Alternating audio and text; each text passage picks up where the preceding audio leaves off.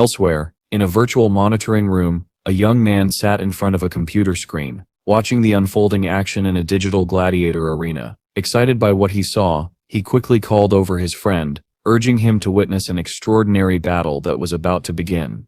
Inside the arena, one of the most powerful and respected gladiators made his entrance. His very presence commanded both awe and fear. The crowd stirred with excitement. This was no ordinary fight. As the gladiator noticed his friend in the crowd, he asked what brought him there. His friend replied that he'd heard rumors of a mysterious new fighter and came to assess his strength in person.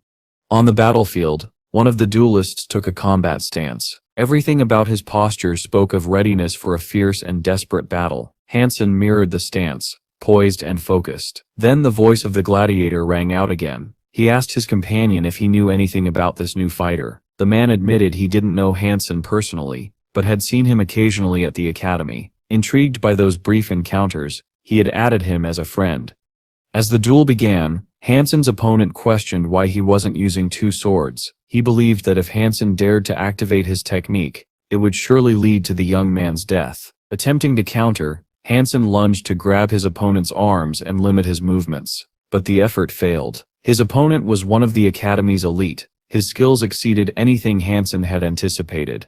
Suddenly, Han Sen began to lose control. A part of his body went numb. He quickly realized what was happening. His opponent had activated the Overlord's armor discharge technique, a move that not only immobilized its target, but also drastically reduced their strength. The fighter followed up with a brutal combo, leaving Han Sen with 70% damage. Despite the pain, Han Sen struggled to suppress his anger. This was no ordinary technique. It was a universal counter, one that could sap an enemy's power with ruthless precision. He silently acknowledged the harsh reality. Evolutionists were merciless warriors who seized every advantage. Yet, even in this, Han Sen couldn't help but admire his opponent. He was a skilled, well-trained fighter, one who walked a disciplined path. With physical stats 10 points higher than his own, Han Sen knew he had little chance of winning in a straight fight, but he resolved to close the gap using the strength of his heart. Meanwhile, the gladiator watching from the stands commented to his friend that Han Sen had been playing possum. His physical abilities were far greater than he let on. The duel continued fiercely for over half an hour. Han Sen's opponent circled behind him, preparing another crushing hold. Watching the scene unfold, the gladiator experienced a strange sense of déjà vu. This battle was unfolding exactly like their own, where Han Sen had first struggled, then turned the tide. Now Han Sen was evading strikes more easily, his speed increasing with each movement. The gladiator's eyes widened as he realized the terrifying truth. Han Sen wasn't just dodging, he was copying. He had begun mimicking his opponent's techniques, showing signs of mastering the armor discharge ability mid-battle. The man beside the gladiator was equally stunned. He had already heard rumors that Han Sen had once mimicked the reverse flow of 13 blows during a past match. Back in the arena, Han Sen flawlessly dodged another attack, then lunged forward. To his opponent's utter shock, he firmly grabbed him by the leg. The man was stunned. How could someone replicate their techniques so flawlessly during combat? Han Sen, now moved with total precision, he slipped behind his opponent and executed a painful submission hold. Writhing in agony, the fighter could barely speak. In a hoarse voice, he surrendered and admitted defeat. The gladiator and his friend rushed to the fallen warrior, asking if he was all right. Gasping for air, the young man could hardly believe what he had just experienced. Han Sen had fully learned and replicated his combat technique during the fight. Shaken and curious, the spectators and fighters began to question who Han Sen really was. Why did he study and adopt the techniques of his opponents in every arena match? The mystery surrounding the young man only deepened.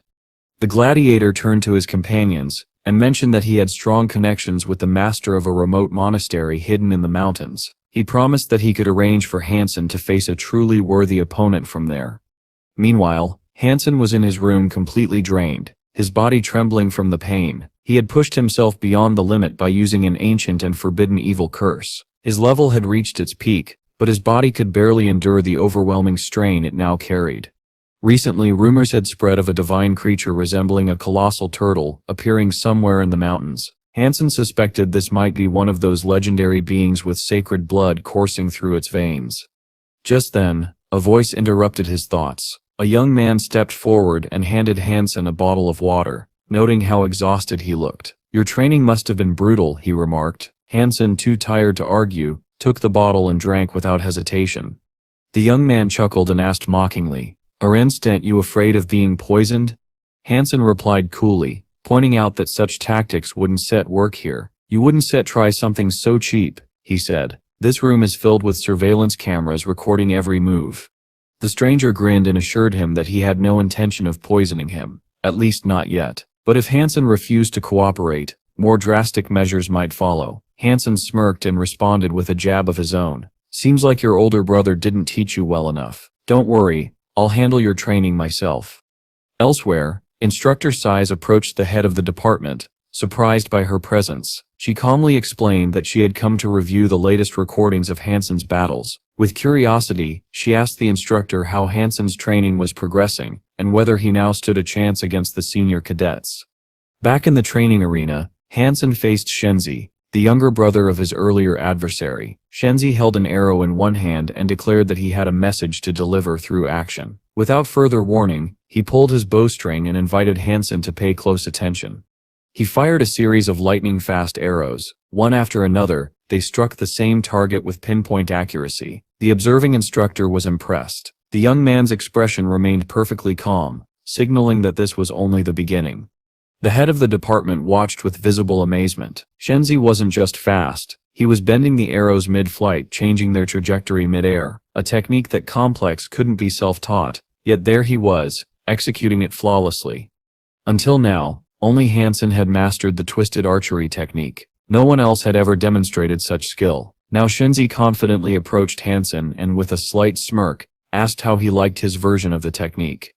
Han Sen acknowledged the effort. "You trained well," he admitted. "Not many at your age can handle a technique like that." But Shenzi wasn't done. With a grin he challenged Han Sen to a demonstration. Pointing to Han Sen's weapon he asked curiously, "Are you really using the Model 11? The instructor, overhearing the comment, frowned. Bow Model 11 was significantly weaker than the one Shenzi used. She couldn't grasp Han Sen's tactical logic.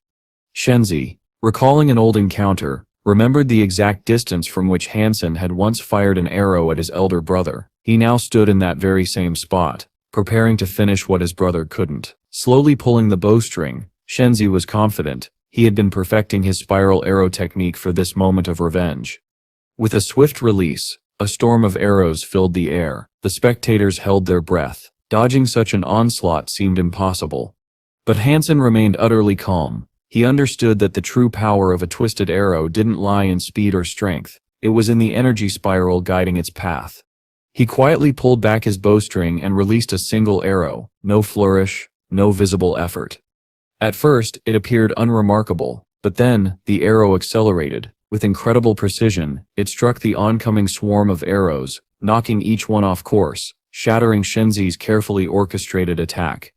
But the arrow didn't stop. Its momentum increased, streaking through the air like a force of nature. In a split second it closed in on Shenzi, too fast for him to react. Every technique Han Sen had just used was rooted in spiral energy principles, and enhanced by his professor's augmented theory. His archery was not just precise, it was lethal. Han Sen watched Shenzi closely. The young man was talented, no doubt. He was walking the right path. But in Han Sen's eyes, it was clear Shenzi still had many years of grueling training ahead before he could ever hope to reach mastery. Han Sen won the match effortlessly. Looking at his defeated opponent seated on the floor, he calmly offered a final remark. If the young man truly wished to master the real technique of twist shooting, he could come to him for proper instruction. Watching the entire duel from the sidelines, the instructor turned to the head of the department with admiration. Han Sen has colossal potential, she said. He could bring the academy countless victories in the future. At the same time, Han Sen's opponent sat in silent confusion. He couldn't understand how he had lost. His rival had used only a basic bow and an ordinary arrow, something that should have been no threat, and yet he had been utterly defeated. Shaken, he came to a single conclusion. He needed to train harder and become far stronger. The very next day, a flying island appeared over the dark swamps, an ominous place, isolated from all major roads. Han Sen knew it was the perfect location for an excursion without interference. However, once he set foot on the floating island, it became clear that someone had already beaten him there.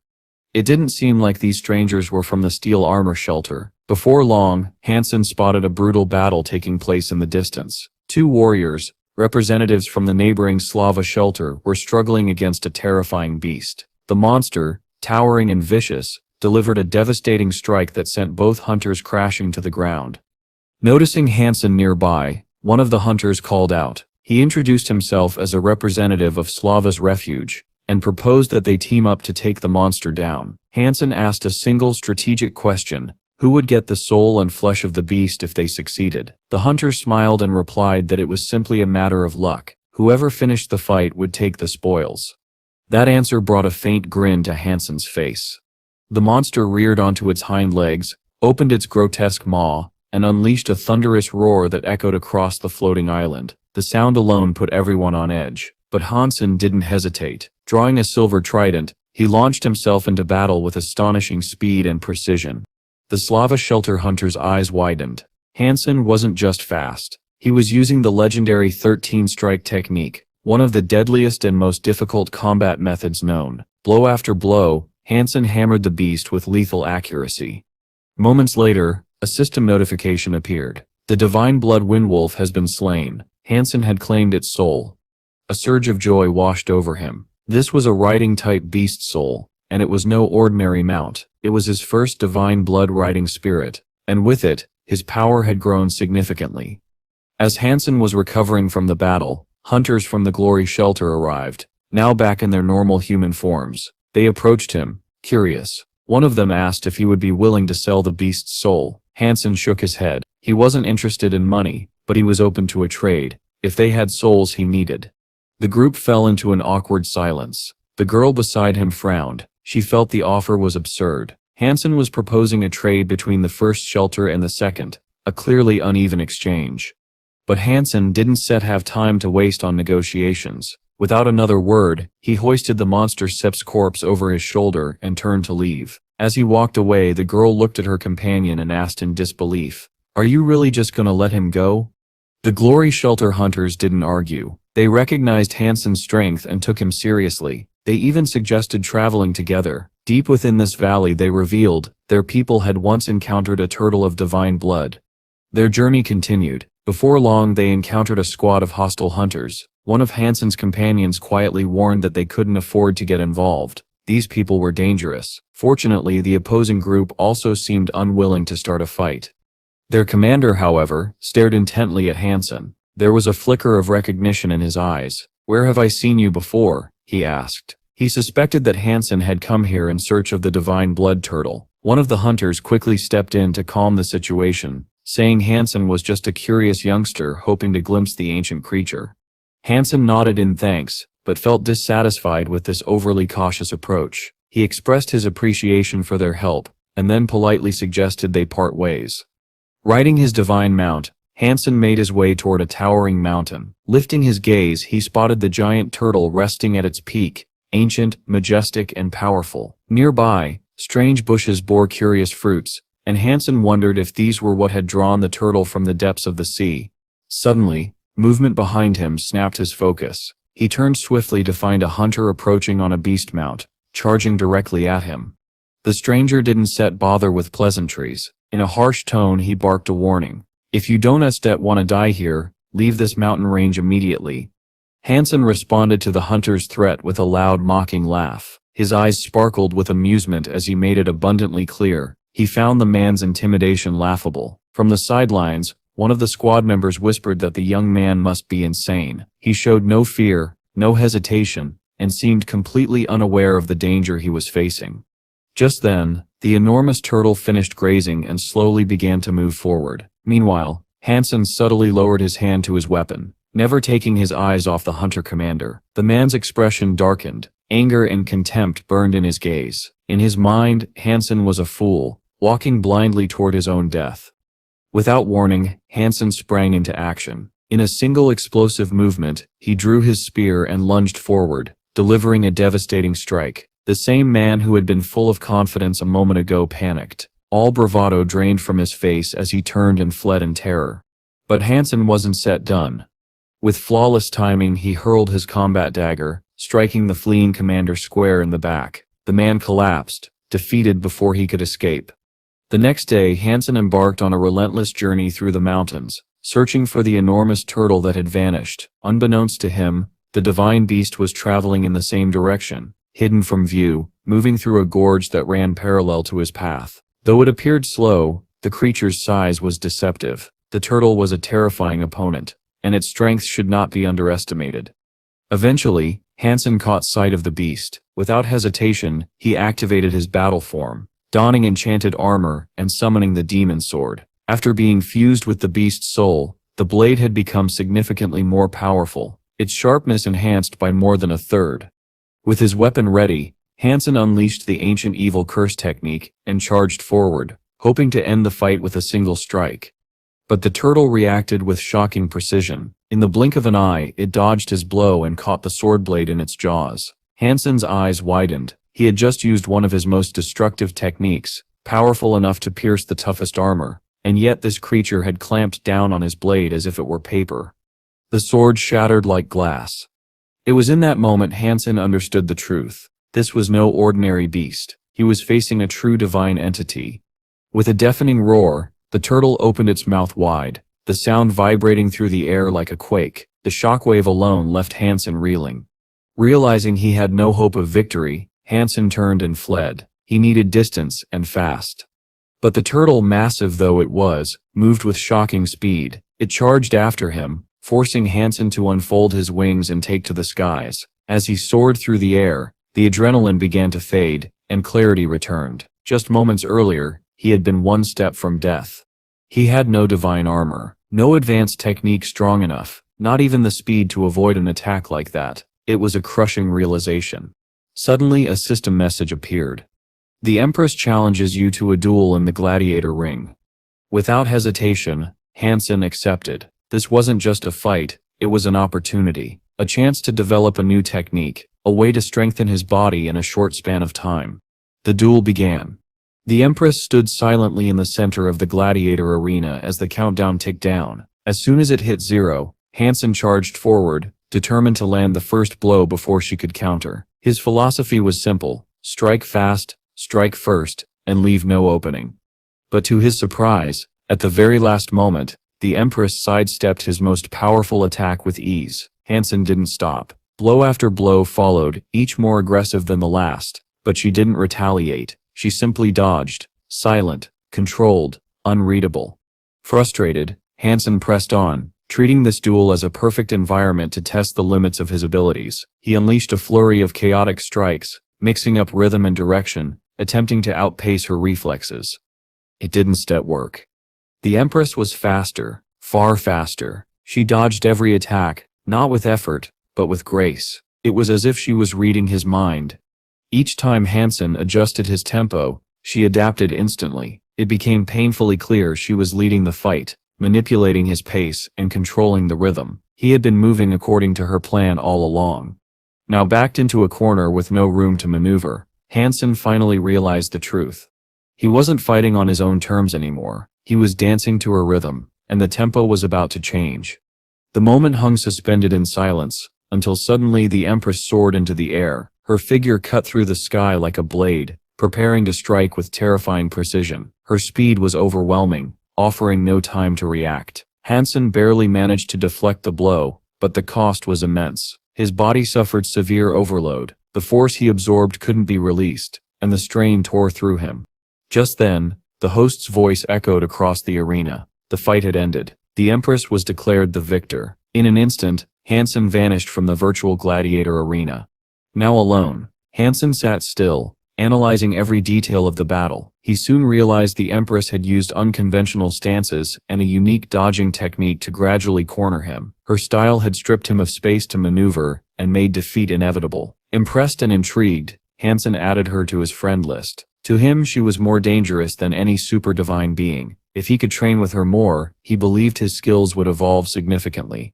Far away, the Empress was greeted with a holographic notification. An unknown user had sent her a friend request. Without hesitation, she accepted it. Then she made her way to the main temple, where the abbot awaited her. She walked with steady determination, stopping in front of him and declaring that the test had been successfully completed. Back in his room, Han Sen continued dissecting the battle. He concluded that the overload effect, while physically taxing, also pushed the boundaries of his combat capabilities. When paired with his inner strength in the ancient evil curse technique, it could potentially double his power. Just then, a holographic screen flashed before him. A friend request had been accepted. Han Sen instantly knew it was the Empress. Encouraged, he poured all his free time into gladiatorial matches, persistently refining his techniques. In his next arena battle, Han Sen sized up his new opponent, a warrior of immense strength and terrifyingly refined technique. It was clear from the beginning that this match would be brutal. To win, Han Sen would have to give everything. He started cautiously, retreating while blocking the relentless flurry of attacks. But at this pace, he knew defeat was inevitable. He quickly recalibrated, channeling the ancient evil curse along with the overload. He aimed to boost his physical strength to 28 points. Yet even this proved insufficient. His opponent struck a devastating blow, and the system notified Han Sen that he had been knocked out of the match. Han Sen realized his foe's speed was so intense that he hadn't even registered the moment of impact. The next day he faced the same opponent once again. This time he was determined. Drawing inspiration from his match with the Empress, Han Sen considered emulating her technique, but he also understood that he wasn't yet as skilled. He had to execute every move precisely or risk falling into a trap himself.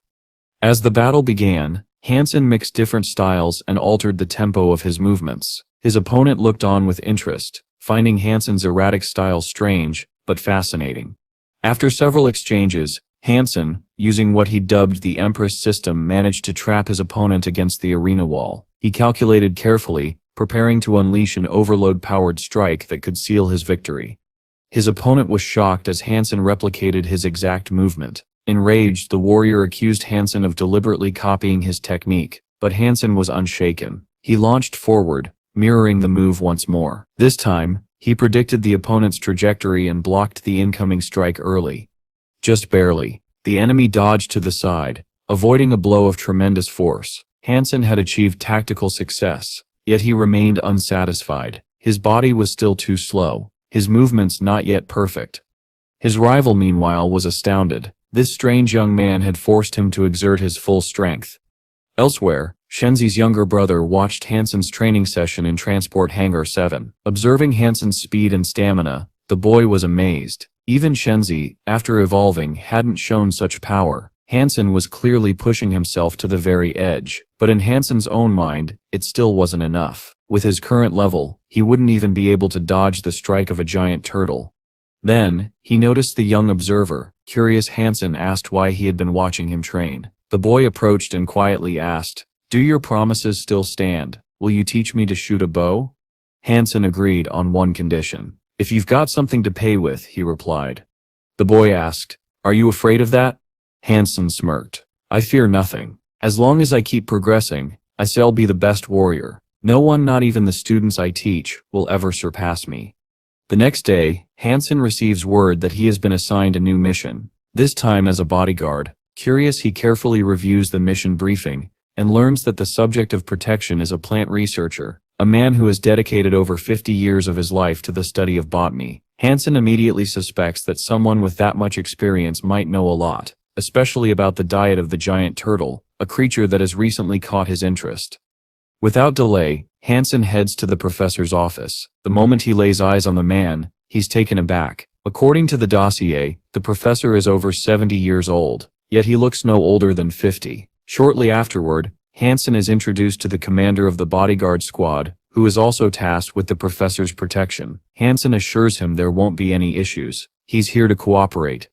The team sets out on their journey. Along the way, the other guards speak with admiration about the professor's dedication. Despite having already reached level 14, he hasn't advanced to the second shelter like most do. Instead, he's chosen to stay behind and devote himself to his research.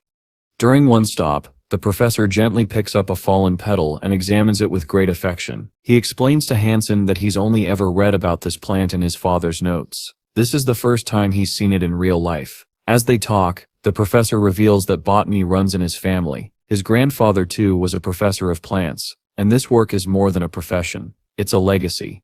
Seizing the opportunity, Han Sen poses a question that has long intrigued him. Why is it that mutated creatures can enhance their genes through evolution, yet plants seem unaffected in this way? The professor responds thoughtfully. He explains that many plants within the shelter are actually harmful to humans, but under different conditions, the same plants or their herbs can produce entirely different effects. Han Sen immediately recalls the berries eaten by the giant turtle and decides to ask if these particular fruits might influence such a creature. The professor shares what he knows. According to decades of research, mutated creatures do not require plant-based food for survival, yet many herbivores still consume them. The professor believes this behavior may be linked to reproduction in some mysterious way. The answer sparks a realization in Han Sen. If the giant turtle is eating berries for reproductive purposes, then it likely has offspring already or is preparing to give birth. His thoughts drift to the enormous lion he once encountered. If the old turtle is indeed going to have a child, then she may pass on her genetic essence to her offspring. That changes everything. It means Han Sen might not have to kill the turtle to obtain the super god gene. Instead, he could wait, observe, and seize the genetic essence from the next generation. After some time, the professor turned to Han Sen, asking if he could take him to the location where he had spotted the massive turtle. Han Sen agreed without hesitation, and led the squad toward the Red Copper Mountain Valley. Along the way, the bodyguards chatted excitedly. The giant turtle had been all over the recent news, and they were eager to see it with their own eyes. Before they could get too close, Han Sen warned the professor to maintain distance and exercise extreme caution, explaining that the divine turtle was incredibly dangerous. One of the bodyguards scoffed at this, claiming the professor could come nearer since, in his opinion, this was nothing more than an ordinary turtle with divine blood. Just then, the enormous creature spotted the approaching group. It let out a deafening cry that echoed across the nearby mountains. Han Sen's expression hardened as he immediately ordered a retreat. But one overconfident bodyguard, convinced of his own strength, declared he could handle the beast alone. Without waiting for permission, he charged ahead, closing in on the turtle and delivering a massive blow with his sledgehammer. The attack barely fazed the creature. With terrifying force, it flung the bodyguard aside, hurling him into a nearby rock. Han Sen sprinted toward him just in time to shove him out of the spot where the turtle's next strike would have landed, a blow that could have killed him instantly. Seeing the danger, the captain of the bodyguards rushed in to defend his subordinate, blocking the monster's attack with his sword, but the turtle simply clamped down with its jaws, snapping the blade into pieces.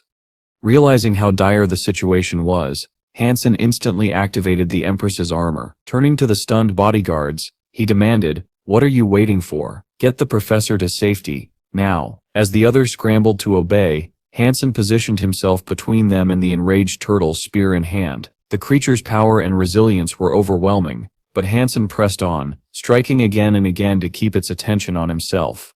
The professor, worried, asked what was happening to Han Sen. The captain reassured him that the young man likely had a plan and urged them all to retreat immediately. Han Sen unleashed a combination of the double explosion and superparticle flow acceleration techniques, but even these weren't enough. The turtle's speed was astonishing, forcing Han Sen to dart and weave to avoid its devastating strikes. In the nick of time, he dodged another crushing blow and began luring the creature toward a cliff. Reaching the edge, Han Sen launched himself into the air using his wings, narrowly escaping another attack. He silently thanked his ability to fly for saving him yet again. Meanwhile, the bodyguard who had charged in earlier lowered his head in shame. He admitted it was his fault for not listening and getting involved with the turtle. When Han Sen rejoined them moments later, many were surprised. Some had assumed he was already dead. The bodyguard repeated his apology, but Han Sen simply told him to forget it, assuring him that it was no trouble.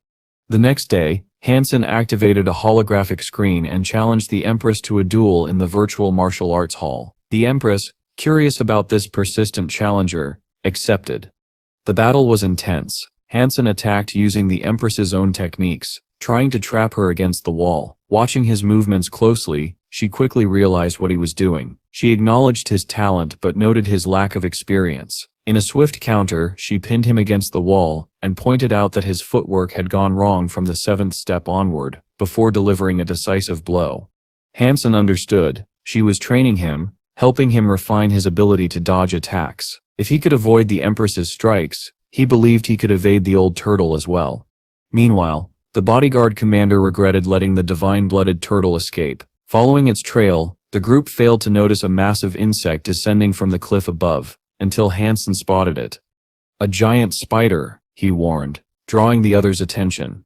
The commander prepared for battle, seeing this as an opportunity. Even if they couldn't take down the turtle, eliminating a few of these creatures would be worthwhile. But the bodyguard girl reported grim news. The insect wasn't alone. A swarm of massive creatures was approaching from the other side. Without hesitation, Han Sen charged forward. The captain called after him, urging him to be careful. Leaping high into the air, Han Sen drew his bow and released a counterclockwise energy arrow straight into the nearest insect. The hit was flawless, and the system announced that he had obtained the soul of the red divine insect. Encouraged, Han Sen pushed on, telling his companions to keep up. After some time, they discovered a dark cave. The air grew heavier as they ventured deeper, and one bodyguard remarked that they were likely heading towards serious danger. After some time, the group arrived at a vast underground reservoir. The voices of nearby hunters echoed through the cavern, discussing the abundance of rare souls here, treasures that could fetch a high price. The squad leader glanced at Han Sen and asked if he still intended to pursue the massive turtle. Han Sen, his gaze fixed on the still water, spoke quietly. Something about this place felt unnatural. He suspected that jade water dragons might inhabit it. He announced his plan: he would fly across the river, and if there was no danger, the bodyguard captain would ferry the professor to the opposite bank. Han Sen took to the air, unaware of the colossal shadow gliding beneath the water's surface. He had just flown over it when a monstrous creature burst upward, its enormous jaws lunging straight for him. Reacting instantly, Han Sen deflected the attack with his arm, but the force told him everything he needed to know. This encounter would not end easily. He summoned his mount and ordered the bodyguards to withdraw and find shelter. They discovered a narrow gorge and called for him to follow. Riding at full speed, Han Sen charged toward a slender rock crevice, the furious beast in relentless pursuit, smashing everything in its path. He slipped into the gap at the last second, and the monster's face slammed into the rock behind him.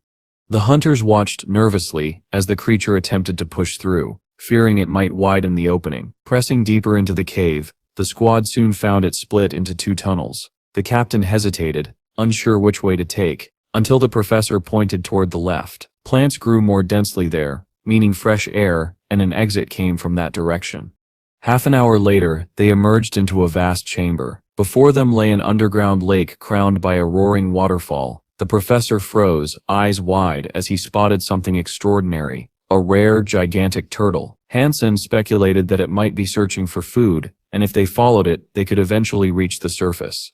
The massive creature slowly emerged from the water, climbing up the rocks. Han Sen ordered everyone to stay quiet and follow cautiously. As they crept after it, the air grew noticeably warmer. Entering another immense cavern, they realized the temperature had risen by at least 20 degrees. The professor suddenly announced that this must be the turtle's breeding ground, heated by molten magma. One of the bodyguards expressed disbelief, saying the eggs would surely boil. The professor explained that mutant biology followed different rules, and the eggs might not be in the lava itself. Han Sen's thoughts turned to the possibility of retrieving such eggs. Even with his strength, jumping into lava would be impossible. Their path opened onto a sight that stole their breath, a river of molten rock flowing beneath them. Suddenly the captain stiffened. "Did anyone else hear that?" he asked. A strange sound echoed again and again. Then the source revealed itself, a massive underground dragon slamming its head against a stone wall. The bodyguards were baffled. Was it trying to kill itself? But Han Sen's eyes widened in realization, and the professor reached the same conclusion. The dragon was trying to break through, letting water flood into the lava chamber, to trap the turtle in solid rock. The creature's blows intensified, and soon the wall gave way. A roaring torrent of water cascaded into the molten river, sending clouds of toxic steam into the air. Han Sen snapped on a mask and shouted for everyone to put on their gas masks immediately. As the lava hardened, the dragon charged toward the turtle, seemingly ready to finish it off. But cracks soon formed in the cooling rock, and with a thunderous crash, the giant turtle broke free.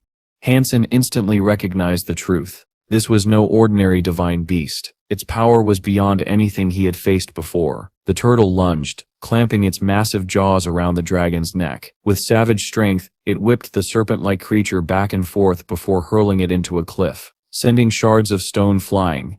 The bodyguards could only watch in awe as the titans clashed, the cavern trembling under their fury. Han Sen, knowing they stood no chance in such a battle, activated his ant armor and ordered the professor and the others to retreat to the surface. But the professor shook his head, concern in his voice. It's too dangerous to stay here alone. I can let you risk your life hunting that creature by yourself. Thick smoke filled the cavern, clouding Han Sen's vision. He decided to switch to the Empress's vision, an ability that could pierce through the haze. Clad in the Empress's armor, he quickly assessed the battlefield. The turtle had emerged from its clash with almost no injuries, while the jade dragon was in far worse shape, its body marked by deep, serious wounds. Despite its condition, the massive dragon fought on, but it was clear it stood no chance against the turtle's overwhelming power. To Han Sen, that meant one thing: caution. One strike from either of these creatures could obliterate him in an instant. Patience was his best weapon. Then he saw it. A wound on the jade dragon's head. Without hesitation, Han Sen drew his bow and loosed an energy-charged arrow, aiming for the injury. The professor, watching from a distance, grew tense, but the commander reassured him that Han Sen likely knew exactly what he was doing. The glowing arrow cut through the smoky air, striking the wounded spot with lethal precision. It pierced straight through the dragon's skull and exited the other side. The enormous beast crashed to the ground, lifeless. A system notification appeared. The super divine creature, the water dragon, had been slain. The soul of the super beast was now his. Han Sen could hardly believe his luck. Super beast souls were among the rarest of rare prizes. Few in the entire world could claim to possess one. As the dragon's body lay still, a brilliant sphere of light rolled toward the fallen arrow. But there was a problem. The turtle still lingered below. Then fortune smiled on him. The turtle slipped back into the underground lake and disappeared. Han Sen wasted no time, dropping down to claim the shining orb. As he picked it up, he realized something. The jade dragon he had faced was probably a young one. An adult would have been far larger and far deadlier. Without hesitation, he consumed the sphere. Moments later, the system confirmed it. He had absorbed the soul of a super beast. When Han Sen rejoined the others, the professor and hunters were relieved to see him unharmed. He explained that both mutants had escaped, then followed the squad until a shaft of light from above revealed their way out.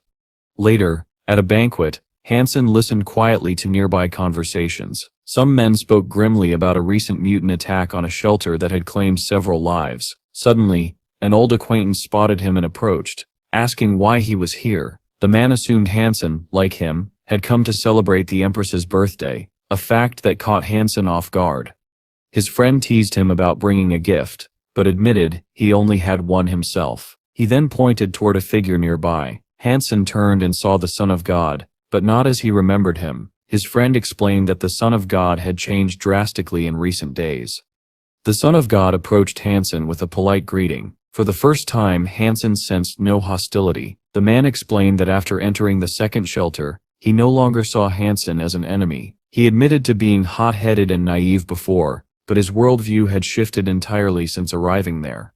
After he left, Legan Lu told Han Sen that her cousin's change was genuine, then encouraged Han Sen to grow stronger so he too could earn a place in the second shelter.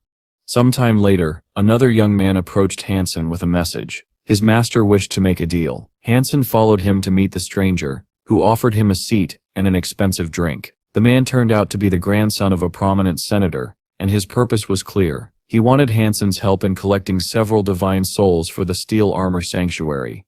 The senator's grandson explained that they operated a private club trading beast souls. If Han Sen was interested in a particular type, they could arrange an exchange. Han Sen asked whether souls from beasts in the second shelter could be found there. The man was startled. Those souls were far more valuable and rarely exchanged. Han Sen simply replied that he had something to make the offer worthwhile. Curious, the young master turned to his assistant and asked how many free beast souls were currently stored in the neighboring city's sanctuary. Han Sen asked whether they possessed beast souls from the second shelter. The question startled the senator's grandson, who noted the imbalance in value, but Han Sen countered with an offer: 3 divine blood beast souls in exchange for 1 armored beast soul. The assistant objected, calling the trade uneven, but the senator's grandson overruled him and requested to see Han Sen's collection. Han Sen revealed the silver trident. The senator's grandson was intrigued. This was no common item. Han Sen also presented a mount with a demon sword, claiming it was the fastest in the first shelter. The senator's grandson disagreed, citing the Windorse, but Han Sen did not argue. He offered the soul freely, earning respect. Next, Han Sen showed a spirit called the Ghost-Eyed Warrior, a being of divine power that greatly increased strength and speed. He restated his terms 3 for 2. The assistant objected again but was silenced, and the contract was ordered. Later, Han Sen encountered the professor, who invited him to assist in a special project. It required data collection on the highest energy gap numbers among the unevolved, with a substantial reward promised. The next morning, Han Sen arrived at the laboratory. The assistant explained the cell activator, a solution that stimulated cells to peak activity, maximizing physical potential. A small capsule was given to Han Sen, meant to be taken before sleep. He wondered if it could help him withstand the extreme training loads he endured daily. Later, in the gladiator arena, Han Sen faced a seasoned opponent. Though he survived 30 seconds longer than before, he felt unsatisfied. There was no growth, no new insight. His opponent, however, noticed something unusual. Han Sen used rare techniques like 13 strikes and armor breaker, skills typically taught only in elite clubs. Astonished that Han Sen belonged to none, the gladiator invited him to join his own. Han Sen declined, saying he was still a student. The fight continued. The gladiator, noting Han Sen's unpredictability, eventually recognized a shift. His movements now resembled the Empress's own style, but Han Sen's physical level was still too low. With a final crushing blow, the gladiator slammed him into the wall, cracks spreading from the impact. Han Sen knew that the battle he had just fought would be invaluable for the future, especially when facing the Empress again. In this fight he had pushed his opponent to use every ounce of skill, and that alone made it worthwhile. Not long after, his communicator rang. On the other end was Zhao, brimming with excitement. He claimed to have spotted a rare phoenix in the White Devil Desert, and had already assembled a team to pursue it. Han Sen did not hesitate. He agreed to join immediately. As they traveled, Zhao described the sight in vivid detail. The creature, he said, resembled a massive peacock perched atop a towering tree. Its body was cloaked entirely in flames, with no flesh or feathers visible. When it took flight, the tree beneath it was left completely charred. During a rest stop, Zhao found himself locked in an argument with a group of hunters, debating who was the best archer in the shelter. Proudly, he gestured to Han Sen, calling him the most legendary marksman he had ever met. The hunters scoffed, claiming their own leader and his evolved companion were unmatched. Han Sen, uninterested in petty boasting, told Zhao to drop it and focus on the task at hand. The hunters mocked Zhao, calling him Four Eyes and accusing him of lying, since they had yet to see a single tree in the endless desert. But Zhao only smirked and told them to look ahead. There in the distance, stood a blackened, lifeless tree. Han Sen examined a piece of the charred wood, while the hunters stared in disbelief, wondering aloud about the phoenix's nature. They pressed Zhao to take them directly to it, but Zhao reminded them of the contract. They had only paid to be led to the burnt tree. If they wanted to find the phoenix, they were on their own. The hunters did not take this well. One of them insulted Zhao, ordering him to continue as per his commander's demand. Han Sen stepped in, saying that if the contract was fulfilled, they would leave. But the hunter blocked their path, boasting that he was a genetically advanced warrior, and demanding they recognize who they were dealing with. Han Sen ignored him and walked on. That was when Zhao shouted a warning. Another hunter was trying to strike from behind. In a single motion, Han Sen turned, assuming a battle stance. The attacker froze, eyes fixed on Han Sen's weapon, a soul blade of divine blood. Han Sen caught the strike effortlessly with 2 fingers and calmly offered a chilling proposition. He would trade 1 life for that sword. The hunter laughed in disbelief, but Han Sen summoned his combat blade and executed the God Hand technique. Fear flickered across the hunter's face. He stammered that his father owned a powerful corporation, and harming him would bring ruin to Han Sen's family. But Han Sen pressed his blade to the man's throat, giving him a count of 3 to comply. The sword changed hands before the count ended. The hunter's subordinates rushed to him, but Han Sen simply admired his new weapon, advising Zhao to be more selective with his acquaintances. Yet the peace did not last. Moments later, the young hunter regained his courage and ordered an attack. Han Sen told Zhao to keep a safe distance. The hunters charged, but Han Sen met them head-on, scattering them with ease. Then, aiming at the commander, he released the soul of a fiery butterfly. The blazing projectile struck the man's armor, erupting in a violent explosion that sent him flying. Realizing they were outmatched, the hunters retreated. Zhao shouted after them, calling them fools and warning them to think before acting next time. Then he turned to Han Sen, asking if they should give chase and finish the job. Han Sen declined. After all, If they killed every hunter, who would scout the land and act as bait? Night fell. In the distance, a bright glow shimmered against the darkness. Drawing closer, they saw it, the phoenix itself. But before they could approach, chilling screams tore through the air. A squad of hunters had reached the creature first. They attacked, but the phoenix's flames consumed them where they stood. Xiao Qiao spoke quietly, his voice carrying the weight of certainty. He was not exaggerating. He insisted, this phoenix truly possessed the power to incinerate everything in its path. The commander of the hunters, his face twisted with terror, gave a desperate cry and turned to flee. But the phoenix's next wave of fire moved with such speed that escape was impossible. In an instant, the flames engulfed him completely. His body was consumed by an all-devouring blaze, leaving nothing but charred remains. When the battle ended, Han Sen and his companions examined the blackened corpses of the hunters. It was clear they would have stood no chance against such a creature. Han Sen kept his eyes on the phoenix's flight. In his mind there was no doubt this was a super-divine being. Later, he decided to visit his mother. Inside her home, they sat together at the dinner table. She asked him to eat slowly, but he noticed the sorrow on her face. Concerned, he asked what was troubling her. Yusef groaned, she said softly, and it seeps time I gave you something your father left behind. She handed him a box. Han Sen, confused, asked how his father could have given her these things. After all, he had died in an aircraft explosion. His mother revealed that 2 days before the disaster, his father had contacted her. He had been worried, perhaps even aware that something was about to happen. Inside the box, Han Sen found his father's badge. It revealed that his father had served in a secret unit, the 7th Group, holding the rank of investigator. Pride stirred within him. His mother went on to explain that Han Sen's grandfather had also worked in the same group, deepening the mystery of his family's past.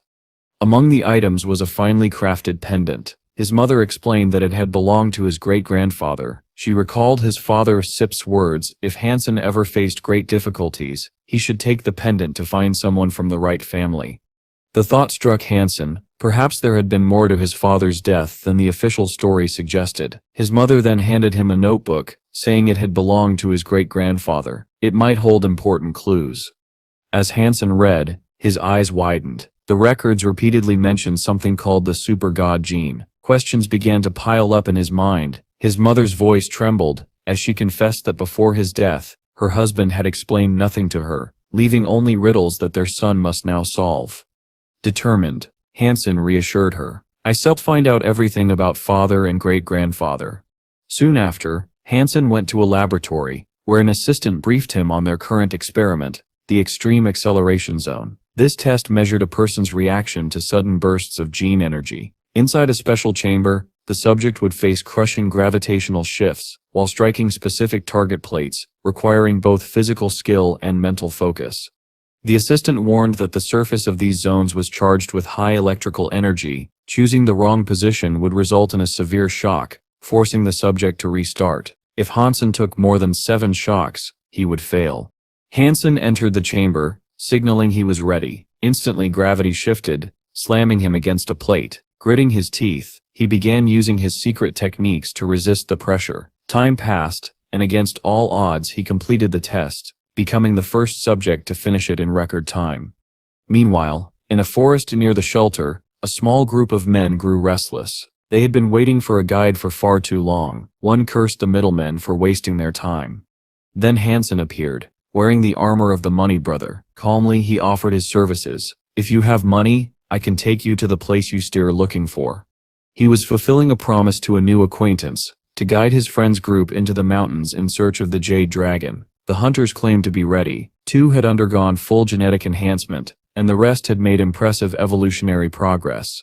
Han Sen warned them about the dangers in the mountains and urged caution. They traveled for hours until one hunter pointed out something strange. Despite the rumors of many creatures in the area, they had seen none. Han Sen dismounted, saying quietly that they could go no further. This puzzled the hunters. One shoved him roughly, demanding to know why. Another asked the same. The Lotus Land begins ahead, Han Sen replied evenly. The warning didn't stop them. Driven by curiosity, the hunters pressed forward, climbing a steep cliff. Encouraging one another, they began their ascent, unaware of the danger that lay ahead. Han Sen already suspected that the Lotus Land ahead concealed a dangerous lair. though none of the hunters had the faintest idea what kind of creatures might dwell there. The first sign of trouble came when one of the hunters spotted a bird approaching. Without hesitation, the man activated his combat skills, ready to repel the threat. Han Sen, however, observed the situation more cautiously. He noted that his new companions were far too quick to act on emotion, an unusual trait for people who had already undergone genetic evolution. The bird, however, was no ordinary foe. It dove at one of the hunters with astonishing speed, forcing the man to counter with a rapid flurry of precise, powerful strikes. In an instant, the hunter lunged forward, aiming to wound the predator, but missed. Han Sen noticed something remarkable. The man was channeling genetic energy to enhance his movement, a sign of advanced training. Yet this was not a technique taught at the academy.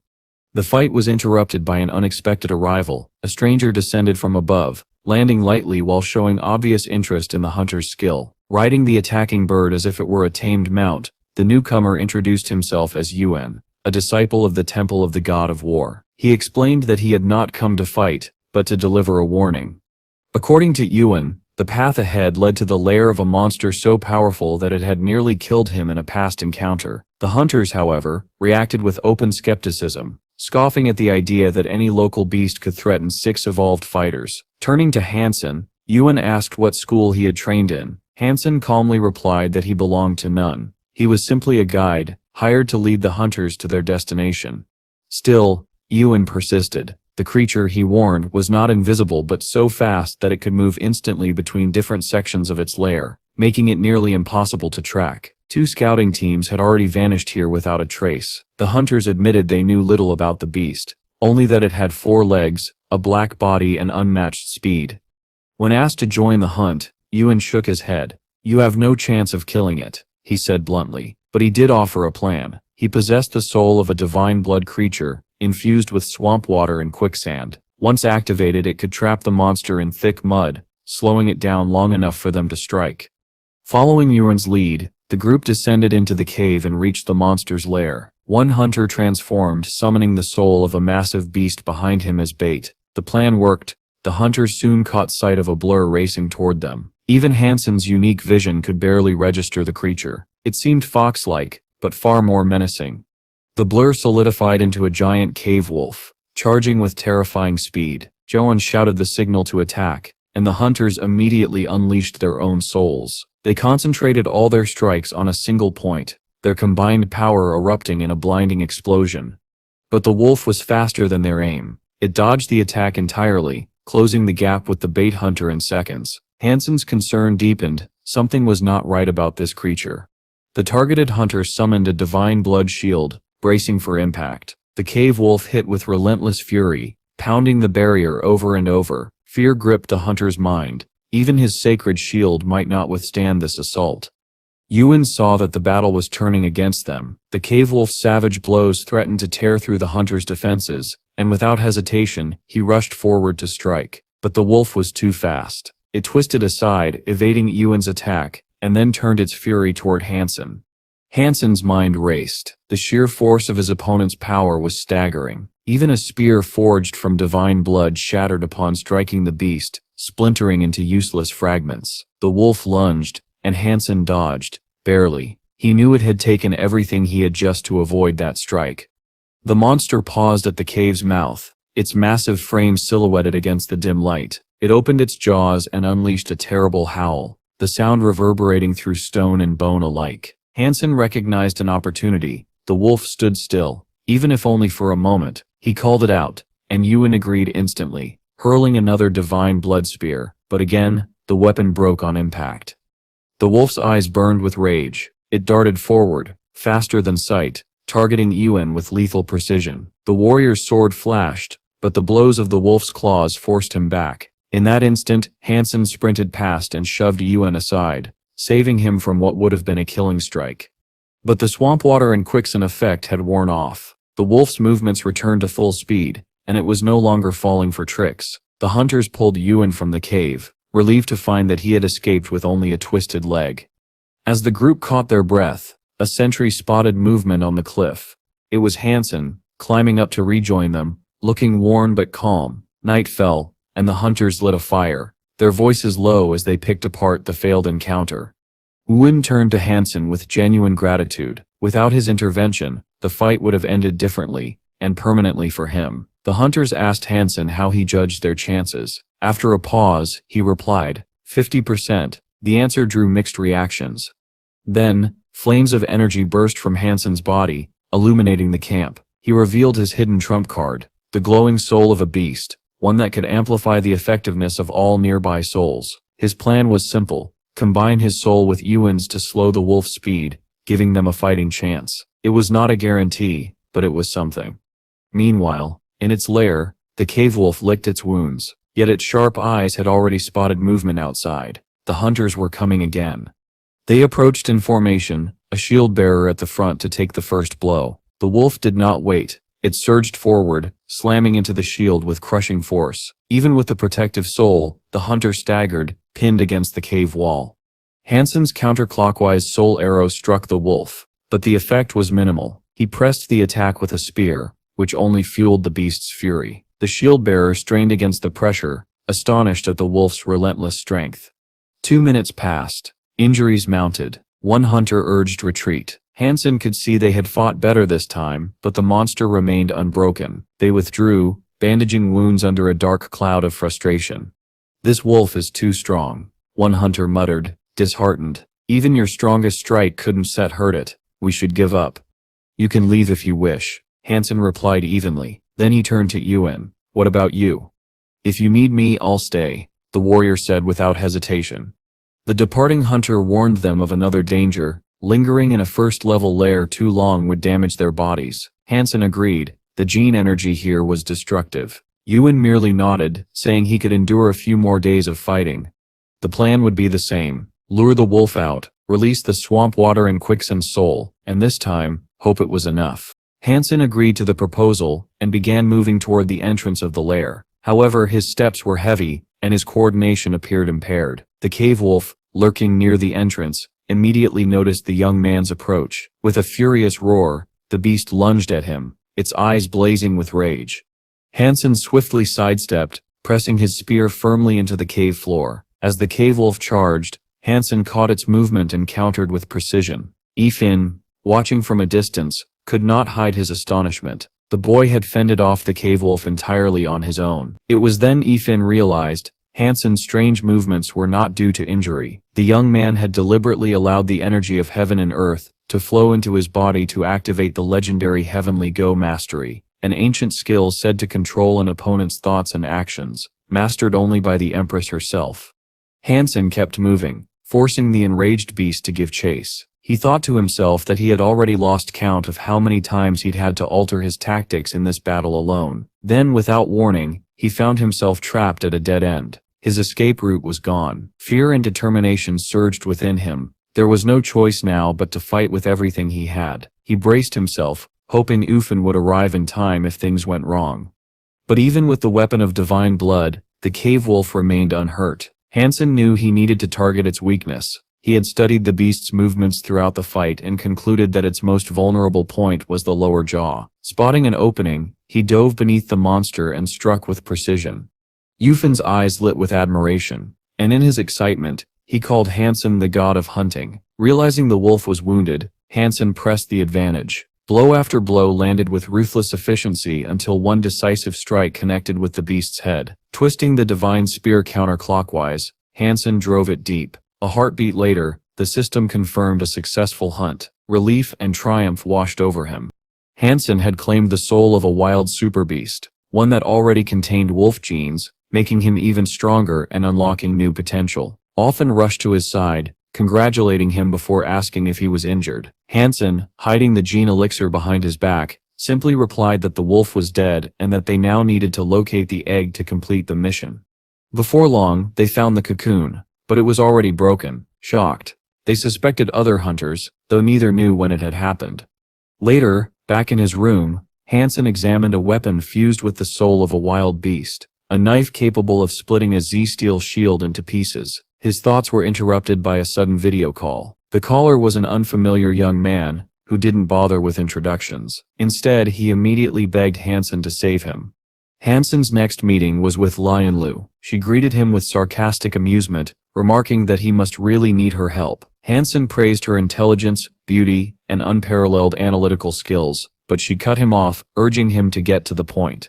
With a serious expression, Han Sen explained that he wanted advice about the VIP gladiator arena. Surprised, Lian Lu asked when he had been there and reassured him she wouldn't report him. Han Sen clarified that it wasn't him, his classmate had gone instead. Lian Lu's tone grew grim. She explained that the arena was run by the Temple of the God of War, backed by powerful figures with vast wealth. These arenas hosted brutal, blood-soaked battles for the entertainment of the elite, luring in naive participants with the promise of great rewards. After a pause, she revealed the grim truth. His classmate had already been sentenced to death. She told Han Sen there was no chance of survival. Han Sen then stunned her by offering to take his classmate's place. Lian Lu thought he was insane, unable to understand why he would risk his life. To prove her point, she played footage of the arena fights. Volunteers always faced opponents of a higher level, and Han Sen was appalled. It was nothing more than a setup, but Lian Lu simply replied that in the world of the rich, morality meant nothing. Pausing the video at a scene where a massive brute tore off his opponent's head, she warned him plainly if he went through with this, these were the monsters he would have to face. Han Sen asked the girl if there was truly no chance of survival. She confirmed that it was indeed hopeless. Yet instead of fear, Han Sen felt a rush of excitement. He declared that he would enter the duel in his classmate's place. Pointing to the image of a massive fighter, he explained his reasoning. This man possessed incredible strength, but his movements were slow. Speed was his weakness. Han Sen requested that this fighter be chosen as his opponent, and the girl agreed to make the arrangements. The next day, the gladiator battles began in an exclusive VIP club. Amidst thunderous applause, the announcer introduced a fearsome contender, known only as the Iron Madman. Han Sen remained composed, summoning the Empress's armor and instantly encasing himself in a powerful suit. The Iron Madman bellowed a threat, promising to rip Han Sen's spine from his body. Unfazed by the taunts, Han Sen charged forward, striking with his dagger. The giant laughed, boasting of his steel muscles and iron bones, but the laughter quickly died. A small wound on his neck began to widen, blood spilling fast. The massive brute staggered, then collapsed to the arena floor with a thunderous crash, gasps of disbelief echoing from the audience. In a VIP box above, a man watched intently. He turned to Lian Lu and quietly demanded she bring this young man to him. Soon after, she approached Han Sen, her expression serious. She told him they had a problem. Han Sen knocked on a door and was invited in by a man who introduced himself as Neil. Without delay, Neil offered Han Sen a proposition: join an expedition to hunt down a rare beast. In exchange, he promised to secure a place for his younger sister in a prestigious school, fulfilling a wish Han Sen had long held. At the appointed time, Han Sen arrived at the meeting place. A grim-faced man confirmed he was sent by Neil. Another young man stepped forward, introducing himself as Han Sen's partner for the hunt. Their target, they explained, was hidden in the mountains. The plan was simple: they would lure the creature out, and then Han Sen would strike. Han Sen quickly noticed that the others in the group had undergone full genetic enhancements. He couldn't understand what such warriors could possibly fear. Hours passed before gunfire and shouting broke the silence. A squad of hunters emerged, retreating rapidly and firing back at something unseen. Han Sen moved to assist them, but his partner held him back, insisting they stay hidden.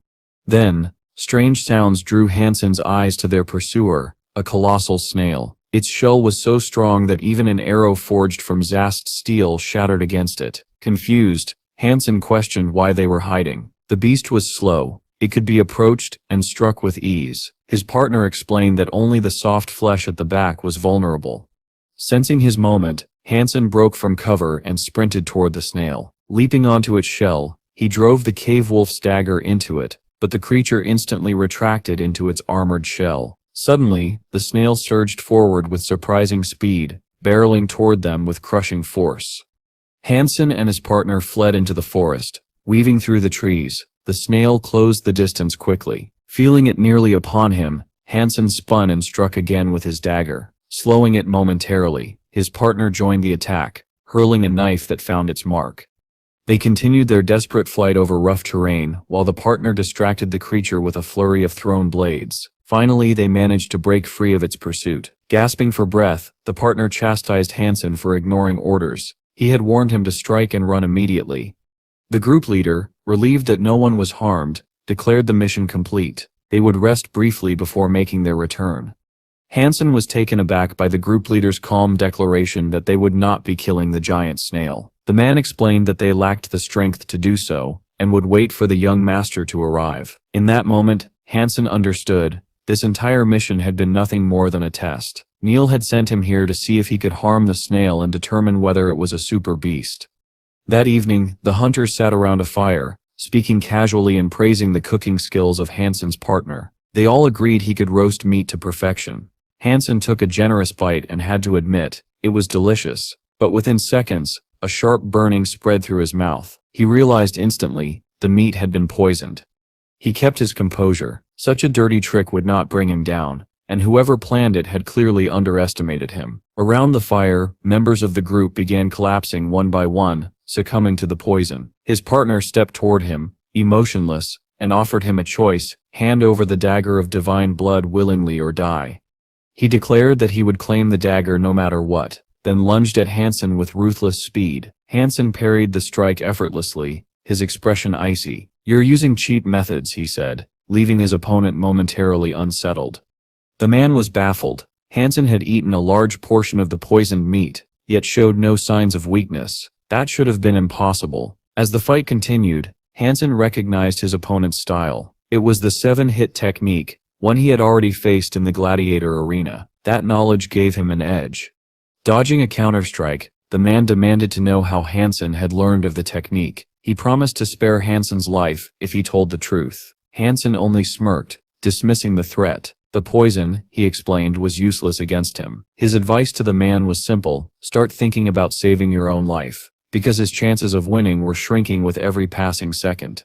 With a devilish grin, the man revealed that this was no ordinary sedative. The poison was already in Han Sen's system, slowly destroying both his body and mind. Even if he felt no immediate effects, they would come later. He went on to boast that he had mastered the forbidden art of aromatic poisons, substances capable of altering a person's very genes, knowledge that had cost many lives to obtain. Han Sen, still calm, asked if this meant he was doomed. The man replied that an antidote could be made for any poison, again offering the deal: trade the dagger for his life. Han Sen's answer was a swift, precise strike. "Take it in a fair fight," he said, "if you think you still worthy." Seeing that Han Sen would not yield, the man tried to bargain. He asked to stop fighting and talk, but his tone reeked of desperation. His plea was met with a powerful blow to the head that sent him staggering. Han Sen raised his hand for another strike, forcing his partner to cry out in panic and promise to reveal everything. Han Sen kept a firm hold, his voice low and edged with suspicion, demanding to know what he meant when he said the snail wasn't their real target. Twisting the man's arm, he pressed for answers, especially about why so many evolved hunters had failed against the creature. In agony, the man begged for mercy and began to speak. He revealed that when the sanctuary was first discovered, they had noticed something unusual, something that led them to believe a far greater threat existed there. It was not merely an animal with divine blood, but something stronger. His family had invested enormous effort into proving this theory, but every attempt had failed. After years of research, they had reached a grim conclusion: there was no weapon in the sanctuary capable of defeating these powerful monsters. Their mission, he admitted, was all but hopeless. Han Sen, still holding his opponent, asks the man why he was sent to spy on the Neil family. The answer comes without hesitation. The rival family's mission was to infiltrate the scientific department where research on powerful creatures was being conducted, hoping to uncover the origin of these beasts. At once, Han Sen realizes the significance. This is the very department where both his great-grandfather and father once worked. The connection becomes clear. His great-grandfather must have noticed something suspicious within the sanctuary. It was no coincidence that he left notes in his journal about the mysterious super-god gene. The captive suddenly shouts, insisting that he has told Han Sen everything he knows and demanding to be released. Han Sen's reply is cold and decisive. He might have had no quarrel at first, but after the man's earlier attack, letting him go was out of the question. He will hand him over to Neil's family. Then Han Sen issues another command. He wants the arrow, immediately. The man looks confused and asks what arrow Han Sen is talking about. Irritated, Han Sen warns him to stop pretending, or he will cut off his ear. The captive protests, claiming he has already revealed everything and surrendered his weapon. Again, he pleads to be freed. Han Sen's response is firm. The man may have bought his life, but no one promised him freedom. Without softening his tone, Han Sen orders him to remove the poison from the bodies of the fallen hunters. The man hesitates, warning that if he revives them, they will interrogate him endlessly and eventually kill him. Han Sen silently raises his bow, the meaning clear. Panicked, the man agrees. Gradually the hunters regain consciousness. Groaning from the lingering effects of the poison, the group leader draws a knife, ready to end the prisoner's life. But Han Sen stops him. The man had bargained for survival, Han Sen explains. It would be unwise to kill him before the boss arrives. When the two are finally alone, the captive gives one last warning. Never show the dagger used in their fight. It is the only weapon capable of killing a super beast. The next morning, shouts echo through the camp. Hunters report that the prisoner has escaped. The group leader, furious, announces that he killed a guard during his flight. Han Sen, however, finds it strange. Why didn't the man flee earlier? Why stay behind to reveal his plans in detail? Neil interrupts with personal news. All the formalities for Han Sen's younger sister's admission to school have been completed. She can be transferred at any time. At that moment, two strangers enter the office. Neil asks if their evolution was successful, and Han Sen instantly understands. They underwent the process just before the operation, strengthening themselves for the mission to kill the giant snail. Soon, the hunters gather at a mountain river. The group leader tells Neil, there is no need to rush. Han Sen's gaze falls upon the water, where Neil's reflection ripples, a reflection that eerily resembles the black-armored rider Han Sen once fought in the mysterious swamps. Neil approaches with a smile, saying that from the first moment they met, he knew they should be allies. He adds that his great-grandfather was once friends with someone who shared Han Sen's family name. Curious, Han Sen asks for the man's name, suspecting it could be one of his ancestors. Neil speaks the name. Han Sen is stunned. It matches exactly his great-grandfather's name. Could they be the same man? But Neil shakes his head. No, this man had no family and was much older.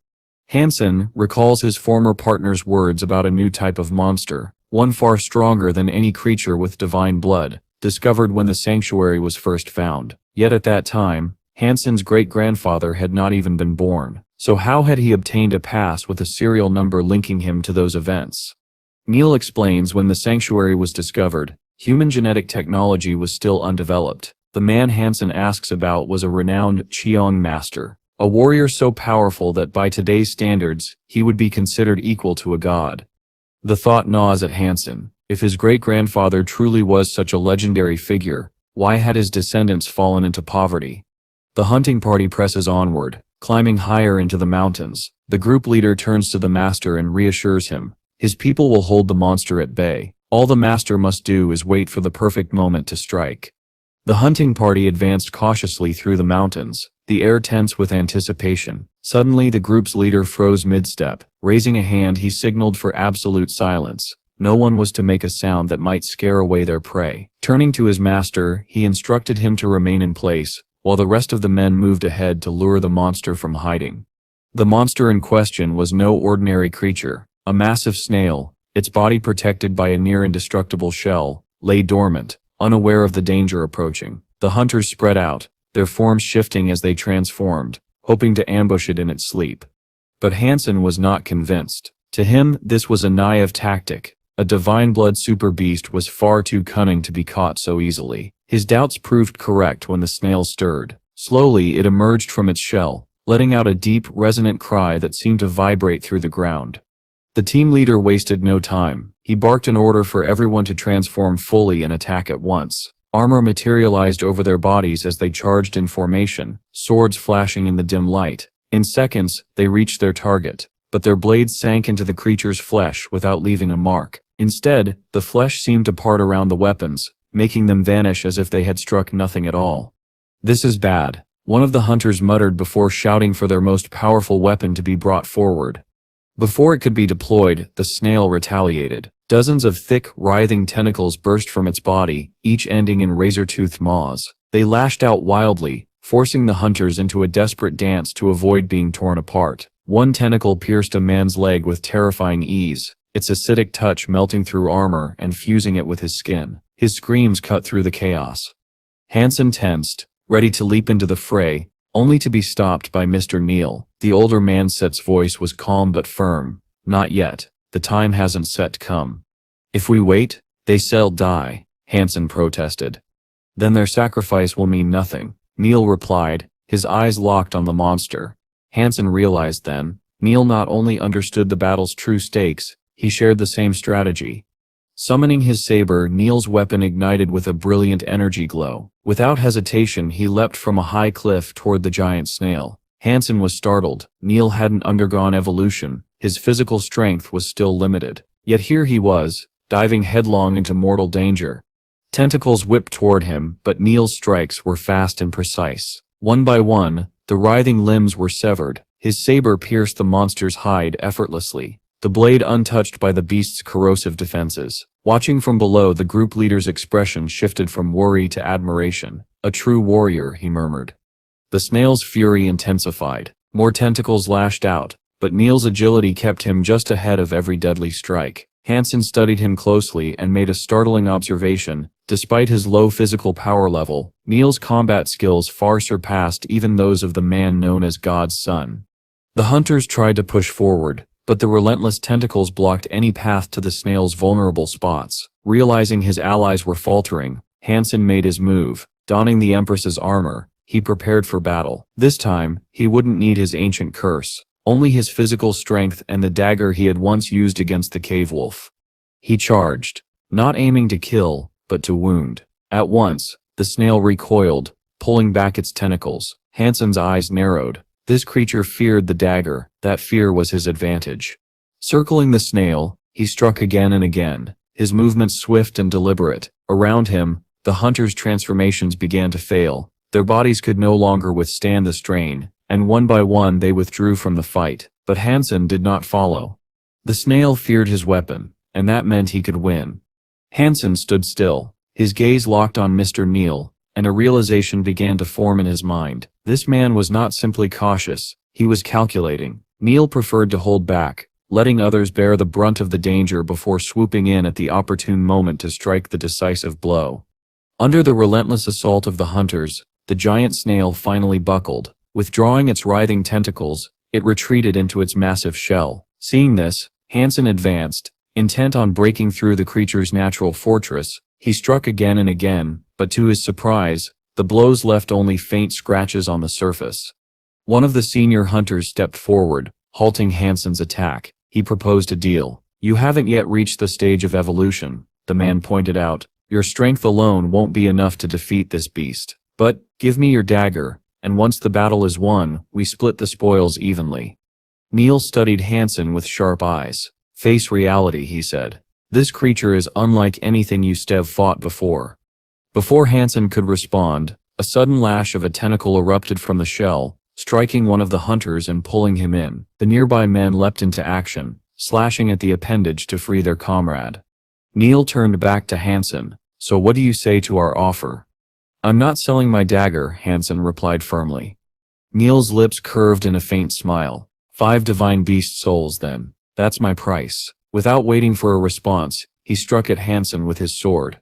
Steel met steel as Han Sen parried. "You really don't understand who's in control here," he said calmly. The group leader's expression shifted from annoyance to fear. "You've evolved?" he asked in disbelief. Neil spoke in a low voice. "Let me tell you a secret. The man standing before you is not Neil at all. In the sanctuary, there are duplicate souls, copies. What you see now is just one of them." Han Sen nodded slightly. "I believe you," and without hesitation he launched another attack. Breaking away, Han Sen turned his attention back to the snail. It could not be invincible. Charging forward, he drove the cave wolf dagger deep into the shell. The effect was immediate. The monster emerged, unleashing a storm of tentacles. Han Sen moved with precision, landing strike after strike. Moments later, the snail went still. Victory was his. Han Sen had claimed the soul of a divine super beast, and gained rare genetic material, enough to fuel his belief that he might become the first human in history to evolve into a super god. Neil approached, suggesting they return to the sanctuary of steel armor. "There we can find the right place to talk," he said. "I will think about it," Han Sen replied. "If the terms are right."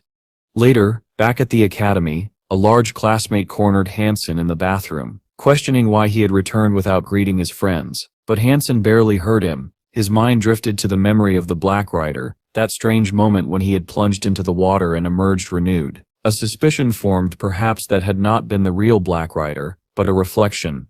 He reached toward the mirror. Suddenly the image shifted. The Black Rider appeared within it, and Han Sen realized he could control him from a distance.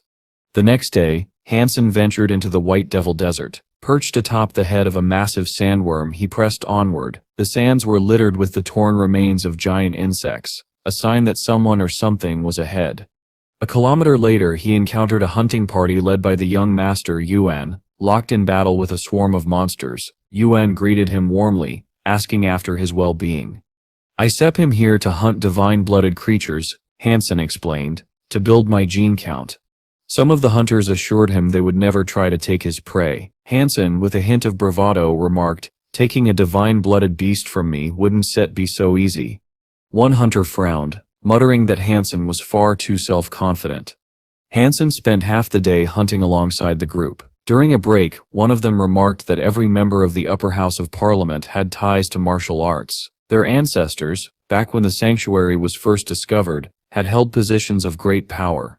Han Sen suddenly raised his hand, signaling the hunting party to halt. His eyes were fixed on the horizon.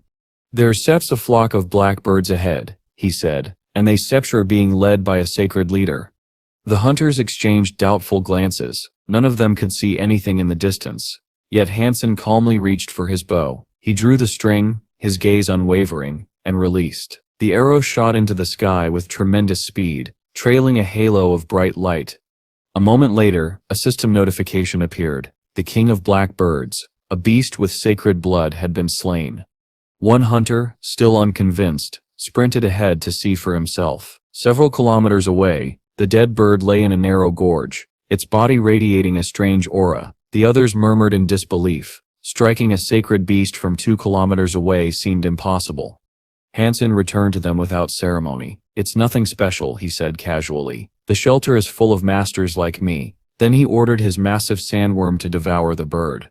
The hunters protested, saying the sacred beast could have been sold, but Han Sen had other plans. If the sandworm absorbed the bird's essence, it might transform into a divine pet, one that could fight in full combat mode. Climbing onto the creature's head, Han Sen bid the party farewell. "I have urgent matters to attend to," he told them, before summoning his three-eyed cat and sending it ahead to hunt. Before long, a new system message arrived. The fiery butterfly of divine blood had been killed. Following his pet's trail, Han Sen found a narrow cave. Knowing such places often hid dangerous inhabitants, he sent the three-eyed cat in first. Silence followed. Curious, he descended into the depths and discovered a massive underground hall. On a rocky ledge lay a strange object bathed in bright blue light. Sensing danger, Han Sen summoned his cave wolf dagger before approaching. The source was an ancient, withered corpse, perhaps centuries old. Clutching a manuscript, gently, Han Sen pried it from the dead man's grip. The scroll was covered in archaic hieroglyphs, unmistakably ancient. Without warning, the mummy's clothing erupted in blue flames, and the body crumbled to ash. Han Sen built a simple grave before leaving, the scroll now his. Meanwhile, his sandworm had completed its transformation, fully capable of switching to combat mode. But before Han Sen could test its power, shouts erupted from the gates of the shelter. People were fleeing, begging for help. A monstrous lion was inside, smashing buildings with its massive paws and setting fires in its wake. From a rooftop, Han Sen recognized the beast, the same lion he had once encountered on the island. Without hesitation, he donned the Empress's armor and summoned his pets, now ready for battle.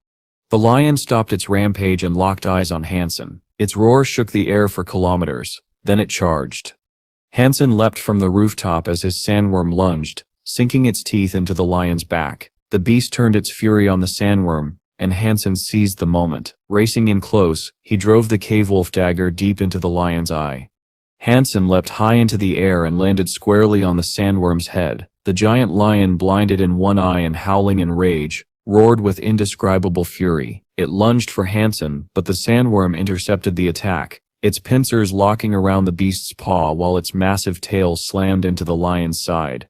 Seizing the opening, Han Sen vaulted forward, driving his cave-wolf dagger deep into the lion's other eye. The predator shrieked in agony and staggered back, then turned to flee toward the ruins of a collapsed building. But Han Sen was relentless. Riding atop the sandworm, he pressed the chase. The lion, now desperate, bolted through the wasteland and into a dark swamp. The gap between them closed rapidly, the air filled with the lion's tortured cries, and the sound of the sandworm tearing at its heels.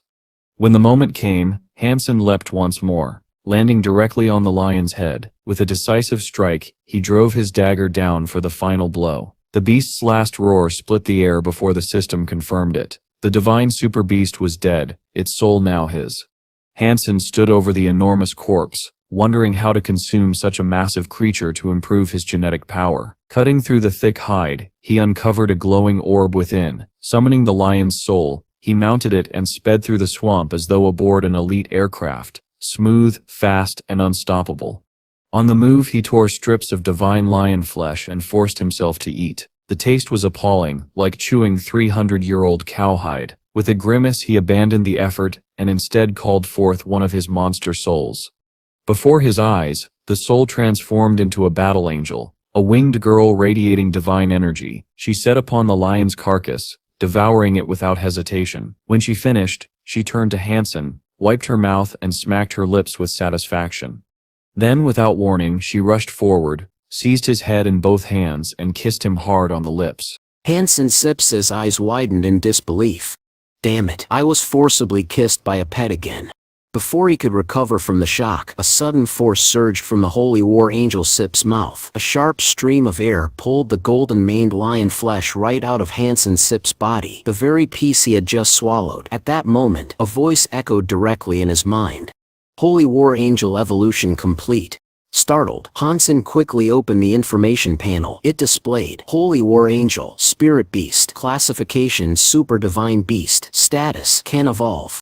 This confused him. If the angel had swallowed the lion flesh and evolved into a super divine beast, that would make sense. But why did it still say can evolve even after reaching that stage? Before Han Sen could ponder further, the angel's combat state automatically deactivated. She transformed back into her human-like form, a black-haired, black-eyed girl dressed in white. Anger welled up inside Han Sen. Why did you revert without my permission? He demanded. Itendisting, Shane Wichendersek Shane in Nisi Savana Ferns, a force Ulfur. A few days later, in a dense mountain range, Han Sen rode swiftly on the back of the golden-maned lion. Excitement filled his heart. This beast is as stable as a high-end private jet. Even at top speed, there sips absolutely no turbulence. What should I even call this kind of smoothness? As his thoughts wandered, Han Sen spotted Xiao Chu in the distance, leading a team in pursuit of a mutant creature. With a smirk, Han Sen turned into a streak of light and cleaved the beast into two before Xiao Chu could reach it. Xiao Chu erupted in fury. Damn it, you dare snatch prey from me. Do you want to die? But when his eyes fell on Han Sen, shock replaced his anger. Demon God, it sits you. Why haven't you advanced to the second hideout yet? Han Sen replied calmly, soon, but first, I want to sell off all my spirit beasts. Help me organize an auction. Without hesitation, he transferred all his spirit beasts and treasures to Xiao Chu. Watching Han Sen's departing figure, Xiao Chu frowned. Demon God, aren't you afraid I'll keep everything for myself? Han Sen didn't look back. No need to worry, only S-rank evolved celestials can attend the auction. I'll find you once it sits over. Meanwhile, on the other side, Ning Yu emerged from the evolution lake. His butler respectfully handed him a towel. Young master, there was no need to evolve so soon just because of Han Sen. Advancing early will force you to leave the first hideout. Ning Yu shook his head slightly. It's worth it. Wak, have you found the 13 omnipotent evolution deities I asked for? The butler bowed. Yes, they stir all elites of the Xingwu group currently heading to the steel hideout. 10 minutes later, in his chambers, Ning Yu's bodyguard asked, Second young master, tomorrow is the spirit beast auction. Shall we participate? Ning Yu fell into deep thought before answering slowly. Kim Tae and Han Sen, there's something suspicious about the two of them. Gather all available information on both. The bodyguard was startled. Could Han Sen truly be the demon god? Ning Yuanshan's lips curved into a faint smile. We still find out soon. The next day arrived swiftly. Clad in spirit beast armor, Mingyu entered the auction hall. Han Sen's eyes fell on him, his heart sinking. Damn it, Mingyu is here too. 8 or 9 chances out of 10, he sits come for me. As Mingyu walked inside, he whispered to his guard. He Seps recognized me. The guard was astonished. How could that be possible? Second young master, you Shang were wearing armor, and if he did recognize you, why didn't Sit he react? Mingyu offered no explanation. He simply removed the armor, revealing his true face. A plan was already forming in his mind. If I use my doppelganger spirit beast to make Han Sen and Kim Tai appear together before everyone, it will clear doubts about my identity. Then through the auction, the valuable beasts under Kim Tai's name will naturally fall into my hands. Han Sen, you truly are too clever for your own good. The 4 verses or the first those 3 paths struck causal 7 Orishan live. The auction soon began. The first item was announced, a divine blood spirit beast. Kang Xiao immediately shouted. 8 slabs. I will pay 8 S-rank evolved celestial slabs. Han Sen turned to him, his gaze filled with contempt. Kang Xiao, are you insane? Divine blood spirit beasts are precious, but not that precious. Kang Xiao replied firmly. You don't understand. This isn't set just any divine blood spirit beast. This is the demon god Sip's spirit beast. His name alone makes it worth the price. Just as Kang Yushan finished speaking, Zhang Yuan suddenly leapt to his feet, his face glowing with excitement. 10 slabs. I will pay 10 slabs. The demon god is my idol. His spirit beast cannot fall into anyone else's hands. Han Sen's eyes and mouth fell open in shock. Inside he screamed silently. 10 evolved celestial slabs. Do you know how many billions that is worth? On the market, an ordinary divine blood spirit beast was valued at only 2 or 3 billion. Originally, Han Sen had planned to bid on it himself, but at such a staggering price, even his resolve wavered. S-rank celestials were not things money could easily buy. They were priceless resources that could prove invaluable later, especially in the second protection zone where they could be exchanged for other spirit beasts. 10 evolved celestial slabs. Han Sen had no reason to refuse, and so, with a heavy heart, he covered his face, listening as his spirit beasts were sold one by one. Soon, it was Miao Quan's turn. Han Sen's chest tightened with pain. Miao Quan was no longer useful to him in battle, but he had raised it with his own hands. Selling it felt like tearing out a piece of his heart. Still, he gritted his teeth and declared, I still pay 4 ordinary S-rank celestial slabs. Yuan Xia looked at him in surprise. Gee, are you really planning to sell it, or are you simply another fan of the demon god? Before Han Sen could respond, Haiyan's voice rang out again. 20 S-rank celestial slabs. Its total value won't be any less than your 4 ordinary slabs. Xiao Chu, however, frowned awkwardly. It's hard to compare values like this. Just then, a commotion swept through the hall. All eyes turned to the entrance, where Han Sen, controlling his doppelganger, strode in and said casually, Ordinary celestials take priority. Xiao Chu immediately followed. You heard the demon god. Ordinary celestials take priority. My apologies, but does anyone else wish to bid? After saying this, Han Sen turned and left, leaving the crowd buzzing. At that moment, a bodyguard leaned toward Mingyu and whispered, Isn't a stat that Kim Tae? Should we assign someone to monitor him? Mingyu shook his head lightly. The matter had already shifted in his favor. In the end, Miao Quan was successfully auctioned off. From its sale, Han Sen received a total of 27 evolved celestial slabs. The auction ended, and as Han Sen stepped out of the hall alongside Kong Zhan Yuan Xiao, they were suddenly surrounded by more than a dozen figures. Ning Yuanshan himself stepped forward. He spoke with a calm tone but sharp eyes. Kang Xia, Yuan Xia, this matter has nothing to do with either of you. It is a personal grievance between Han Sen and me. I shall treat you both to drinks later as an apology. Yuan Xiao frowned. Mingyu, what grievance could you possibly have with Gi? Ning Yuanshan's voice remained even. He stole our strange creature. Kang Shan scoffed. So it sits about that. Fine then, I will pay you whatever price you ask on Get's behalf. But Han Sen's sharp gaze scanned the men around Ningyu. There were more than a dozen of them, and their auras marked them as evolution deities. Their physiques had reached the perfected level, around 30. If a battle erupted here, Kang Shan Yuanshan would surely be dragged into disaster. Thinking this through, Han Sen spoke calmly. I'll go with you. Let Seps find a place to talk. His sword half. Half an hour later, deep within a forest beyond the first protection zone, Han Sen stood bound tightly in iron chains. Ningyu regarded him with a faint smile. Tell me, demon god, aren't you afraid I so kill you? Han Sen's sixth voice was steady, his eyes unwavering. Not before you get the answer you want. Until then you sit kill me. But inside, Han Sen sneered, you think chains are enough to hold me? If I weren't curious about what you're plotting, I would have unleashed the power of my 2 super spirit beasts already. Following Ningyu's signal, a bodyguard stepped forward and pressed a dagger to Han Sen's throat. Hand over the dagger, and you can leave unharmed. Han Sen laughed coldly. Young Master Ning, do you take me for a fool? If I don't stayed hand it over I might still live, but if I do, then I certainly die.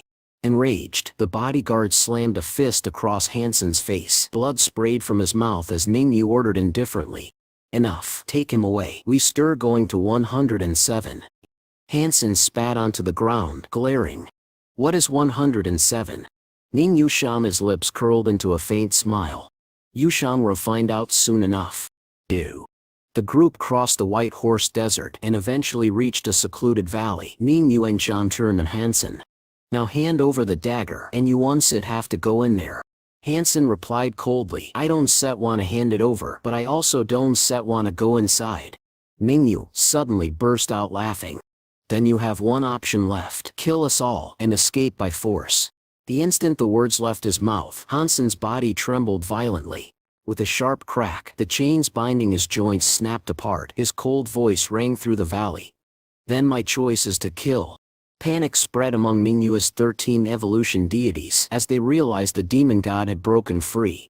As Han Sen raised the ancient god dagger, the evolution deities quickly surrounded him. You think an invincible dagger makes you untouchable? One of them sneered. Now whether you live or die is entirely in our hands. Han Sen let out a quiet sigh. What a pity. I truly don't wish to kill, but since you brought this upon yourselves, I have no choice. The moment his words fell, Ningyu and Zhan Wenxian's instinct screamed. His expression twisted as he shouted, fall back. But it was already too late. In an instant, Han Sen rose into the air, as if lifted by an unseen force. The golden insect king appeared beneath him, its claws tearing through the evolution deities closest to Han Sen. Their bodies were ripped apart in a storm of golden fury. Ninyu's heart sank in dread. Could this be an existence beyond even a divine-blooded spirit beast? Too horrifying, too terrifying. Realizing he had gravely underestimated Han Sen, Ningyu closed his eyes. Resistance was pointless. He could only accept death. But Han Sen pressed the dagger against his neck and asked coldly, what's so special about this valley? What is its secret? Ningyu's expression did not waver. If you want to kill me, then kill me. Stop asking useless questions. Han Sen's sister's voice was ice. Death isn't always so easy. Before Ningyu could react, Han Sen lifted his hand. A dark purple ray of light surged into Ningyu's body. His eyes widened in shock as he roared. What did you do to me? Han Sen's reply was calm and merciless. A symbiotic spirit beast, the dragon water snake, it can parasitize any living being, linking your life to mine. From now on, your life is no longer yours alone. Fury blazed in Ningyu's eyes.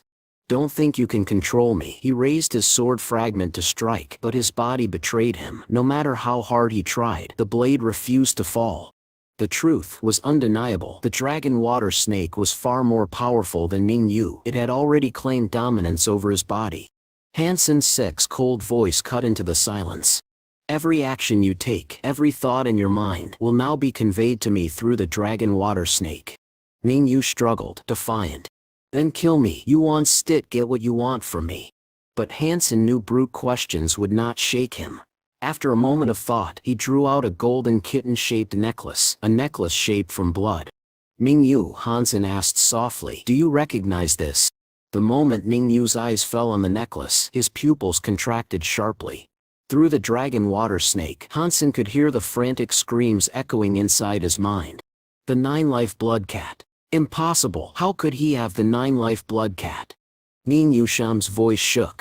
This can be. I investigated your background thoroughly. You cannot be a descendant of Mentor Han Sen.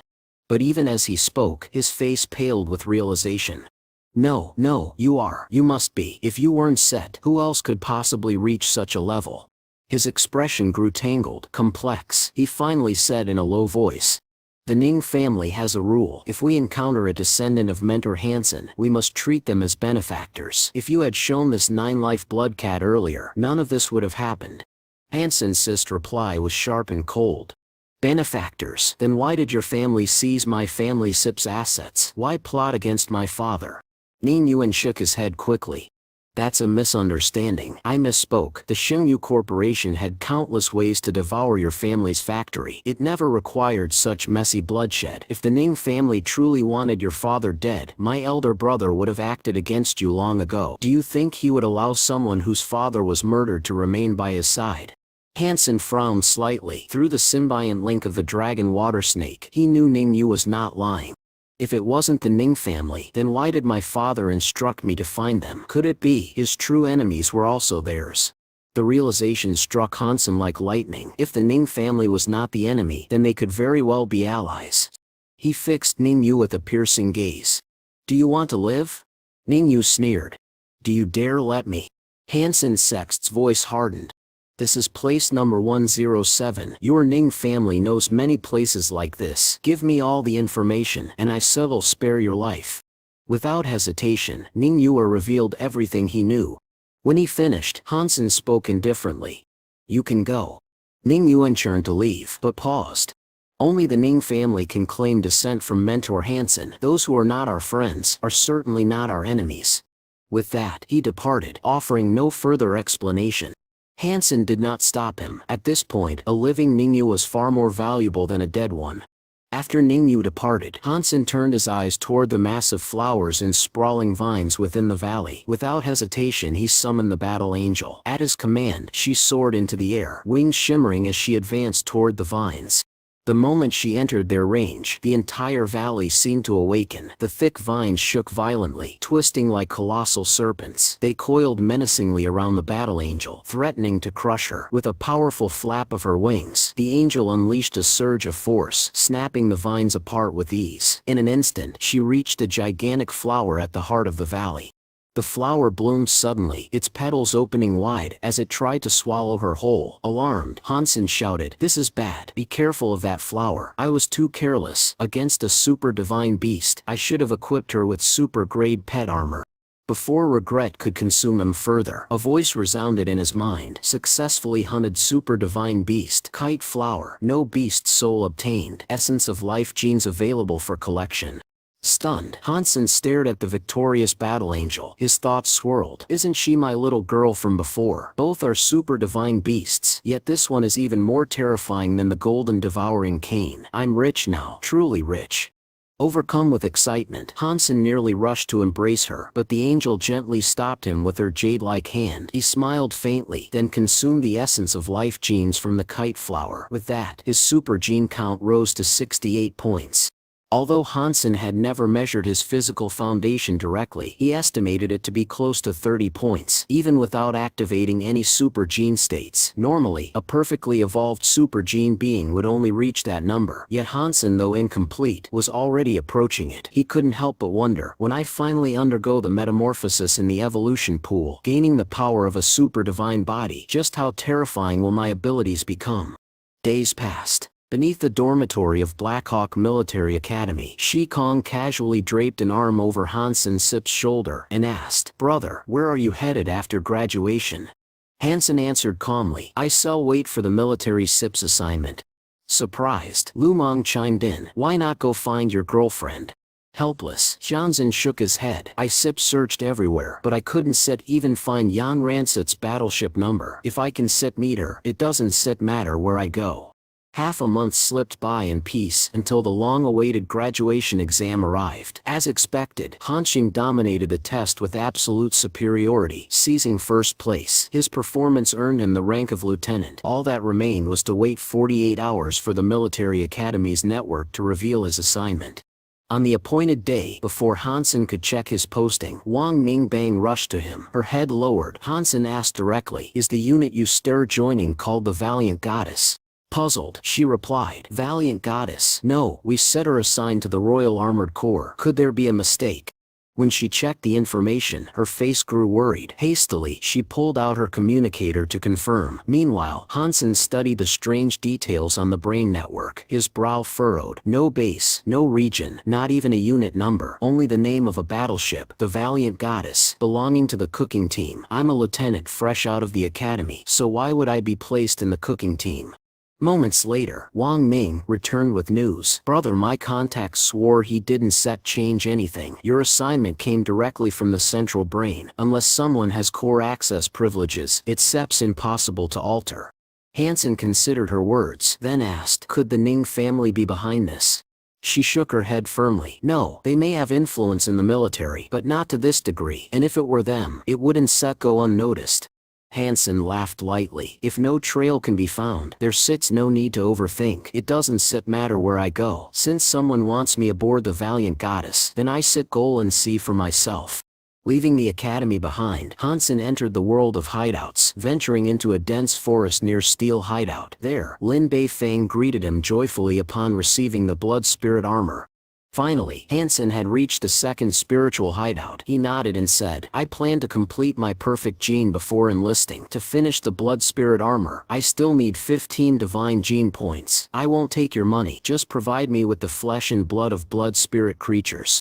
Delighted, Lin Beifeng agreed readily. That's excellent news. Leave it to me. With 3 months before enlistment, what do you plan to do until then? Han Sen replied calmly, I have more important matters to attend to, like studying ancient texts. A few days later, in the vast expanse of the White Horse Desert, Han Sen rode the Golden Fur Marquis at full gallop. His eyes gleamed with excitement as he muttered, little birdie, I been coming. For half a day he rode tirelessly, but soon doubt crept into his mind. Sitting atop the Golden Fur Marquis's back, he frowned. This should be the direction, right? A snowy mountain couldn't just grow legs and walk away. Even that burnt black tree is gone. Damn it, don't tell me I'm actually lost. While Han Sen pondered in confusion, 4 figures appeared on a distant sand dune, each riding their own mount. One of them suddenly shouted with joy, there's someone over there. We her saved.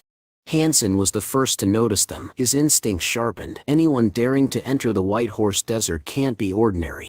One rider approached and greeted him politely. Friend, could you sell us some water? This man was Junior Shang. Having ventured into such a perilous place, he understood Han Sen was no common wanderer and kept his tone respectful. Without a word, Han Sen pulled out a water pouch and tossed it over. Jun Shang was overjoyed, quickly thanking Han Sen as he prepared to share the water with the others. But before he could, another man, Tai Langfang, snatched it away. With practiced caution, he tested the liquid on a strip of paper. Only after confirming it wasn't poison did he drink deeply, relief washing over his face. After a few gulps, Tia Langfang turned to Han Sen. Thank you, friend. Do you know the way out of this desert? If you can lead us, I still reward you with a blood spirit beast soul. Han Sen pointed off into the distance. I have no plans to leave for now, but if you travel in that direction, in 3 or 4 days you still reach the Gobi Desert. Tia Langfang was finished. Have you heard of the Stealthist demigod? At the name, Han Sen raised his head slightly in surprise. You mean Juzita? Tia Langfang smiled faintly and gestured toward Jun Chang. This man is Jun Chang. The Stealthist demigod is his grandfather. If you help us, we can guarantee you entry into the Stealthist school and make you a true disciple. Han Sen shook his head. I appreciate your kindness, but I truly have pressing matters. You should go on ahead. In the past, Han Sen might have considered the offer. After all, becoming a disciple of the Stealthist demigod was no small honor. But now he thought differently. Can techniques like the Stealthist truly compare to the Celestial Shift scripture? The ancients had no teleportation devices, yet with mortal flesh alone, they could tear through space and step into hideouts. Rather than waste time on Stealthist techniques, I should study the ancient texts. Junior Shangrong's sister. Junior Shangrong stared at him in disbelief. You don't want a blood spirit beast soul. You don't want to become a disciple of the Stealthist demigod. Just who are you? Junior Shang tried again. Perhaps you don't believe me. That's fine. I can even teach you 2 moves of the Stealthist right now. Han Sen only laughed. I really don't need it. Instead, tell me this, have any of you seen a snowy mountain in this desert? That's what I am searching for. If you can guide me there, once I finish my task, I will lead you safely out. At that, Tia Longfang's sister, Tia Wei, hesitated before speaking. A snowy mountain, do you mean the one with only its peak covered in snow? The next day, under their guidance, Han Sen finally saw it. From a distance Tia Wei pointed, is that the one? But Han Sen frowned. No, this isn't Sekrite. That mountain looks more like a volcano. It lacks the towering treacherous shape of the one I stem seeking. At that moment, Junshang spoke gravely. We can continue forward. Ahead lies the territory of the blood-bone demons. Han Sen was momentarily stunned. Tia Langfang explained further. There are at least 1,000 of them, and among them, a blood-bone demon king. Instead of fear, Han Sen's eyes lit up. Even better, I am still lacking divine genes. He began climbing the snowy slope, but Junyun quickly called out, come back. A horde of creatures like that, we don't stand a chance. Han Sen ignored her warnings. He summoned the demonic horned serpent Bao and drew the bonefish sword, his gaze fixed on the monstrous figure at the cave entrance. This one doesn't look simple. Could it be a divine beast as well? Tia Longfang stepped beside him, lowering his voice. Han Sen, even your arrow once pierced the blood-bone demon king, and if the horde charges, we'll all be slaughtered. Han Sen considered this and nodded. You make a fair point, then go on ahead. Wait for me. After I kill the demon king, I'll come find you. He tossed the remaining water pouches to Junshang. The four looked doubtful. You can possibly think to slay the blood-bone demon king alone. Tia Longfang protested. If you really want to kill it, we can think of another. But Han Sen cut him off coldly. Go, I alone am enough. His tone left no room for argument. Realizing he wasn't joking, the four had no choice but to leave. Half an hour later, the piercing screams of the blood-bone demon king echoed across the vast desert, so deafening that even Zhu Shangwan and the others, dozens of miles away, felt their ears ache. Tiao Langfang gazed toward the towering mountain and muttered in astonishment. That guy really took action. Gu Yuan hesitated. But he did help us. Should we really just ignore him like this? Tia Wei thought for a moment before replying. Let's wait here a while. He has a divine mount. Maybe he has a chance to escape. If he does, we can pick him up. At that very moment, Han Sen stood face to face with the monstrous blood-bone demon king. Excitement gleamed in his eyes. Ordinary divine beasts can withstand a single strike from me, he whispered to himself. This blood-bone demon king must be a supreme divine beast. Summoning his golden mane lion, Han Sen charged into battle. The enormous lion roared and plunged into the horde of blood-bone demons. With a single stomp of its colossal paw, it crushed countless enemies beneath its weight. Although the lion lacked defensive abilities, its immense size made it a devastating weapon of its own. In moments, Han Sen reached the Demon King. He released the Golden Worm King, which lunged directly at the enemy. The two titans clashed, yet neither could overpower the other. Seeing this stalemate, Han Sen summoned the Holy War Angel. In a flash of light, the angel vanished, only to reappear with arms that struck like four sharp blades. In one swift motion, it cleaved the Bloodbone Demon King in half. Han Sen stared at the severed body with suspicion. Why is there no elimination notice? Damn it, where sips the other half?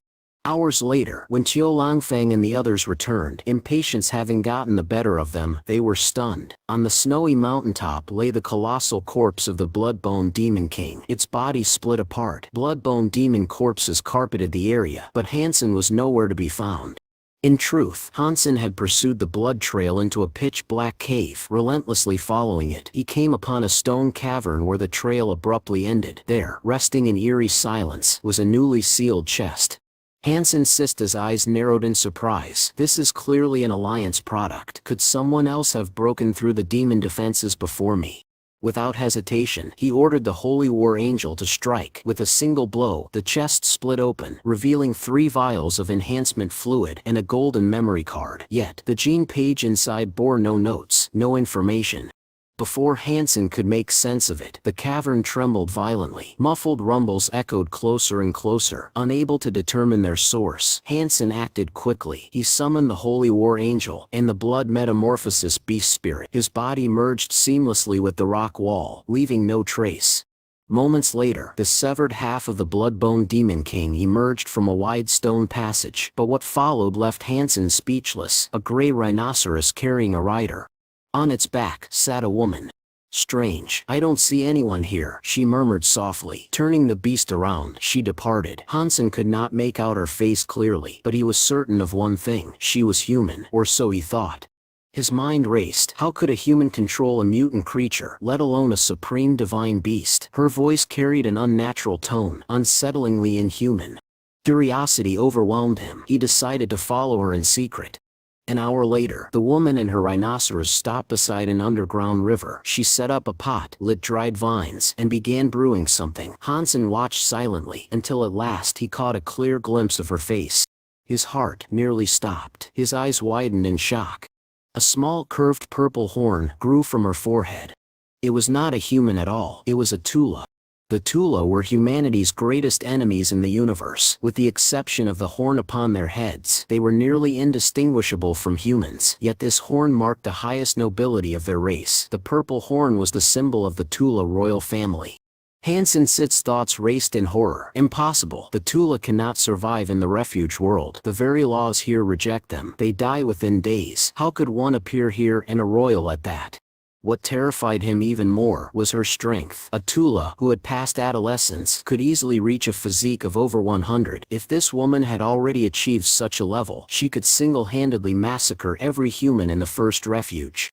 Just then, Han Sen saw her clutch her head and collapse to her knees. With a guttural scream, she smashed her forehead violently against the stone ground, shattering it into jagged fragments. For several minutes, the Tula woman smashed her head against the stone floor, as if in unbearable agony. Then, all at once, she collapsed, unconscious. The blood-bone demon king crawled toward her fallen form. It hesitated only briefly before opening its massive jaws, preparing to bite down on her. But at that moment, Han Sen's eyes widened in shock. The curved purple horn he had seen on her forehead had vanished completely. What? Was I imagining it earlier? If she was truly a Tula, I wouldn't hesitate, but now she looks like an ordinary human. He could not allow her to be devoured. Without hesitation, Han Sen summoned the Holy War Angel. With a thunderous slash, the angel struck the Demon King aside. The gray rhinoceros immediately charged toward Han Sen, but he countered by summoning the Golden Sandworm King. The clash between the two colossal beasts shook the cavern, giving Han Sen just enough time to lift the unconscious girl and carry her to safety. Touching her forehead, Han Sen confirmed, "There's nothing here. Maybe that curved horn I saw was just decoration." Meanwhile, the Holy War Angel suppressed the Bloodbone Demon King completely. Han Sen drew the ancient wolf blade and, with one decisive stroke, decapitated the monster. A clear voice rang in his mind. "Successful hunt. Supreme Divine Beast. Bloodbone Demon King has been hunted. Beast soul unobtainable through consumption. Essence of life genes collectible. Flesh and blood cannot be consumed." Elated, Han Sen carried the unconscious girl into a strange tent nearby. There, his gaze fell upon 5 radiant red crystals lying atop a tarpaulin. His heart nearly leapt from his chest. Essences of life genes. This is fortune itself. Heavenly manna dropping straight into my lap. Mine, all mine. Greedily he pocketed the crystals and stepped out of the tent. Outside, the Golden Sandworm King still battled fiercely with the rhinoceros. Suddenly, Han Sen froze. The girl stood silently behind him. She was awake. Forcing a smile, Han Sen waved nervously. "Hello." Inside, his thoughts raced in panic. What does she want? Could she really be a Tula? He forced himself to continue. "You fainted earlier. A monster nearly ate you, but I saved you. As for these, you unsut need them, right? I'll just take them." Before he could say more, a piercing cry split the cavern. The gray rhinoceros collapsed in the distance. "Slain." A voice echoed in Han Sen's mind. "Successful hunt. Supreme Divine Beast White Jade 6-legged Rhinoceros has been hunted. Beast soul obtained. Essence of life genes collectible. Flesh and blood cannot be consumed." Han Sen's face changed instantly. He turned just in time to see the girl strike. Her speed was terrifying. In a blink, she drove her fist straight through the Golden Sandworm King's body. Horrified, Han Sen recalled his wounded beast. Only one thought filled his mind: escape. He spun to flee, but after only 2 steps, the girl appeared before him, blocking his path. She didn't strike again. She simply stood there, watching him. Han Sen forced a nervous laugh. "Little sister, my name is Han Sen. What's yours?" The girl crouched and traced a single letter O onto the ground. "Is that your name? What's your surname?" Han Sen pressed. She wrote another word, Leng. Han Sen frowned. Ling, she seems mentally unstable, but if her name is Ling, then maybe she is in Setatula after all. He tried again. We stitch for friends, not enemies, right? The girl, Ling, gave the faintest nod. Relieved, Han Sen smiled brightly. If we're friends, then you won't mind if I keep these, will you? He held up the crystals. Ling nodded again. Overjoyed, Han Sen slipped the 5 essences of life genes into his pocket. Waving casually, he said, "Thanks, beautiful. Next time I still treat you to a big meal. For now, I still take my leave." He turned, calling his cat lord, and began making his way out. Yet an hour later, when Han Sen finally reached the cavern entrance, he glanced back. Ling was still there, following him silently. A few days later, inside a refuge room in Dongja, Han Sen sat helplessly as Ling stood quietly before him. She looked straight into his eyes, and said softly, "I said I'm hungry." Han Sen brought food for her, but as Ling ate, he asked with confusion, "Why are you following me?" The moment his words ended, Ling suddenly began undressing. Shocked, Han Sen quickly covered his eyes with his hands. "Don't sep do that. I sip not that kind of person. Do you think you can tempt me with your beauty? Let me tell you, my mind is firm." Yet, even while saying this, he couldn't resist peeking through his fingers. That was when he froze in astonishment. On Ling's smooth white back was a strange tattoo, blood red in color. At first glance, it looked like a cat, but not a cat. Like a fox, but not a fox. Recognition struck Han Sen instantly. His voice trembled as he exclaimed, "The 9-lived blood cat. Why do you have the 9-lived blood cat tattoo on your back?" As he stood there dazed, Ling calmly walked toward him and pressed her hand against his chest. Han Sen instinctively tried to move away, but she was far too fast. In one swift motion, she grabbed the 9-lived blood cat pendant hanging from him. Looking into her eyes, Han Sen asked urgently, "Are you following me because of this pendant? What's your connection to it? Do you know Han Sen Jing Kai?" He fired question after question, but Ling gave no reply. Instead, she sat back down and continued eating her rice in silence. Han Sen stared at her, his mind filled with questions. Why did Ling have the 9-lived blood cat tattoo? What was her relationship with Han Sen Jing Kai, a man who had died over a century ago, while she herself appeared so young? None of it made sense. Unable to find answers, Han Sen finally said, "I have to leave now. You can either stay here, or teleport back by yourself." Days later, Han Sen found himself wandering endlessly in the White Horse Desert. Strangely, despite searching for many days, he had not encountered a single godblood-level mutant creature. The essence of life genes he had obtained earlier from Lane were long gone, consumed entirely. His body now carried 99 super divine genes, just one step away from perfection. Yet, without another life gene essence, he could not complete his evolution. Then, perhaps by fate, Han Sen spotted a blazing fire phoenix soaring across the desert skies. Without hesitation, he summoned the Holy War Angel. In a flash of light, the angel charged at the phoenix, and a fierce battle erupted high above the sands. Han Sen glanced at Ling, who stood nearby, watching silently. A thought crossed his mind. If I ask her for help, would she actually assist me? She doesn't seem interested in life gene essences, but if she kills the phoenix herself, she might not give me the essence at all. Gathering courage, Han Sen spoke humbly. "Little L, could you help me with something?" Without even glancing at him, Ling suddenly took flight. A brilliant beam of light pierced straight through the phoenix's chest. The mighty beast screamed in agony as Ling descended, holding a red crystal within which something writhed in torment. She landed beside Han Sen and handed him the crystal without a word. Han Sen immediately struck it, shattering the crystal. At once, a voice rang in his mind. "Hunted Supreme Divine Beast Phoenix. Obtained Phoenix's beast soul. Can extract essence of life genes. Flesh cannot be eaten." Excitement surged through Han Sen. The Phoenix's beast soul. Incredible. It's a Halo-type beast soul, he shouted joyfully. With another life gene essence gained, Han Sen returned to the refuge with Ling. Meanwhile, in the office of Chang Jinhong, leader of the Special Operations Team, urgent documents lay on his desk. A team member rushed in, reporting, "Leader, a squad captain has submitted a request to trade beast souls. He wants to deal directly with us." Annoyed, Zhang Yuanjianhong barked, "Can sit you see I sip him handling an emergency. Do I need to teach you how to deal with such trivial matters?" But the member persisted, looking uneasy. "Leader, he has also asked us to protect his sister once she enters the refuge world. You should at least take a look at the beast soul list he provided."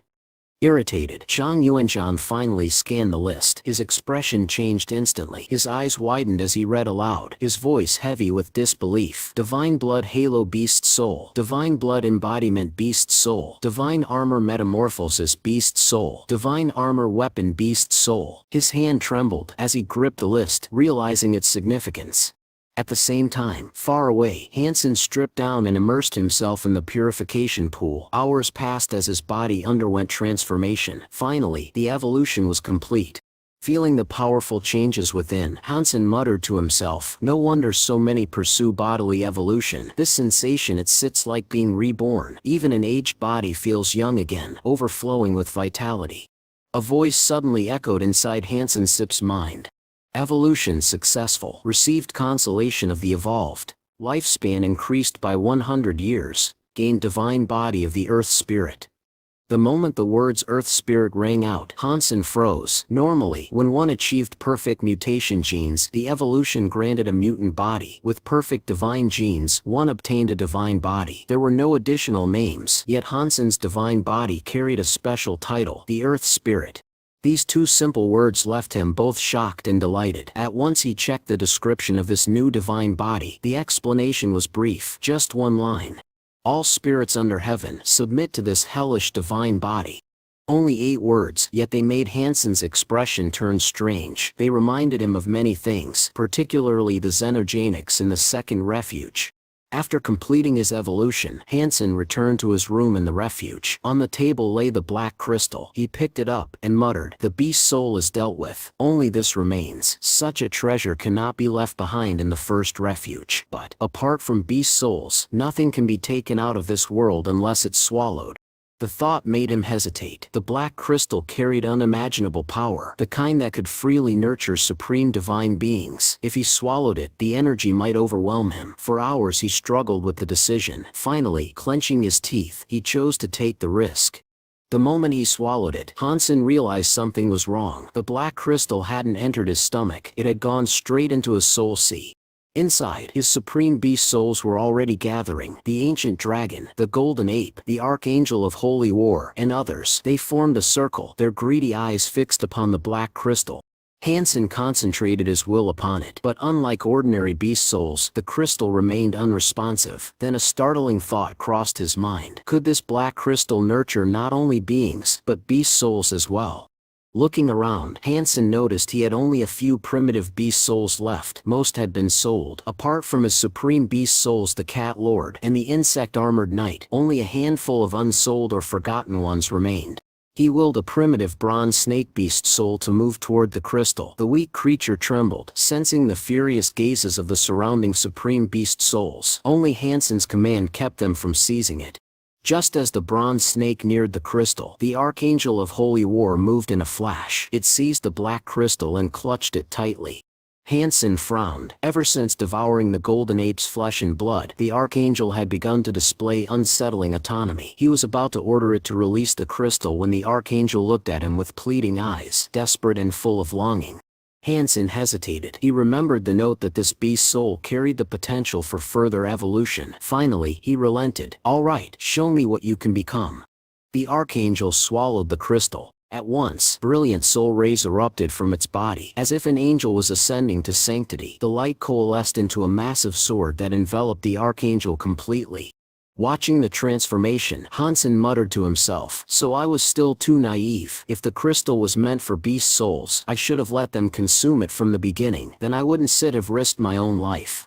A few minutes later, Han Sen left the refuge through the instant teleportation array, returning to the Alliance. As he looked back, he noticed Ling had also been transported out. He frowned. The refuge doesn't require leaving the same way you enter. Could she really have used the exact same teleportation array? Impossible. But it doesn't matter. Once I finish my affairs, I'll re-enter through the second refuge. There, she won't be able to follow me. After settling his matters, Han Sen returned to the teleportation station. He closed his eyes, praying to arrive in a location with a strong human presence. But when he opened them again, he was stunned. All around him stretched a vast snowy wasteland. No sign of any human refuge. Just as he prepared to scout the area, the air around the teleportation array warped. A familiar figure stepped out. It was Ling. Han Sen sighed helplessly. "How did you follow me here?" Unable to shake her off for now, he accepted the situation. Together they stepped out of the icy cave into a frozen world. Towering trees cloaked in snow, every branch covered in silver frost.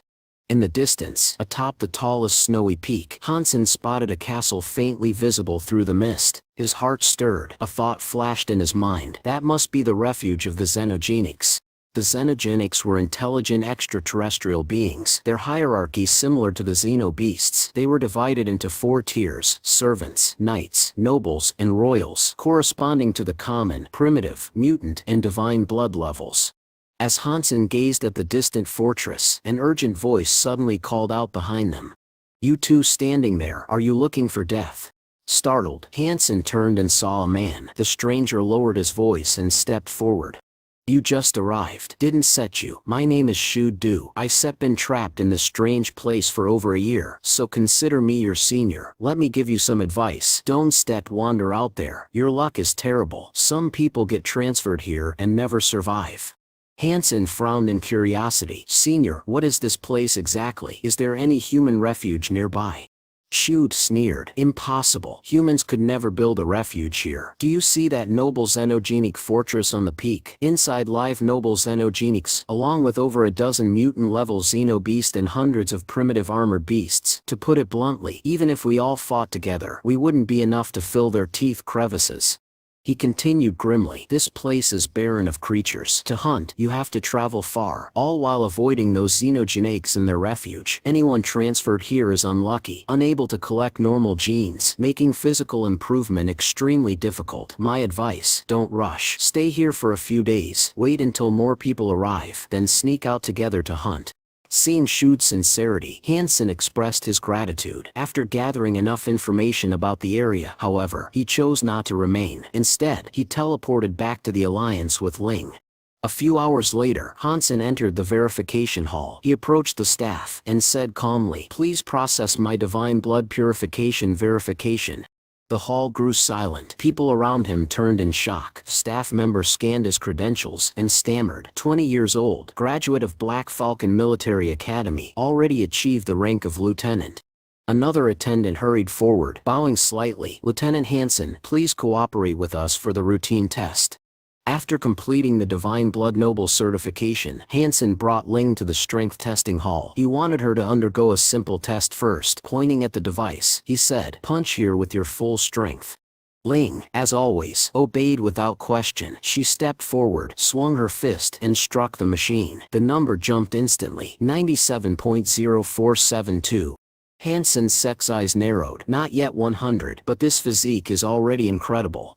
Next, Han Sen tested himself. Without any fusion, he struck with his bare hand. The number jumped wildly before settling at 70.002. A grin spread across Han Sen's face. Physique 70. The super divine physique truly lives up to its name. Ordinary divine physiques cap around 30. This is far beyond them. He recalled the Alliance's survey data from Conservation Area Number 2. Ordinary xenobeasts ranged from 0 to 20, primitive creatures from 20 to 50, mutants from 50 to 80, and divine bloodlines above 80. Encouraged, Han Sen summoned the Fairy Queen and fused with her. Activating the ancient curse and overload, he unleashed his full strength in a devastating punch. The machine rattled as the numbers climbed higher and higher, finally halting at 81.6735. Excitement filled Han Sen. Physique 81, combined with Ling 6 near 100. Even against divine bloodline creatures, we can stand our ground. Xenogenic nobles only measure between 50 and 80. With this strength, I can crush them. Later, to ensure Ling's safety, Han Sen purchased a house for her. With his current wealth, the expense was trivial. He spent half a day teaching her how to use communication devices, make purchases, and access the internet. When she had learned it all, he said firmly, "I shall be leaving for military service soon. Stay here. If anything happens, use the communication device to contact me." Ling nodded slightly. Han Sen sighed in relief. At least she wasn't clinging to him. A few days later, bored, Han Sen logged into the 2-player combat platform, which he hadn't used in a long while. To his disappointment, the Fairy Queen's name was grayed out again. In his friend list, only Tian Shuhe was online. In the past, Han Sen had been eager to fight her, but now, his enthusiasm had waned. He was about to close the list when suddenly, a dual invitation appeared from Tian Shuhe. Han Sen hesitated, then accepted. After all, she had once practiced with him patiently and never looked down on him. Entering the room, Han Sen saw Tian Shui speaking with a middle-aged man in his 30s or 40s. The man's name was Lu Bang, a renowned figure from the Battle God Martial Arts Hall, respected across the martial world. Soon, the match began. Han Sen suppressed his strength, holding back to match Tian Sui's level. Yet even so, she was utterly helpless. From the first punch to the last, Han Sen overwhelmed her completely, shattering her defense without effort. Tian Shi had no chance to fight back. Blow after blow, Han Sen forced him from the center of the arena to the very edge, his storm-like punches crashing down mercilessly. In moments, Tian Shi was defeated. He could not accept it. In the past, his physique had always dominated Han Sen's. Now to lose so utterly, it was unthinkable. He clenched his fists, ready to demand a rematch. But before he could, Lu Bang raised a hand and stopped him. "There's Seps, no need," Lu Bang said calmly. "You are not his match." Tian Shi sips, eyes widened. "What do you mean? His physique is far stronger than yours. Can't you feel it? He was intentionally holding back when fighting you." The words struck Tian Shi like thunder. His voice trembled. "Impossible." But Lu Bang did not explain further. Instead, he sent Han Sen a duel invitation directly. Han Sen was momentarily surprised to see a stranger challenging him, but without hesitation he accepted. Word spread quickly. By the time the duel began, the stands were full. Students and friends of Lu Bang crowded into spectator mode. It was rare to see him fight, and no one wanted to miss it. Lu Bang glanced at Han Sen and asked, "Which unit are you from?" Han Sen's reply was calm and firm. "Sorry, that is military experience." With that, the match began. Lu Bang's expression hardened. Without warning, his right leg shot out like a sledgehammer, a sudden strike that allowed no time to prepare. Han Sen's heart jolted. He barely managed to dodge. "Captain Lu is serious," someone cried from the stands. Not giving Han Sen time to breathe, Lu Bang leapt high, raining down 5 lightning-fast whip kicks. His right leg sliced the air so quickly that it left after images behind. Each strike forced Han Sen back, his body trembling from the impact. Lu Bang thought silently to himself, "This man hides his killing intent too well. Such control can only be forged in true life-and-death battles. In all my years I have only seen one man with this kind of ability." Meanwhile, Han Sen's eyes narrowed. This opponent's killing intent is overwhelming. There's only one way to win, a head-on clash of strength. This time, Han Sen did not retreat. He lunged forward, meeting Lu Bang's leg with his own. Their kicks collided in midair with a thunderous boom that shook the arena. Lu Bang roared, leaping skyward. His body blurred into 7 afterimages as his legs struck down in rapid succession. 7 deadly strikes, a spectator shouted in awe. 7 kicks in an instant, no gaps at all. Even top-tier evolved beings rarely achieve this. Han Sen gritted his teeth, blocking 6 of the strikes, but the 7th broke through. The final impact sent him flying, blood spraying as his body crashed to the ground. Struggling up, Han Sen wiped the blood from his mouth. His gaze was sharp, unyielding. "That leg technique, what is it called?"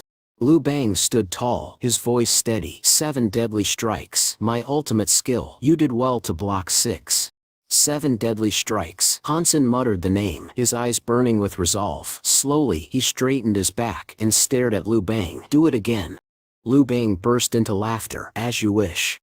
In an instant, he vanished. His body descended like a battle axe, a mountain of force crashing down from above. Yet when his strike landed, it hit nothing. Han Sen's figure had already slipped away, leaving only an afterimage.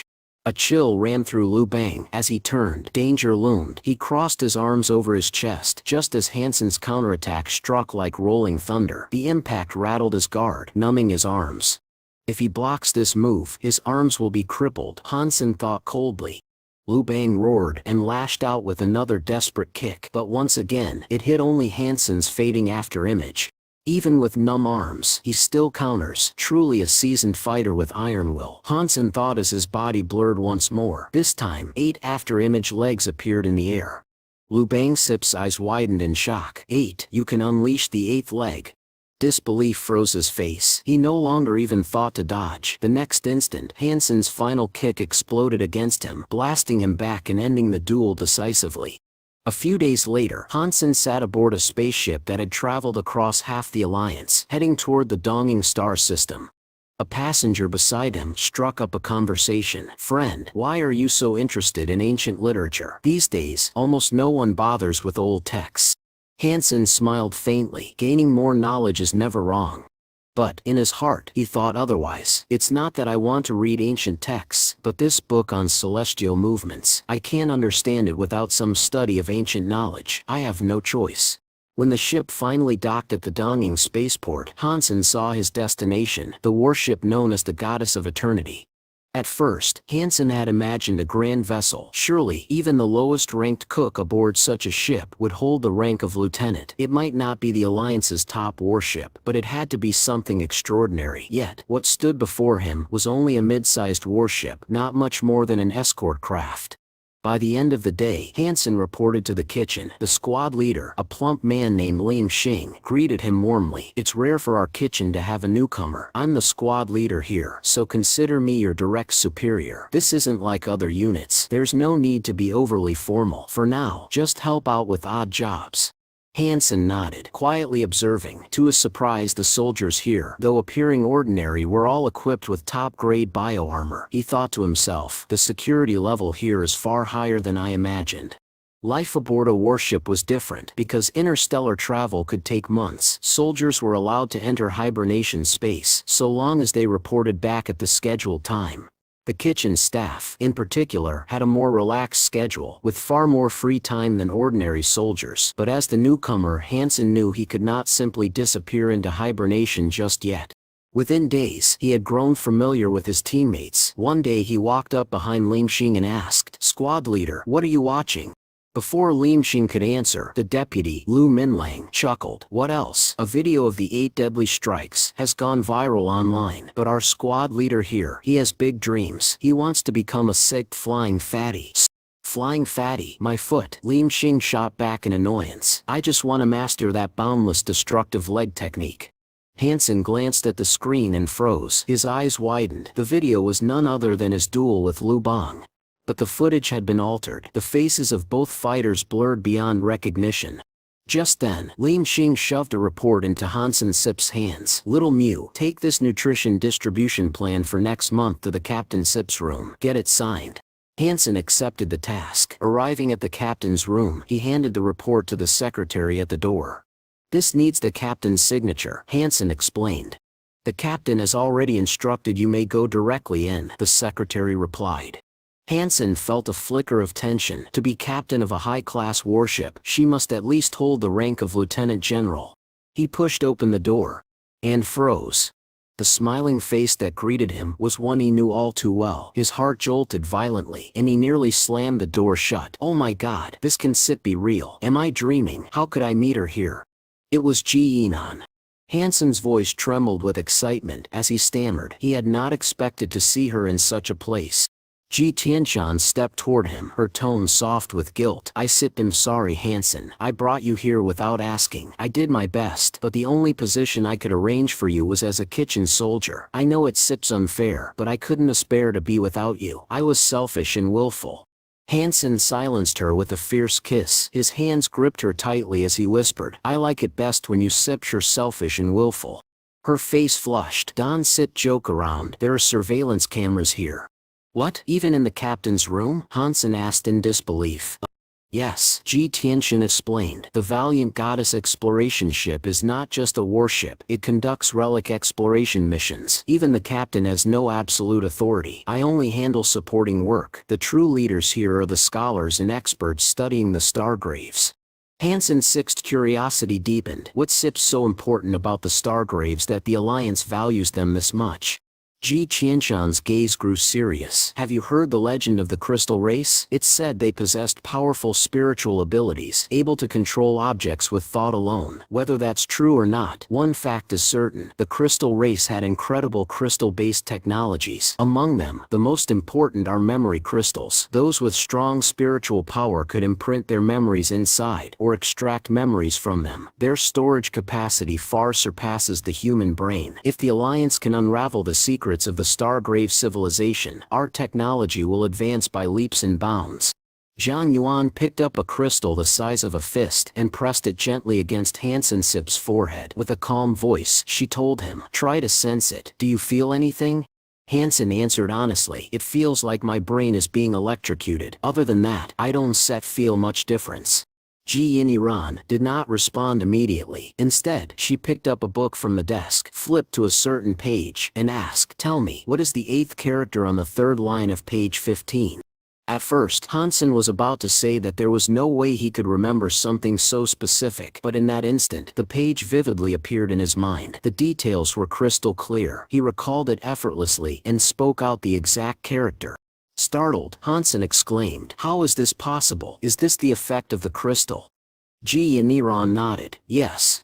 This type of crystal, excavated from the Stargrave ruins, can enhance and further develop the functional efficiency of the human brain. At the beginning, the effect is the strongest, though it will gradually weaken, but a small part of the enhancement is permanent. It's very beneficial for human brain development." Han Sen was taken aback. These were surely secrets beyond his clearance. "Is it really okay for you to tell me this?" Ji Kongyuanchan mischievously stuck out her tongue. "It is indeed a secret that you don't have the authority to know. But who says you stirred? Not my boyfriend. Just don't tell anyone, or I still be in trouble too." Han Sen raised his brow. "Didn't you say there are surveillance cameras here?" She smiled slyly. "I didn't lie. There are cameras, but I turned them off." Relieved, Han Sen grinned. "Great, you dared to trick me. Let's see how I deal with you." After what followed, a scene best left unspoken, Han Sen walked out of the captain's room with a refreshed expression. Thoughts of Gi Yin uniform and her smooth, delicate skin still lingered in his mind, making him almost want to turn back. Feeling pleased with himself, he began humming a tune as he strolled down the hallway. But as he turned a corner, he suddenly bumped into someone. The man glared at him. "What class of soldier are you, wandering around here, singing out loud? How improper."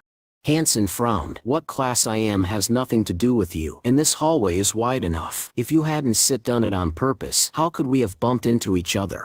In his heart, Han Sen thought, "I admit I wasn't paying much attention, but I wasn't walking fast. This man clearly saw me, yet chose not to avoid me. He wanted to pick a fight." The man snorted coldly. "A soldier who doesn't act like one, and even dares to talk back. Stand still. I still deal with you myself." Just then, another voice cut in. The plump squad leader had appeared without them noticing. "Whether the soldiers of our logistics division act like proper soldiers or not, is something your armor division should concern itself with. Squad leader Wang, you shall do well to manage your own men properly." The man, Squad Leader Wang, stared coldly at him. "A soldier from your division was singing in the hallway and bumped into me, and I can even say anything." The plump squad leader replied casually, "So what if we feel like it?" Without another word, he turned and led Han Sen away. Watching their backs, squad leader Wang seethed with anger. Zhang Yuanzhan let a logistics soldier stay in her office for so long. What is she up to? If that fat one hadn't interfered, I might have found out. Back at the logistics division, Han Sen gave the plump squad leader a big thumbs up. "Squad leader, you were amazing just now." But the plump man didn't seem pleased. "Amazing? It's none of his business how my soldiers act. Wang Hong told you to deliver a report. Why did you take so long?" Han Sen scratched his head. "The captain looked over the report and started asking me questions. How would I know about those things? The more I answered, the more confused it got. In the end, I got scolded. Then I ran into squad leader Wang. Luckily, you showed up in time, or I would have been in real trouble." The more he spoke, the more animated Han Sen became, but the plump squad leader cut him off. "Enough, go back to work, and don't get tangled up with Wang Hu again, unless it's important." Han Sen smiled and nodded, but his mind lingered on Zhang Yuanzhan's words. The people aboard the Yanpan ship had complicated relationships and backgrounds. No one could be underestimated. He thought to himself, what is Wang Yusham's true background? There are still nearly 3 months before the ship reaches the planet with ruins. Han Sen directly applied to enter the refugee world. As soon as he stepped onto the transfer circle, a young man nearby suddenly exclaimed in surprise, "Grandmaster, you're here too." Han Sen looked at him curiously and asked, "Grandmaster, who are you talking about? Lu Fun, do you know this person?" At that moment, the young man stepped forward and introduced himself. "I'm Lu Fun, 1 grade above you in the Black Hawk Military Academy, but my grades were always average. Naturally, it's normal that the Grandmaster wouldn't remember me. Smiling, Lu Fun continued. Still, I didn't expect to see you here. Shua Dud then patted Han Sen's shoulder and added with a grin, I didn't know you came from such a famous academy. To think you rose so quickly, and even reached the rank of lieutenant while still in the military school. Your future prospects were bright, but coming here, it'll be much harder for you to advance in rank. Han Sen only laughed. That's not necessarily true. If we work together and destroy the xenoform hideouts, anything is possible. Just then, a middle-aged man in his 40s or 50s interrupted. His tone was harsh. Young man, you're thinking too simply. This is the second hideout, not a children's training ground. People actually die here. Don't think that just because you were considered a big deal in the military school, you'll be treated the same way here. Forget about defeating the xenoform hideout. If you have real ability, go outside and hunt down a xeno beast. Bring it back and then I'll acknowledge you. Shuadu leaned close to Han Sen and whispered, Grandmaster, don't take offense. That man was once a genius too. He reached the great perfection of the neural realm. But after coming here, he's been stuck for almost 20 years. He hasn't even managed to eat a few bites of mutant meat. His willpower collapsed long ago. Han Sen's eyes flickered with surprise. 20 years ago this man had been a top expert, one of the proud sons of heaven. Yet even such a person ended up like this. It truly made one sigh. After a brief pause, Han Sen declared calmly, I'll go outside first and get familiar with the surroundings.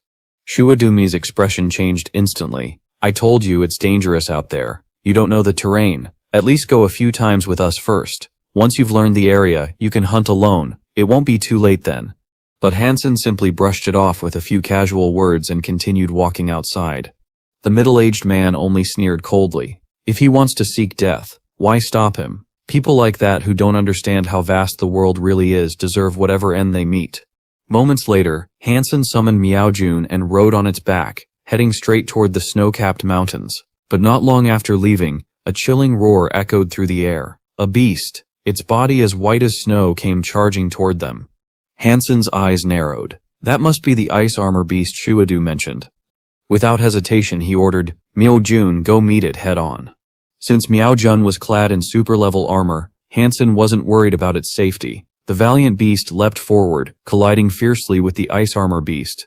At first, Miao Jun had the advantage. The ice armor beast was only a primitive-level xeno beast, while Miao Jun was a true god-blooded battle pet. But Han Sen frowned as he observed the clash. Even a primitive-level creature here is so strong. This second hideout is truly extraordinary. The quality of these beasts far exceeds the first hideout. The two beasts fought for dozens of rounds. The ice armor beast was soon covered in wounds, while Miao Jun had also taken some minor injuries. Han Sen now had a rough understanding of its strength. Just as he was preparing to step in and finish the fight, the ice armor beast suddenly let out a strange roar. What happened next shocked him. Before his eyes, the beast's wounds began closing rapidly, its flesh regenerating at a speed visible to the naked eye. The icy armor on its back spread across its entire body until it transformed into a massive crystalline monster. Even its claws gleamed like crystal blades. Han Sen's expression shifted between astonishment and delight. Excellent. This is a xeno beast in a living gene-activated state. He understood immediately. In the second hideout, some beasts could trigger this transformation, just like evolved humans could awaken their superparticle genes. In this state, the beast's living nuclei mutated, drastically increasing its combat strength. Han Sen's eyes gleamed as he concluded, if I can hunt such a creature, the soul beast obtained will also be activated, far stronger than its ordinary counterparts. Han Sen immediately recalled Miao Jun, aware that Miao Jun stood no chance against a xeno beast in its activated state. Once it lost its target, the activated xeno beast charged straight for Han Sen. Just as Han Sen prepared to act, a frantic shout rang from the side. Han Sen, be careful! Han Sen turned, and to his surprise, saw who had arrived. He had not expected Yang Manli to be dragged into this demonic place as well. Seeing Han Sen in a life-or-death moment, she had instinctively called out. Yang Manli felt both startled and angry at herself for breaking his focus. She berated herself silently. I should not have shouted. She wanted to rush forward to help, but it was too late. Before she could move, Han Sen struck. He punched the activated xeno beast cleanly on the head. With a thunderous impact, the creature was sent flying dozens of meters away. A system notification chimed inside Han Sen's mind. Hunting successful. Hunted an activated xenobeast. Obtained the activated xenobeast soul beast using its flesh and blood. can randomly obtain 0 to 10 primitive gene points. Hearing the voice, Han Sen could not help but smile. Unexpectedly, the very first xenobeast he hunted in the second hideout yielded such a soul beast. This felt like a promising omen. He paid little attention to the corpse. He turned to young Manly with a grin. "So it is you, Manly. I did not expect you here. Is there no special operations team from your Safe Action organization?" Young Manly, recovering her composure, answered, "Before you arrived, I was the only one from the Safe Action organization here. When I first heard you were coming, I could not believe it, but you truly have come to this cursed place." Han Sen asked, casually, "Do you know where this place is? How far is it from the nearest human hideout?" Young Manly shook her head. "I do not know. I have no idea where this demonic place lies in relation to the second hideout. So far, no one has escaped from here and found the other's main gathering place." Han Sen shrugged and smiled. "That is not so bad. If the place is sparse, then there will be less competition for hunting xenobeasts." Young Manly opened her mouth to argue they first had to be able to kill these beasts. But when she looked at the activated xenobeast's corpse and remembered Han Sen's punch, she swallowed the retort. The sight only confirmed Han Sen's strength. A few minutes later, young Manly and Han Sen entered a nearby cave together. Alone with her thoughts, young Manly reflected, "I am also a neural cultivator, a pseudo-great perfection evolved human. Yet facing such a xenobeast, not even one punch would be enough. Even if I struck it 100 times, I could not kill it." The reality here had drained her confidence. Suddenly, Han Sen asked, "Have you heard of Jing Jing?" At the name, young Manly's expression changed. She frowned and asked, "Which Jing Jing do you mean?" Han Sen answered offhandedly, "The former trainer of the Blue Blood Special Forces, Jing Jing of Chang." Young Manly reacted with shock. "How do you know Jing Jing? You should not have any connection to such an outsider." Han Sen said quietly, "My grandfather's name was also Jing Jing."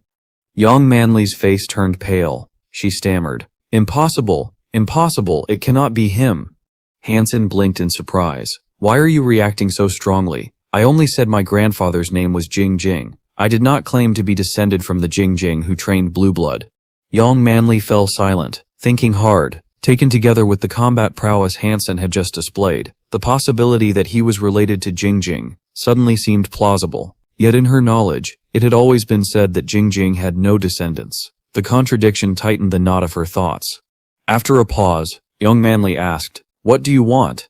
Han Sen smiled and replied, "I want you to become my subordinate and help me handle some matters. Just follow my lead. I will say little now, but at least you will not have to worry about food and shelter." Young Manly answered with a weary sigh, "What can I do? Since being transferred here, I have not defeated a single mutated creature." The proud, confident woman she had been was gone. Reality had eroded her self-assurance. Han Sen, who was chewing roasted meat, answered practically, "You can do many things. Within 1 month, I will take the Yeli hideout. By then you can help manage the hideout, collect protection fees, sell xenobeast meat, and recruit subordinates." The proposal was blunt and transactional, but in this harsh world, it was also an offer of purpose.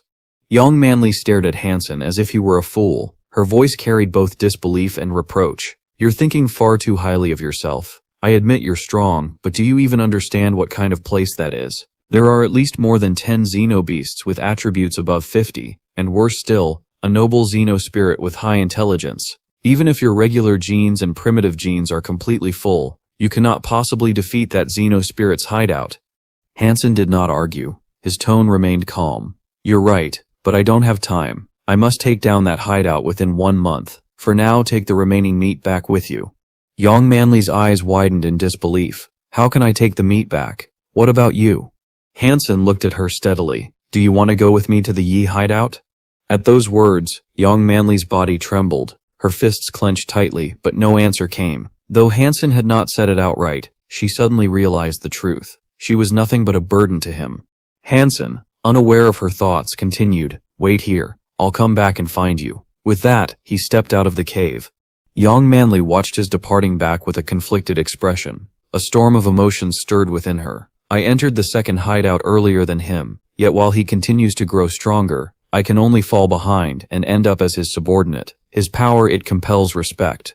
Meanwhile, Han Sen thought privately, "If she ever discovers the true extent of my strength, I'll never be able to explain it clearly." Without hesitation, he mounted the golden-maned lion and rode toward the xenospirit's hideout deep within the snowy mountains. Hours later, the towering peaks loomed closer, but before Han Sen stretched a vast ice crevasse, nearly 100 zang wide, he prepared to summon the Golden Sand King Worm to carry him across when suddenly, cracks echoed from below the ice. Han Sen's gaze snapped downward. From the depths, a giant spider clawed its way up the icy wall. The pale creature had spotted him, its many eyes gleaming with predatory hunger. The white spider scrambled out of the crevasse with terrifying speed. Han Sen calmly retreated a short distance, his thoughts cold. Heaven has paths, yet you refuse to walk them. Hell has no gates, yet you barge inside. Very well, with a flick of his mind, he summoned the Golden Sand King Worm. At Han Sen's command, the worm surged forward like a golden blade. Against its strike, the snow spider's formidable form was split neatly into two. It turned out to be only a primitive-level xenobeast. As expected, a familiar notification rang in Han Sen's mind. Hunting successful. Primitive-level creature snow spider slain. Beast soul not obtained. 0 to 10 primitive gene points awarded. Examining the cut, Han Sen noticed the flesh glistened with a transparent, jelly-like texture. His throat moved unconsciously. From his many years of experience, he knew this kind of meat, the freshest, sweetest, and most tender. Truly a delicacy among all flesh. Just as he prepared to collect the corpse, a louder cracking resounded from deep within the ice crevasse. Han Sen turned sharply, eyes narrowing. A cold gleam flashed in his gaze. So there's another one down there. No matter. If there are many, I'll simply treat them as more food. But when a massive spike-covered leg emerged from the crevasse, Han Sen's composure wavered. His heart tightened. Damn it, this one's too big. If it's a divine blood creature, that will be troublesome. As he watched, the colossal snow spider revealed itself fully. It opened its maw wide, exhaling a chilling mist that condensed into a long white thread. The strand shot toward Han Sen and the Golden Sand King Worm like a spear of frost. Han Sen's instincts screamed. He commanded the worm to retreat, but the thread had already wrapped tightly around its legs. The monstrous spider gave a savage pull, and though the worm struggled with all its might, it could not break free. Inch by inch, its body was dragged downward. Han Sen's face hardened. Now there was no doubt this was a divine blood snow spider. With himself and the worm being pulled closer to the abyss, hesitation was no longer an option. In an instant, Han Sen summoned the azure-feathered falcon, bolstered by the power of the ancient mystic spirit, the queen fairy beast soul, and the radiant feather beast soul. The air shimmered with power. The battle against this divine blood predator was about to begin. Han Sen swung the ancient mystic blade and cleaved through the white thread. The moment it was severed, the strand recoiled and snapped back into the giant snow spider's gaping maw. Without hesitation, Han Sen recalled the newly freed Golden Sand King Worm and turned his steps toward the Sea of Souls, sprinting across the snow to flee. The giant snow spider did not relent. It opened its mouth again, spitting more white threads that streaked toward Han Sen. As he ran, a question nagged at him. What is happening here? He had been told that the Xenospirit's hideout housed mostly noble Xenospirits, and perhaps a dozen mutated creatures. How then had a divine blood snow spider come to be here?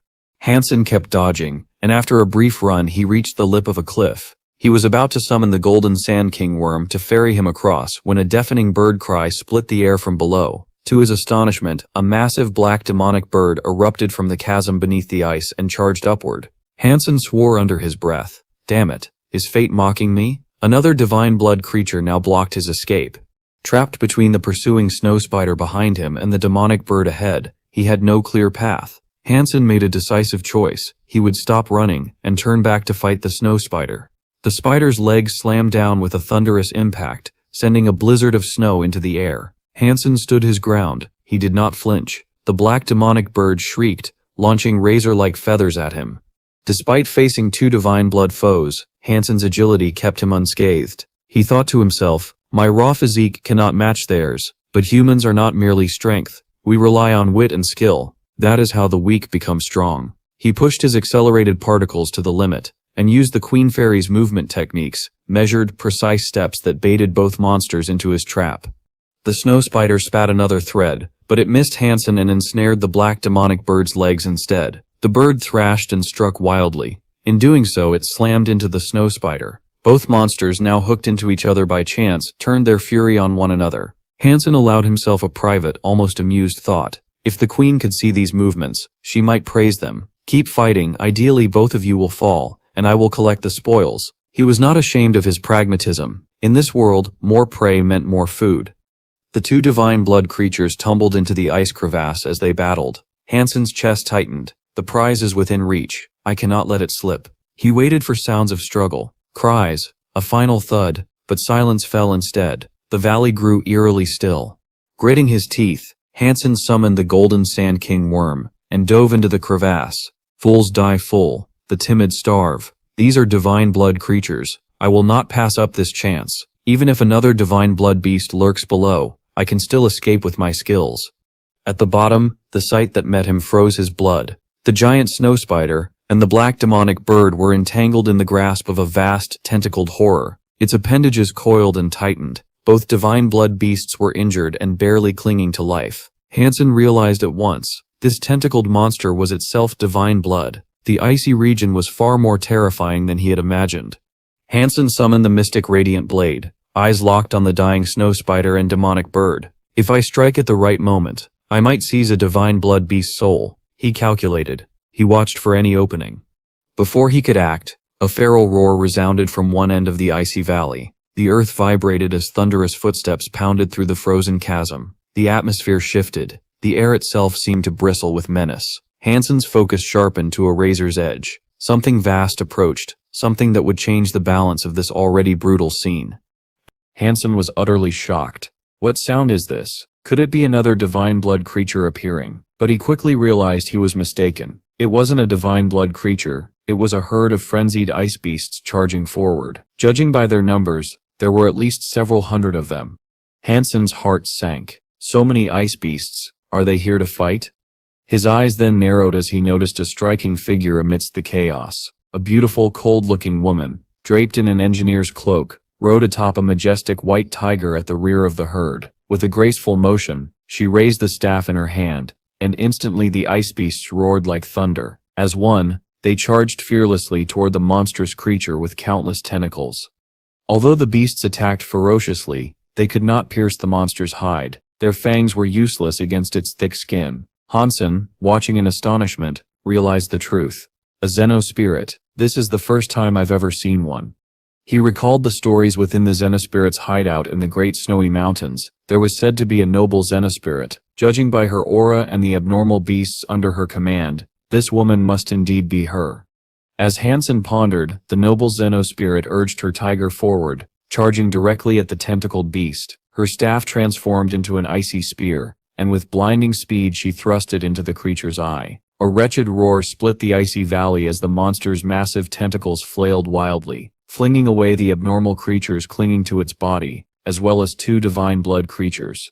Yet the noble Xenospirit did not falter. She rode again toward the monster's head, her movements sharp and precise. Han Sen could not help but admire her. Her spear techniques and agility rival even evolved humans. Her strength, it's far greater than I imagined. Judging by her physique, she must be close to 80 points. She's likely among the top of the noble Xenospirits.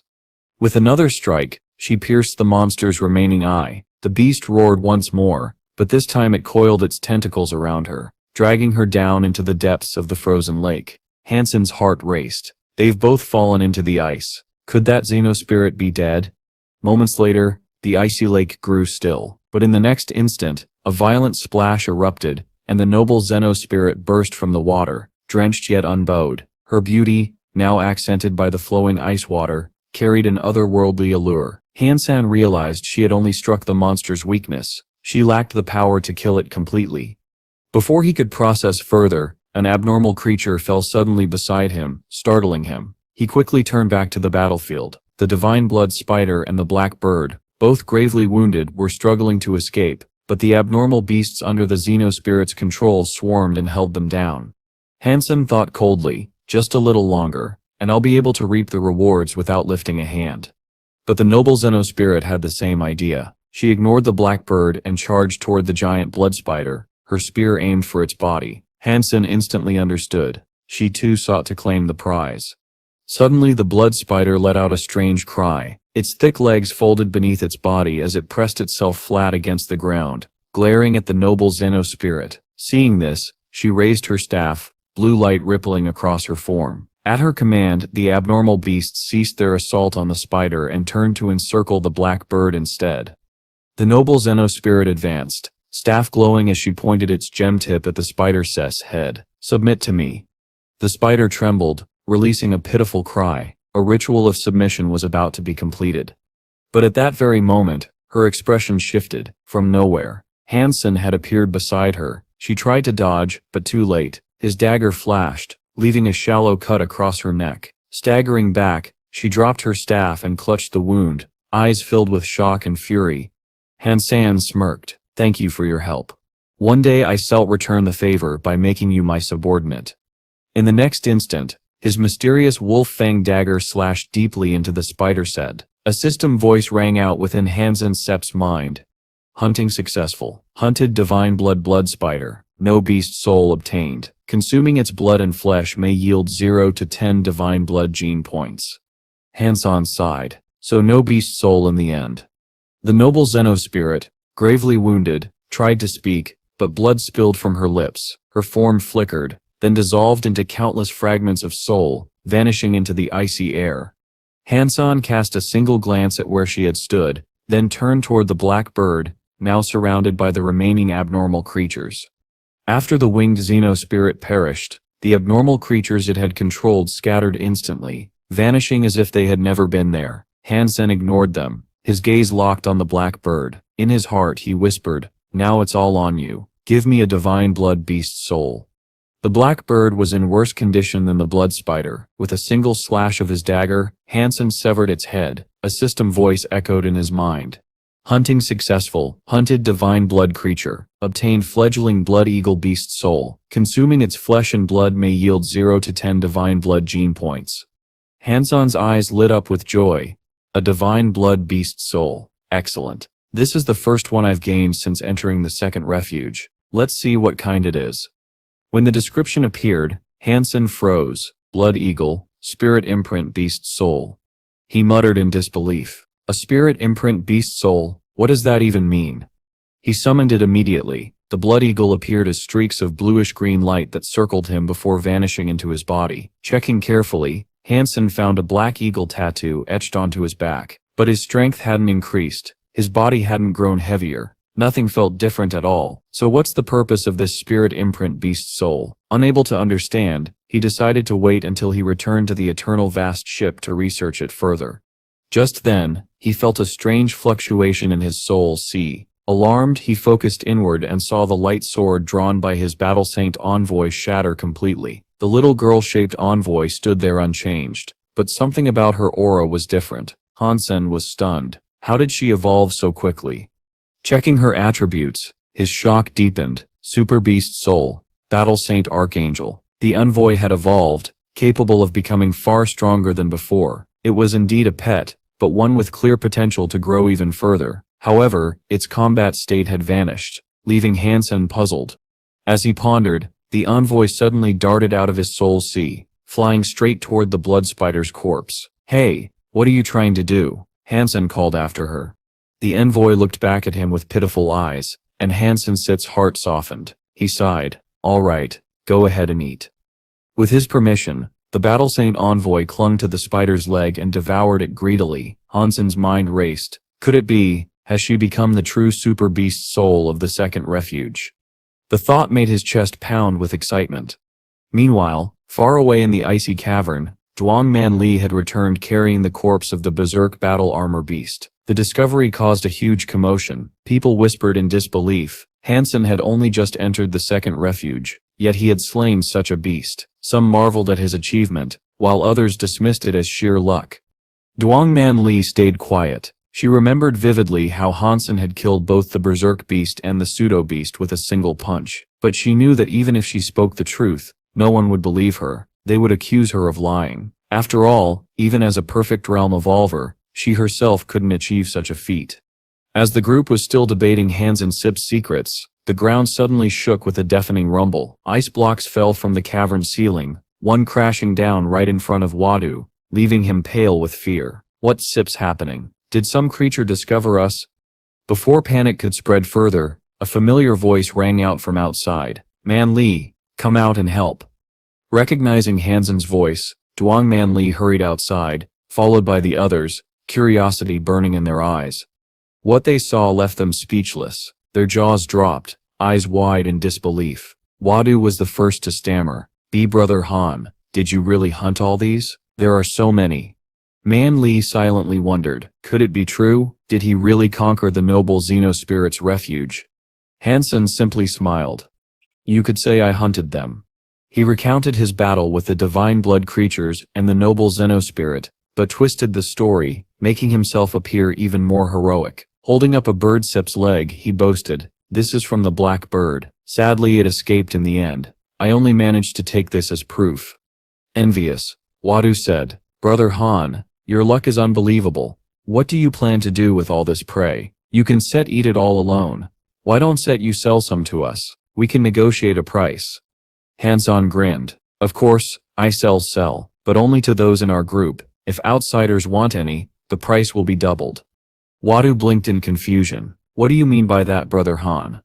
Han Sen calmly addressed the crowd. I plan to form a group. Those who join can buy meat at internal prices, or use group points to exchange for it.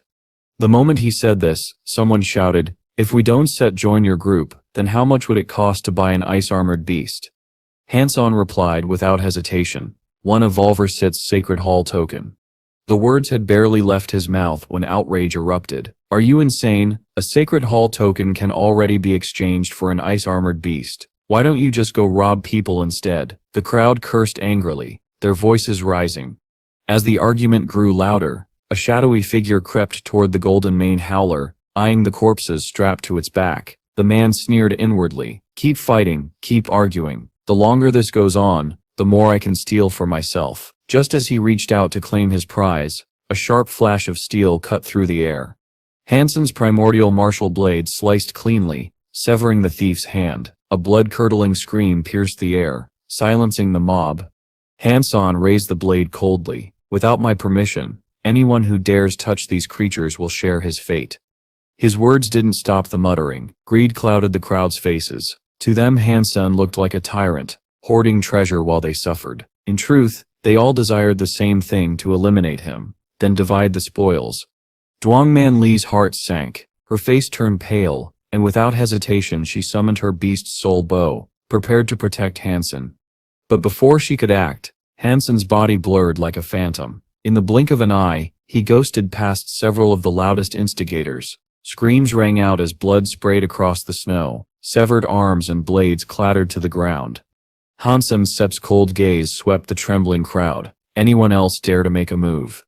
Before anyone could respond, a stern voice echoed from within the ice cave. Enough. Stop this at once. A middle-aged man stepped out slowly, his presence commanding respect. Cheers erupted. Uncle Chen. Uncle Chen is here. Uncle Chen, you must deal with this scoundrel who dared to hurt us. Man Li hurried forward, panic in her voice. Uncle Chen, it's not like they say. They tried to rob Han Sen's divine blood creatures. Even Wadu added, Uncle Chen, you can put all the blame on Brother Han. But Uncle Chen only raised his hand. I will judge this matter myself. He strode toward Han Sen, drawing an ancient blade from his waist. The crowd held their breath, expecting him to cut Han Sen down. Instead, in a shocking twist, he turned and executed the wounded men writhing on the ground, beheading them without hesitation. Then, to everyone's astonishment, Uncle Chen bowed deeply to Han Sen. Young Master Han King, I arrived late and caused you grievance. I deserve to die. The crowd froze in disbelief. Uncle Chen, the strongest among them, the man who had single-handedly slaughtered mutated beasts, was bowing like a servant to Han Sen. Minds reeled. How is this possible? Why would he show such respect to that boy? Han Sen's eyes narrowed. Uncle Chen, are you from the Ning family corporation?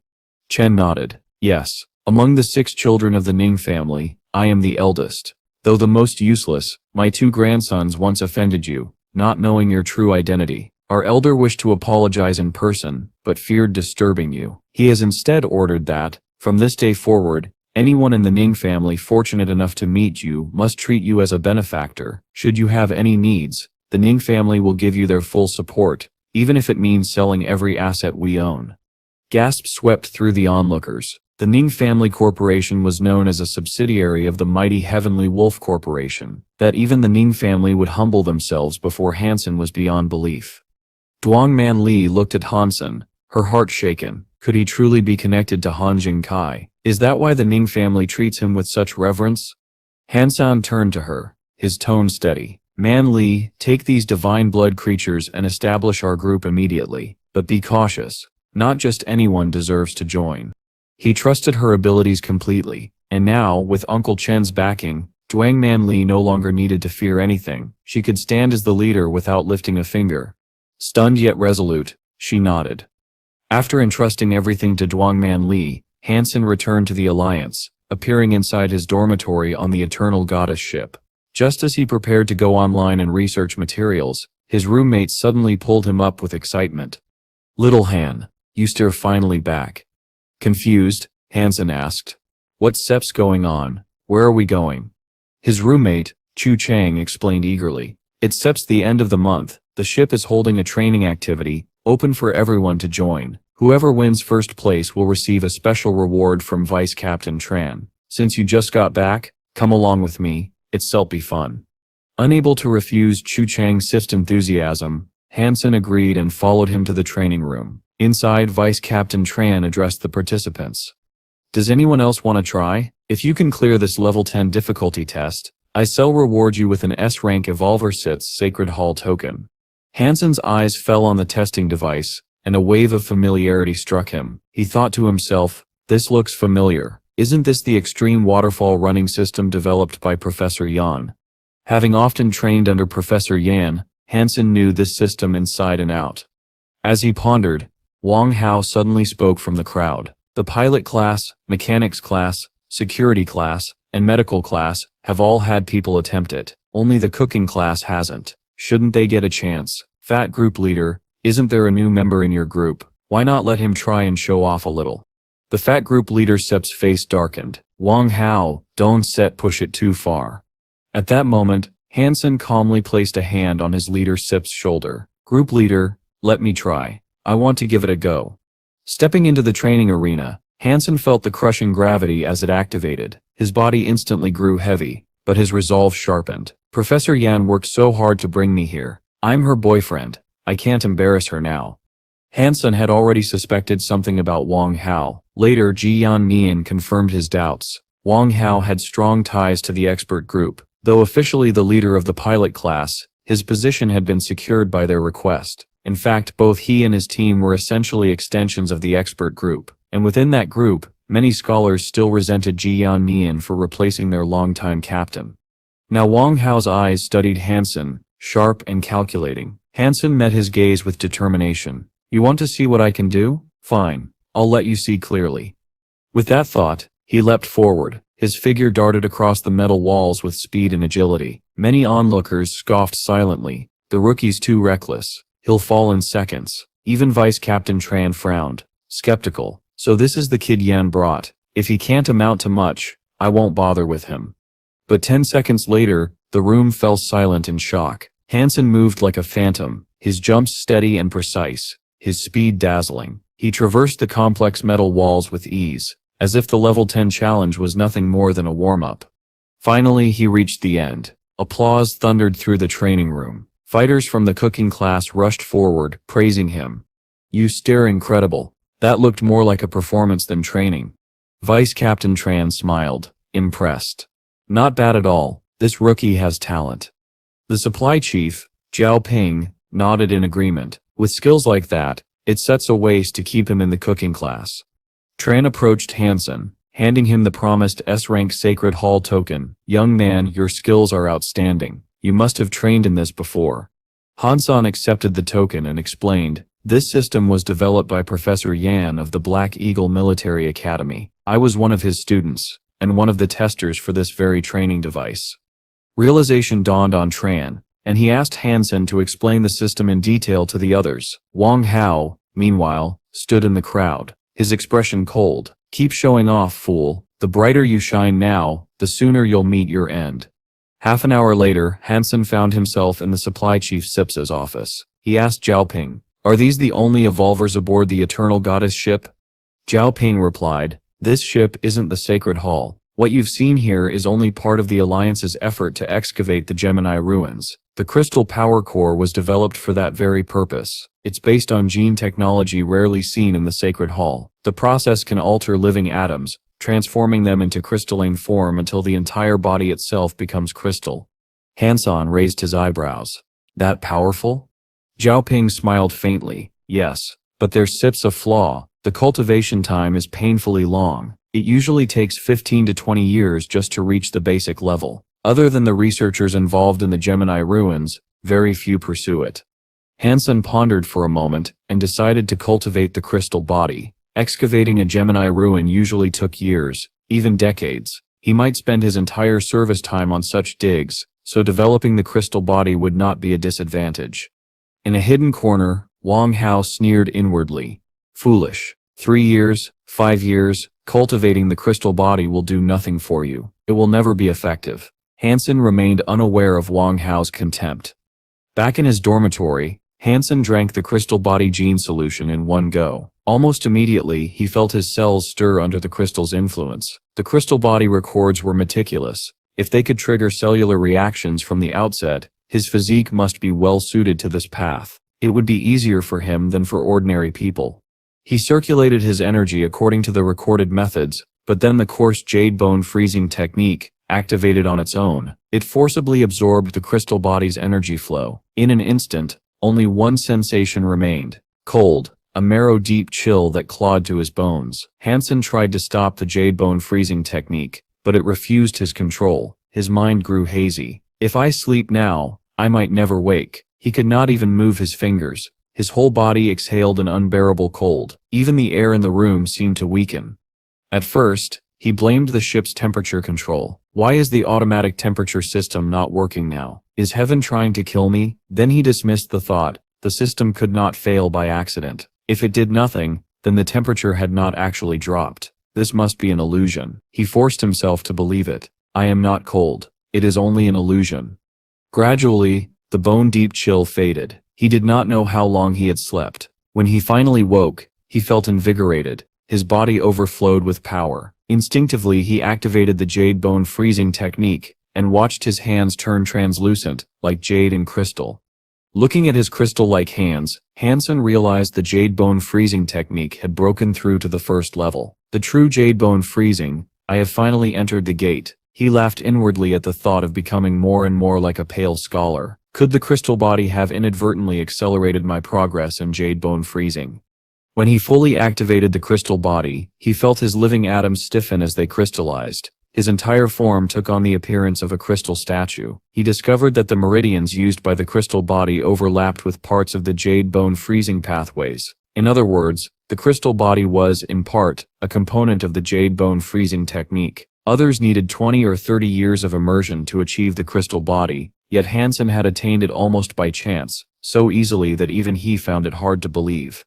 After finishing his duties on the warship, Han Sen returned to seclusion and continued his cultivation in earnest. In the meantime, young man Li had completed the recruitment Han Sen requested. The newly formed corps was named the Goddess Corps. Unknown to most, the members of this corps would later be only the peripheral force of the true Goddess Corps Han Sen intended to build. In truth, the corps consisted almost entirely of beautiful girls. One day, the 3,000 beautiful girls at the corps would pave the way for something wildly grand. But that dream required one prerequisite. His divine body's spiritual power had to be capable of subjugating demonic spirits. Without that, it would remain only a distant fantasy.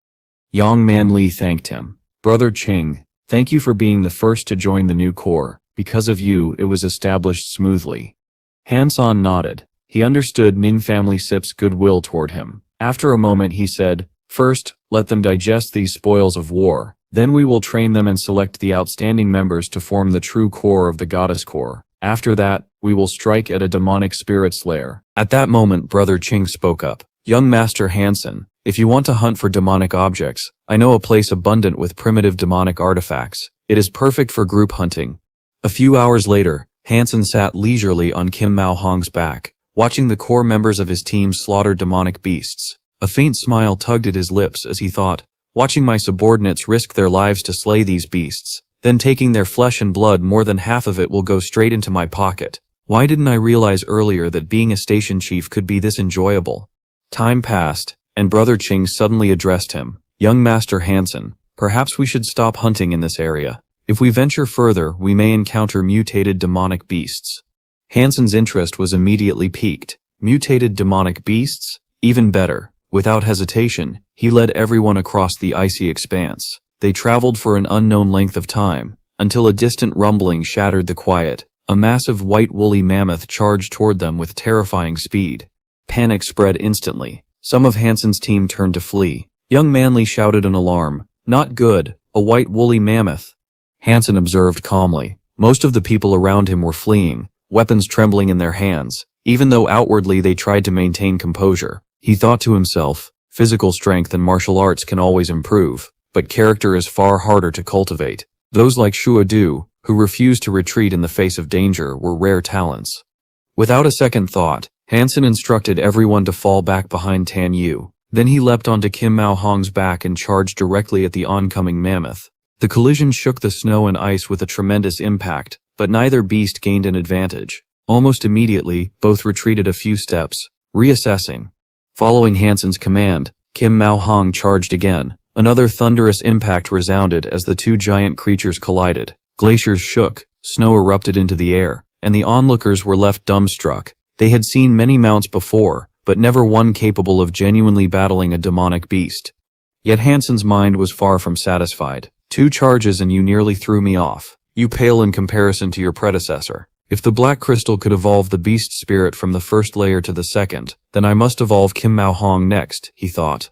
Seizing the moment during their next clash, Hansen leapt high from Kim Mao Hong's back and plunged the ancient Zanlang blade firmly into the mammoth's eye. The beast howled in agony, rearing its front legs. Hansen slid past its face, and in an instant, the colossal white woolly mammoth collapsed to the ground. Everyone gawked in disbelief, murmuring, "Oh my God, that's incredible." Hansen wiped the blood from his blade and approached them. He turned to young Manly. "Manly, handle the meat. Remember to enforce rewards and punishments clearly." From that moment on, Hansen's authority in the Goddess Corps was firmly established. However, because he appeared so rarely, most people knew young Manly, the deputy station chief, more than they knew Hansen himself. In the ice cave, whispers circulated that young Manly was, in fact, Hansen's woman, the true mistress of the Goddess Corps. She had even heard the rumors herself. Of course, those who spread nonsense quickly learned their lesson. A few days later, just as Hansen had been teleported to the lair by the Alliance following the incident, someone suddenly clung to his legs, crying bitterly, "Brother, I finally found the organization." Hansen recognized the person immediately, and was slightly taken aback. Coldly he said, "Chu Ding, you dare show up in front of me? You think I won't kill you?" Chu Ding did not waver. "Brother, living in this demonic place is meaningless if I cannot follow you. I'd rather die. If you wish to kill me, then do it." Hansen could not help but chuckle inwardly. This guy is truly unlucky. Coming here must have made him suffer greatly. This place can drive anyone mad. Shu Ding clung tightly to Hansen's legs. After dragging him out of the ice cave, Hansen finally asked, "You want to follow me, but why should I accept you?" Quickly Shu Ding replied, "Brother Hansen, my brother Hansen, you are a descendant of the Hansen clan trainers. My ancestors were members of the Special Investigation Bureau. Coming to this demonic place, I've gained nothing. The beast souls I brought from layer number 1 were almost entirely destroyed. Now all I have left is money. Do you need money, brother? I can give you as much as you want." Hansen laughed. "Enough nonsense. You still have the 7 morning ultimate skill today. Use it well." Hearing Hansen, Chu Ding immediately coughed dryly. The 7 morning ultimate skill is a secret technique of the Chen family. If you wish to learn it, it is not impossible, but it remains a hereditary secret. The Chen ancestors decreed that the 7 morning ultimate skill must never be passed on. To cultivate it, you must first submit and join the Chen family as a disciple. Hansen merely turned to leave. Seeing this, Chu Ding quickly called out, Wait, listen to me. Even if I wanted to disregard the rules and teach you, I only know the first 3 levels myself. That can only be considered the 3 morning ultimate skill. Moreover, without the Chen family's secret gene translation, you cannot cultivate it at all." Hansen, still intent on leaving, prompted Chu Ding to continue. "Brother, don't be in such a hurry. I've discovered a very good location. Let me take you to see it. If you find it suitable, accept me into the Goddess Corps. If not, I will leave without another word." Hansen dragged Chu Ding along. "What good place?" he asked. Lowering his voice, Chu Ding whispered, "The lair of a level 1 creature." Immediately, Han Sen's interest was piqued. Finding a level 1 creature's lair is like discovering a beast soul with divine blood. He told Chu Ding to lead the way, and seeing him walk too slowly, Han Sen summoned Kim Mao Hong so Chu Ding could ride along. A few minutes later, Chu Ding glanced at the powerful mount, and said enviously, "Brother, your mount is incredible, name your price." Han Sen replied leisurely, "This one is not for sale. However, if you wish to buy a beast soul, I have a primitive raging ice-armored beast here. It is currently enraged, so I dare not release it today. I am not forcing you, but within the Chen family, someone must have evolved and could teach body techniques." Chu Ding immediately frowned. "Forget it, I don't really need a beast soul," he thought. Han Sen understood the meaning behind his expression and laughed. "Don't worry, I will not trade the raging ice-armored beast for your body technique. I will use an evolution carpet and a saint carpet to acquire your technique. As for the raging ice-armored beast, consider that a service fee." Chu Ding paused for a moment, then clenched his teeth. "I have a body technique called the half-step cloud. It can transform the nucleus of the legs, granting explosive power. Once cultivated, one can soar into the sky with only half a step." Demonstrating the half-step cloud, Chu Ding made Han Sen's eyes light up. "Perfect," Han Sen thought excitedly. "Last time, borrowing the force in the air, I could only slash out one leg. With this half-step cloud, I can fully utilize borrowed force and unleash a 7 ultimate killing aerial kick." Following Chu Ding's guidance, Han Sen soon discovered a lair of a level 1 creature. The two crossed over a mountain peak and reached the Ying wall, which remained intact, indicating no one had entered. Han Sen drove his blade through the Ying wall and told Chu Ding, "Wait outside, I will go in and take a look." Half an hour later, Han Sen returned, emitting a faint green light. Though a sense of unease lingered, something felt wrong. Just as he had suspected, a piercing sound erupted 7 or 8 meters ahead. A room suddenly cracked open, and a creature resembling a hellstone demon surged forth. Han Sen caught only a glimpse before it fled, yet even that brief sight confirmed its terrifying power. This was a divine blood level 1 creature that had broken through 100 levels. Han Sen sprinted, but the level 1 creature quickly caught up. Its claw, sharp as a black golden dagger, slashed toward Han Sen's back. Even a diamond alloy body would have been pierced. Han Sen did not glance back, but his body instinctively tilted, evading the strike with uncanny precision. No matter how the stone demon attacked, Han Sen avoided its strikes at critical moments. Ahead, Chu Ding had long since fled, running faster than a rabbit. The stone demon, frustrated by repeated failures, let out a ferocious roar. Its silver horns radiated dazzling light, and in the next instant, it charged toward Han Sen's back with full force.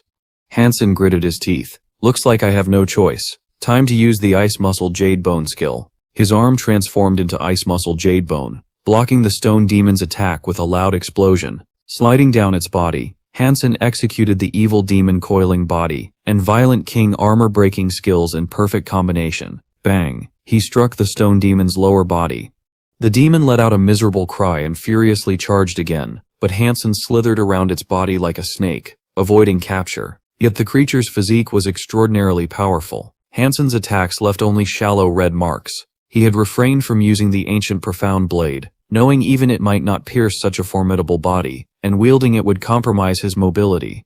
Han Sen continued coiling around the stone demon for several minutes, leaving the creature unable to respond. Yet maintaining such a hold was far from easy. Both his physical and mental strength were severely drained. Suddenly an opportunity presented itself. Han Sen immediately unleashed his combat skills and martial arts, rushing toward the stone demon's eyes and stabbing fiercely with his fingers.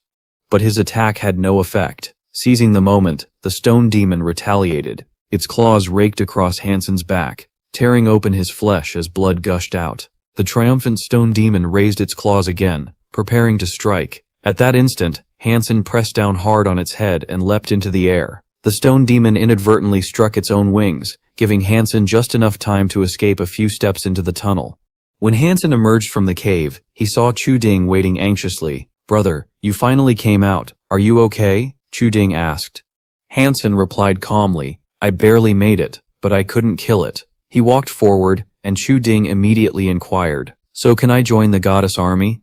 "You can join," Han Sen said, "but only if you teach me the half-step cloud skill. Without the exclusive essence, it can't be cultivated." Chu Ding smiled and reassured him, "Don't worry, leave that to me." Back on the goddess spaceship, a young soldier named Yang Tai muttered in frustration, "We soldiers only get cooked food 4 or 5 days a month. The rest of the time it's just nutrient solution. Why do the scholars get special treatment? 3 dishes and 1 soup every day, and at least 1 savory dish. Before Yongtai could finish, a stern hand knocked on the back of his head. They are all professors who have studied the Jing people extensively, with great knowledge and contributions. Do you understand? Came the reprimand. As the minor scolding ended, a young researcher approached Han Sen. While getting his food, "You're Han Sen, the new cook soldier, right? I heard you're quite skilled in the practical difficulties of the acceleration breakthrough technique." The researcher named Dwayne Hansen continued, "Did you graduate from the Black Hawk Academy?" Hansen nodded. "That's not bad," Dwayne said, smiling. "When I was at the Central Military Black Hawk Academy, I was just within the top 100. I wonder how things are now."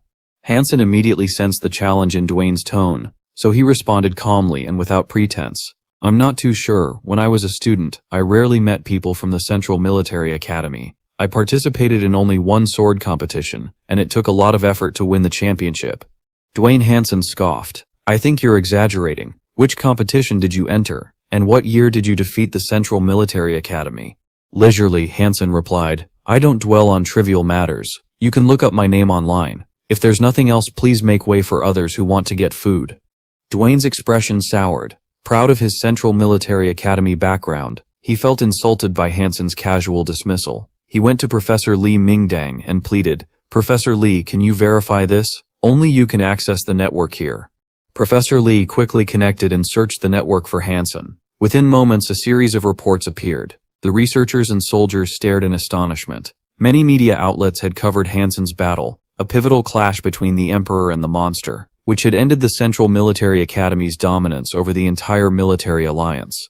The chubby squad leader smirked at Hansen. "Little Hansen, I didn't expect you to be so skilled back in school." Hansen responded casually, "It was nothing special. The opponent was too weak." Dwayne Hansen, infuriated, turned and left without touching his food. Watching him go, the chubby squad leader advised Hansen, "Be careful of that Dwayne fellow in the future. He's narrow-minded and will hold a grudge. And when it's Jing Wang's turn, you should watch out for him too." Hansen nodded seriously, already aware that he would need to remain cautious around such people. A few days later, deep within the ice cave of the second hideout, Ling moved carefully, her eyes scanning the surroundings as if searching for something. The others, curious, whispered among themselves, "Who is this girl? A newcomer?" Sha Wu answered, "She came here with the commander." Just as he finished speaking, the teleportation gate shimmered, and a ripple spread through the cave. Hansen appeared before everyone. Seeing him, Ling immediately ran over. Hansen addressed the group calmly, "Everyone, I've decided we will immediately attack hideout number 10, and claim it as a base for our goddess army. If anyone wants to withdraw, step forward now. I will not force you to stay. You are free to leave." Upon hearing this, a voice called out, "Commander, our current strength isn't enough to attack hideout number 10. I can't risk my life." Hansen didn't argue. Instead, he instructed Dang Manla to bring the contract and terminate that person's agreement. One example quickly led to another, and within half an hour the numbers dwindled. Over 200 had been reduced to just 2 or 3 dozen. Hansen observed silently, thinking, "These cowards are truly cowardly." With the remaining group, he led them out of the ice cave. "Let's go," he said. They walked across the ice field, the distant snowy peaks of the great mountains slowly drawing closer. Shu Ding, worried, approached Hansen. "Is that ancient castle ahead, hideout number 10? With so few of us, do you really want to go in?" "Of course we do," Hansen replied firmly, spurring his golden steed forward. Uncle Ching watched silently, thinking, if Hansen has no other trump cards, this trip will be a life or death gamble. Yet he also knew, he is a descendant of Jingzi, he can't be wrong.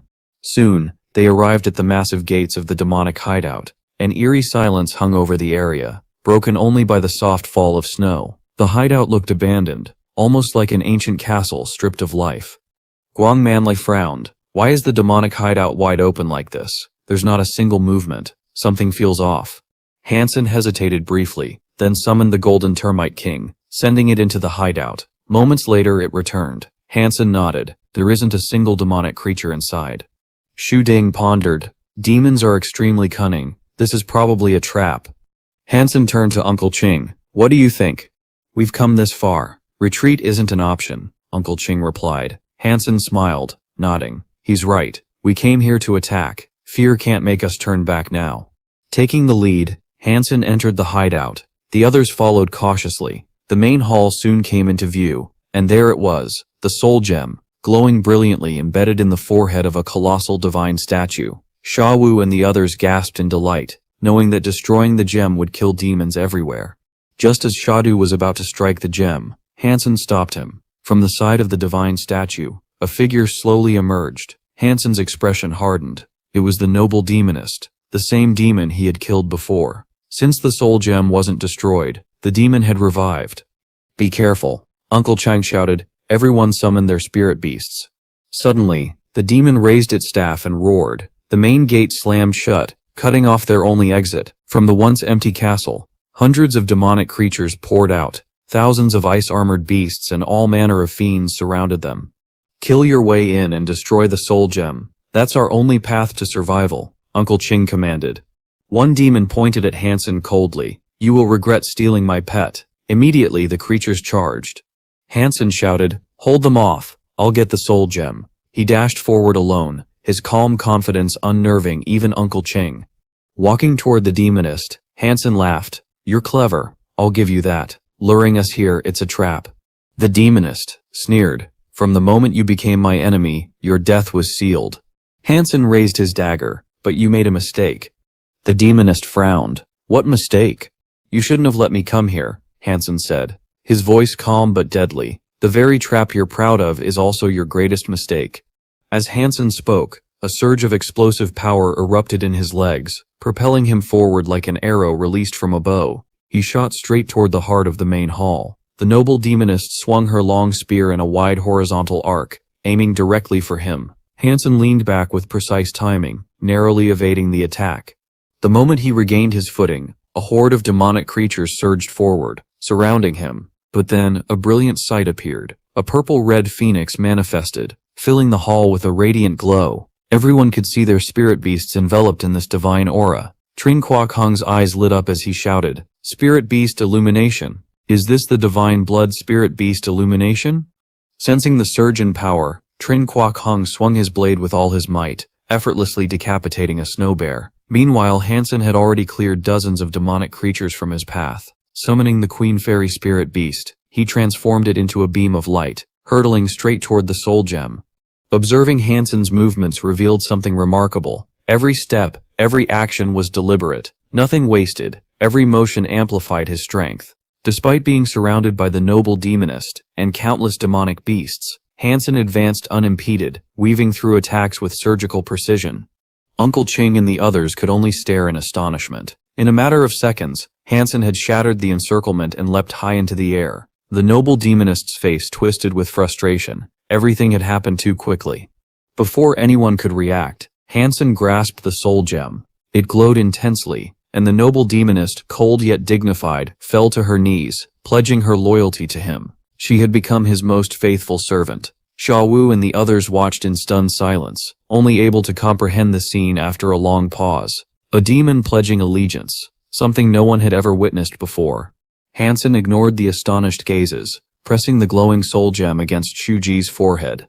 The gem flared brightly, and in an instant both Ji and the soul gem vanished. Following Han Sen's command, Shu Ji reappeared, ready for battle. She raised her long spear and charged into the remaining demonic creatures, swiftly killing a snow wolf. A system notification chimed in. Han Sen's mind, successful kill of the mutant snow wolf, obtained the snow wolf fang spirit beast.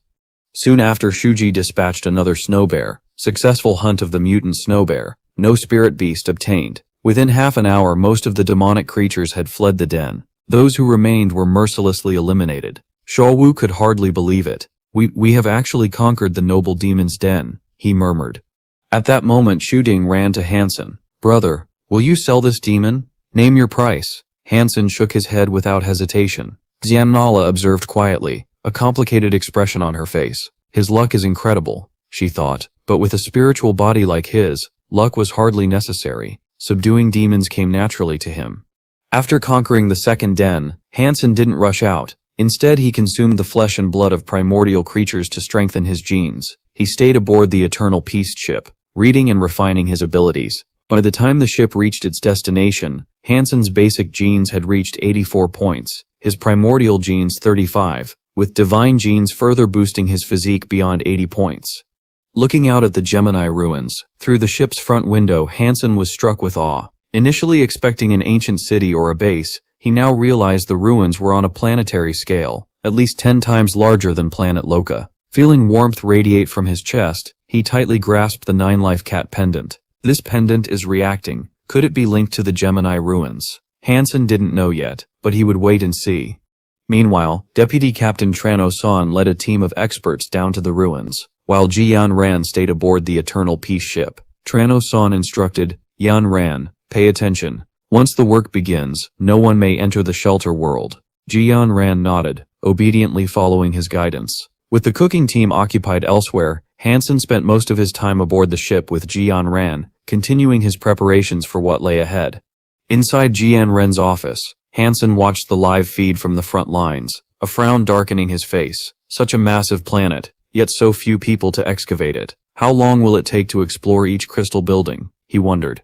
Ji Yanran, noticing his unease, smiled calmly. Who'd be foolish enough to excavate every building? These stellar civilizations have patterned structures. All we need is to find an entrance and reach their shelter inside. Their stellar core. Our scanners can't penetrate the crystal building's interiors, so we rely on experts in stellar civilizations to locate the right entry. Han Sen tilted his head. Can't we just blow it open? Ji Yanran shook his head. No, the crystal material is extremely peculiar. If detonated, it forms an expanding adhesive crystal dust. Not only would entry be impossible, but it would block all interior passages, making excavation far more difficult. That's not even the worst part. If this stellar civilization is still active, it could become truly troublesome. Before Han Sen could ask what trouble she meant, a sudden explosion erupted on the live feed. A red crystal flashed, firing 2 red beams at the multi-purpose excavator. In a blink, it transformed into an exact replica of the machine. A blood crystal excavator charging madly toward the real excavator of the technical team. Transan's voice rang urgently, not good, protect the expert team and retreat. The blood crystal machine smashed the real excavator with just 2 strikes. Trano-san barked, fire, laser guns, pulse blades, but don't damage the crystal building. A barrage of concentrated firepower destroyed the blood crystal mimic, shattering it completely. Han Sen looked puzzled. Ji Yanran explained, that was a defensive stellar core of the Stellar Alliance. A mimic core. It scans objects and can mimic their form, though its material remains blood crystal, not a perfect replica. Her eyes lit up as she examined the live feed. Excellent, we found it, the entrance. But just as she spoke, the panoramic feed cut out completely. Han Sen tensed. Why did the feed suddenly go out? Ji Yanran's expression darkened. Trouble. Immediately, she gathered everyone at the training ground of the Brave Explorer ship. Platoon Leader Lee, choose 5 soldiers skilled in combat armor to accompany me, she ordered. Han Sen quickly spoke up, insisting, my combat armor control skills are decent too, let me go with you. I can't let Ji Yanran face danger alone, he thought. Besides, the 9-life blood cat pendant might be connected to the Gemini ruins. This is my chance to investigate. After brief deliberation, Ji Yanran agreed. She formed a team of 7 and boarded a small base vehicle. Upon reaching the excavation site, Platoon Leader Lee spoke solemnly, Captain, the base vehicle can only go this far. Ji Yanran nodded, ordering 2 soldiers to remain behind while she led the other 4 in combat armor toward the newly discovered entrance. They moved cautiously, scanning every corner, but encountered no threats. Soon they reached the Li Ming Road without incident. Platoon Leader Lee asked, Captain, shall we enter and investigate? Ji Yanran didn't answer directly. Instead, she switched to a private channel with Han Sen. Han Sen, I'll lead the team down to investigate. You stay here. Han Sen's voice was urgent. Why? You must have discovered something, otherwise you wouldn't say that. This is the Gemini royal family's ruin. Still active, Ji Yanran explained. Very dangerous. You know nothing of their defenses. You could trigger deadly restrictions. Stay here. This is an order. Han Sen smiled faintly. Your orders have no effect on me. Before Ji Yanran could respond, a terrified scream erupted from the base vehicle. 2 soldiers who had stayed behind were now speeding toward them in combat armor, their movements frantic. Platoon Leader Lee yelled over the comms. Brother Liu, what's happening? Respond, but only static answered. The expressions on everyone's faces turned to shock. Mimic cores, so many mimic cores.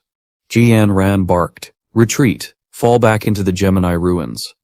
Boom, boom, boom. The mimic cores flared red, each spawning a blood crystal combat armor that landed heavily. More mimic cores activated, producing an overwhelming wave of blood crystal armors. Platoon leader Lee raised his laser gun, firing at the nearest threats, trying desperately to buy time for the team to escape. Jaeyan Ren immediately tried to stop Han Sen, but it was too late. Platoon leader Lee fired a single shot, piercing through one blood crystal combat armor, but in an instant, the other blood crystal armors drew their own laser guns and fired indiscriminately, obliterating the soldier closest to them in a violent explosion. Seeing this, platoon leader Lee quickly pushed the rest into the massive entrance of the ruins, staying outside to provide cover. Within 2 seconds, his own combat armor exploded under a hail of fire. The remaining 2 soldiers panicked, wildly firing their lasers at the swarm of blood crystal armors, but they were instantly destroyed as well. Han Sen's voice rang out sharply, cutting through the chaos. Run. If we don't move, all their sacrifices will have been in vain. Jaeyan Ren snapped back to focus, gritted her teeth and piloted her combat armor into the ruins. She led Han Sen carefully, avoiding traps and hazards, though the blood crystal armors were closing in fast. Han Sen shouted over the roar of battle, "Don't worry about traps, just run. The expert team will be here soon." They entered a massive structure resembling an underground bunker, its dozens of identical tunnels stretching endlessly in every direction. The corridors were low and narrow, too tight even for combat armors to pass comfortably. Gritting his teeth, Han Sen exited his armor and folded it into a portable case, carrying it in his hands as he sprinted into one of the tunnels. "Follow me," he called to Jaeyan Ren. Once inside the dark, winding tunnels, Han Sen summoned his spirit beast, the Snowfang Wolf. "The Gemini ruins have many dangerous restrictions," he explained. "It's safer if the spirit beast scouts ahead." The wolf darted forward, with Han Sen and Jaeyan Ren carrying their combat armor cases behind it. After some distance, they reached what seemed like an overpass. Han Sen glanced back. "I think we lost them. Let's take a short break." Ahead, towering crystal statues loomed dozens of meters high. Han Sen's gaze locked on one, his voice low and commanding. "Come out, or don't blame me for being rude." Jaeyan Ren looked puzzled, until a figure emerged from behind the statue. Her brow furrowed. "Duong Tin, why are you here? Where are the others?" Duong Tin, looking disoriented, replied, "I don't know, we got separated. How did you two end up here?" Without hesitation, Han Sen drew a small laser gun from his belt, his tone icy. "Stop right there, or don't blame me for being rude." Jaeyan Ren gasped. "Han Sen, what are you?" But Duong Tin didn't stop. Han Sen fired, and a shot tore through half of Duong Tin's head. Yet his body didn't fall. Golden green threads rapidly sprouted from the back of his neck, wrapping around his head. Jaeyan Ren's face drained of color. "Oh no, it's a parasitic Gemini core." She opened fire at Duong Tin relentlessly, blasting at the threads but still couldn't destroy him completely. Then from a nearby tunnel, a familiar voice shouted, "Laser guns won't work. You must use spirit beast weapons." Han Sen turned and saw Professor Lee Mingda emerge with several youths. In the next instant, a figure rushed out wielding a spirit beast sword. The blade flashed with lethal precision, slicing Duong Tin and the parasitic Gemini core into pieces. The figure straightened and glanced at Han Sen. "This is no place for a cook soldier." Han Sen smirked casually. "A cook soldier is still a soldier." The figure Wang Hu sneered. "If you want to die, suit yourself." Jaeyan Ren quickly asked Professor Lee, "What exactly happened?" Professor Lee Mingda explained, "We found the Gemini ruins entrance, but parasitic Gemini cores attacked immediately. Contact with the warship was lost, and we had to retreat inside. Many were parasitized, and everyone got separated in the chaos." Jaeyan Ren turned to ask if the professors knew the way out, but Wang Hu interrupted, his tone sharp and determined. "We came to excavate the Gemini ruins. The way forward is inward. Who knows, we might soon reach the Gemini treasury." At that moment, Professor Lee Mingda spoke up. "Jaeyan Ren, why don't we follow Wang Hu's suggestion? If we can find the Gemini treasury, we won't just complete the mission, we'll also have a way out of here." A few minutes later, as Professor Lee and the others searched methodically, Han Sen whispered to Jaeyan Ren, "What exactly are they looking for?" Jaeyan Ren replied, "Professor Lee knows a lot about Gemini culture. He can deduce the location of the treasury." Before Han Sen could ask more, a mocking voice rang out. "Jaeyan Ren, I think you're really foolish. You brought a cook soldier along, so tell me, are you protecting him or is he protecting you?" Jaeyan Ren's eyes narrowed. "Do your job, the rest is none of your concern," she said coldly. Professor Lee Mingda quickly intervened. Everyone, don't argue. This is a dangerous situation. We need to unite to find the Gemini treasury. The more people, the stronger we are. And Han Sen is a graduate of a renowned military academy. Remember. Wang Hu snorted but didn't respond further. The group pressed onward, and soon a black gemstone gate appeared, covered in intricate patterns. Professor Lee studied the markings carefully, then exclaimed, "Incredible. This is truly a Gemini ruin." Yan Ren, though knowledgeable, still had limits. "What do these patterns mean?" she asked. Professor Li Mingda explained, "I can understand only a small part. This Gemini ruler came from the Gaia star system." Yan Ren's eyes widened. The Gaia star system, isn't that the legendary origin of the Gemini people? Professor Li nodded. Yes, it's the lost heart that nurtured their civilization. Han Sen, listening quietly, thought, so this Gemini ruler was highly advanced. There could be countless treasures here. Guided by Professor Li, some researchers began opening the black gemstone gate. Slowly the massive structure creaked open, letting a beam of light pierce the gap. Immediately a shrill scream rang out. Researchers struck by the light collapsed to the ground. Two others tried to help, only to find their colleague had stopped breathing. Professor Li Mingda explained, "This is crystal energy spilling out as free energy light. There must be many crystals inside. This could be a major historical discovery. Those who have reached the small success realm in crystal cultivation, follow me. The rest stay here." Yan Ren's eyes widened in alarm. "Professor Li, it's too dangerous. You can't go in there." Professor Li looked puzzled. Why not? Anyone who has cultivated microcrystals to the small success realm can withstand the free energy light. There's little danger. Yan Ren persisted. Alliance regulations require management approval before excavation. Once we contact the Eternal Goddess warship, we can return safely. Before she could say more, Wang Hu laughed coldly. Professor Li has spoken. This woman will ruin our plans.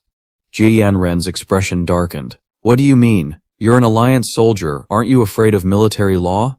Wang Hu sneered, and summoned his spirit beast sword, thrusting it toward Yan Ren. Military law? Are you joking? There's no law here. Han Sen immediately summoned his ancient wolf dagger, intercepting Wang Hu's strike. At the same time he moved swiftly, holding the dagger to a researcher's throat. Everyone stay still, or he dies, he warned. Wang Hu swung again, slicing the researcher in two without hesitation. Haha, a worthless life, and you think you can threaten me? He lashed out at Han Sen, their weapons clashing in a deadly exchange. The ancient wolf dagger reached its limit, and was shattered into pieces. Wang Hu raised his sword, a cold smile spreading across his face. This time you're dead for sure. Rage surged through Han Sen. It had been a long time since he suffered such a major loss. You bastard, you destroyed my dagger. You won't die so easily. Suddenly, Han Sen's body erupted with unbelievable power. In an instant, he appeared before Wang Hu. The latter tilted his head to dodge, snorting, "You're not so simple." Wang Hu shouted at the surrounding researchers, "What are you all standing around for? Kill Yan Ren." The researchers closed in, but none dared harm her. Han Sen, understanding Wang Hu's intention, had an idea. Just as Yan Ren was about to be captured, a long spear suddenly appeared, blocking the attackers and holding them at bay. Yan Ren looked up, her face registering surprise. Some researchers gasped, "A spirit beast? Isn't that a noble-ranked spirit beast?" Han Sen acted immediately, summoning Kim Mao Hong and Yan Nagdu. "Snow Spirit, take Jian." "Ran away," he ordered. Snow Spirit obeyed, swiftly mounting Kim Mao Hong and charging ahead to carve an escape path. Just as Snow Spirit was about to lift Jian, ran onto Kim Mao Hong's back, a sudden blur of lightning appeared beside her. Han Sen's eyes widened. Damn, how can someone move so fast? Their physical abilities must surpass even Wang Hu. Li Mingda, holding a laser gun to Yan Ren's head, shouted, "Wang Hu, stop." Wang Hu glanced coldly at Han Sen, then approached Li Mingda's side. Li Mingda continued, "Director Ji, we have no intention of confronting the Ji family. Bear with us. Once the treasure is found, we will release you." Li Mingda added, "Look at Han Sen, you two surrender now, and once this is over, you and Director Gio will be spared."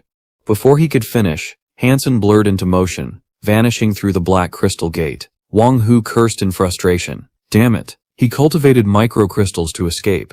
Li Mingda remained calm. It's fine, there's only one path in the central area, he can't escape. He turned to his team, Xiao Zhang, Xiao Lu, you've mastered microcrystal cultivation. You're safe from the free energy light. Follow me and Wang Hu inside. The rest stay here and await orders." Wang Hu sneered. "Professor Li, aren't you going to deal with that woman?" Li Mingda didn't look back. "Provoking the Gi family is too much hassle. We don't know the situation inside. First, let's see what's ahead. If we can capture Han Sen, taking Jian Ran will suffice." On the other side of the black crystal gate, Han Sen's thoughts raced. "My microcrystals are active, but my skin still burns. Time to summon the spirit beast avatar." The moment the avatar appeared, Han Sen sent it forward, controlling it to probe deeper into the ruins. Moving ahead of Li Mingda and the others, hidden in the shadows, Han Sen allowed himself a quiet laugh.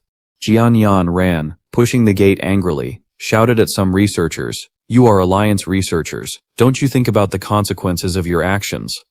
A researcher laughed coldly. "Consequences? Captain, you're naive. After getting your hands on this, do you think we'll stay loyal to the Alliance? You don't even know what this crystal relic is. Is it really worth giving up everything in the Alliance?" Ji Yanran's protests were silenced. When the researcher gagged her with super sticky glue, he stroked her face mockingly. "Once a high and mighty captain, now obedient. Stay put, or face our cruelty." Before the researcher could finish, a figure flashed by. Han Sen appeared, holding a long blade, his voice cold and commanding. "Anyone who dares touch her will face the consequences." The researcher controlling Jian Ran felt a chill as a cold, arrogant woman materialized behind him and slapped his head. Within moments, Han Sen and Shuji had taken down all the researchers. Jian Ran, both surprised and relieved, asked Han Sen, "How did you get out? What about Li Mingda and his people?" Han Sen replied calmly, "With you here, how could I not get out? Li Mingda and the others have gone deep into the central area. It may take them a while to return." Jian Ran aimed her laser gun at the researcher whose hand had been severed. "Answer me, or face the consequences." The researcher merely smiled. Suddenly blood erupted from 7 holes in his face. In the blink of an eye, he was dead. Han Sen muttered in surprise, "This person is ruthless," refusing to talk, ending himself instead. Jian Ran's face darkened. "This isn't right. Their crime doesn't deserve death. At most, imprisonment with a chance for release. Why would they seek death?" Han Sen began searching the researcher's body. "Li Mingda and his people. Something about them is strange. I don't know what their true intentions are." Soon, a card caught Han Sen's attention. On it was an image of the 9-life blood panther. Han Sen's eyes widened. Jian Ran asked nervously, "Did you find something?" Han Sen shook his head. "Nothing for now." The two stood in silence before the black crystal gate. Jian Ran looked around anxiously, unsure of their next move. "What should we do now?" Han Sen hesitated for a moment before speaking. "I want to go into the central area and take a look, but I'm a bit worried about leaving you outside."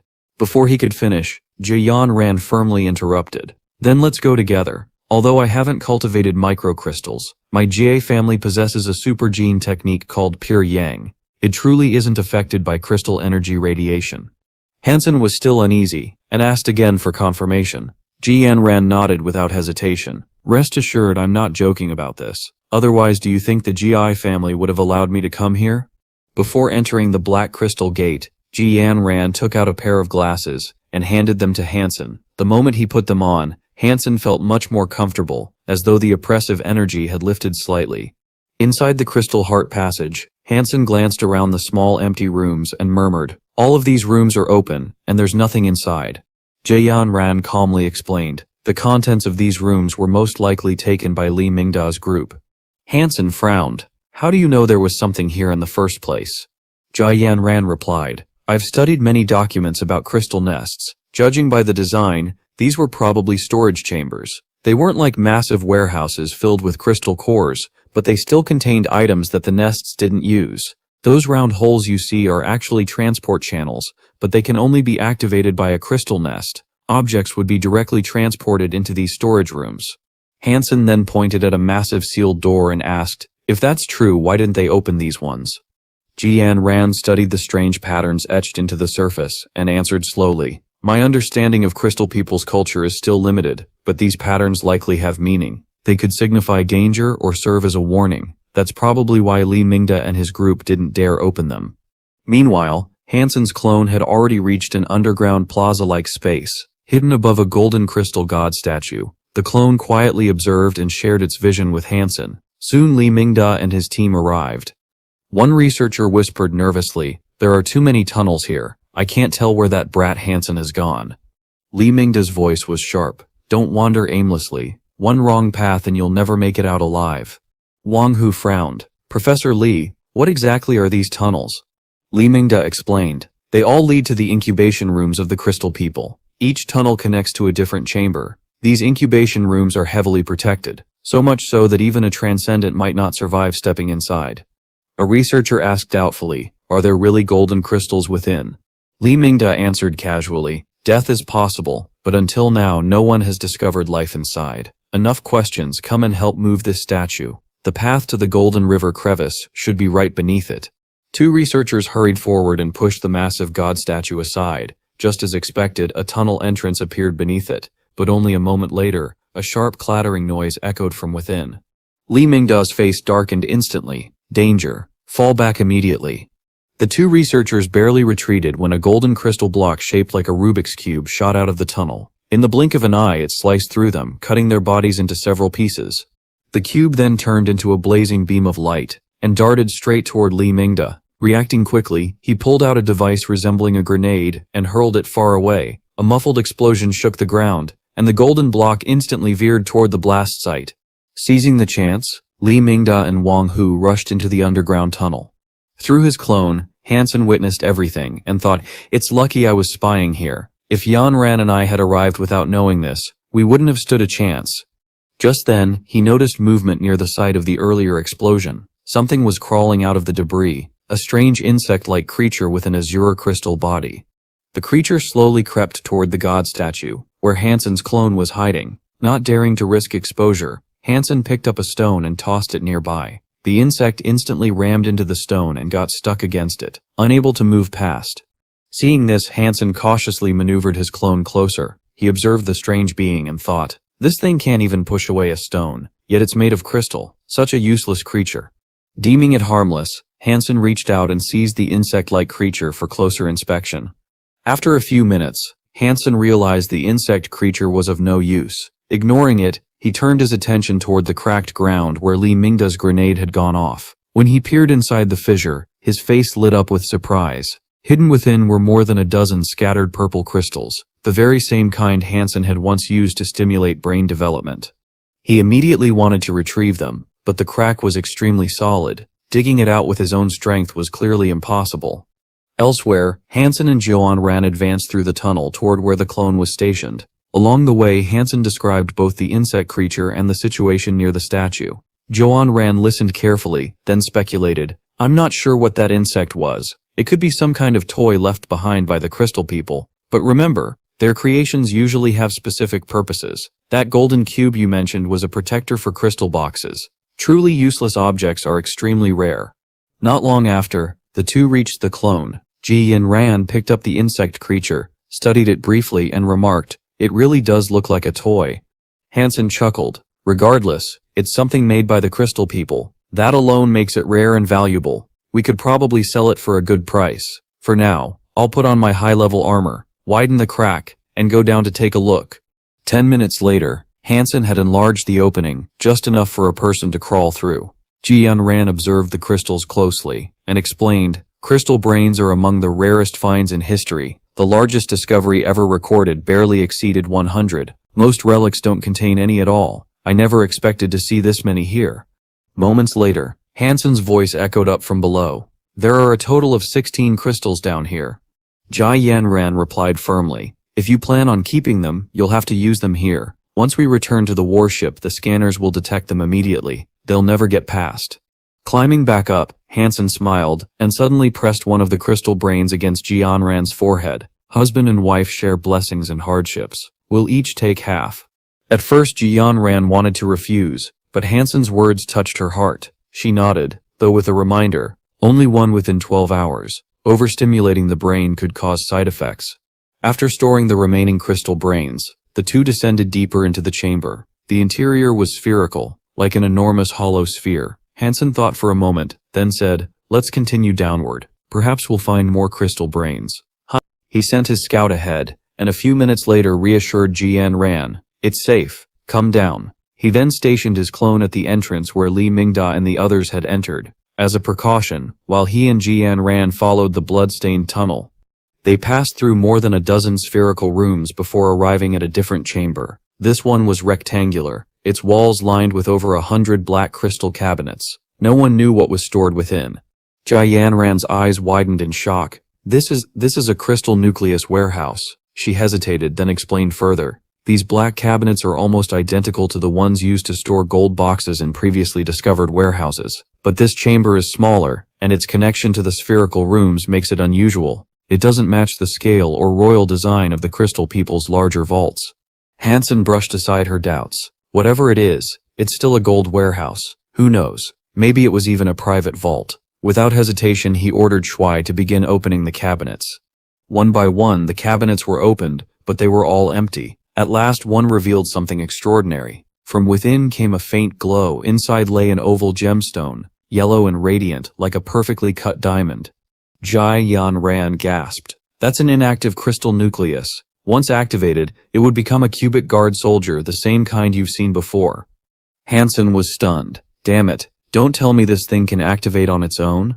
She shook her head. Absolutely not. These crystal nuclei are in a dormant state. Without commands from the crystal people, they cannot activate. Normally, relic sites only contain level 2 or 3 cubic soldiers. Higher levels, like 4 or 5, are rare. As for the level 12 cubic soldier you encountered earlier, that's nearly impossible to find. If this nucleus happens to be one of those, it would be priceless.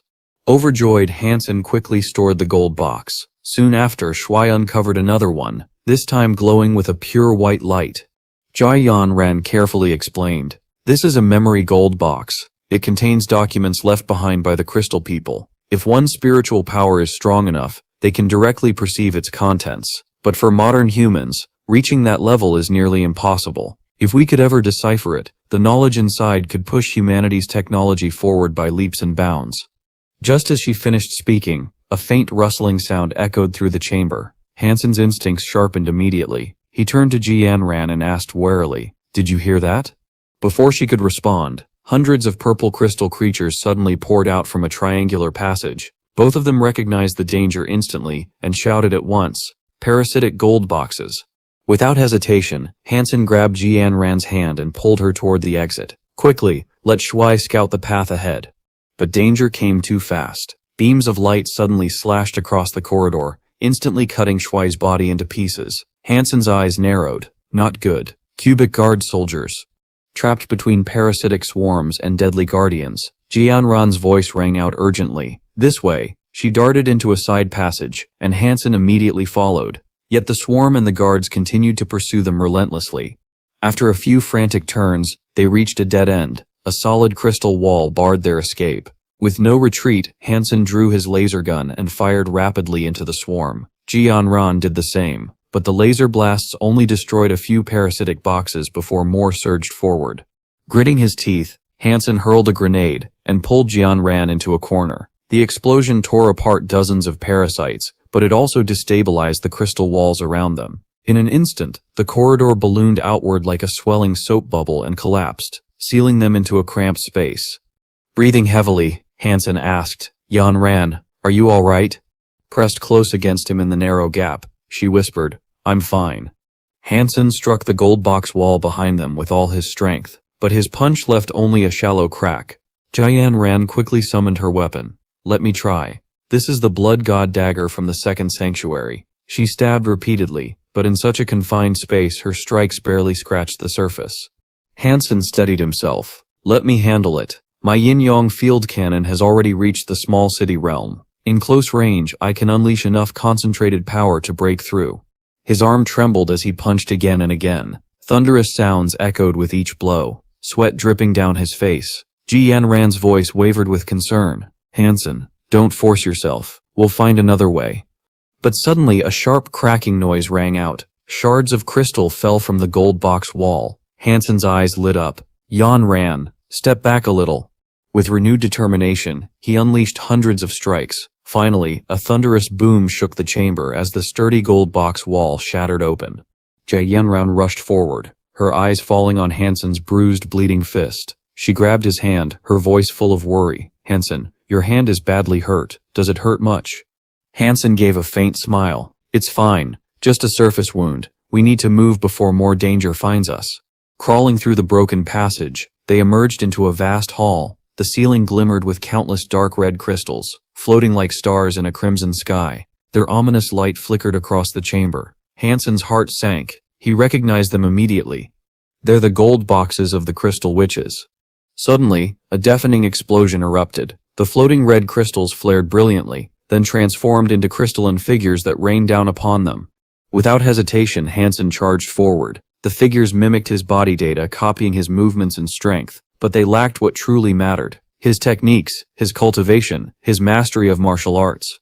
With a single sweep of his fist, Han Sen shattered one imitation. Jianran watched in awe, her heart swelling with joy. These figures possess equal power, yet they can't withstand him at all. This means Han Sen's efficiency in using his own strength is extraordinary. Without any grand family backing, he has still reached this level. Truly remarkable.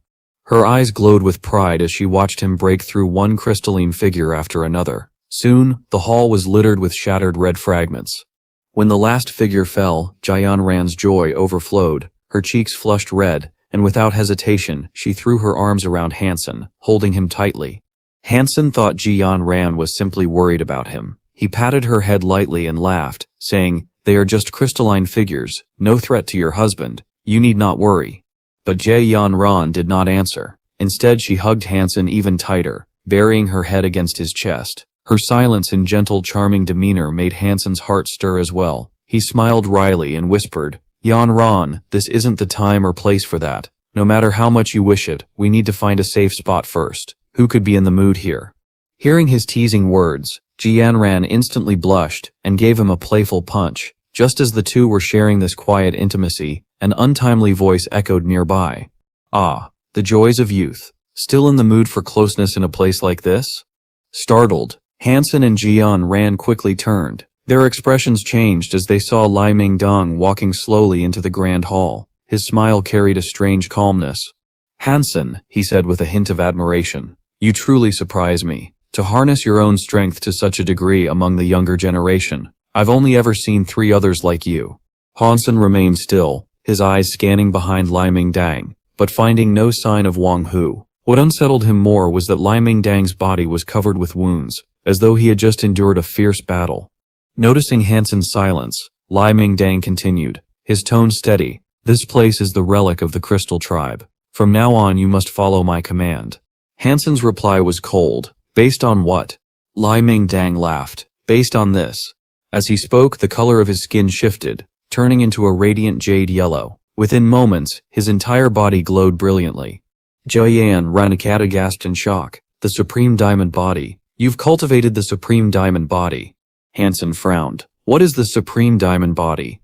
Jianran quickly explained. "In this world, all martial arts stem from body refinement. There exist countless types of superhuman physiques, each with its own ranking system. But regardless of the system, the Supreme Diamond Body always ranks among the top 10. It is an evolution of the ancient martial diamond body. At its peak, the body becomes virtually indestructible. Even nuclear weapons would barely leave a scratch. Cultivating it, however, is extremely difficult, often taking more than a century with no guarantee of success. That is why so few dare to attempt it. But those who succeed gain invincible bodies and unmatched strength."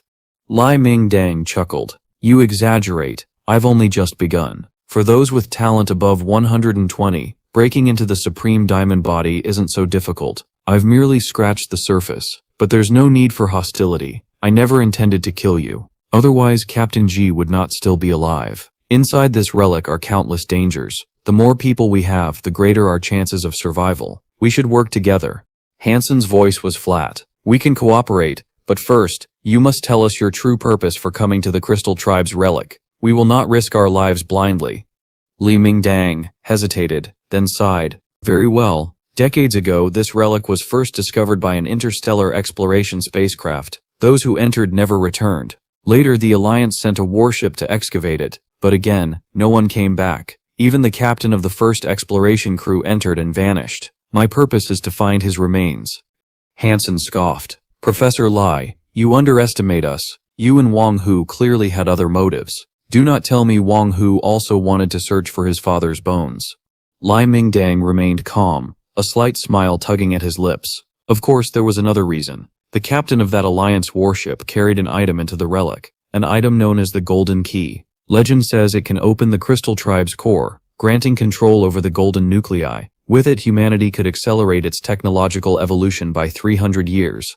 Han Sen's eyes narrowed. And yet I doubt your aim is truly to advance human civilization. Lai Mingdong replied casually, I've told you all you need to know. Whether we cooperate or not, the choice is yours. Han Sen and Jian Ran exchanged a glance. Finally Han Sen asked, what do you need us for?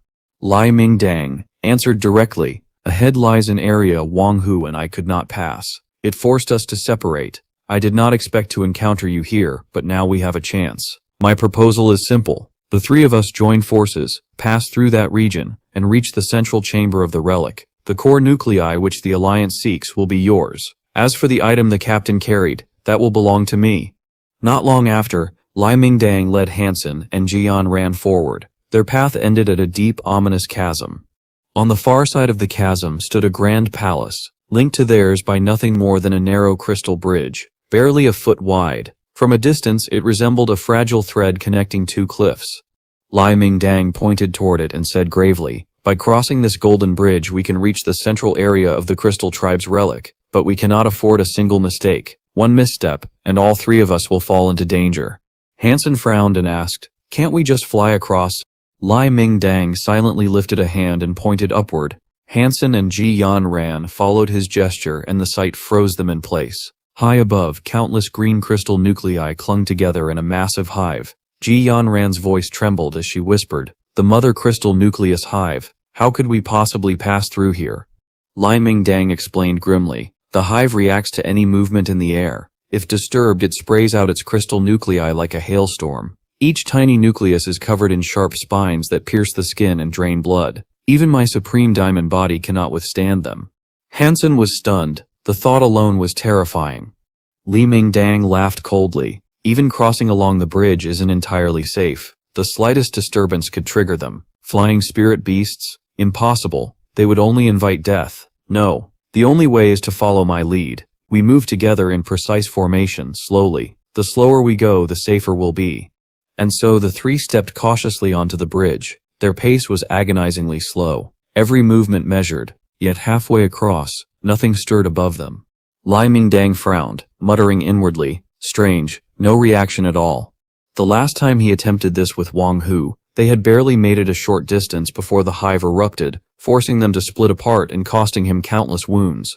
But this time, the bridge remained silent. Step by step, they reached the other side safely. Without hesitation, Lai Mingdang led them straight into the palace.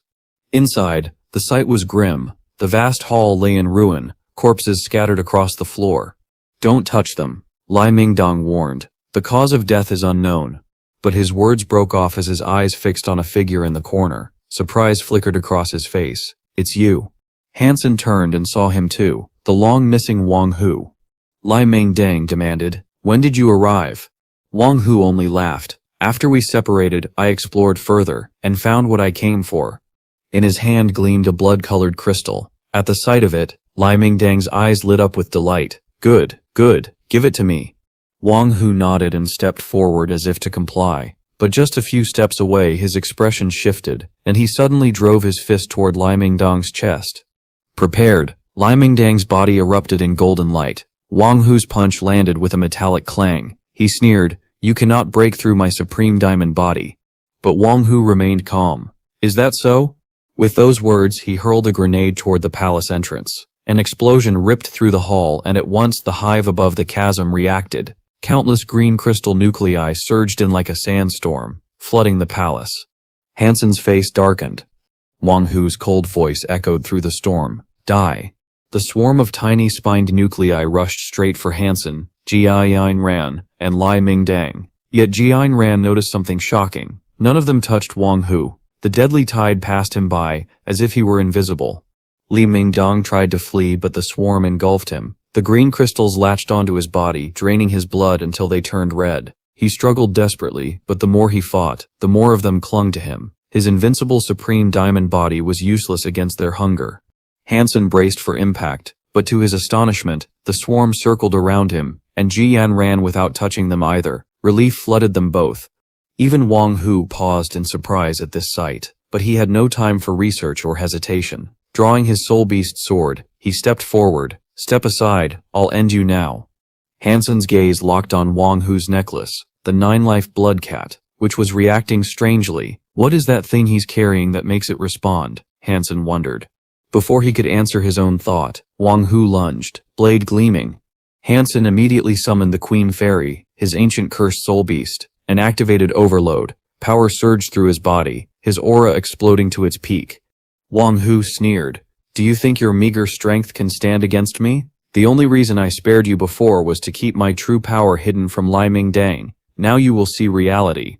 Wang Hu's thrust was lightning fast, his blade flashing toward Han Sen's throat in the blink of an eye. Han Sen's heart pounded, but instead of retreating, he surged forward like a ghost, closing the distance. His thoughts were sharp and desperate. Wang Hu's physique has surpassed 100. He wields the divine sword of the second guardian. My only chance is to go all out.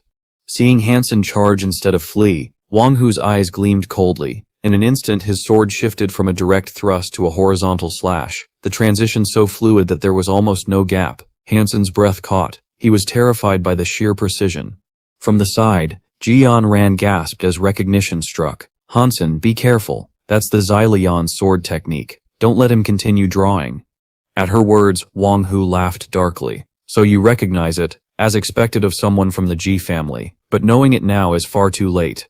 With a flick of his hand, Wang Hu summoned a second soul beast sword, wielding one in each hand. The dual blades blurred as he launched into a relentless assault. Every strike flowed into the next, giving Han Sen no chance to breathe. Within moments, Han Sen's body was slashed in multiple places, blood soaking his clothes. Gritting his teeth, Han Sen thought bitterly. His physique has surpassed 100. Combined with the exquisite Xylan sword technique, I have no way to counter him. Since evolving, I've never felt so helpless. Jian Ran, unable to stand by, summoned her own soul beast, but Han Sen roared, "Stay back, don't interfere, I can handle this." Wang Hu sneered, "Handle it? Don't worry, you'll all die." Yet at this moment, Han Sen's long-practiced movement techniques began to show their worth. His precise footwork and strategic positioning allowed him to barely fend off Wang Hu's strikes. Though he could not retaliate, Wang Hu also failed to land a killing blow. Han Sen's gaze grew calm, sharp as water's surface, analyzing every motion of his foe. Time dragged on in tense silence until finally Han Sen seized his chance. He lured Wang Hu into a prepared position, then launched a sudden punch. Forced to defend, Wang Hu's once flawless rhythm broke. The famed gear sword technique was crudely blocked. For the first time, Wang Hu faltered, astonished that Han Sen could resist him. In fury, he retreated a few steps, clutching the blood-colored crystal tightly. His voice roared with malice. "I'll make sure you die without a grave."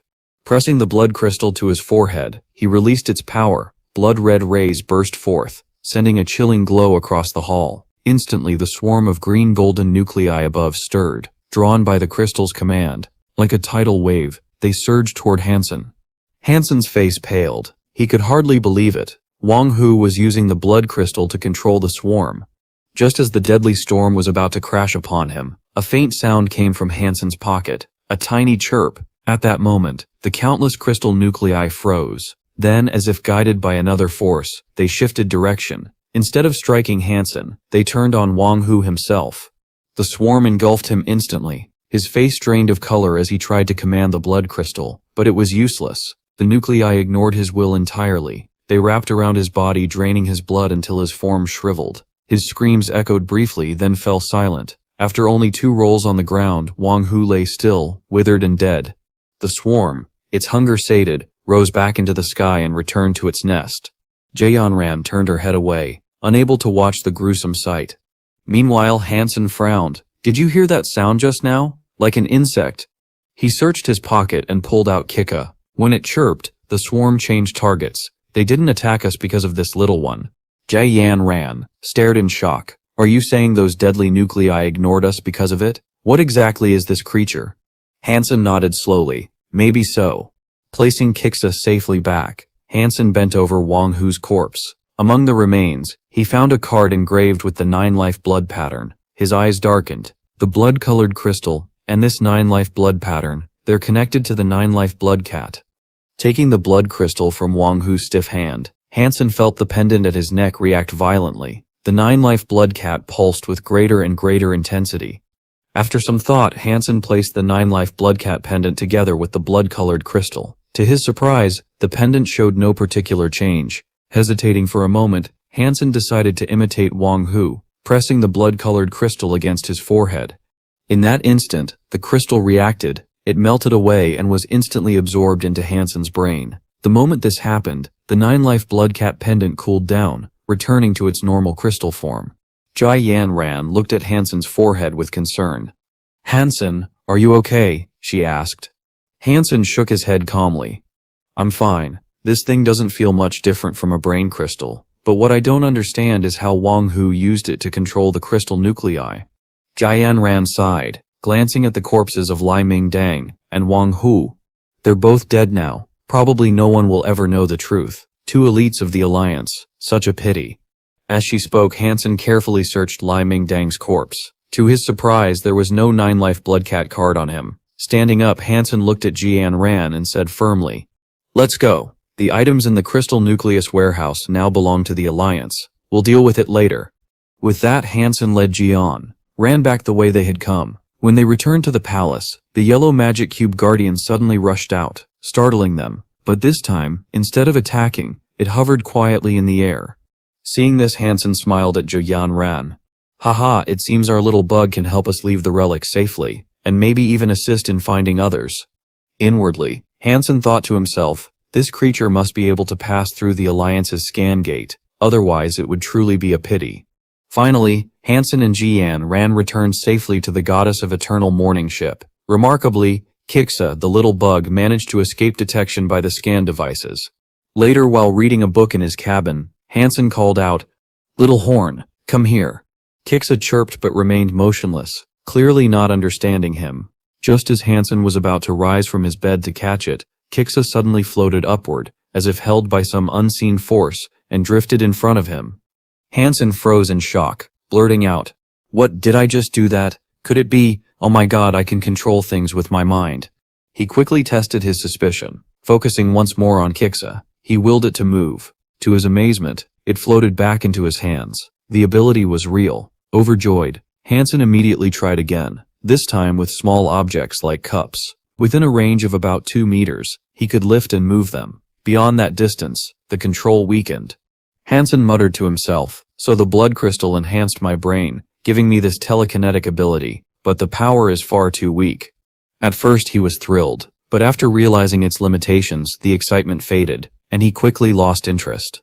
A few minutes later, in the captain's office of the Goddess of Eternal Morning, Han Sen noticed Jian Ran looking troubled. He smiled and teased, "Who made our captain so unhappy?" Jian Ran sighed. "This expedition suffered huge losses. The Alliance has ordered the Arya Code Goddess to withdraw." Han Sen's smile vanished instantly. He asked anxiously, "You won't be punished for this, will you?" Jian Ran shook her head. "Fortunately, you brought back those 2 high-grade crystal nuclei. The higher-ups consider it as redeeming myself with merit." Relieved, Han Sen exhaled. "That's good. Hopen je niet ooit to love de pramings tharek bost. You love the no of filming you ignot hitor." Jian Ran added, "Though we can't access the internet right now, we can connect to the military's internal virtual reality training camp." Han Sen's eyes lit up with excitement. "Excellent. I've recently developed a new combat technique and want to test it in battle." With that, he logged into the military's virtual training camp, using his old ID, Warship Soldier. Within moments, he was matched against an opponent named Fragrant Feather. On the other side, at the Louisa Planet transfer station, a woman stared at the ID with surprise. Warship Soldier had become infamous across the military after the 7 Deadly Assassins video. She too had heard of the name, but never realized it was actually Han Sen, the same man who had stabbed her before. After many days, Han Sen had finally resurfaced, but thanks to the face blurring function in the training camp, neither of them recognized the other. The battle began. Han Sen quickly grew annoyed. His opponent dodged relentlessly, refusing to attack. No matter how hard she tried, she couldn't land a single blow on him. Before the match began, Han Sen had carefully reviewed his opponent's combat records. He frowned in frustration and thought, with my physical strength already surpassing 100 after evolution, I stand among the top tier of evolved humans. How could I be toyed with by a mere newbie? I'm using my full strength, yet I can't land a single strike. Instead, I'm being cornered. Fight back already. Once you counterattack, you'll regret holding back. Grinding his teeth, Han Sen unleashed the martial technique he had comprehended after evolving. In an instant his opponent erupted with a frenzy of sword strikes, her blades slashing continuously at a terrifying speed. Han Sen felt the pressure skyrocket. The slightest mistake left him cut, his life points dropping by 64% in a single strike. Startled, Han Sen thought, her swordsmanship is ruthless. Even non-vital strikes can deal devastating damage.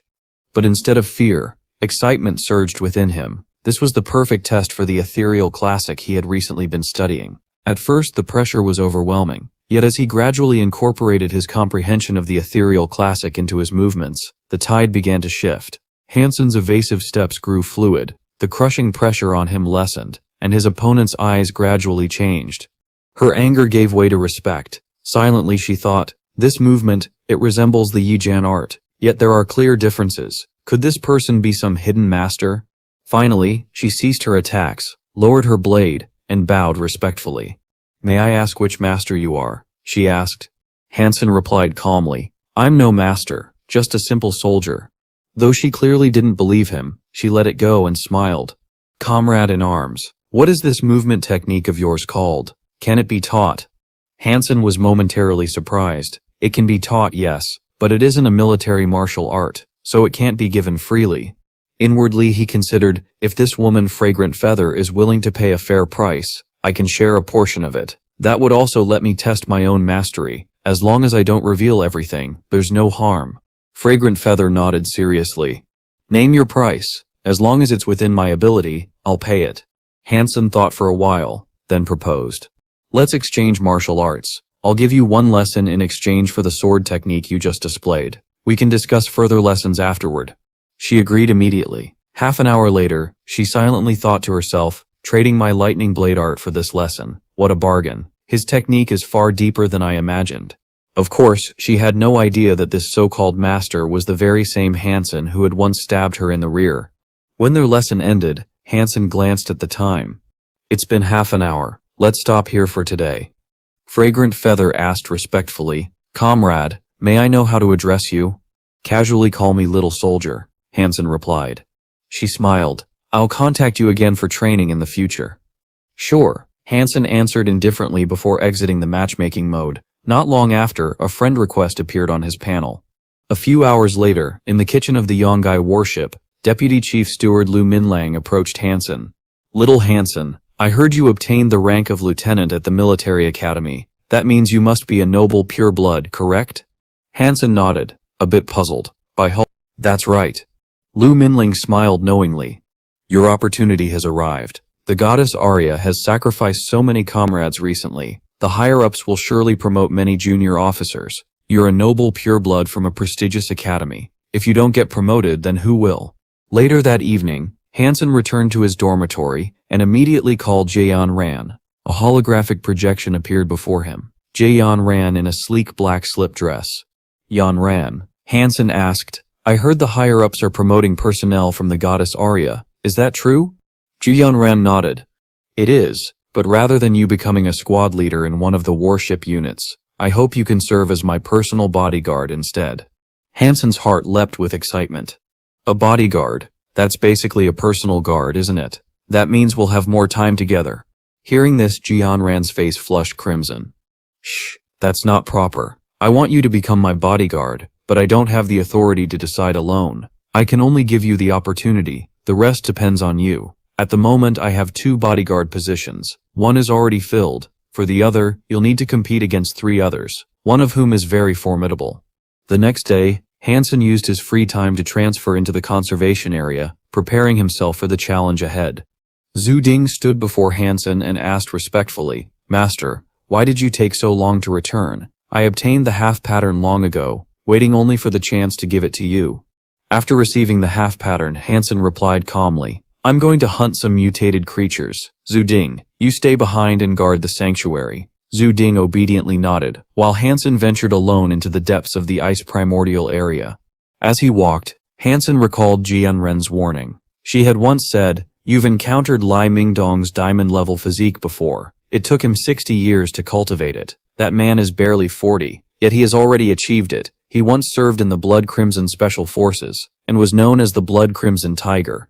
Han Sen also remembered Li Mingdong's own words. You need at least 120 physique points to break through the diamond level. Without it, you'll never succeed.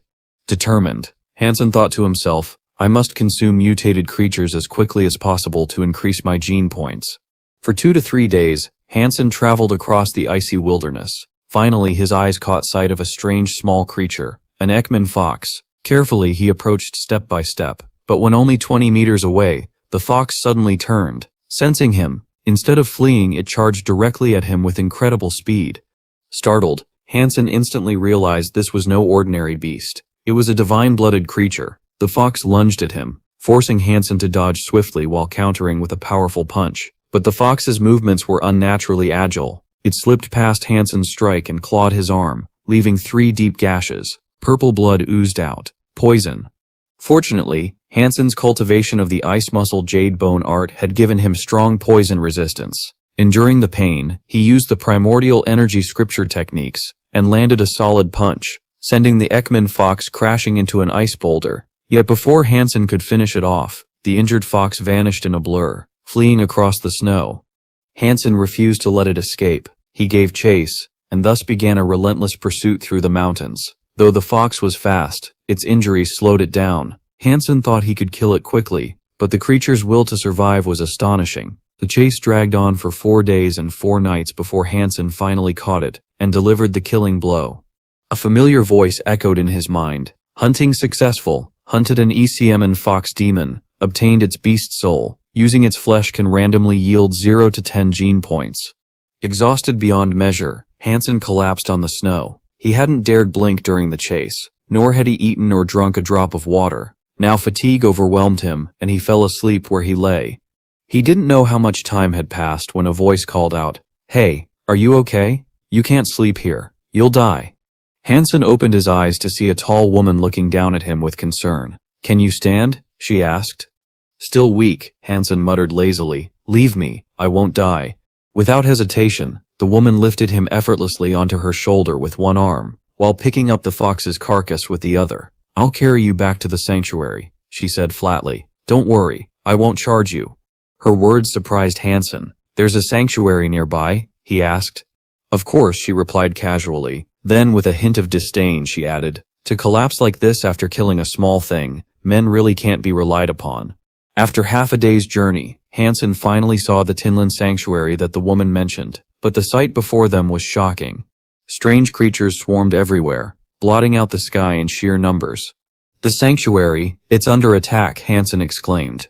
At the main gate, a lone armored warrior wielded a long sword, holding off 4 divine-blooded beasts at once. His skill and power left Han Sen astonished. It's thanks to this man the sanctuary still stands, Han Sen thought. But then his eyes shifted beyond the battlefield. There, atop a massive coral-like beast, stood a young girl clutching a silver scepter. Her gaze was cold as she commanded the horde. Around her, countless strange creatures surged forward, following the direction of her scepter, striking the sanctuary in waves. As Han Sen finally got a clear look at the girl's face, his heart trembled. Could that be a demonic spirit of the royal bloodline? He thought in disbelief. The sanctuary's defenses were collapsing under the overwhelming assault. At that moment, Quan Dong abruptly set Han Sen and the Ekman fox carcass down, preparing to rush into battle. Han Sen quickly grabbed her arm. What are you doing? Her voice turned firm and resolute. Defend the stronghold. The sanctuary cannot fall. There are no other shelters nearby. If this one is lost, humanity here is finished. Han Sen frowned as she broke free and charged towards the battlefield. He shouted after her, going now is just seeking death, but Quan Dong ignored his warning, vanishing into the chaos. Han Sen's gaze fixed on the girl with the silver scepter. That royal-blooded demonic spirit controls at least 7 divine-blooded beasts. How can any human stand against that? The only way to save the sanctuary is to kill her. Otherwise the creatures will never stop, and the sanctuary will fall. For a moment he regretted not having the divine marksmanship bow he once coveted in the second shelter. With it he could have ended this with a single arrow, but now he had no weapon, only his fists. Then his eyes lit up. Wait, the new beast soul. He delved into his soul space and saw it, the X-Men Fox Demon Beast Soul. A rare joy surged through him. With a thought, the beast's soul materialized into a blade, sleek and lethal, somewhat resembling the alloy claws of the steel wolf. While Han Sen examined the blade, the situation at the sanctuary grew dire. Strange creatures breached the walls, pouring in through shattered stone. Despair gripped the defenders. Just then a man, Li Xingluan, charged forward with his sword, cutting down the first wave in a single strike. His voice thundered across the battlefield. "Retreat, everyone fall back." But before anyone could move, a streak of purple light cut through the horde. Creatures roared in agitation as chaos spread in their ranks. Someone cried out, "Look, someone's charging straight for the demonic spirit." All eyes turned. A lone figure blazed through the battlefield. Every creature he passed was sliced apart as if nothing could slow him. Quan Dong's eyes widened in shock. "It's him," she whispered. It was Han Sen. The girl with the scepter noticed his approach. With a flick of her hand, the divine-blooded beasts that had been attacking the sanctuary suddenly turned to retreat, rushing back to guard her. Li Xingluan bellowed, "Stop them. Do not let them return to the demonic spirit. Fight with everything you have." The defenders roared in unison, intercepting the beasts. Though they were battered and bloodied, determination burned anew in their eyes. Even when a monstrous chimera hurled Li Xingluan aside, he climbed to his feet and shouted with unwavering resolve, "Young man up ahead, no matter who you are, you must kill that spirit for us." Meanwhile, Han Sen was unstoppable. His figure flickered like a phantom, weaving through the battlefield like a butterfly caught in a storm yet untouched by it. Step by step, he closed in on the girl. But as he neared the massive stone serpent that guarded her, the girl's cold lips curved into a smile. Suddenly the ground split open beneath Han Sen's feet. Gigantic stone hands erupted, clawing upward to seize him. At the same moment, the colossal serpent lunged, jaws gaping wide to swallow him whole. From a distance, despair swept the defenders. "It's over. We're doomed," someone muttered. But Quan Dong's voice rang out sharply, filled with excitement. "No, look, he escaped." In a flash of movement, Han Sen twisted through the air, narrowly evading both the stone hands and the serpent's deadly maw. His body flickered in midair, then landed lightly directly in front of the demonic girl. Her beautiful eyes glinted with a cold, murderous light as she met Han Sen's gaze. A sudden burst of silver light engulfed the girl. In the blink of an eye, she transformed into a warrior clad in gleaming silver armor, her scepter reshaping into a long silver sword. With cold, merciless eyes, she lunged forward, thrusting her blade at Han Sen with blinding speed. At the same time, the divine-blooded stone demon roared and lunged at Han Sen's back. In that instant, he was surrounded, attacked from both the front and rear. To the onlookers, it seemed like Han Sen's death was certain, but to Han Sen, this was the perfect opening. He made his decision in a heartbeat. The Queen Fairy's beast soul surged into his body, and he unleashed the 5 demonic venoms along with Overload, forcing his strength into a frenzied peak. Instead of retreating, Han Sen advanced. He let the silver sword pierce into his body, seizing that fatal moment to close in on the girl. Her eyes widened in horror as Han Sen's right hand swung. 3 streaks of purple light flashed, gone before anyone could see clearly. The next second, the demonic royal spirit was split into 4 pieces. A stunned silence swept the battlefield, all eyes fixed on Han Sen, whose blazing red armor shone so brilliantly that it was almost painful to look at. Li Xingluan, bloodied yet still standing, couldn't help but marvel. He used his own body as bait, and in a single move shattered the demonic royal spirit. Courageous and resourceful, such a man is a rare talent. With the death of their master, the horde of divine-blooded creatures collapsed into chaos. Their formation crumbled, their will shattered. Panic swept through the ranks, and in an instant the terrifying army scattered in retreat. The defenders of the sanctuary roared in triumph. With renewed strength, they pursued the fleeing beasts, cutting them down without mercy. But Han Sen did not stop. Blood flowed freely from his chest wound, yet he rushed straight at the stone demon that remained. His demon-slaying saber clashed again and again against its stone claws. Though the wounds were shallow, venom seeped in with every strike, venom that no armor or martial skill could resist. Slowly, the stone demon weakened. Just as Han Sen felt victory was near, the creature threw back its head with a deafening roar. Before his eyes, its skin hardened, contracting into an iron-like shell. Its strength surged. It had gone berserk. Instead of fighting, the berserk stone demon turned and bolted across the frozen plains. Han Sen's eyes hardened. Finally, a chance to kill a divine-blooded beast. How can I let it escape? He gave chase with everything he had. Behind him, Li Xingluan summoned his beast soul mount and followed as well, his heart burning with resolve. Such a man, no matter what, I must meet him. The chase tore across more than 300 miles of frozen tundra. Finally, the poison stone demon staggered and collapsed. Unable to continue, Han Sen closed in, raising his saber. Hundreds of strikes rained down, until at last its head was severed. Panting heavily, Han Sen wiped the sweat from his brow. Exhausting. Its skin was too tough. If not for the poison, I might never have broken it down. Then the familiar voice echoed in his mind. Hunt successful. Uncontrolled divine-blooded stone demon killed. Uncontrolled stone demon beast soul obtained. Meat inedible. Excitement flared in Han Sen's eyes. Stone demon beast soul. If it's armor, then I'll have both blade and armor. I'll be unstoppable. He summoned the beast soul immediately. Black demonic tattoos spread across his body, ferocious and sinister. At first, Han Sen frowned. Another beast soul inscription? Just like the bloody beast soul. No clear effect? But when he tested it, his doubts vanished. He raised his demon-slaying saber and slashed his own arm. The clash rang out like metal on metal, leaving only faint white scratches. Han Sen laughed, his voice echoing across the snow. This is perfect. Truly perfect. He struck himself several more times, each blow leaving nothing but shallow marks. His heart surged with exhilaration. With this beast soul inscription, it's like I've mastered a super armor nuclear gene technique, and I can still wear beast soul armor on top of it. My defense is unparalleled now. Withdrawing his beast souls, Han Sen sat down at last, savoring his new demon blade while chewing on snow weasel meat.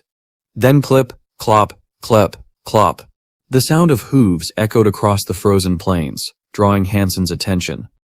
After Li Xingluan finally caught up to Han Sen, he dismounted from his beast and spoke with a calm tone. My friend, please don't misunderstand. I pursued you here with no ill intent. I only wished to make your acquaintance. Han Sen, unmoved by the explanation, replied indifferently, if you just want to meet me, there's no need. Li Xingluan gave a faint smile. If I only wanted to meet you, why would I chase you for more than 300 miles? That answer made Han Sen narrow his eyes in doubt. Then what is your true purpose? Li Xingluan did not hesitate. He revealed his plan, leaving Han Sen slightly surprised. You want to attack the Royal Demonic Spirit Sanctuary. Nodding solemnly, Li Xingluan explained, if we do not destroy its spirit crystal, the Royal Demonic Spirit will never truly die. Its sanctuary has blocked the path between the ice fields and the outside world. Unless we strike, humanity will be confined to hunting only within this small region. That will make it nearly impossible to fully awaken our divine genes. My goal is to unite the three major powers and form an alliance to destroy it. But the three families have been bitter enemies for years, fighting endlessly over the limited resources of the ice fields. Han Sen listened silently, thinking to himself, most of the resources nearby are already divided among these so-called major powers. It would be impossible to rapidly increase my divine genes alone in a short time, but if I cooperate with them, I cannot claim the spirit crystal for myself. After pondering, Han Sen stood up and gave a smile. Very well, if you can truly unite the three major powers against the royal sanctuary, I will join you. Li Xingluan's eyes brightened with relief. Excellent. With you on our side, success will be within reach. Their brief conversation ended, and both men returned together to Li Xingluan's sanctuary, using the teleportation formation to travel back to the Alliance base. On the Arya Goddess battleship, Jianian gave Han Sen a stern reminder. Among the four of you participating in this military tournament, the one with the best performance will receive the last guard title. This cannot be faked. Han Sen, I can only rely on you. Do your best, you must win. After parting with Jianian, Han Sen headed straight into the Arya Goddess virtual reality chamber. The military tournament, huh? He thought. I am confident, but I still need to aim for first place. Alright, I can go online now and train against opponents in the evolved human zone. But, what ID should I use? Han Sen first tried registering as Kim Money, but the system notified him that the name was already in use. He tried again with variations. I am Kim Money, 001, Kim Money, 1235. Yet every attempt failed. Annoyed, Han Sen scratched his head. Damn, how can there be so many Kim Moneys? If you all love that name so much, don't blame me for being impolite. He then typed in Slaughter Kim Money. This time the registration was successful. Upon entering the virtual combat community, a shield emblem appeared above Han Sen's head, an exclusive mark of the noble divine-blooded races. He immediately searched for an opponent, and quickly matched with another player who also bore the same emblem. On the other side, Wang Dongfang glanced at Han Sen's record and sneered. "Slaughter Kim Money, a newbie chick like you doesn't even deserve to mention Kim Money's name." Wang Dongfang himself was a fan of Kim Money, and seeing Han Sen's ID filled him with irritation.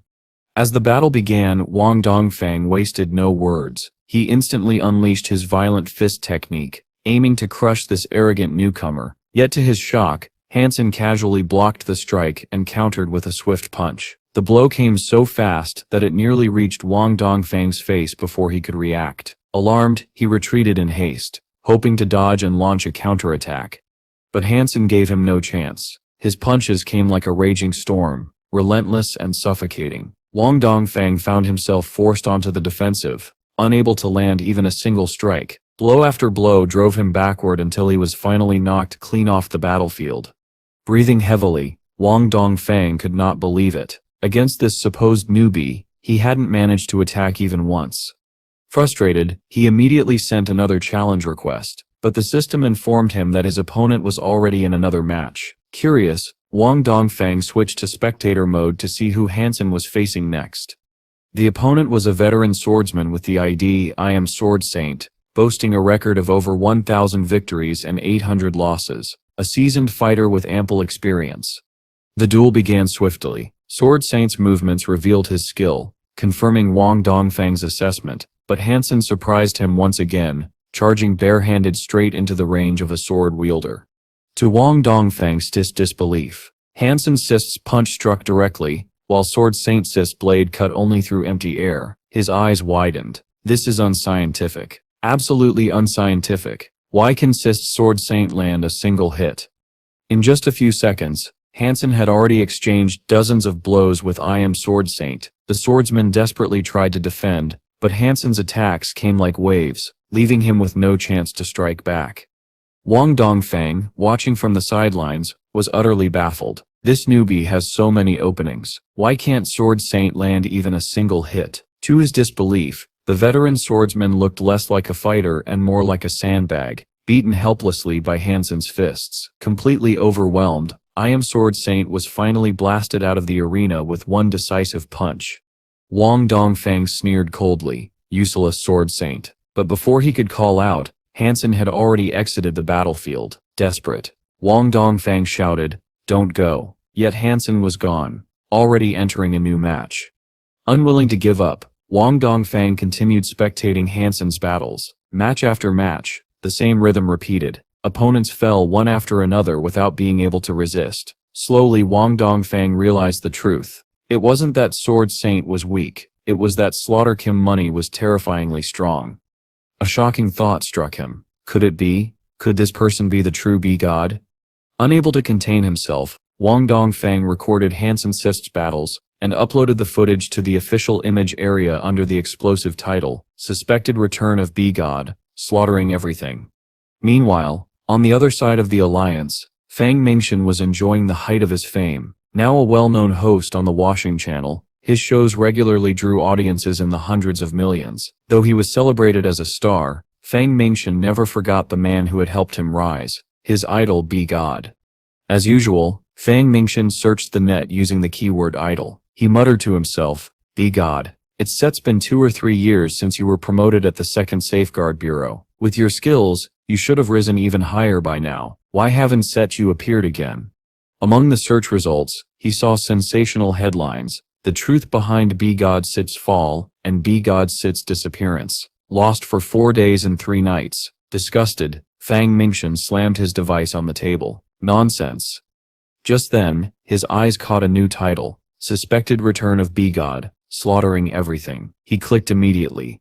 The moment the video played, Fang Mingxian shot to his feet. It's him. That combat technique, no one else could do this. This has to be B-God. His heart pounded with excitement. Turning to his assistant Xiaolu, he said, "Reschedule everything. Postpone today's topic. We're covering B-God." Xiaolu blinked in confusion. "What? Then what are we doing for this segment?" "B-God," Fang Mingxian declared firmly.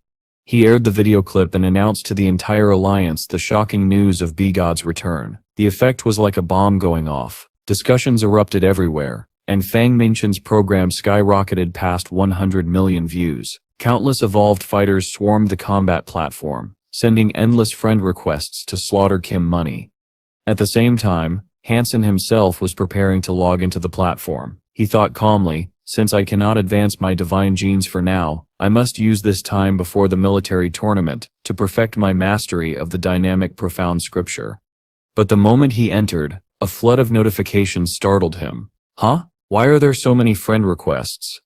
Without paying them any mind, Han Sen immediately queued for a new battle. In seconds, the arena was filled to capacity with spectators, the stands roaring with chatter. His opponent, Wang Zan, scratched his head in confusion. Why are there so many people watching me fight? Could my match from yesterday have been secretly uploaded online? No. But then, could it be that my opponent is a celebrity? Before Wang Zan could finish his thought, the countdown ended, and the battle began. Determined, he charged forward. If this guy really is famous, then defeating him will make me famous too. Spectators gasped as they recognized his technique. The Sun-Moon Crescent Blade, that sips a divine bloodline skill. But Han Sen's expression never changed. He stepped forward calmly, meeting the blade bare-handed. Wang Zan smirked coldly. Fool, you dare face the Sun-Moon Crescent Blade with your hands? You'll regret it. He poured even greater power into his strike.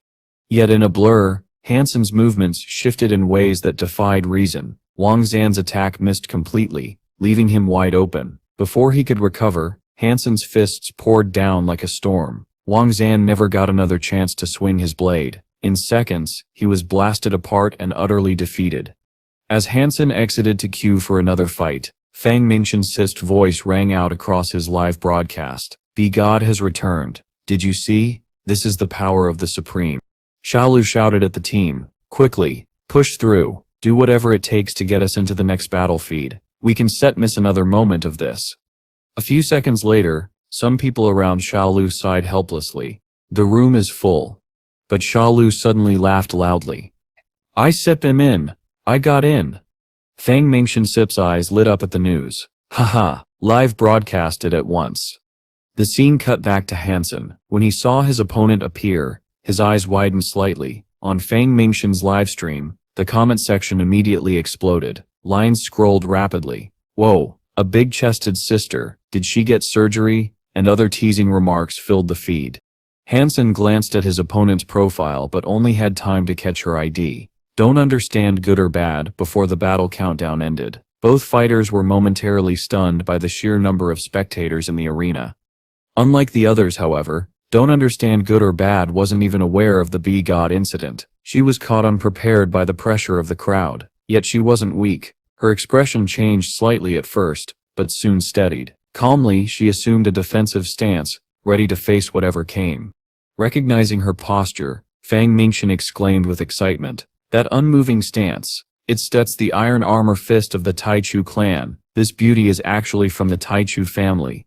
Han Sen studied her carefully. He had fought more than 20 matches, but never had he encountered gestures so steady and whale-like in form. Without hesitation, he launched the first punch, thinking to himself, there is nothing in this world that cannot be broken, absolutely nothing.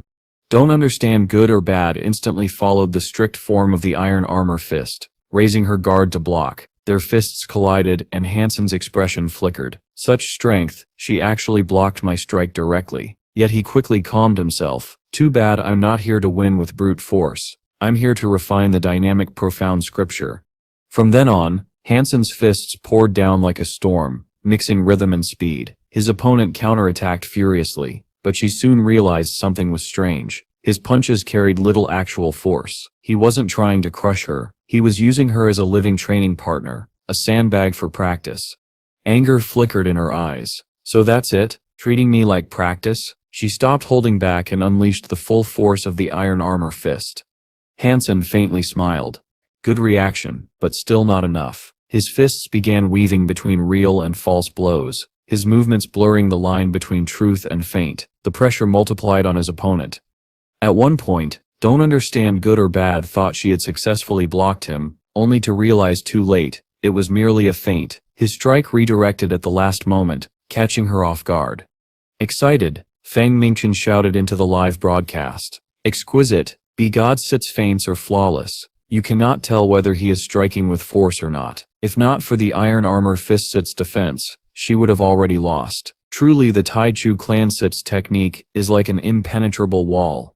But inside the arena, frustration mounted. Don't understand good or bad, thought bitterly. So vexing, if I just strike when he faints, I can win this. Determined, she seized a chance, and threw her fist straight at Han Sen.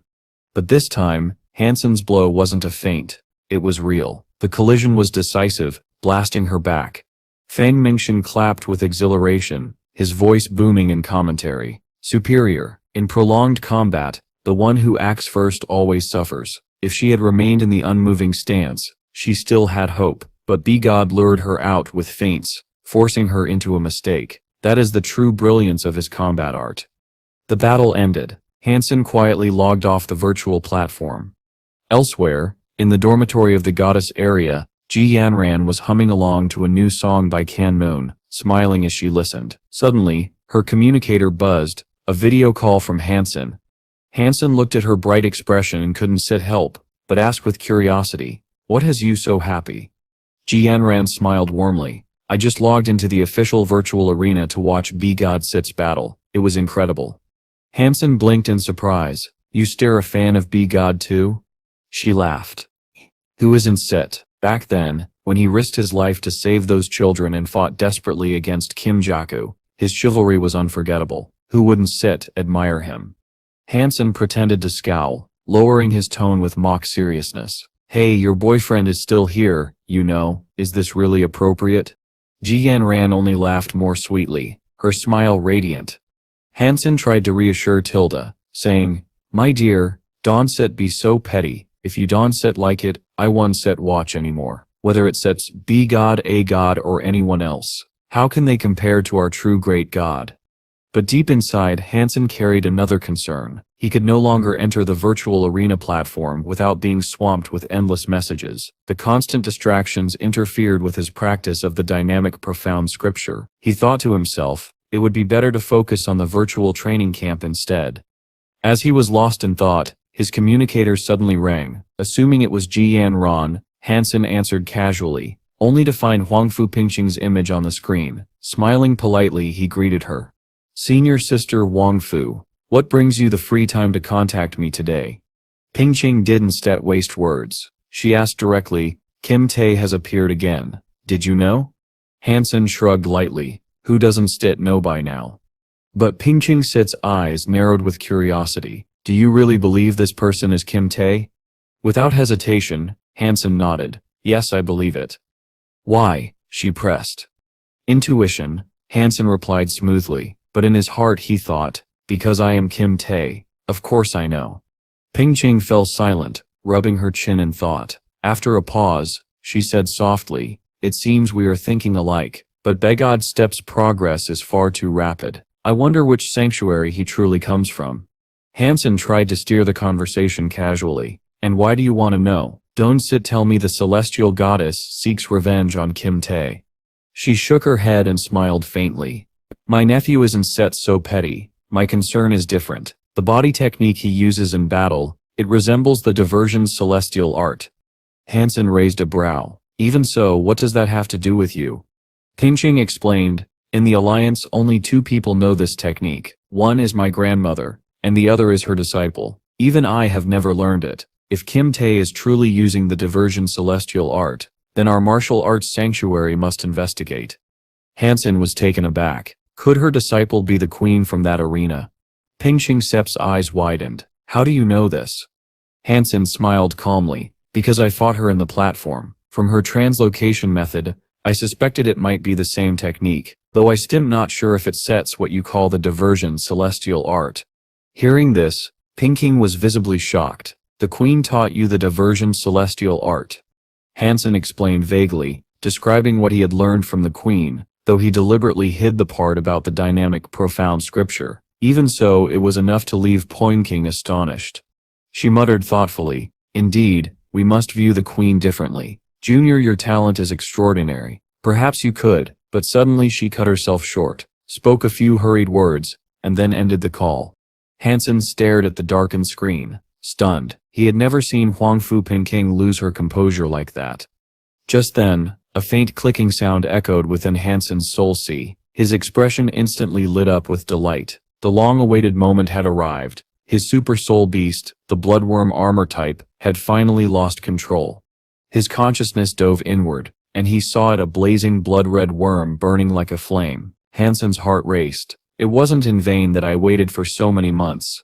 Without delay, Han Sen entered a training ground. He summoned the Golden Sandworm King, then fused the bloodworm armor onto it. In an instant, the beast was transformed into a ferocious steel-clad war chariot, radiating menace. Testing its strength, Han Sen first struck with 30% of his power. The blow landed with a thunderous bang, but the Sandworm King, protected by the blood armor, remained unscathed. Encouraged, Han Sen increased his power to 60%. This time, the impact pushed the beast back further, but still, no real damage appeared. Finally, Han Sen unleashed his full strength. The Sandworm King was sent flying across the ground, but even then, only a shallow dent appeared in the armor, still unbroken. Han Sen's emotions were mixed, both joy and disappointment. Though it wasn't as terrifying as a celestial envoy directly evolving into a second sanctuary soul beast, the power of a first sanctuary super divine beast losing control was no weaker than that of a second sanctuary divine-blooded soul beast. A new thought struck him suddenly. His heart thumped with excitement. If I feed a second sanctuary soul beast with black crystal, could it also lose control? If so, wouldn't I become rich beyond measure? Unable to suppress his laughter, Han Sen abandoned his training. Using Goddess Arya's transmission device, he once again stepped into the second sanctuary. Days later, while traversing a tundra region, Han Sen captured a mutated creature, but as he looked at the barren expanse, he couldn't help but sigh. Li Jing wasn't wrong. The spiritual energy here has already been depleted. It can no longer sustain so many hunters. I've wandered for days without encountering even a single mutated beast. His gaze turned toward the distant, towering third sanctuary. A trace of longing filled his eyes. At that moment, a strange sound echoed from a distant valley. Han Sen turned toward it and saw a royal beast riding atop a massive white serpent, gliding across the tundra. Behind it trailed a large group of mutated creatures, among them several divine-blooded beasts. Han Sen immediately dismissed the idea of sneaking in to hunt. Forget it, he thought. Last time I had Li Xinglan's people as support. Charging in alone now would be suicide. But wait, they're leaving the sanctuary. Isn't this the perfect chance to steal some soul stones? With that thought, Han Sen quickly rushed toward the third sanctuary, but when he finally arrived, he was completely stunned. The third sanctuary was nothing like the noble sanctuaries he had seen before. It wasn't a castle. It was a vast town, stretching endlessly, its boundaries impossible to discern at a glance. Han Sen could only mutter inwardly, "Damn, this place is enormous. Searching for that tiny stone here will be like looking for a needle at the bottom of the sea." Li Xinglan had been right. Only by joining forces with the three great families of the Alliance could anyone hope to challenge the royal sanctuary. Han Sen shook his head. For now, better to secure the royal mutated spirit in hand. As for the royal sanctuary, once my strength is great enough, they won't dare to refuse me. With this decision, Han Sen temporarily withdrew and returned to the Alliance, focusing on the upcoming royal mutated spirit competition. This contest wasn't for the entire Alliance army, but only for the Southwest District under Goddess Arya's command. Different sectors of the district had sent their chosen representatives. The atmosphere was tense, as the Bloodlamb Special Forces, from the Central District marched into the venue in perfect formation. Their presence stirred murmurs among the Southwest soldiers. Why are the Bloodlamb Special Forces here? Aren't they stationed in the Central Galaxy area? One soldier asked. Another replied, "Haven't set you heard. Ji Yanran is looking to select new guards. That's why Bloodlamb Sayu left his central post to compete in our martial arts contest." In the preparation area, soldiers whispered anxiously. "Even Tai is participating? Doesn't that make the rest of us cannon fodder? Hopefully Zheng Wu can suppress that bloodlamb monster and bring glory to the Southwest." Han Sen silently memorized the two names, Tai and Zheng Wu. The grand competition soon began. Events ranged from archery to mecha armor assembly, followed by mecha combat operations. These technical challenges dominated the early rounds, and after many contests the temporary rankings appeared on the screen. The host officer exclaimed in shock, "Unbelievable. First place is actually held by an unknown kitchen soldier." That soldier was none other than Han Sen. Tai looked at him with a confident smirk. "You did well, but your lead over me is only .2 thanks to the technical events. But the real test is one-on-one combat. That is where the martial king will be decided." His words carried nothing but disdain. Soon after, the officer announced the draw for the free combat rounds. Han Sen and Tai were placed in the same group, meaning their decisive battle would come early. This suited Han Sen perfectly. His body hadn't fully recovered. If he had to fight multiple battles before facing Tai, his strength might not hold out. The first duel began with Jung Woo. He fought ferociously for half an hour before claiming victory, leaving the stage drenched in sweat. Now it was Han Sen's turn to face Tai. Tai stepped forward, towering over Han Sen by a full head, radiating dominance. Han Sen looked at him calmly. "Tosh, he's just taller than me. I've fought creatures over 10 meters tall. I have nothing to fear." The whistle blew, signaling the start. Without hesitation, Han Sen stepped forward and drove his fist straight at Tai's chest. The strike landed with a resounding crash, echoing through the arena. Yet Tai didn't budge an inch. He remained standing tall, looking down at Han Sen with cold contempt. Han Sen staggered back 2 steps. His fist dripped blood, torn from the impact. To everyone's astonishment, the one who struck first was the one injured instead. The Southwest soldiers erupted in whispers. He didn't even flinch. Han Sen's blow was nothing to him. That Sep's the super adamantine body, a top 10 hereditary technique. The gap between Han Sen and Tai is far too wide. The assistant to the chief breathed a sigh of relief, but the chief himself remained calm, his eyes sharp. "You sighed because you think Han Sen will lose. It's not your fault. You've never seen him outside of this place. But if you can't recognize his potential even now, it means you still lack insight." The assistant froze in disbelief. "Chief, you mean Han Sen will win?" The chief didn't answer. His gaze stayed locked on the battlefield. Tai clenched his fist, his eyes cold. "Had enough?" he asked, stepping toward Han Sen. Han Sen flexed his bruised hands, shaking them out, then replied evenly, "Enough." Tai sneered and raised his fist. "Then it's my turn." But before he could strike, Han Sen spoke calmly, an enigmatic smile playing on his lips. "I think you shouldn't make a move." Tai frowned. "Why?" Han Sen chuckled softly. "Because you already lost." Tai snorted. "Nonsense." Without hesitation, his fist blazed forward, crashing down at Han Sen with crushing force. This time Han Sen stood still, unmoving. Seeing Han Sen stand still in the arena, a soldier could not help but ask aloud, "Why doesn't he dodge? He knows about the super adamantine body. Doesn't he?" Another soldier shook his head. "How could he? He's still young." At that moment, yet another voice rose from the crowd. "Wait, did he just say Tai had already lost?" Under everyone's doubtful gaze, Tai's fist stopped abruptly, barely 10 centimeters away from Han Sen's face. Han Sen didn't even open his eyes. Calmly he said, "I told you earlier it better if you don't move." Beads of sweat trickled down Tai's forehead. His body trembled uncontrollably. Han Sen sighed softly. "Now you still have to suffer a bit of pain."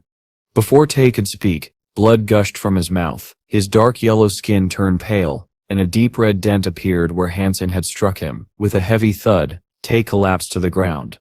Han Sen looked at the fallen warrior and explained evenly, "After cultivating the great yin-yang repulsion cannon for so long, I finally got to use it in battle. You relied too much on your physical qualities and your super adamantine body, refusing to dodge my strikes. That saved me quite a bit of effort. With each punch, I infused a yin strike that damaged your internal organs. That's why I warned you not to move. Forcing yourself would only worsen the injuries."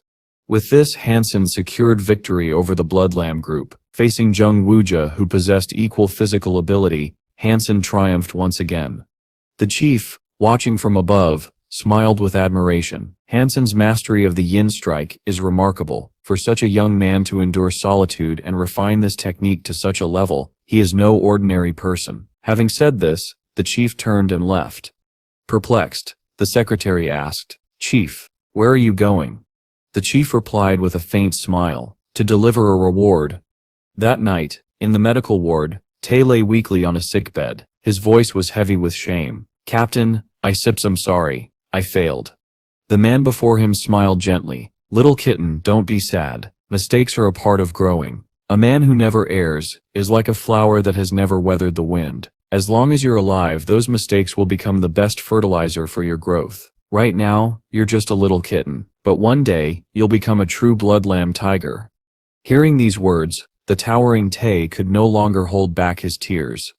Meanwhile, aboard the goddess Arya, Han Sen entered Ji Yanransip's office to report. Without hesitation, she rushed forward and embraced him tightly. "My love, you were amazing. I love you to death."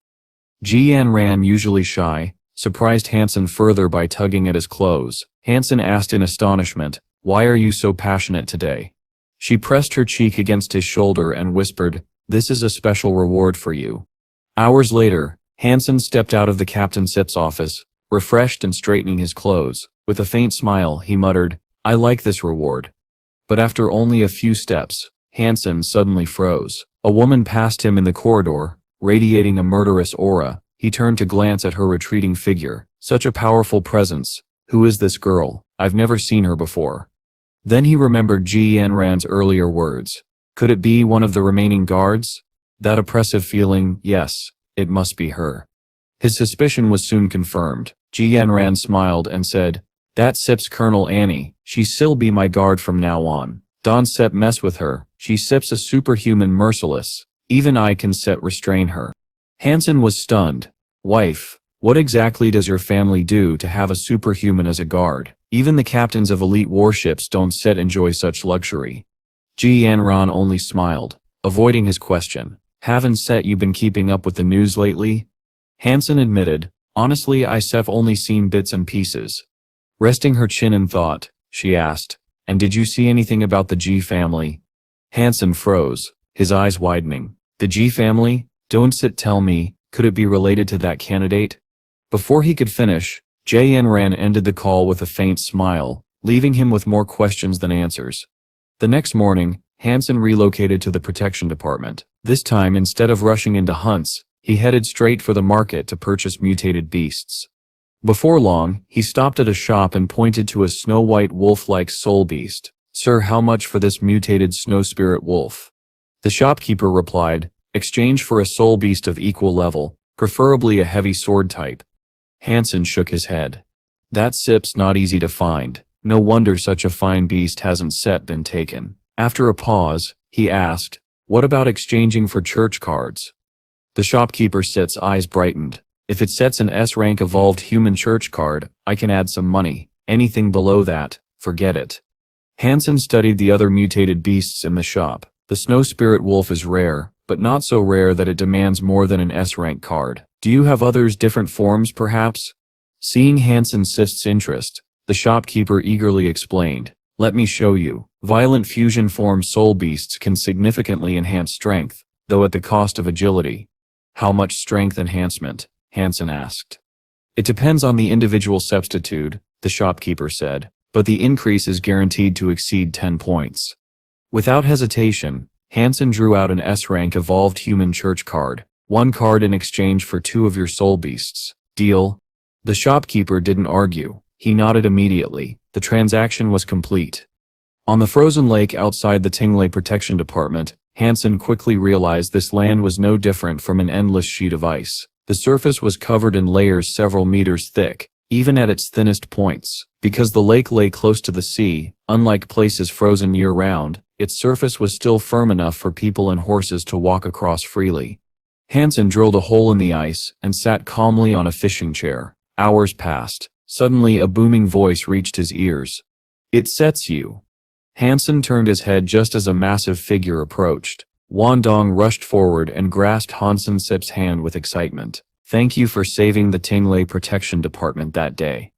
Han Sen smiled faintly. "It was nothing. You came to fish as well."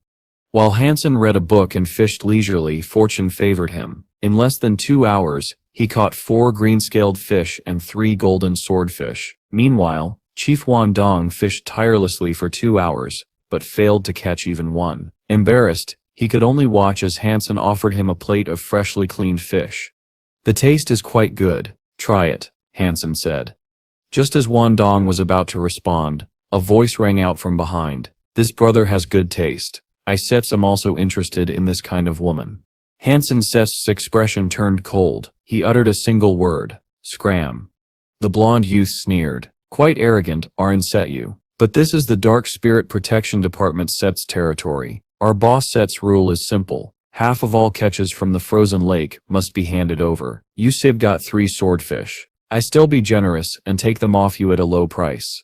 Han Sen had heard of such rules before. The frozen lake bordered the Ice Primordial Zone, one of the 3 largest conservation areas. The Dark Spirit Conservation Area. Normally, collectors from the Dark Spirit Department only demanded a single primitive level fish as a fee before allowing others to continue fishing. But this group wanted 3 golden swordfish, the most valuable catch. Clearly, they intended to extort him. Han Sen's response was swift. He struck the blonde man to the ground and spoke coldly. I have no intention of violating your rules, but I once hand over a single fish. The group, angered by his defiance, summoned their soul beasts and attacked. Han Sen killed them on the spot. Unbeknownst to him, men from the Dark Spirit Conservation Area had been watching from a distance. Horrified, one of them turned and fled. He dared to kill people from the Dark Spirit Department. Our boss will never let him go. Kwandong hurried to Han Sen's side. People will be coming soon, you should leave. Han Sen nodded. All right, you should leave too. After parting ways, Han Sen left the frozen lake and stepped into the vast ice primordial zone. Yet before long, a group surrounded him on soul mounts. A middle-aged man clad in soul beast armor and wielding a long sword stared him down. So, you're the one who killed my people, the man said coldly. Han Sen stood firm. They tried to kill me. I couldn't just stand still and accept death. The man, known as Dark Spirit, gave no reply. His sword slashed forth like black lightning, reaching Han Sen's face in an instant. Han Sen summoned the demon claw blade and swung to meet the strike, but at the last moment, Dark Spirit's blade vanished into thin air. Before Han Sen could react, it reappeared, piercing his chest. Blood spurted violently as Han Sen staggered back, barely reducing the force of the blow. If not for his retreat, the strike would have torn open his abdomen. Shock filled his eyes. This man's swordplay is bizarre, and his physical power surpasses even steel armors. Dark Spirit narrowed his eyes. Surprised Han Sen survived. So you endured my strike. No matter. Let's see how long you can run. At his command, 4 or 5 more warriors summoned soul beast weapons and rushed forward. Each of them moved with terrifying speed, their stats exceeding 100. Han Sen dodged desperately. He narrowly evaded a pincer attack, but could not escape Dark Spirit's blade. A horizontal slash ripped across his back, shredding flesh. In that critical instant, Han Sen unleashed his evil ghost energy, forcing his body into an overloaded state. Gritting his teeth, he rammed through 2 attackers, breaking the encirclement. Without hesitation, he bolted toward the ice primordial zone. Dark Spirit Sit's voice roared behind him. Don Stet, let him escape. The hunters pursued relentlessly. Han Sen quickly realized their speed surpassed his own. Running straight ahead would only guarantee death. His eyes flicked toward the frozen lake. The only way to shake them off is to dive beneath the ice. Summoning every ounce of strength, Han Sen sprinted to the nearest fishing hole and leapt in. The icy water enveloped him instantly, colder than death itself. Above, Dark Spirit ordered grimly, seal all the fishing holes. Don Sit, let him surface.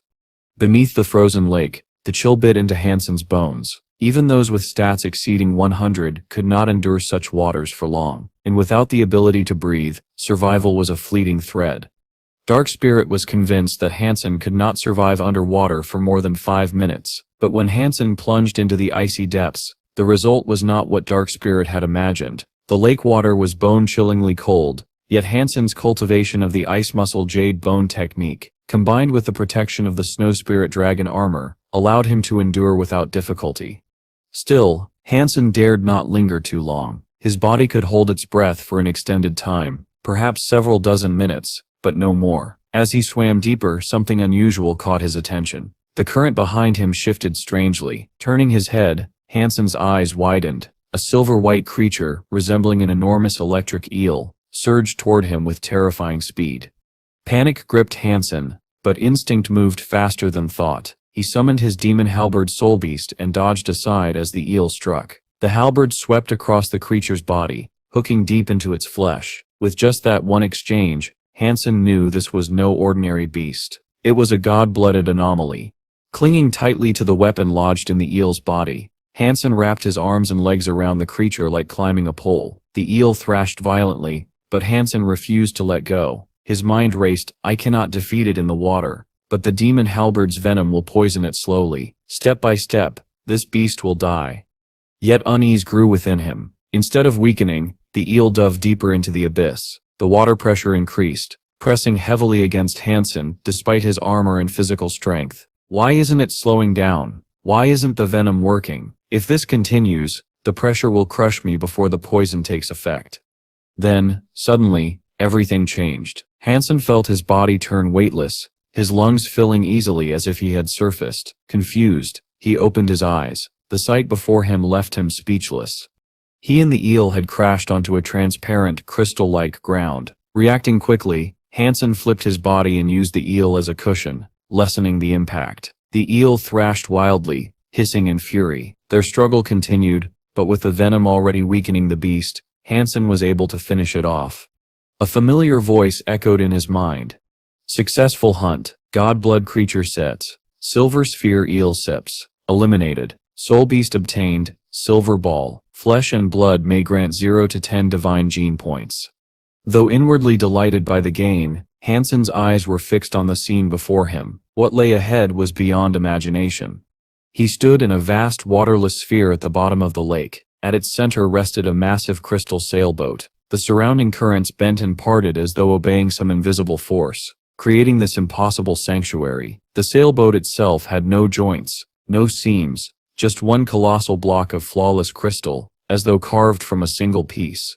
This was no modern spacecraft. It was something ancient, a relic from a forgotten age. Han Sen could hardly believe his eyes. It was like stumbling upon the legendary Atlantis. As he tried to comprehend the sight, a sound echoed from the sailboat's cabin. Han Sen spun around, his senses sharp. From the shadows crawled a radiant golden form. Its brilliance stung his eyes. A golden crab. At first, Han Sen thought it approached him, but instead, it scuttled toward the slain Eelsep's corpse. Rage flared within him. So you want to steal my prey? I thought you came for me. But no, you dare covet what Isef killed. Donstedt, you know I never give up what Isef claimed. Though injured, Han Sen summoned the demon halberd once more and struck at the golden crab. The clash rang out like thunder. The force numbed his entire arm and sent him staggering back more than 10 steps. Han Sen's heart sank. Its strength, its traitor, sits terrifying. What is this thing? The golden crab lunged with startling speed, all 8 legs pounding against the crystal ground. Han Sen turned and sprinted around the sailboat, his mind racing. Damn it, what kind of demonic crab is this? This is too bizarre. Round and round the sailboat they went, the golden crab in relentless pursuit, yet when it failed to catch him, it suddenly turned back, heading straight for the corpse of the silver sphere eel. Watching the golden crab move, Han Sen's mind raced. I don't know if this thing will get poisoned from eating the silver ball. Will its blood and flesh become contaminated? No. What if it's not afraid of poison? I can let the flesh of a god-blooded creature go to waste. Determined, Han Sen immediately attacked the golden crab from behind, preventing it from consuming the silver ball's remains. Another loud impact echoed as Han Sen was pushed back several steps. He gritted his teeth and coldly laughed. You dare eat what belongs to me, have a taste of my blade. Do you really think I can't handle a crab like you? Once I find your weakness, it's over. Han Sen scrutinized the golden crab carefully. Normally a crab's joints between its upper and lower shells would be vulnerable, but this creature was unlike any ordinary crab. Its body had no openings at all, and even the joints seemed tougher than solid steel. This crab, it has no weaknesses, Han Sen muttered, a hint of frustration in his voice. Just then, the golden crab waved its pincer at him. Han Sen paused, surprised. Is it attacking me? No, it seems to want me to come closer. The crab continued waving, spitting out white bubbles impatiently. Han Sen rubbed his eyes in disbelief. Damn, it's actually calling me over. Is this crab plotting something? Seeing Han Sen hesitate, the golden crab gestured repeatedly. Han Sen sighed and said, I understand you stare in a hurry, but I don't yet speak crab. Thinking quickly, he summoned Shuchi and asked, Shuchi, Do you understand what it wants? Shuchi replied definitively. No, but I know its intention. It wants you to share half of that mutated creature Sip's corpse with it. Han Sen considered this, and responded, half won't do. I'll take 2/3. The golden crab looked confused, its eyes bulging as it spat bubbles and scratched its head with pincers in a surprisingly human-like manner. Han Sen gestured for it to move aside. The crab shifted, allowing him to determine a safe distance from the silver ball's corpse. Alright, Han Sen thought. That way it can't reach me. He pointed to the larger portion for himself and the smaller for the golden crab, ensuring the division was clear. The crab seemed to understand at last, shaking its pincers, clapping, and scuttling toward its share.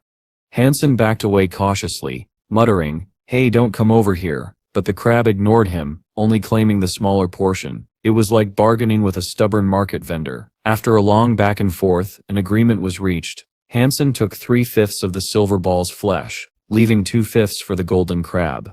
Watching the crab scuttle away, Han Sen cursed silently. Eat up. Best if you get poisoned and die, you unlucky crab. Wary that the crab might return for his portion, Han Sen summoned his gluttonous holy war angel, preparing it for future battles against super divine beasts. Feeding it divine-grade flesh now was not wasted. As Han Sen consumed the silver ball's flesh, he checked its soul beast information. The data confirmed 4 bold words. Equine. Han Sen's face lit up. A water equine, hunting god-blooded beasts, really does guarantee soul beasts. Unbelievably lucky. After finishing, Han Sen instructed the holy war angel, eat quickly. Watch out that crab doesn't steal your food. I'm going to check out that crystal sailboat first. The golden crab had already crawled into the cabin. Taking the opportunity, Han Sen climbed onto the enormous crystal vessel. The sailboat was carved entirely from crystal, but its interior remained hidden, giving off an eerie sense of secrecy. Just as Han Sen approached, the golden crab suddenly charged out, swinging its pincers fiercely. Han Sen quickly stepped back, laughing nervously. Dear brother, don't get agitated. I'm just taking a look. No harm meant. The crab didn't understand. Its pincers swung again, warning Han Sen to keep his distance. Resigned, Han Sen stepped back. Minutes later, he cleverly hung the remaining silver ball corpse on the ship's bow, muttering to himself, I don't still believe you one set take the bait. Half an hour passed. As expected, the golden crab emerged, trying to reach the silver ball corpse, but it couldn't quite get to it. Han Sen chuckled. Ha ha, perfect. He had set the position intentionally, making it difficult for the crab to snatch it. With the crab distracted, Han Sen climbed onto the deck and quickly approached the front of the cabin. Let's see what secret this sailboat is hiding, he thought. As he neared the crystal cabin, a massive crystal box materialized before him. Han Sen hesitated, wondering if it contained treasure or some curse from a ghost ship. Curiosity and greed overcame caution. To be safe, he summoned Shuchi and ordered, Shuchi, go open the box. At Han Sen's command, Shuchi immediately lifted the lid of the crystal box. A few tense seconds passed, and when no danger appeared, Han Sen cautiously stepped closer. Peering inside, his eyes widened in astonishment. Curled within the box was a woman, but she was no ordinary human. From her waist down extended a long, glistening fishtail, while her snow-white upper body remained exposed, modestly covered by 2 fan-shaped seashells. Her delicate features, ethereal beauty and mermaid form, left Han Sen momentarily speechless. Beside her lay 2 mysterious objects, a xenogenic scepter and a soul stone. Han Sen's mind raced. Could this mermaid be a xenogenic? Normally, when their sanctuary is breached, xenogenics are destroyed along with their soul stone unless they willingly submit. How is she imprisoned in this box? Could this crystal sailboat actually be a sanctuary? Han Sen's thoughts were interrupted by a clattering sound from outside. The golden crab had returned. Grabbing the soul stone quickly, Han Sen prepared himself. The crab charged into the hall, swinging its massive pincers. Instantly, Han Sen and the crab began a dizzying chase around the crystal cabin. Despite the furious pursuit, Han Sen's evasion kept him safe for the moment. Suddenly, a soft, melodic voice called from within the crystal box. Han Sen froze. Oh no. Did she wake up? Turning his gaze, he saw the mermaid, Yi Lang, rising as if just roused from slumber. The golden crab, still chasing Han Sen, immediately froze. Yi Lang raised her scepter gracefully, and with a single gesture, the crab obediently retreated to the side. Han Sen wiped sweat from his brow, muttering. Finally, its steps stopped. I stem exhausted. Yi Lang, the mermaid princess, stepped out of the crystal box, her tail propelling small waves beneath her. She approached Han Sen, bowing respectfully with one hand pressed to her chest. Her voice was serene yet filled with resolve. The princess of the sea offers her loyal soul to you, master, to become your most faithful servant. Han Sen's heart swelled with joy. Only a xenogenic of royal lineage could declare themselves a princess or prince. This mermaid was no ordinary creature. She was of royal blood. Overwhelmed with excitement, Han Sen clutched the soul stone. A beautiful xenogenic maiden and her soul stone. What a blessing amidst all this chaos. Black demon, just wait. Once I'm free, I'll destroy this sanctuary. Without hesitation, Han Sen pressed the soul stone to the princess's forehead. A pale green glow enveloped her as the stone merged with her essence, transforming into a radiant beam that flowed directly into Han Sen's soul sea. The subjugation complete, he felt a surge of power and fortune. But the golden crab, no longer restrained, became ferocious once more, charging at Han Sen with renewed fury. Han Sen dodged nimbly, running straight out of the cabin. He quickly summoned the princess of the sea, commanding, "Help me destroy that vile sea crab." The mermaid Sip's voice was calm yet apologetic. "Forgive me, master. I do not have the ability to kill it." Han Sen blinked, slightly surprised. "But you are a xenogenic of royal lineage. Surely you can fight." Yi Lang Sip's eyes lowered as she answered sincerely. "I am not a warrior. I cannot fight. I fear I have disappointed you." Han Sen's curiosity remained unquenched. "Then what powers do you possess?" The princess of the sea spoke earnestly. "I can control the crystal of the Crystal Palace, my dwelling. The Crystal Palace is eternal and indestructible. As long as I remain in the water, it can move anywhere across the seas, even to the deepest ocean floors, tens of thousands of meters below." Han Sen's heart leapt with excitement. "A mobile fortress on the sea? That's incredible. Could you take me out to hunt creatures with it?" He turned to her with a grin. "All right then, bring the Crystal Palace here for me now." Yi Lang shook her head gently. "Forgive me, master. I cannot do that. I must be at the main control point of the Crystal Palace to operate it." Han Sen sighed, rubbing his chin. "Forget it. Once I figure out how to deal with that giant crab, I can come back and subjugate the Crystal Palace. No rush. And even if others find it, no one can take it away from me." Meanwhile, in a secluded corner of the frozen lake, a sharp, crackling sound echoed across the ice, hinting that another danger or mystery was stirring nearby. Han Sen drilled a hole in the ice and crawled out from underwater, shaking off the lingering droplets. "Safe for now," he thought. "The golden crab can't bother me for the moment, but I need to deal with the black demon's sanctuary first. To defeat it, I must investigate it thoroughly. Knowing my enemy is the key to victory in the Astral Orbit sanctuary." Astral Orbit appeared, smiling warmly at Han Sen. "Han Sen, where have you been? I haven't heard from you at all." Han Sen recounted the entire confrontation with the Black Demon, every clash and every twist of fate. Then he asked Astral Orbit, "Do you know what sword art the Black Demon uses, or where it originates?" Astral Orbit shook his head. "I only know it's called the Little Demon Windblade art. Beyond that, nothing."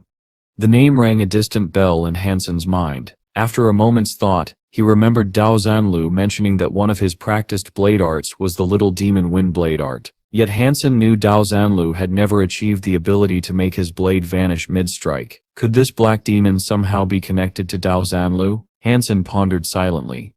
Determined to uncover the truth, Han Sen decided to return to the Alliance and consult Dao Zanlu. Stepping out of the teleportation array aboard Goddess Arya's ship, he spotted Ji Yan Ran and her ever-present bodyguard approaching. Han Sen greeted her formally, carefully watching as they passed. Inside, he cursed quietly. That perverted demon always hovering around Yan Ran. What is he scheming?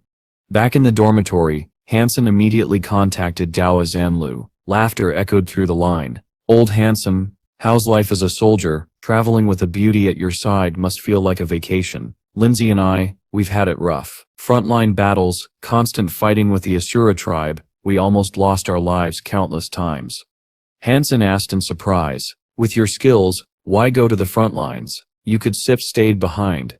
Dao Zanlu's tone was firm. "Lindsay insisted this was the only way to temper ourselves. Small battles every 3 days, big ones every 5. We fought until we nearly lost our minds." Han Sen then asked directly, "Why did you contact me now? Do you know the Black Demon? After hearing Hansen's account, Dao Zhenlu's expression darkened with anger. Damn it, old Hansen, if you get the chance, you must let me destroy that bastard. The little demon windblade art was originally a secret technique of the Dao family, stolen later by others. It is a disgrace that cannot go unanswered. Hansen breathed a sigh of relief. Hearing you say that reassures me. I feared the Black Demon might be connected to you, making it difficult to face him.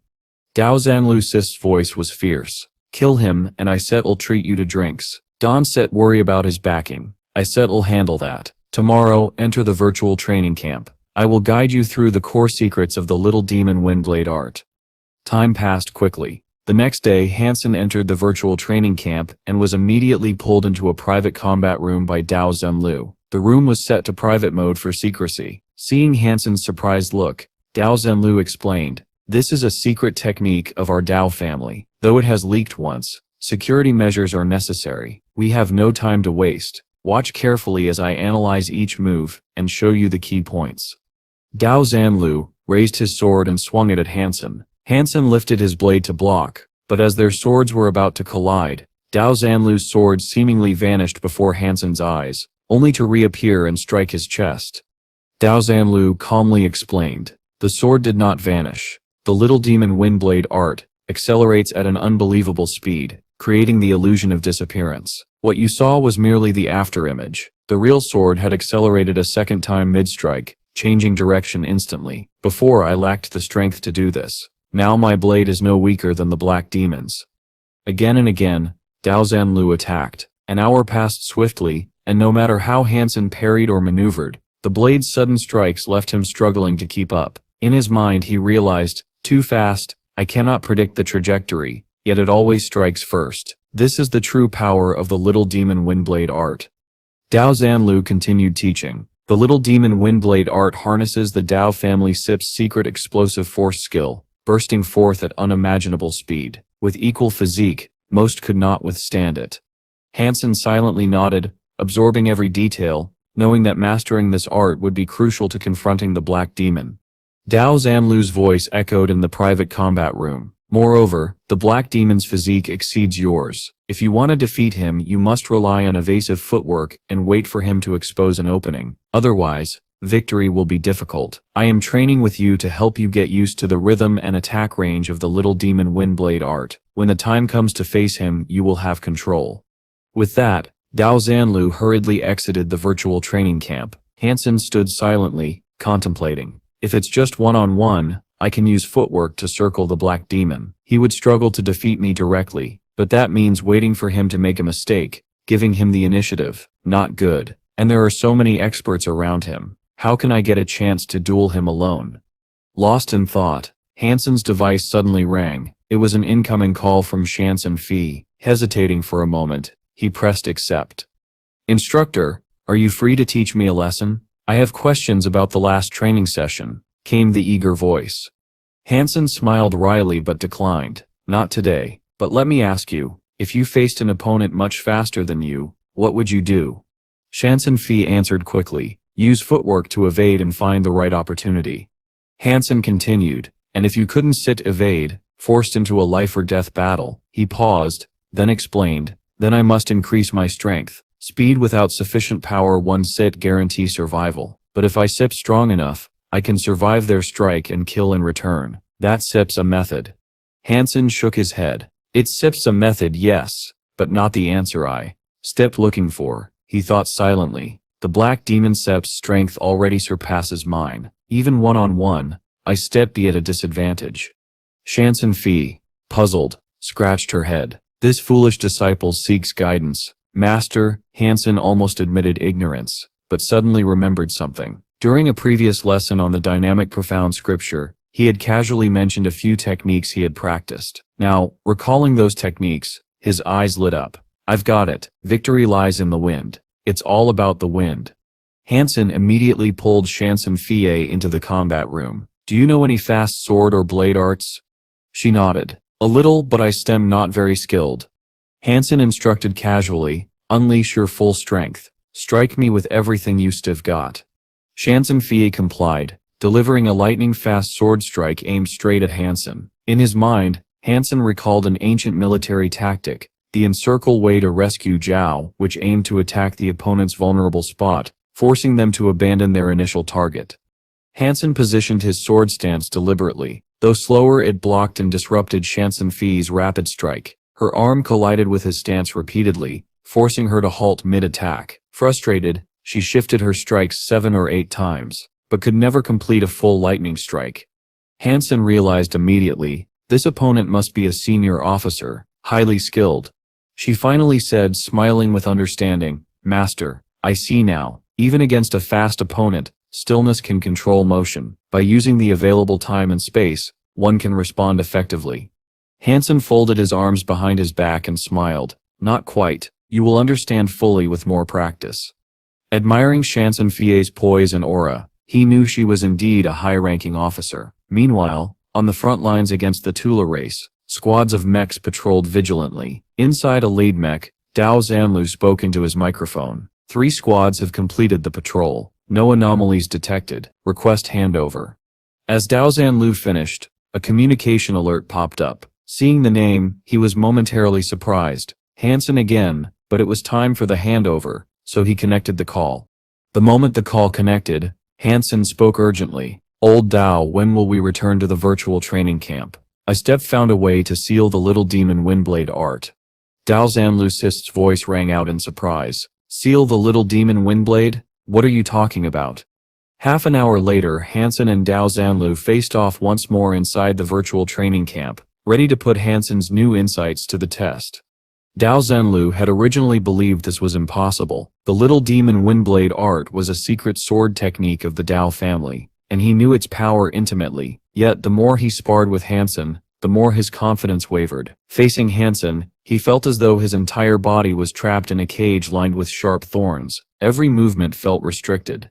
If he tried to draw his sword, danger would immediately threaten him. Stretching out an arm, the invisible thorns seemed to pierce his elbow. Moving a leg, and it felt as if his thigh would be impaled. The sensation was maddening, leaving him gasping in frustration and barely able to maintain composure. Unable to tolerate it any longer, Dao Zanlu threw down his weapon. "Freak, you seem really a freak. You and Shaolin Z both freaks. How did you do this? I feel like I have a sword, but I can't use it. Fighting like this, it's too oppressive."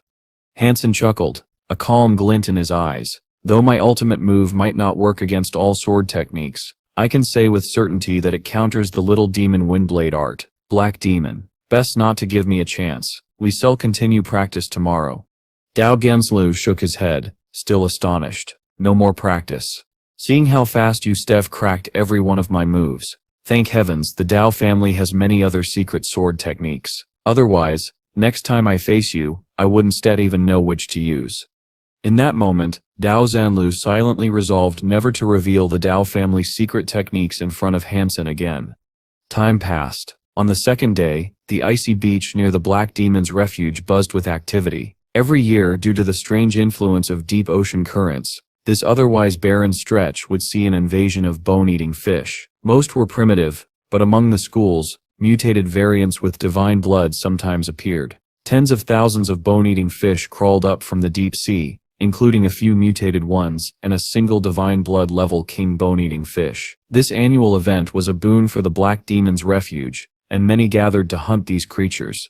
Han Sen arrived early, not intending to hunt. "Haha, I can't kill the Black Demon yet, but I might as well profit from this," he thought. Suddenly someone shouted from the crowd, "Look over there. What is that?" Another voice cried in excitement, "It's the king bone-eating fish. Our luck is incredible." A massive school of bone-eating fish surged toward the shore, led by the king bone-eating fish. Its appearance was distinct, its divine blood glowing faintly, making it easy to distinguish from the others. Han Sen's heart raced. Finally the divine blood level king bone-eating fish. My wait wasn't in vain. Following the Black Demon's orders, the hunters charged. The fish rushed toward human weapons like moths to a flame. The king bone-eating fish, despite gliding with its fleshy wings, was nearly impossible to harm. Slashing at it with 100 eels or sword teeth barely left a mark. So slippery. How did the Black Demon kill it in previous years? Han Sen thought. Just then, the king bone-eating fish fell to the ice with a heavy thud. Understanding struck Han Sen immediately. Ah, of course. It can fly, but not for long. Once it lands, it sets vulnerable. That sets my chance. Blending silently into the mass of hunters, Han Sen positioned himself strategically. From the center, the black demon shouted orders. Dawn set, let it escape back to the sea. The severely injured king bone-eating fish, desperate, turned toward the open water. Han Sen's mind raced. This is the perfect opportunity. If I can assassinate the black demon here, taking his stronghold will be much easier. The king bone-eating fish leapt once more, launching itself toward the sea, a fleeting opening amidst chaos that Han Sen was ready to exploit. The black demon long knife lunged toward the fleeing king bone-eating fish. Just as the blade was about to strike, a subordinate shouted urgently, "Big brother, be careful." The black demon reacted, but his reflexes were a fraction too slow. A searing pain tore through his back as Han Sen's hidden palm strike connected. If no one had warned him, he could have felt the full force of my strike. Han Sen thought silently. I might have scared him to death.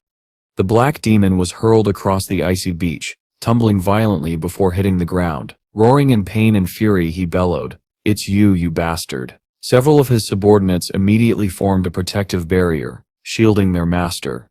Seeing that his initial strike had failed to kill the black demon, Han Sen shifted his focus to the king bone-eating fish. Ignoring the chaos around him, he moved swiftly and with a single precise slash, ended the life of the injured divine-blooded fish. A familiar voice echoed in his mind, "Hunted successfully. The divine blood king bone-eating fish is now yours. Its blood and flesh can provide divine blood genes at any time." The black demon's fury intensified. "You dead dog, I will definitely kill you," he shouted. Han Sen only smirked, replying coldly, "Today I shall take back a little. Another day, I shall take your life." Without hesitation, he summoned the silverball spirit beast and dove into the sea, vanishing from everyone's sight in an instant. That night, in a secluded cave, Han Sen sat roasting fish over a small fire, humming happily, "La, I'm a grilling expert. So fragrant, ha ha. Snatching this from the black demon's hands makes it even better. It's a shame these bone-eating fish only come ashore once a year. Otherwise, I could do this every day." His daydreaming was interrupted by the sound of footsteps approaching the cave. Han Sen peered out and saw a black figure walking toward him. Could it be someone from the black demon pursuing me? He thought. Han Sen summoned his mount, alert and ready. The figure approached steadily until Han Sen could finally see the person clearly. To his surprise, it was someone he knew, not closely, but enough to leave an impression. Yidong Mu, a figure from Refuge Number 1, one of the 10 divine sciences. Han Sen recalled their encounter during the Battle of the Gods. He hadn't heard news of Yidong Mu since then. Yidong Mu carried an alien creature and walked straight up to Han Sen. "Trade this alien creature for your grilled meat, deal or not?" Without hesitation, Han Sen replied, "No trade." He thought wryly, "What a joke. This is meat from a divine blood creature. Yours is just an alien beast. Do you think I sept stupid?" Yidong Mu shrugged. "Fine. Let me use your stove for a bit. Name your price." Han Sen laughed. "It's just a stove. You can use it."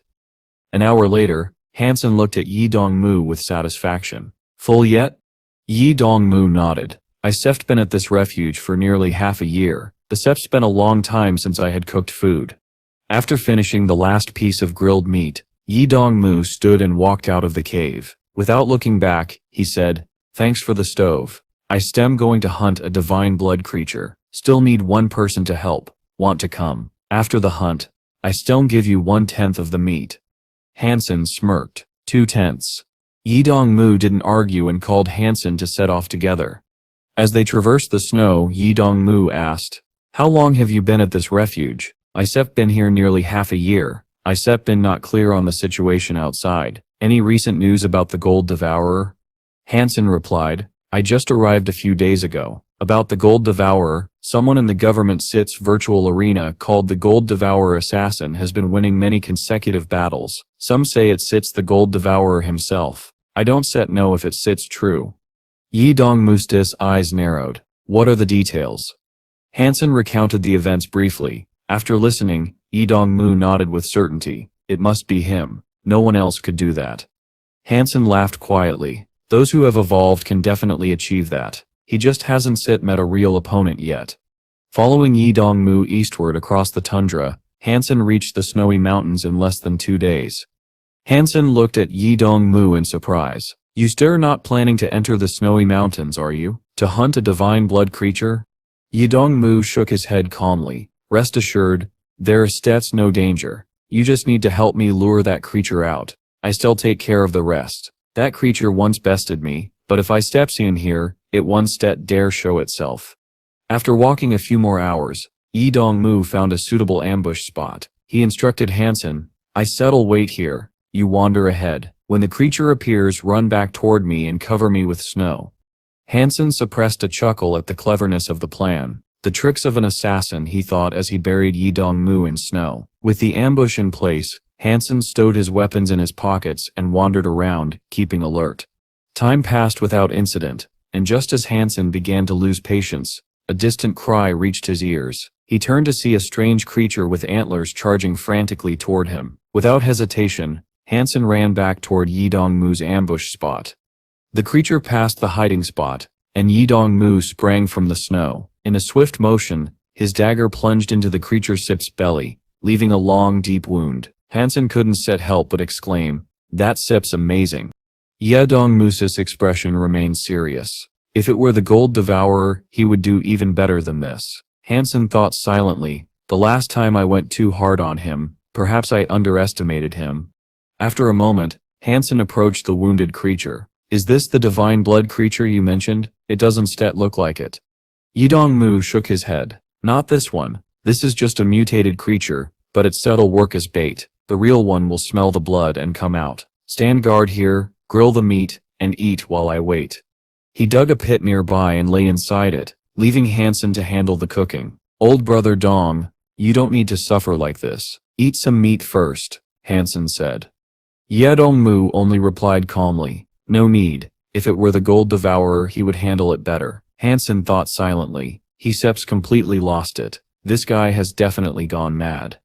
As Han Sen ravenously ate the grilled meat, a ferocious roar erupted from behind. A three-horned dinosaur-like creature charged across the snow. Han Sen immediately jumped to his feet and ran. The creature didn't stop for the mutated carcass, but pursued Han Sen instead. Yi Dong-mu leaped from his hiding pit, plunging his dagger into the creature's belly. The dinosaur thudded heavily to the ground, yet its body resisted even his full-strength strike. With a roar of pain, it struggled back to its feet, and charged toward a nearby snowy mountain.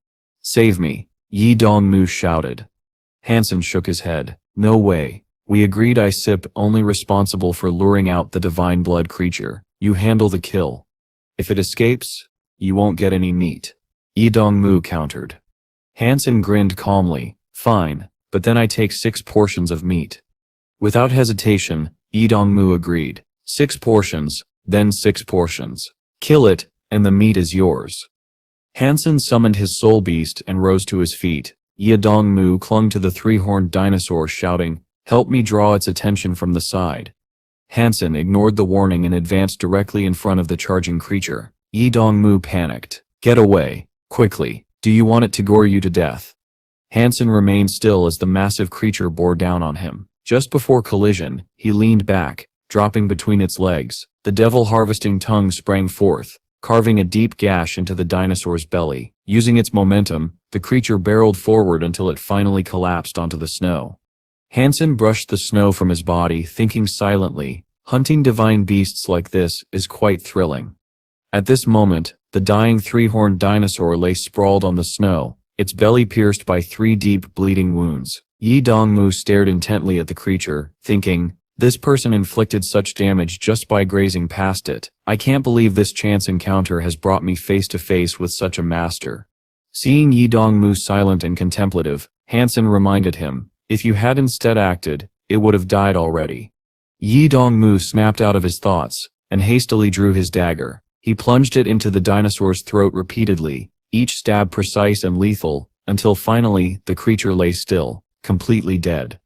After completing the kill, Yi Dong-mu approached Han Sen. "You stir very powerful," he admitted. Han Sen replied vaguely, "It steps normal. My physical stats just exceed 100.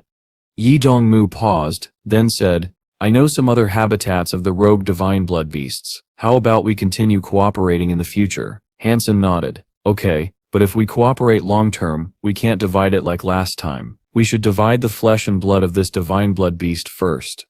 Yi Dongmu smiled and nodded. All of it is yours. Your blade is poisonous, so even if I took some, I wouldn't dare eat it. Han Sen laughed heartily. Then Han Sen you, he said, summoning the holy war angel. The three-horned dinosaur was far too large for Han Sen to eat alone, so he decisively gave the entire carcass to the little angel. As soon as the angel saw it, it began devouring the creature without hesitation. Yi Dongmu's eyes widened in astonishment. A humanoid pet? What level is this? Han Sen smiled. Mythical. 2 hours later, Yi Dongmu watched silently as the little angel finished devouring the massive dinosaur. What kind of pet is this? He wondered. How can such a small girl consume an entire divine blood creature? And what is this person's background? He didn't even hesitate before feeding the flesh to his pet. I need to return to the Alliance. We'll meet again later. Once the little angel had finished, Han Sen prepared to leave. Yi Dongmu spoke up.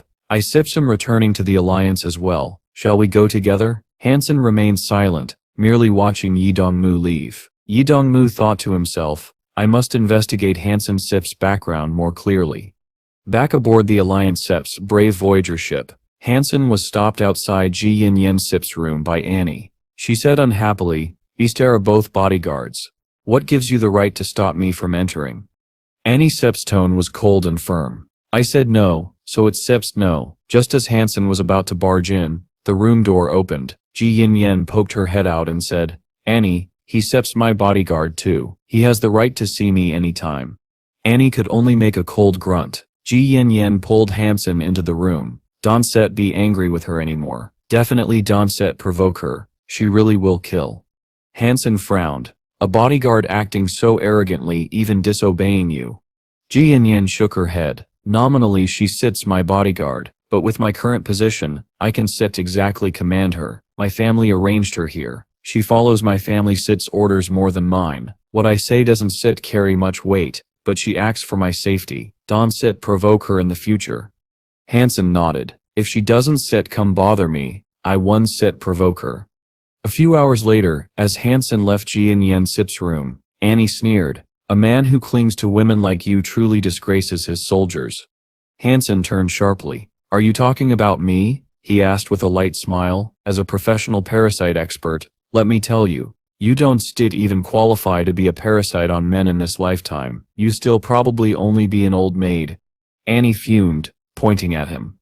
You scoundrel. Han Sen brushed her aside. If I were a transcendent, one slap could kill you. Do you believe it? Annie laughed angrily. I still wait until the day you become a transcendent. Let's see how you slap me to death then. Han Sen's cold laugh echoed. No need to wait. If you dare play, I can prove it right now. At the same level, you be weak. Shall we go to the training room? Annie responded indifferently. Not now. Han Sen chuckled. Haha, why are you scared now? Annie smirked. I have work. Combat training in 3 hours. Han Sen admired her loyalty and dedication. I'll wait for you, he said, before returning to his dorm. 3 hours later, Annie appeared in a white combat suit. She told Han Sen, standing at the entrance, come in. Han Sen stood still, smiling. What Sep's the rush? Annie scoffed. What Sep's wrong? Didn't Situ want me to hold back my strength in our fight? Are you scared now? Hearing Annie's challenge, Han Sen shook his head with a faint smile. Big sister, did I ever say that? I'm not an idiot. Even if you hold back your strength, your vision and reaction abilities are far beyond what an evolved could match. I'm not foolish enough to take such a disadvantage. Why would I accept those unfavorable conditions? He stepped closer, his tone playful yet firm. Let's compete in literary skills. Do you dare? You studied the military fist techniques. Right. I still call out a move. You respond with a move. We still only use moves from the military fist. Is that fair? Annie frowned, weighing his words. Let me see what tricks you can play, she said, clearly agreeing to the challenge. Han Sen made a warning gesture and smiled. Let's begin. Ladies first. You make the first move. Annie paused briefly, then called out an all-out attack. Peak fist. Han Sen reacted immediately, responding with a calculated strike. Piercing triple fist, attacking your left flank. Annie quickly countered. Counter-attack palm. Turn right. Strike the neck. Calling out moves purely from imagination was something Annie had never done before. Each time she had to pause and think carefully. One by one they exchanged moves, each declaration testing their memory, strategy, and tactical imagination. Finally, before reaching 40 moves, Annie found herself at a dead end. She could no longer conjure a follow-up move, leaving her vulnerable to Han Sen's strike. Han Sen smirked. "You lose." Annie Sip's eyes flashed with determination. "This is just talking. In an actual fight, you couldn't corner me like that." Han Sen replied coolly, "No need to be unconvinced. We can reenact what we said, but without using strength, purely following the called-out moves. Reenact it so you once be unconvinced." Annie immediately nodded. The two began reenacting their moves, each strike precise and deliberate. By the 39th move, Annie was trapped once again. Without superior speed or strength over Han Sen, she had no way to gain the upper hand. Han Sen leaned slightly forward, his voice calm but confident. "Well, convinced now?" Annie crossed her arms, smirking. "This is the first time just talked. Unlike you, whose forte seems to be talking big." A few hours later, beneath the frozen lake of the preservation zone, Han Sen sat astride his mount, the crystal jade ball, silently gliding toward the water region where the legendary Crystal Palace awaited. Golden Crab, sensing movement, peeked out cautiously. When it realized Han Sen was near, it immediately retreated into the safety of the ship's compartments, its instincts telling it that something far more formidable was watching. Han Sen scanned left and right, but the creature had vanished. Has it already fled? It couldn't have been an illusion, he thought. Han Sen didn't pursue Golden Crab to cause unnecessary trouble. Instead, he stood upon the Crystal Palace, his senses sharpening as he activated his demon vision, hunting for strange creatures in the surrounding waters. Only then did he begin to comprehend the unimaginable power that surged within this domain, hidden beneath the tranquil surface. Han Sen had originally wanted to find Yi Dongmu so they could hunt a sacred blood creature together, but Yi Dongmu was nowhere to be found. With no other sacred blood creatures in sight, Han Sen shifted his focus toward the golden crab. Its shell was notoriously tough, but Han Sen knew that with his yin force, he could pierce it and kill the beast. The real question was whether he possessed enough power to pull it off. For now that didn't matter. His plan was simple: dive into the Crystal Palace first, and hunt the primitive fish at the bottom of the frozen lake. By consuming them, he could fill up his primitive geno points. Compared to the difficulty of fishing, hunting these underwater creatures was far easier. Guided by the silver eel, Han Sen once again reached the Crystal Palace with little effort. The moment he arrived, the golden crab crawled out upon hearing the noise, but as soon as it saw Han Sen, it quickly retreated into the cabin, ignoring him completely. It stayed hidden inside, refusing to come out. Han Sen didn't bother chasing it. Instead, he turned his eyes to the fish swimming all around him. He thought to himself, "Once I gain control of the Crystal Palace, will be able to venture into the deep sea and hunt far stronger creatures. With this place, will never run short of resources." The Crystal Palace itself was indestructible. That meant even if he encountered powerful beasts in the depths, he could simply retreat into the cabin and wait. But all of this depended on one thing: he had to make the Crystal Palace his own. Without it, he was stuck. Standing in the shimmering waters, it felt as though he was in a giant marine park. Fish of all shapes and sizes swam gracefully above his head, but unlike an aquarium, there was no glass between them. He could simply reach out and grab them. Soon, a golden anchovy swam close. Without hesitation, Han Sen thrust his hand into the water, grabbed it, and pulled it onto the shore. Out of the water, the creature was nearly helpless. It flopped weakly, struggling to jump back into the lake. Han Sen didn't give it the chance. He stomped down, killing it instantly. A notification echoed in his mind. Primitive golden anchovy killed. Beast soul of golden anchovy gained. Eat its meat to gain 0 to 10 primitive geno points, randomly. Han Sen's eyes widened. It was far too easy to kill fish this way. He couldn't help but laugh in delight. "I must get the Crystal Palace. It's like having a bug in a game. With it, the entire ocean will belong to me." Overjoyed, Han Sen summoned Snow Charmer. With her spear in hand, she slaughtered the fish in the lake, while Han Sen relaxed and ate at leisure. Meat of golden razor fish, eaten. 1 primitive geno point gained. Snow Charmer hunted primitive golden swordfish. Beast soul of golden swordfish gained. Eat its meat to gain 0 to 10 primitive geno points randomly. Han Sen hardly had to lift a finger. Snow Charmer hunted for him, and Mermaid Princess prepared the meals, even feeding him when needed. All he had to do was open his mouth and eat. "This is the life of a god," he exclaimed. "I wasted 20 years, and now I finally know what true hunting feels like." His imagination wandered further. "If I can lure that silver-haired royal spirit here, things will be even better."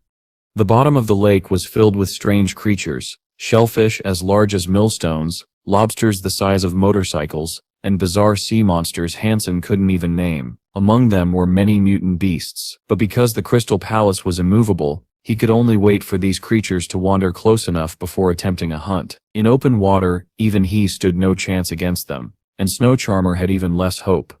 This only strengthened his resolve to seize the Crystal Palace. If he could somehow move it freely, his hunting potential would be limitless. Even so, the results of his efforts were extraordinary. In just over 10 days, Han Sen had completely maxed out his primitive Geno points and gained 17 mutant Geno points. Along with that came more than a dozen primitive beast souls, and even one mutant beast soul. The gains were far beyond anything he had ever achieved when hunting alone. Yet one regret remained. In this frozen lake, there seemed to be no sacred blood creatures except for the silver eel and the elusive golden crab. Over the same period, Shu Gi had hunted plenty of primitive creatures as well. Han Sen couldn't finish eating them all, so he piled them aside, intending to sell them later. But each day the shameless golden crab would creep out and steal part of the pile, treating Han Sen's place as though it were its personal kitchen. "Damn crab, today we settle our debt." Han Sen had tolerated its thievery long enough. Now confident that his physical strength was no less than the golden crab's, he decided it was time to kill it and reclaim the Crystal Palace.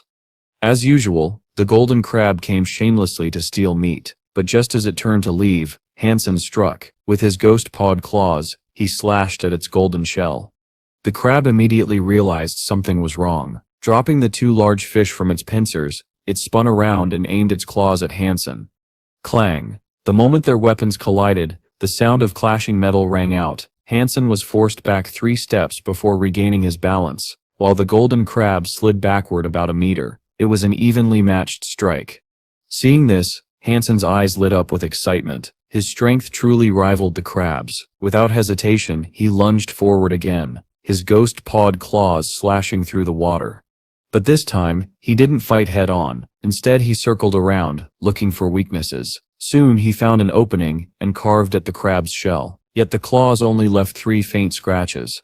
"So hard," Han Sen muttered. For more than half an hour he fought, landing blow after blow, but despite repeatedly striking the golden armor, the most he achieved were shallow marks.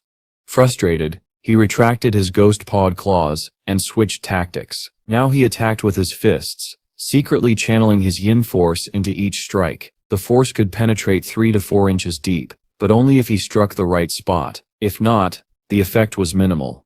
Boom! One well-aimed punch landed squarely on the crab's head. The beast staggered, its movements sluggish, as though it had been dazed. Han Sen's eyes gleamed. Seizing the moment, he rained down punch after punch. His yin force seeped into the crab's skull, making it reel in dizziness. The once fearsome creature flailed its claws in confusion, weaker and weaker, until finally it collapsed with a heavy thud. Han Sen didn't stop. He kept hammering its head, forcing his yin force deeper and deeper. At last, the golden crab's body went limp and still. Then came the long-awaited notification.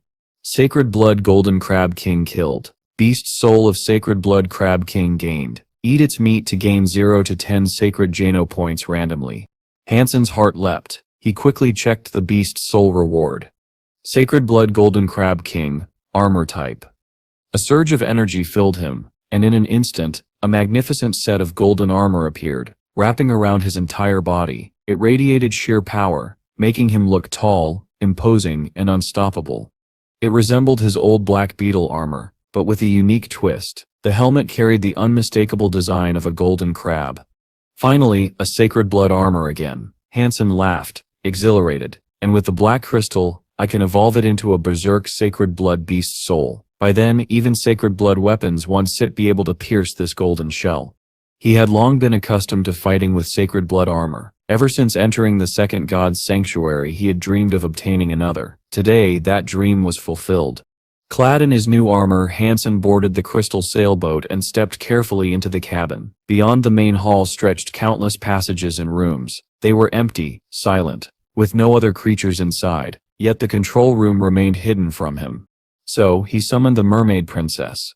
Guided by her, Han Sen soon reached the control room at the very top of the crystal sailboat. There, a shimmering crystal rudder awaited. The moment mermaid princess laid eyes on it, she cried out in joy and rushed forward. The instant she grabbed hold, the entire vessel trembled, the walls groaned as the crystal sails unfurled, and slowly, majestically, the ship began to rise from the lake bed. Through the transparent windows, Han Sen watched the water currents shifting around them. The crystal palace was alive, moving. "My dear master," mermaid princess turned to him, eyes sparkling with excitement. "Where do you wish to go?" The three sails of the crystal palace rose together, shimmering with mysterious light. Slowly, the majestic crystal ship lifted from the depths of the frozen lake, hovering in the water like something out of a dream. Its beauty was breathtaking, almost otherworldly. "Girl, take us to the sea," Han Sen ordered, his voice filled with excitement. This vessel was far beyond any submarine. In his eyes it was like an interstellar battleship gliding effortlessly through the deep. "Master, should we surface first?" mermaid princess asked, her hands steady on the crystal rudder. "No. Straight to the seabed," Han Sen replied firmly. "Surfacing would only bring unnecessary trouble." "Yes, master." She turned the rudder and the massive ship glided forward, following the channel that connected the lake to the vast ocean beyond. The sight that greeted Han Sen when they entered the deep sea was nothing short of awe-inspiring. Entire fields of giant seashells stretched across the seabed like rolling hills. Coral reefs shimmered with vivid colors, while endless schools of fish swirled in dazzling formations. Yet among the beauty lurked terror. Enormous sea beasts resembling flood dragons twisted through the waters, radiating power that made even Han Sen's heart pound. Thankfully, the Crystal Palace was indestructible. Otherwise, it would have been crushed instantly under such immense pressure and savage attacks. Bang! Bang! A colossal two-headed turtle, larger than a mountain, rammed the ship with its shells. But after a few attempts, the creature lost interest and drifted away into the depths. The sheer number of creatures left Han Sen astounded. He couldn't even identify most of them, let alone guess their strength. Hunting recklessly here would be foolish. For now, exploration was his priority.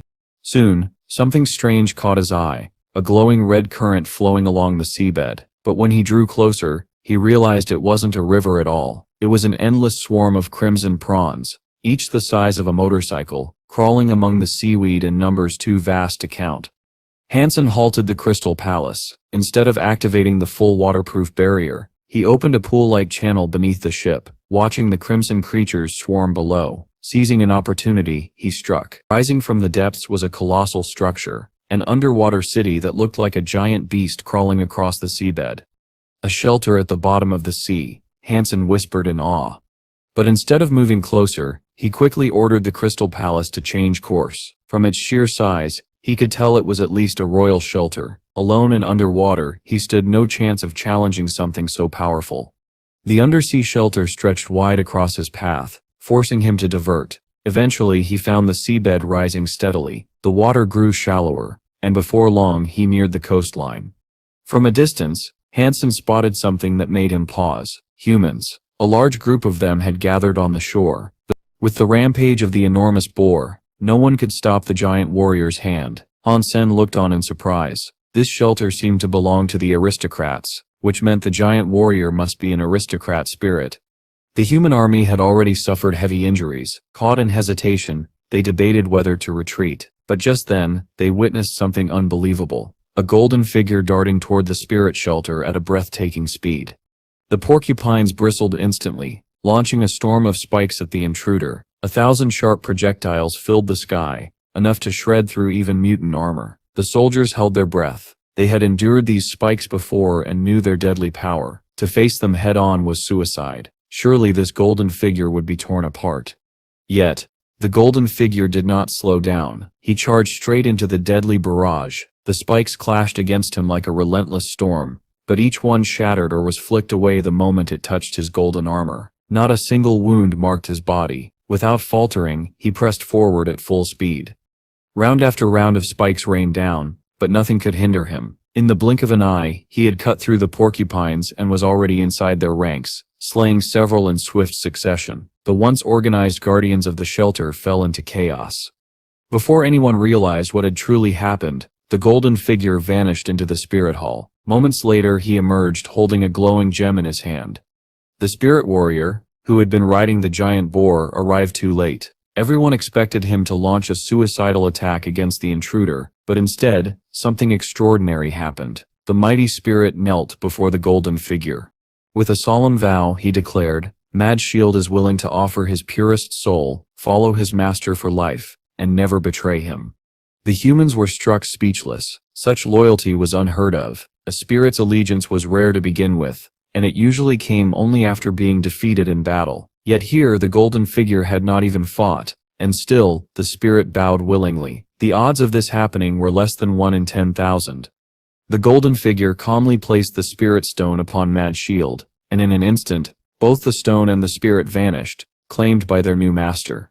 The creatures in the shelter descended into disarray. The massive boar, abandoned by its rider, roared and charged at the golden figure. But instead of dodging, the golden warrior faced it head-on. At the moment of impact, his golden helmet struck against the beast. The result was terrifying. Blood burst from every pore of the giant boar's body. With a single casual strike, the monstrous mount collapsed dead at his feet. Everyone gasped in awe. They had seen how powerful that boar was, a creature so fearsome that even evolvers with fitness indexes over 100 could not withstand it. Yet the golden figure had killed it in a single blow. Then, a voice rang out from the human ranks. "Golden coin." A chill ran through the crowd. Yes, the golden armor, the invincible presence, the overwhelming strength. Who else could it be but Golden Coin? Excitement spread like wildfire. "Golden Coin is here," someone shouted. "Golden Coin is unbeatable, even in the second God sits sanctuary." Another voice cried, "Golden Coin, I love you. With him here, we still never fear the creatures again." While the humans cheered, Han Sen, hidden beneath the golden armor, felt no urge to bask in the glory. After all, he had just stolen another's spirit. With no desire to linger, he leapt to the palace roof, and swiftly disappeared into the distance. Privately, Han Sen knew how formidable Mad Shield was. His defense alone was on par with a sacred blood creature, nearly impervious to ordinary weapons. Only something as destructive as the berserk ghost claw could have threatened him. Still, Han Sen sighed in regret. If only Mad Shield had been a beautiful female spirit. His dream was to form a gang of stunning spirit companions, but such spirits were too rare. For now, he had no choice but to recruit male warriors to strengthen his forces. The Crystal Palace would require a powerful crew to one day claim the vast treasures of the sea. Han Sen was not very keen on recruiting too many humans. What he truly preferred was to strengthen his own spirit companions. While he was still considering how best to utilize his current resources, a sudden cracking sound echoed from his sea of soul. Han Sen immediately brightened. He turned his attention inward and saw that the cocoon of the golden growler had split open. From within emerged the beast. Its entire body now transformed into pure gold. It shone like a golden statue, its form stronger and more majestic than ever before. This was no ordinary transformation. The golden growler had evolved into a berserk super creature mount. Its speed and strength had increased tremendously, rivaling even the sacred blood mounts of the second god's sanctuary. On top of that, it possessed the unique ability to alter its size, something even the most powerful sacred blood mounts could not do. After feeding the black crystal to his beast souls, Han Sen commanded the mermaid princess to guide the crystal palace toward the ice field. The area near Yellowstone Sea was abundant in resources, which meant beast souls were relatively cheap there. If he wanted to sell his collection for the best price, he would need to return to Goddess Shelter. The journey back was smooth. Since the Goddess Shelter was surrounded by the ocean on 3 sides, Han Sen avoided the difficulties of crossing mountainous terrain and encountered no underwater shelters along the way. During the trip, he hunted a large number of primitive creatures and several mutant beasts, loading their carcasses onto the back of the berserk golden growler. When he finally returned to Goddess Shelter, the sight stunned everyone. A mountain of meat, carried by a golden beast, stood before them. Resources had grown scarce around the shelter, and no one had ever expected to see such abundance. Even young Manly came rushing over after hearing the news. The moment she saw the massive pile of hunted creatures, she froze in shock. "Manly, count the meat. You can decide how to sell it," Han Sen instructed. He then transferred all the beast souls he had acquired to her, dozens of them. Not only were many mutant grade, but several were berserk as well. Manly stared at him with wide eyes, unable to believe it. "Where did you get all this meat, and these beast souls?" she asked, her voice filled with disbelief. Han Sen smiled lightly. "I hunted them from the sea," he replied. "There was no point in hiding it. The creatures clearly bore the marks of ocean origin." The sea? Manly's surprise deepened. Hunting in the ocean was far more dangerous than on land. Han Sen chuckled and said, "I am the kind of man who can slay tigers on the mountains and dragons in the sea. Isn't it only natural for me to hunt in the ocean? No need to look at me like that." Though he spoke jokingly, Manly could not bring herself to smile. She understood how serious such a feat truly was. The difficulty of ocean hunting was no laughing matter. How could he achieve something like this? The more she saw of Han Sen, the less she understood him. Back in First God's Sanctuary, she had thought Han Sen far inferior to Golden Coin, yet ever since meeting him again in the Second God's Sanctuary, his achievements had left her astonished time and time again. Her early assumptions had all vanished. Now she only felt a growing sense of mystery around him.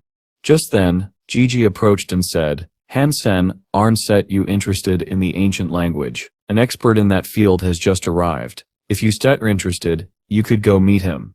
Han Sen's eyes lit up instantly. "Which ancient language expert? Why would someone like that come here?" he asked eagerly. "Professor Zhu," Gigi explained with a smile. "He's extremely talented in linguistics and quite a famous figure in the Alliance. Besides ancient languages, he has also studied the tongues of other species. The management invited him to teach us more about crystallizers." Han Sen hesitated for a moment. "If he's that famous, will he even pay attention to me if I go?" "I don't think he'll ignore you," Gigi assured. "You should at least attend his lectures."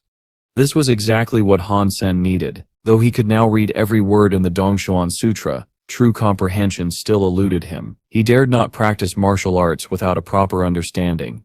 When the time for Professor Zhu's lecture arrived, Han Sen went to attend. The language of the crystallizers, however, was nothing like ordinary writing. They were not words at all, but intricate images, complex lines forming shapes that resembled the inner workings of a machine.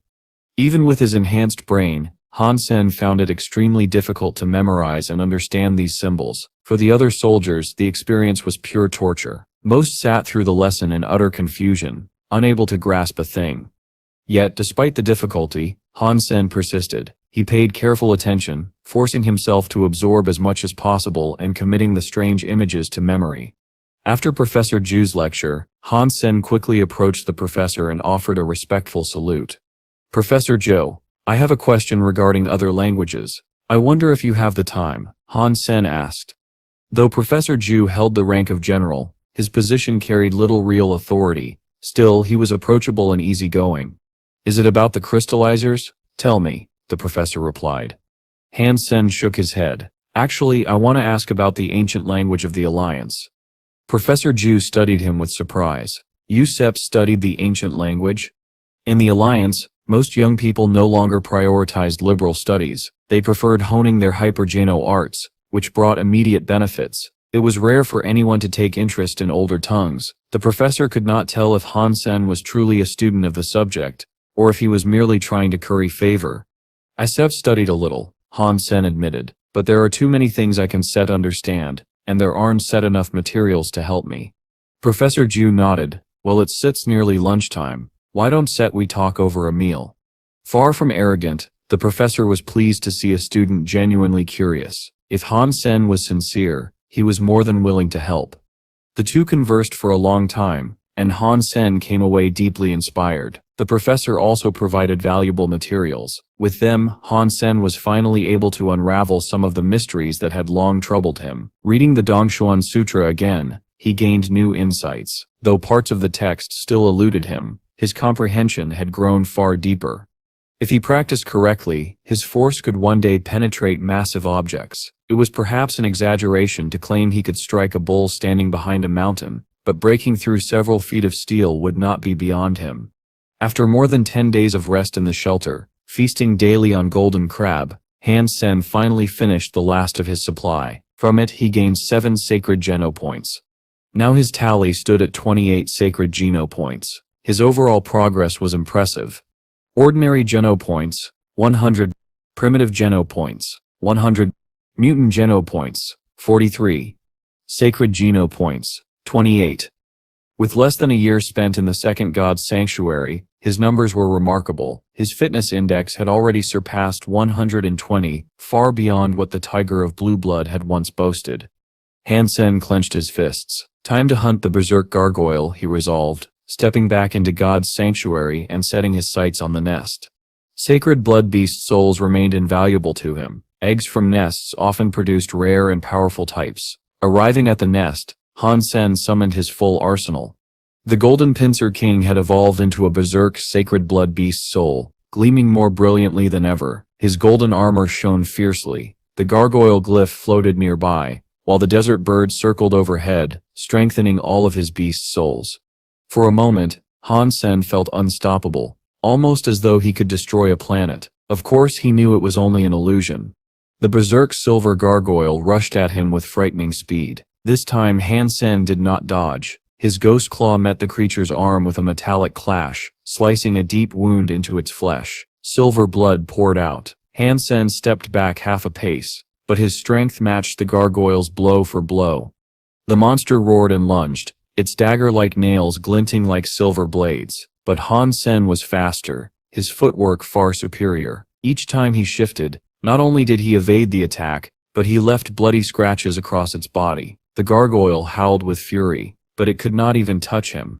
Then, just as Han Sen grew comfortable, the gargoyle's arms suddenly stretched, its claws extending an extra 2 inches. 10 dagger-like nails raked across his chestplate, striking his golden armor with a screech that pierced the ears. The attack should have shredded him, but the berserk golden armor reinforced by the gargoyle glyph held strong. Only shallow marks scarred its surface.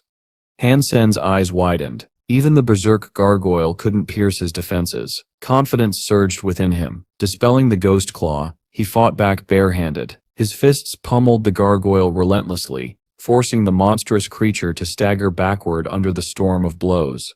The gargoyle was eventually overpowered and slain by Han Sen, who used the yin force to finish it off.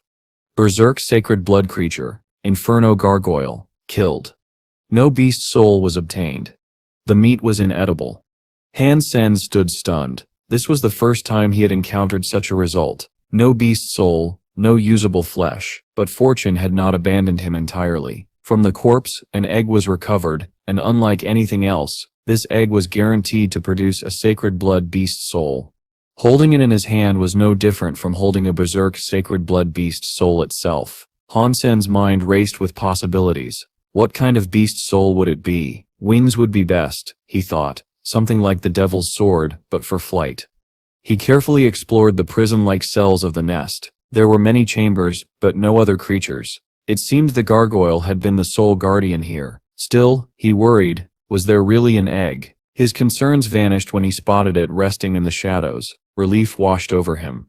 Han Sen broke the egg open with his claws. A familiar sound echoed, beast soul gained. From the mist, a form began to take shape.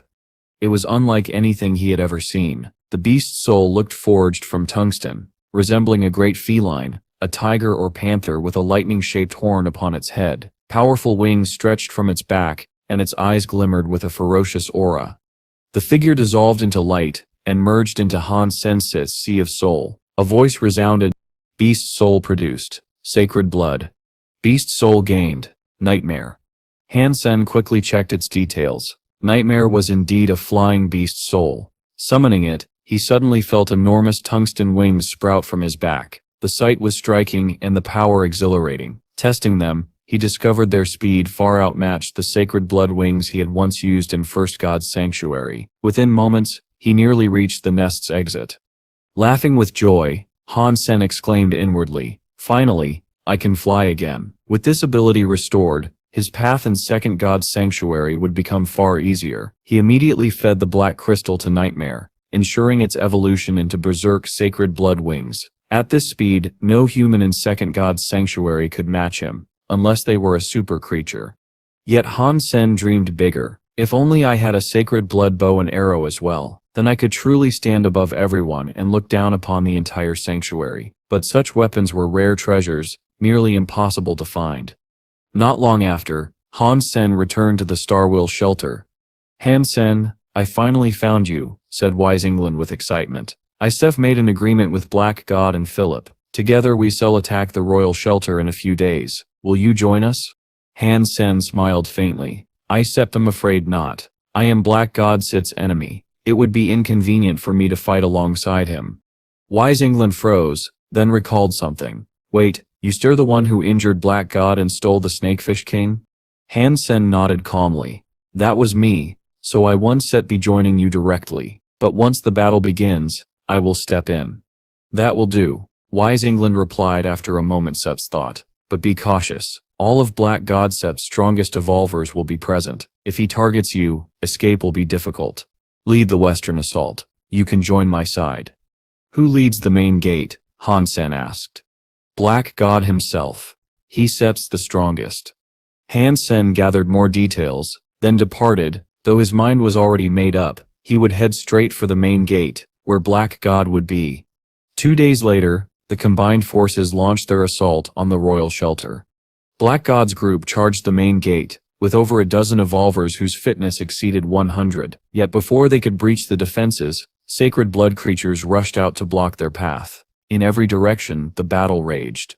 From atop the shelter's walls, the silver-haired spirit girl stood silently, watching it all unfold with cold indifference. She did not lift a finger. Han Sen watched as nearly 20 sacred blood creatures poured out of the royal shelter, intercepting Black God's elites with overwhelming force. And this was only a fraction of the shelter's might. The rest were already battling forces on the other flanks. The royal shelter was beyond formidable. Without uniting every power on the ice fields, no individual could hope to conquer such a fortress, unless they wielded the strength of a super creature. Han Sen could not help but feel awe. On the battlefield, chaos reigned. Giant serpents, stretching nearly 300 feet long, writhed among the carnage. Towering beasts that looked like titans clashed with black-winged monsters, while enormous birds darkened the skies. The entire scene was nothing short of apocalyptic, far more spectacular than any movie, almost like an interstellar war unfolding before their eyes. Han Sen could not help but notice that Black God was proving to be a far better commander than he had expected. Most of the evolvers under him were battle-hardened, with military service in their past, so their coordination was flawless. When surrounding powerful creatures, their teamwork was sharp and efficient. Casualties surprisingly were minimal. The weaker evolvers handled logistics, quickly evacuating the wounded. Very few lives were actually lost. Han Sen thought to himself, this Black God, he's impressive. To command such a large-scale war with this much discipline, he's truly talented. But talent or not, an enemy is still an enemy. The battle raged on. Though the royal spirit's forces were powerful, they were beginning to falter under the combined assault of all three forces. It seemed only a matter of time before the shelter fell. Yet the silver-haired spirit remained unmoved. From atop the shelter wall, she gazed coldly at the battlefield below, occasionally raising her staff to issue commands. Under her direction, the creatures fought with ruthless discipline. Han Sen frowned. If this keeps up, the shelter will eventually fall, unless she has reinforcements hidden away. As he pondered, the silver-haired spirit did something unexpected. She withdrew from the battlefield and disappeared back into the shelter. Han Sen was startled. Strange. The battle is at its peak. If the army loses her command now, won't their collapse come even faster? His question was answered almost immediately. The ground began to tremble violently. Stones shattered as countless silver beetles swarmed up from beneath the earth like a flood. Wherever they passed, the bodies of humans and creatures alike were devoured in an instant, leaving nothing but bones. The sight made one's skin crawl. More cracks split open in the ground, releasing wave after wave of these insects. In moments, the battlefield descended into total chaos. Both humans and creatures who had been locked in life-or-death combat just moments before now fled side by side. Even the giant serpents and titans bolted in terror, desperate to escape the swarm. Han Sen himself felt a chill, but after closer observation, he realized something important. The silver beetles were not individually strong. Each one was only slightly more powerful than a primitive creature, weaker even than most mutants. Their danger lay in their sheer numbers and razor-sharp mandibles. Even sacred blood creatures feared having these beetles burrow inside their flesh. Han Sen sits, eyes narrowed. This is my chance.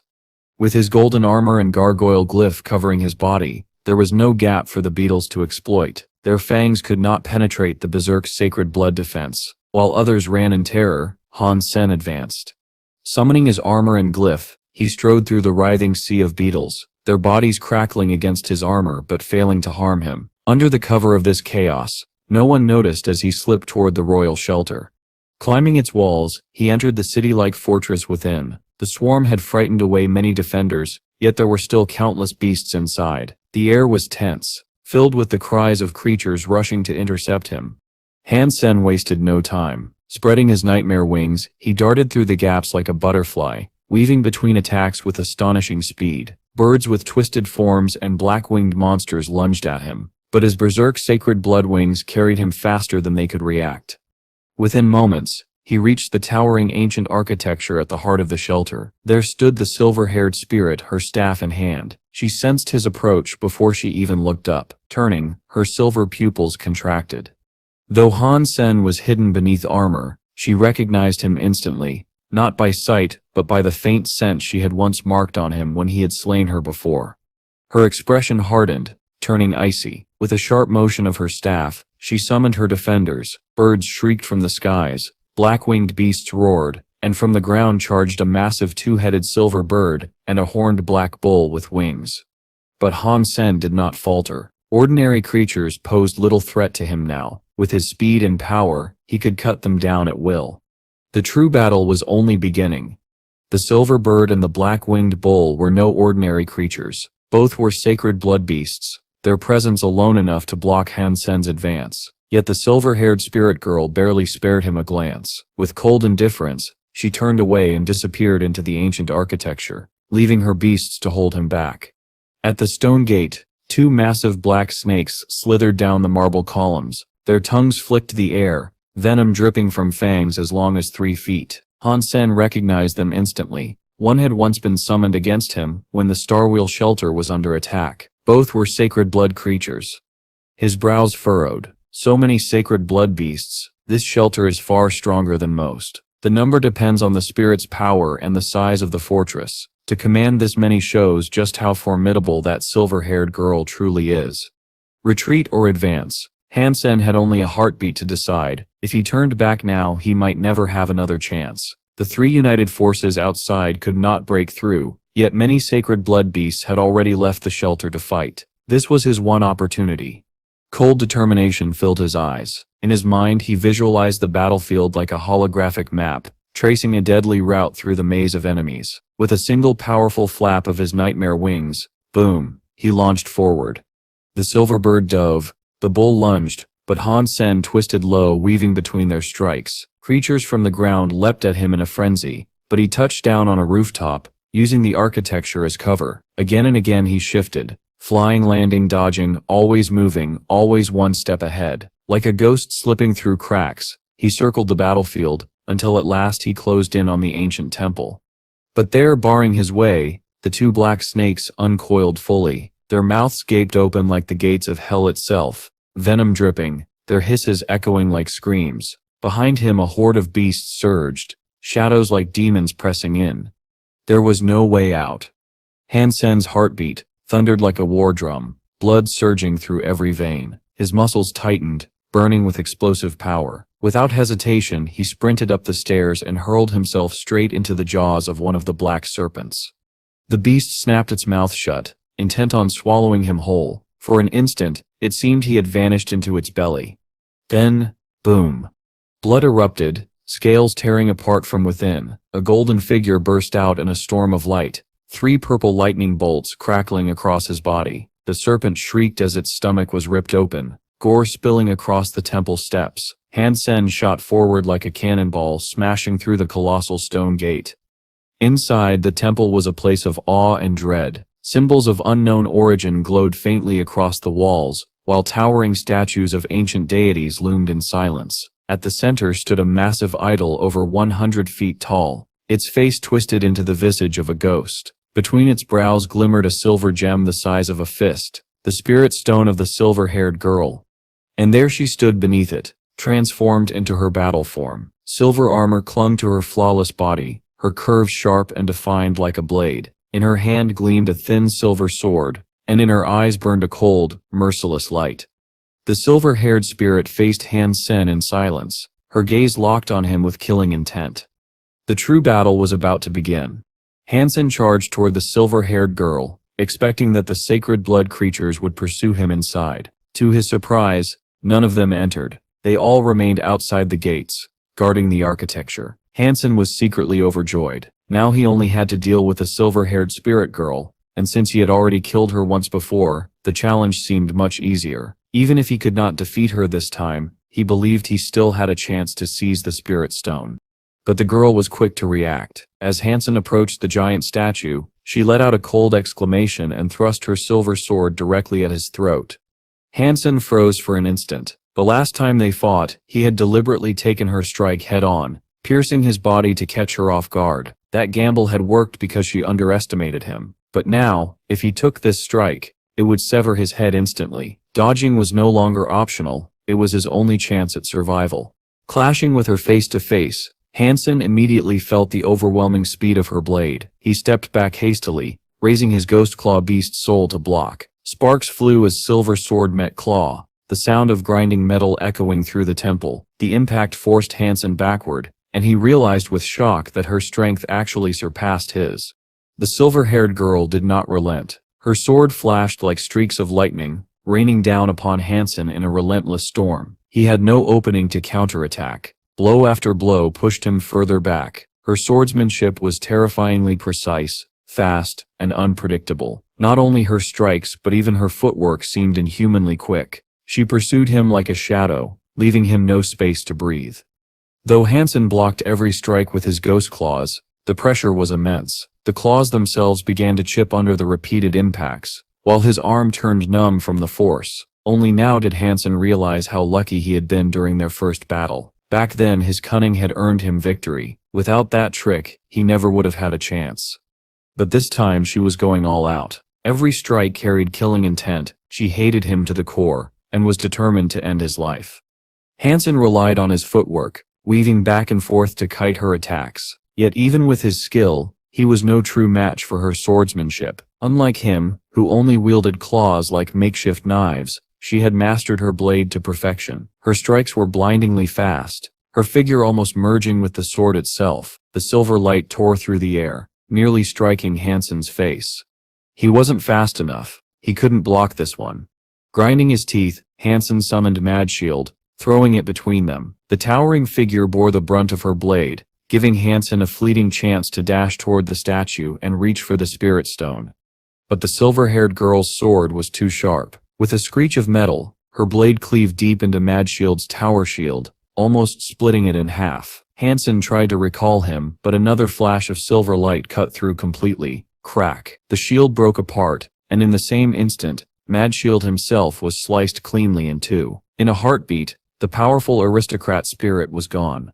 There was no time to mourn. Han Sen burst forward with blinding speed, pushing his footwork to the limit. He raced toward the statue like a whirlwind, but the silver-haired girl was even faster. She appeared behind him instantly, her sword aimed at his back.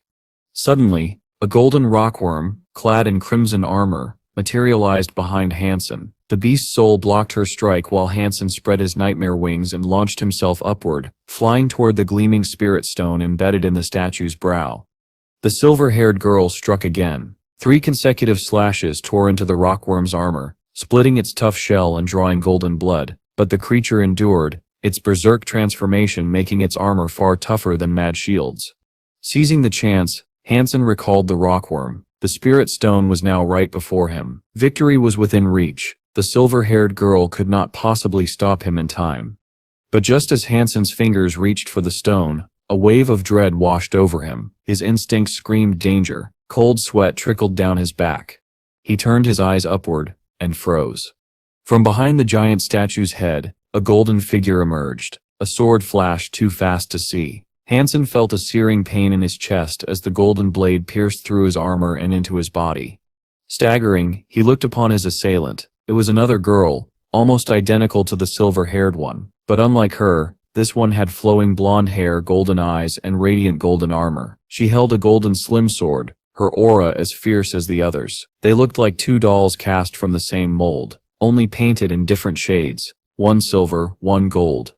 The blonde spirit kicked Han Sen to the ground. He tumbled hard and, as he looked up, his breath caught. The massive statue was not single-faced. On its back was a second visage, and between its brows rested another spirit stone. This one golden, shining brightly. Twin spirits. Han Sen finally understood why the silver-haired spirit girl had been so calm, never summoning her creatures to assist her. She hadn't needed them. The truth was shocking. This was not an ordinary royal shelter. It was a rare double spirit shelter. Alongside the silver-haired girl stood another spirit of equal strength, the golden-haired warrior. Against one, Han Sen already struggled. Against two, he stood no chance. The moment he hit the ground, he forced himself back up, pushing his body to its absolute limit. His bones cracked under the strain, his muscles screamed, but he had no choice. He had to escape. The twin spirits refused to let him go. Their dazzling figures, one silver and one gold, rushed at him like lightning bolts. Their swords sliced through the air, raining blood with every strike. Han Sen used his footwork to its very limit, kiting and twisting to avoid fatal blows. But even so, he was cut again and again. Silver and gold swords left line after line across his body. Their swordsmanship was terrifying. Perfectly compatible, their attacks complemented each other, weaving together into a seamless dance of death. Han Sen realized he had miscalculated from the very beginning. There was no chance of victory. All he could do now was fight for survival. Every step forward bought with blood.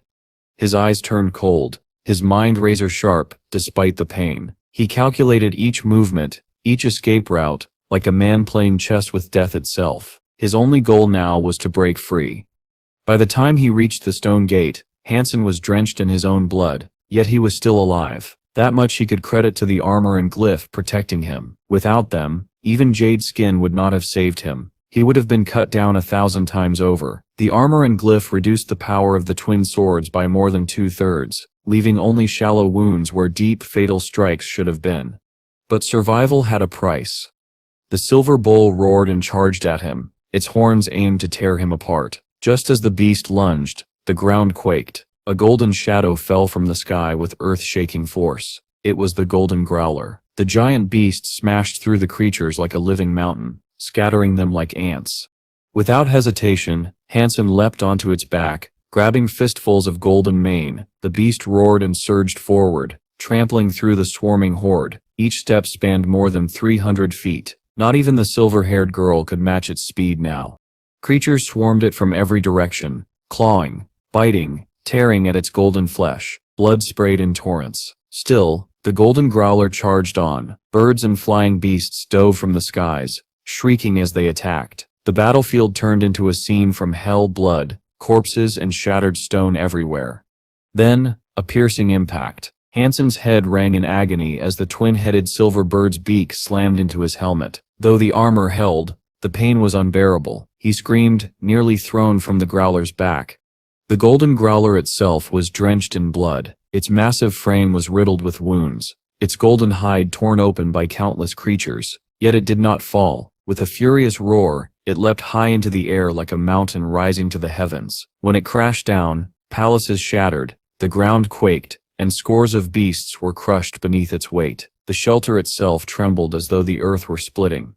Han Sen clung tightly to its mane, refusing to let go. The giant beast rose once more and thundered toward the main gate. More creatures threw themselves in its path, but Han Sen fought like a madman atop its back. He no longer knew how many beasts he had slain. His hands were numb, his body dripping with blood. At last, just a mile from freedom, the golden growler staggered. With one final roar, it collapsed to the ground, shaking the earth. Its once proud body was torn and broken, its golden blood flowing like a river. One paw was crushed down to bone, yet it had carried Han Sen this far. With grief and gratitude, Han Sen recalled the dying mount. Then, spreading his nightmare wings, he launched himself into the air and flew toward the outside of the shelter. He had survived. Barely. All the bird creatures and flying beasts were already closing in on Han Sen. Among them, a massive flying bull charged down with its horns gleaming like deadly spears. Without the protection of the golden growler, Han Sen knew that if he faltered even once, it would be the end. From behind, the two-headed silver bird was in hot pursuit, its wings slicing through the air with menace. Gritting his teeth, Han Sen made a bold choice. He charged head-on toward the incoming flying bull. In the sky, a golden streak and a black shadow collided like bolts of lightning. Just as his head was about to be impaled by the bull's horns, Han Sen suddenly contracted his wings, flipping mid-air with astonishing agility. In one swift motion, he thrust his legs forward, clamping down on the bull's neck while his body arched, driving his momentum into the beast's stomach. The ghost claw pawed viciously into the inferno bull's belly, tearing flesh apart. With a violent pull, blood gushed out in torrents. The beast let out a thunderous scream before its massive body crashed helplessly to the ground. Han Sen landed firmly on the bull's back, then summoned his wings once again. Without hesitation, he pushed off and darted through the swarm of creatures, tearing past the blockade of flying beasts. A chilling voice echoed in his ears. Sacred blood creature Inferno Bull killed. Beast soul of Inferno Bull gained. Consume its flesh to obtain 0 to 10 sacred genes. But there was no time to harvest its spoils. Han Sen, bloodied but unyielding, shot out of the royal shelter like a butterfly stained in crimson. Watching him escape, the silver-haired girl's expression twisted in fury. Yet even in her rage, she was powerless. Han Sen had broken through against impossible odds, and there was nothing more she could do. Back inside the Crystal Palace, Han Sen tended to his wounds while his mind lingered on the twin spirits he had just encountered. He felt no regret for crossing their path, only an insatiable desire. Rare twin spirits, both of royal blood. Their strength, beauty and scarcity made them treasures beyond compare. To Han Sen, they were a gift from heaven, and he swore to himself, I must have them.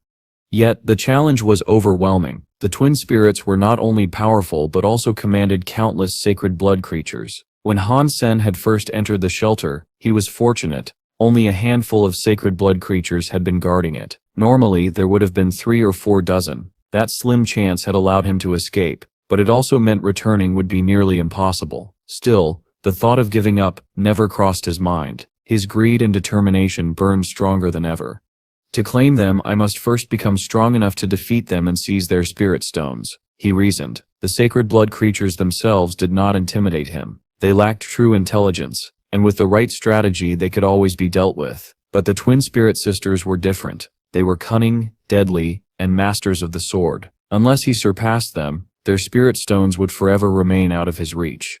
Han Sen recalled the countless strikes he had endured from their blades. His body bore 100 to 200 wounds from that battle, but those scars carried lessons. Every exchange had taught him something about their swordsmanship. With time and focus, he believed he could unravel their techniques and craft a counter.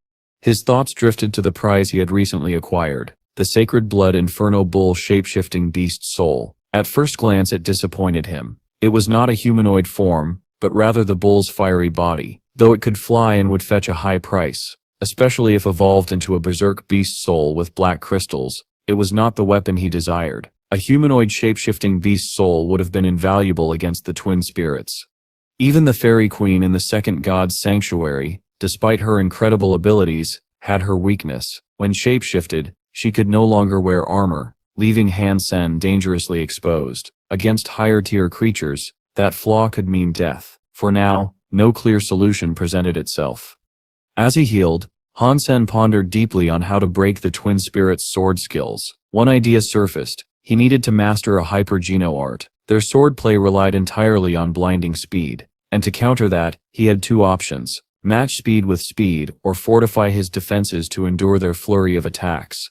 He scoured the St. Hall community within the military base, which offered a vast collection of hyper-geno arts far beyond what ordinary people could access. After reviewing countless techniques, one caught his attention. It was a dual-strike sword skill known as dual. Normally, it required 2 practitioners working together, each wielding a blade in perfect harmony. Han Sen considered its potential. If he could master both blades simultaneously, he might just stand a chance against the twin spirits' relentless assault. Their speed was unmatched, and no matter how fast he became, one sword alone would never suffice. He needed 2. For most, this would have been impossible. But Han Sen was no ordinary fighter. His greatest gift lay in his hands. Both were equally dominant, capable of acting as primaries. His mental fortitude granted him flawless individual control, allowing him to wield different sword skills in each hand simultaneously. Though the duel technique was designed for two, Han Sen believed he could adapt it for himself. It would not be easy. Alone, his positioning and angles were limited, making many of the dual strike moves nearly impossible. But Han Sen was not one to surrender to limitations. With enough determination, he was certain he could transform the skill into a weapon of his own, one sharp enough to one day cut down the twin spirits. One day, Han Sen returned to the shelter and noticed Li Xinglun staring at him with an unusual expression. After a pause, Li Xinglun spoke, his tone just as strange as his face. Han Sen, I discovered a humanoid sacred blood transfigured beast soul. It's a snow lady beast soul. Its abilities are rather special. It doesn't enhance strength, only speed. It also lowers body temperature, but honestly that seems useless. It might even become a problem. I don't think it's worth trading a berserk beast soul for something like that. And don't forget, you've already had conflicts with Black God. Li Xinglun warned seriously. Han Sen asked calmly, did you tell him I was the one looking to trade? Li Xinglun shook his head. No, I only said it was a friend. Good. Han Sen nodded after a moment of thought. Then you can tell him it sits me. If he agrees, let him come here so we can make the exchange. Soon enough, Black God himself arrived at the Starwheel shelter, bringing his men along. His eyes met Han Sen's, cold and sharp, though he said nothing at first. Then he spoke with a sneer. Han Sen, you dare gamble with me. Perhaps now is the time to settle our grudge. What do you want? Han Sen furrowed his brows, but Black God pressed on. You and I, in battle. Win or lose, our grudge ends here. If you lose, you hand over the Snow Lady beast soul. If I lose, I shall give you the Inferno Bull beast soul. Li Xinglun frowned and stepped in. Black God, we set her here only to exchange beast souls today, nothing more. But Black God brushed him off. This is my way to settle things. If he doesn't dare fight me, that set's fine, he can walk away. But know this, if he refuses, he remains my enemy, and I never go easy on my enemies. At that signal, the men who had followed Black God summoned their beast souls, their presence filling the shelter with hostility. Li Xinglun's face turned cold, and he quickly called leaders of the Starwheel shelter to stand against them. Black God's eyes narrowed. Li Xinglun, would you really offend me for the sake of someone so insignificant? Li Xinglun's reply was resolute. Han Sen saved the Starwheel shelter when it was in crisis. He is my savior. No one will harm him as long as I stand here. The tension was suffocating. The atmosphere in the shelter was like a room filled with explosives. Just one spark could ignite a devastating conflict. Han Sen finally broke the silence. A one-on-one is fine, but the beast souls we wager must be held by Li Xinglun. That's no problem, Black God agreed. Knowing Li Xinglun's honor made him a reliable mediator, but deep inside, Black God's real motive was far darker. He didn't only want Han Sen's beast soul, he wanted revenge. Han Sen had once stolen the Snakefish King, and wounded him with a poisoned dagger, nearly killing him. That humiliation had festered, and Black God could never swallow it. When the beast souls were handed to Li Xinglun, Black God stepped onto the plaza stage, his gaze locked on Han Sen with a predatory hunger. Ever since he had seized control of his shelter, Black God had never been put at such a disadvantage. Now, given the chance, he would not only reclaim his pride, he would relish the moment of killing Han Sen. This wasn't about a wager anymore, it was about life and death. Black God was supremely confident in his tornado knife skill, and having fought Han Sen once before, he believed he knew his opponent's limits. Word of their duel spread like wildfire, and soon, crowds gathered at the Starwheel shelter to witness the clash firsthand. Li Xinglun grew uneasy. If Han Sen refused, he could still protect him within the shelter. But now that Han Sen had accepted, everything rested on the battle. If Black God succeeded in killing him, Li Xinglun would have no choice but to honor the wager and hand over the beast's souls. As Han Sen stepped onto the stage, Black God's eyes burned with savage intent. He no longer cared for words. What he wanted now was blood. Black God summoned his black beast soul knife and lunged forward, his strikes filled with killing intent. But the moment he swung, Han Sen's ghost claw lashed out with ruthless precision, forcing Black God to retreat. He tried again, raising his blade for another attack, yet froze halfway. If he committed to a wide strike, his waist would be left exposed, open for Han Sen's ghost claw to tear him apart. The realization struck him like lightning. For the first time, Black God faltered. He could not believe it. The famed tornado knife skill, which had once made him feared throughout the shelters, was being completely dismantled. Each time he tried to move, Han Sen's claws were already there, sealing off every path of attack. He gritted his teeth and pressed forward again, his face twisting into a grimace, but the result was the same. His knife was stifled, his attacks suppressed before they could even begin. The crowd erupted in disbelief. Both those inside the arena and the onlookers outside could see it clearly. Black God's renowned tornado knife skill had been reduced to a joke. The very technique he had built his reputation upon could not even be drawn out properly, let alone strike twice as fast as its legend claimed. Black God, who once stood invincible, now looked powerless. His blade hung uselessly in his hands, and his body trembled with frustration and fear. For the first time, despair gripped him. A chilling thought coursed through his mind. If this continued, he was going to die here. Even his own followers, standing among the crowd, were stunned into silence. The great Black God, reduced to such humiliation before their very eyes. They could hardly believe their own eyes. Everyone present clearly understood the strength and dominance of Black God. His ferocious tornado knife skill was something that made him nearly unbeatable in the icy fields. Yet right before them, that overwhelming power was being suppressed. Where had this stranger come from? Their faces filled with shock and disbelief. If even Black God was close to submission, then what chance did they have? Stepping onto the stage against such a man would mean certain death. 2 or 3 strikes would be more than enough to end their lives. Meanwhile, Han Sen had returned to the goddess shelter. He handed over the flesh he had brought to Young Manly. Originally, Han Sen had planned to journey back to the Alliance, but Young Manly stopped him. She told him that Zero had barely been eating, and for the past few days, she hadn't eaten at all.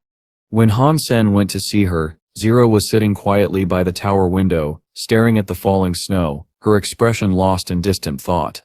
"Why are you not eating? Is the food here not to your liking?" Han Sen asked gently. Zero shook her head softly. "I am not hungry."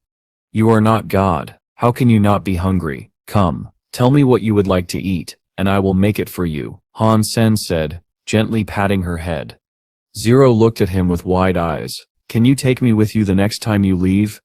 Han Sen hesitated. Zero's identity was mysterious, and he had never wanted her to know too much about who he truly was. But she had no family, no one else in this world. Perhaps he was the only person she could lean on. Han Sen felt sorry for her, and in the end, he could not refuse.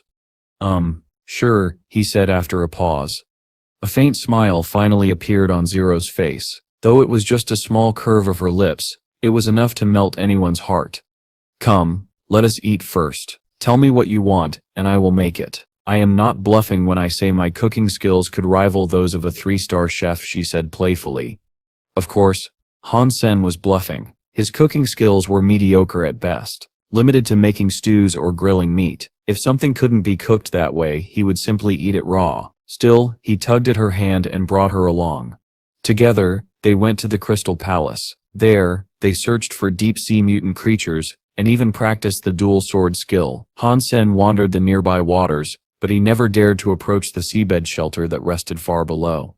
Days later, while sailing, Han Sen spotted something extraordinary, a jellyfish glowing like a massive lantern in the deep waters. It pulsed with radiant energy, drifting slowly up and down, illuminating the sea around it.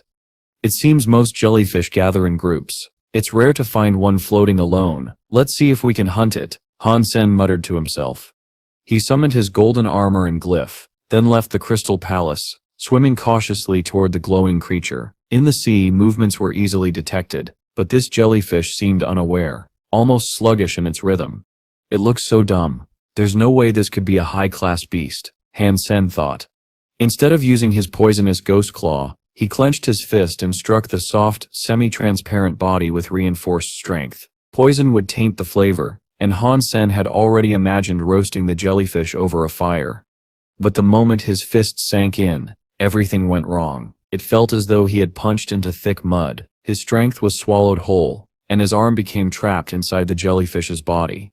No matter how he pulled, the creature clung tightly, refusing to let go. Suddenly, its long tentacles wrapped around him, binding his limbs. A violent surge of electricity shot through Han Sen's body, making him convulse uncontrollably. His muscles locked, his chest tightened, and seawater rushed into his open mouth. What the hell is this? Han Sen thought in shock, as the glowing lantern-like jellyfish tightened its grip. Han Sen was shocked, both literally and figuratively. The jellyfish's surging electricity tore through his body, making his muscles convulse violently. Clenching his teeth, he summoned the ghost pod claws and slashed wildly, but to his horror, the claws sank into the gelatinous body and became stuck, just like his fists had before. This creature was like a living mound of syrup. No matter how much he struck or struggled, the attacks did nothing. Its grip only tightened, electricity continued to course through him, and the cramps nearly overwhelmed his body. Already, half of Han Sen's form was engulfed, and soon the rest would follow. For the first time he truly felt dread rising from the depths of his heart. Just then, out of the corner of his eye, he saw movement in the water. A shadow swam swiftly towards him from the crystal palace. His eyes widened. Zero. Han Sen wanted to scream for her to stop, to turn back, but under the crushing water he couldn't speak. Helplessly he watched, as she reached him and placed her hands on the jellyfish, trying to tear it away. No, Han Sen shouted in his mind, but it was too late. The jellyfish's tentacles wrapped around her as well. More violent shocks rippled through Han Sen's body, his spasms worsening. It felt as though he could be burned to ash at any moment. Yet, in that desperate moment, Zero's eyes suddenly glowed with an eerie purple light. Her dark pupils turned violet, and the color spread until it consumed her black hair. Small purple horns emerged from the top of her head, her body transforming into the royal Shura form Han Sen had once witnessed. With monstrous strength hidden within her delicate hands, Zero tore into the jellyfish. Its once mighty body, soft and viscous, was ripped apart as though struck by a Goliath blade. In seconds, the creature split into two helpless halves. Han Sen was stunned. The terrifying monster that had nearly ended his life was destroyed effortlessly in her grasp. Freed from the vine-like tentacles, he felt Zero tug him back towards the crystal palace. Together they broke the surface of the water and climbed aboard. Zero collapsed, lying still on the deck. The purple glow faded, her horns disappeared, and her hair turned black again. She now looked like an ordinary human girl. Han Sen rushed to check on her, relieved to see that she had only fainted and was free of serious injuries. After the ordeal, Han Sen dared not venture into the deep sea alone. He salvaged the jellyfish's body and examined it carefully. It turned out to be a sacred blood-red demon jellyfish, granting him 8 more sacred Geno points. But his mind was elsewhere on Zero. Her sudden transformation raised questions he could not answer. He researched tirelessly, investigating ancient records and even consulting a biologist, but everything pointed to the same conclusion. Humans and Shuras were two entirely separate species. Their genes were incompatible. No hybrid could exist, naturally or artificially. So then, what was Zero? How could she switch between the body of a human girl and the terrifying form of a royal Shura? And what about the strange 9-life cat tattoo etched on her back? Han Sen thought long and hard, but no answer came to him. One day, while he was still lost in research, his door opened. Gigi entered the room. Han Sen was surprised. She rarely visited him in person, preferring to communicate through devices. If she had come directly, it had to be important. "Sen, could you come with me tomorrow?" she asked softly. "Of course. Where are we going?" Han Sen replied, puzzled. "Tomorrow there is an exchange event. I was hoping you could accompany me," she explained. "An exchange event? What kind of event is this?" Gigi spoke slowly, choosing her words carefully. "It is a semi-private gathering. The participants are young, like me, but they are not ordinary. The people there, and the items being exchanged, are all special. I believe your presence will benefit you in the future." Han Sen raised a brow. "It's not some kind of dating event, is it?" Gigi frowned, offended. "Use your brain. Of course not. This has nothing to do with that. You will understand when you come, and at the event, you will meet someone familiar." Han Sen leaned forward, now curious. "Someone familiar? Who?" But Gigi only smiled mysteriously, leaving his question hanging in the air. Han Sen leaned closer, curious. "Who exactly will I be meeting there?" Gigi smiled slyly. "Wang Mingman from the Wang family. I've heard she is rather fond of you. Her tone was playful, her eyes glimmering with mischief. Han Sen raised his brows in surprise. Mingman only treats me like an older brother, and I see her as nothing more than a little sister. You know that, don't you? Still, he couldn't ignore the weight of Gigi's words. He had always known Mingman wasn't ordinary, but hearing that she was a potential inheritor of the Kaigong stunned him. The name Kaigong struck Han Sen's mind immediately. He was all too familiar with it. The Kaigong arts were hyper-geno arts developed through celestial modifications, capable of channeling the forces of the universe. Gigi explained further. Some higher-level Kaigong hyper-geno arts did not even require celestial modification. Even children from those bloodlines could use them to sense universal powers. The Jia family held the original Kaigong, but Gigi revealed that 3 other families had inherited the same lineage: Lin, Wang, and Zhu. Different names yet all bound to the same heritage. When she spoke those 4 surnames, Jia, Lin, Wang, and Zhu, Han Sen's chest tightened. His mind flashed back to when he killed Zhu Long and obtained the ice skin skill. Since then he had quietly observed anyone connected to the surname Zhu, though he had uncovered little. Now hearing the Zhu family mentioned openly, his expression changed. He longed to ask if the Zhu family possessed the ice skin skill, but he restrained himself. At that moment, a young woman approached Gigi. Her features were striking like most of the Jie family. Her beauty was undeniable, though she lacked Gigi's pure radiance. "Yan, that must be your boyfriend," the woman said with a polite smile as her eyes swept over Han Sen. "Yes, Kingu," Gigi replied without hesitation. If she had brought Han Sen here, she clearly had no intention of hiding his identity. The woman Jia Kingu nodded, though her interest in Han Sen was only courtesy. Instead, she introduced the young man beside her. "This is my boyfriend Zhu Yang, representing the Zhu family. He is here today to speak about the Jade Heart Sutra." She raised her brows proudly, her tone brimming with pride. While Gigi and Kingu spoke, Kingu lavished endless praise on Zhu Yang, ignoring Han Sen entirely. Gigi, displeased by her cousin's attitude, eventually found an excuse to slip away with Han Sen. "My cousin's need to compete with me never dies. Now that she has a boyfriend from the Jiavermi family, she's acting so smug," Gigi muttered bitterly. "Is that really something to boast about?" Han Sen asked, feigning surprise. Gigi pursed her lips. "Not exactly, but if he can stand on stage and speak about the sutras, then he must hold some weight among the 4 families." She explained further that every exchange event featured selected representatives from each family. To stand on that stage was proof of being the best of the best. "Then you should be up there," Han Sen teased. Gigi rolled her eyes. "When my father was young, he was always chosen to speak, but I didn't set inherit his talent. My qualifications are ordinary, so I've never been selected." "Who said that? If I were in charge, I'd say you were the most qualified. You wouldn't even need to speak. Just sit there. Anyone who looked at you would instantly understand the meaning of beauty. That would be more enlightening than any dull speech," Han Sen replied, his flirtation sharp. Gigi's cheeks flushed, her smile radiant as she squeezed his waist playfully.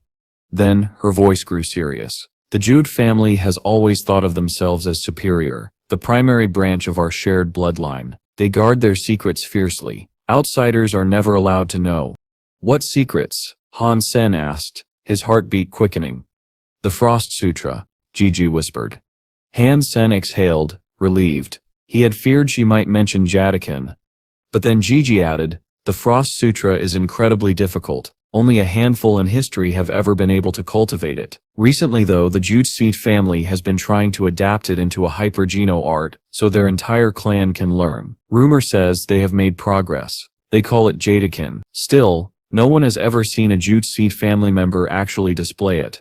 Han Sen's eyes narrowed, his thoughts racing. The Frost Sutra, and Jadakin. Another layer of mystery had just unfolded before him.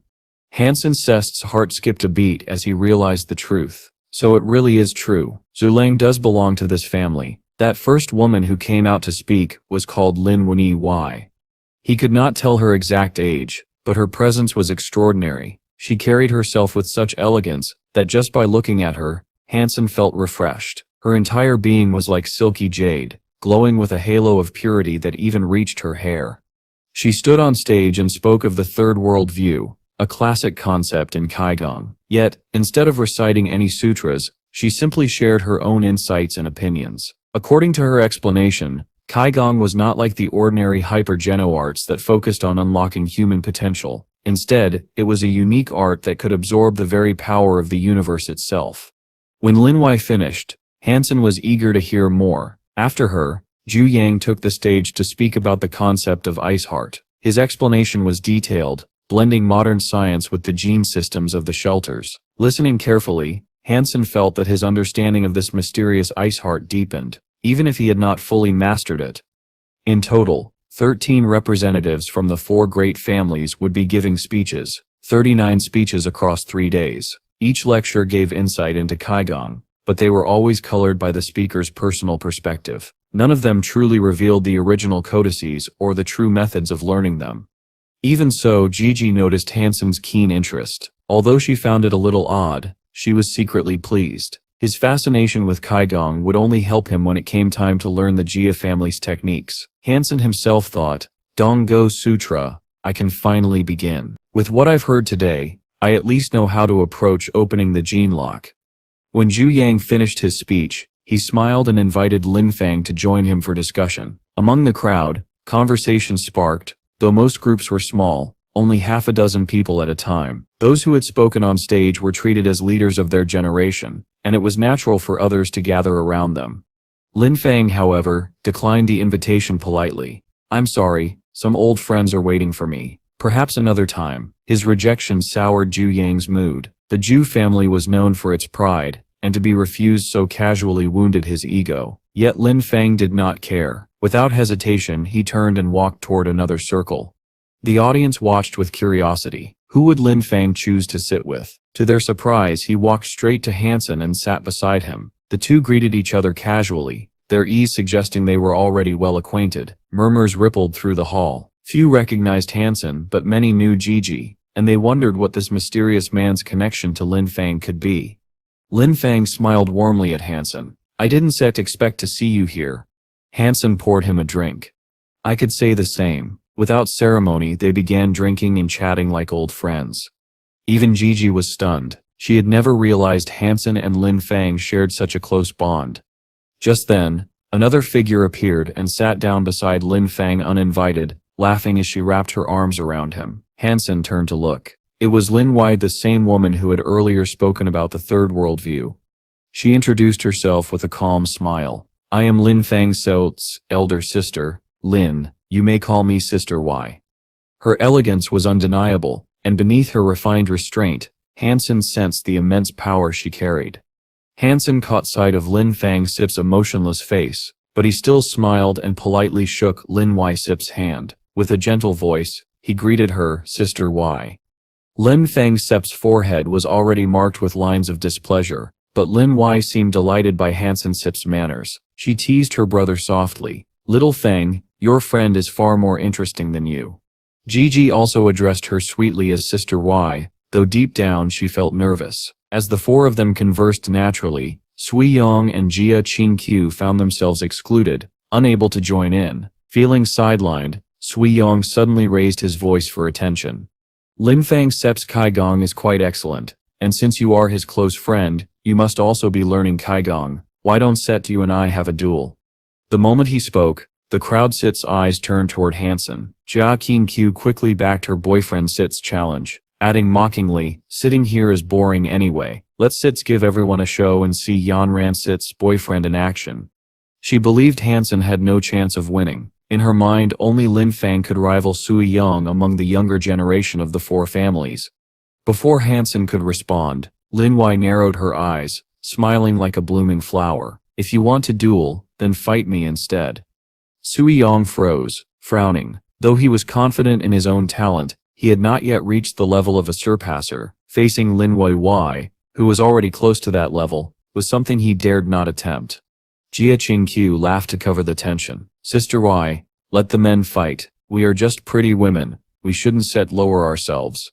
Lin Wei's expression turned cold in an instant, her radiant warmth vanishing like ice. She replied sharply, which family are you from? Do you even know who the senior is here? You call me sister, when in fact I am Lin Fang's aunt. Based on our family ties, you should be calling me aunt. Are you ignorant of basic respect, or just foolish? Her words cut deep. Jia Qingqiu's face flushed crimson. She had assumed it was fine to address Lin Wei casually, as Gigi had done, but she was humiliated before everyone. Lin Wei had grown weary of both Sui Yong and Jia Qingqiu, and this was her way of dismissing them outright. Zhu Yang's face darkened at the insult to his companion. A frigid aura spread from his body, icy winds swirling around him. The atmosphere turned cold, and the crowd felt the pressure of his anger. But Lin Wei stood unfazed. I told you, if you want to fight, then you fight me. She rose to her feet, prepared to duel. At that moment, Han Sen stood up, with a calm smile. Sister Wei, allow me. You are right, there is no need for a woman of your stature to lower herself to fight a child. Let me handle this.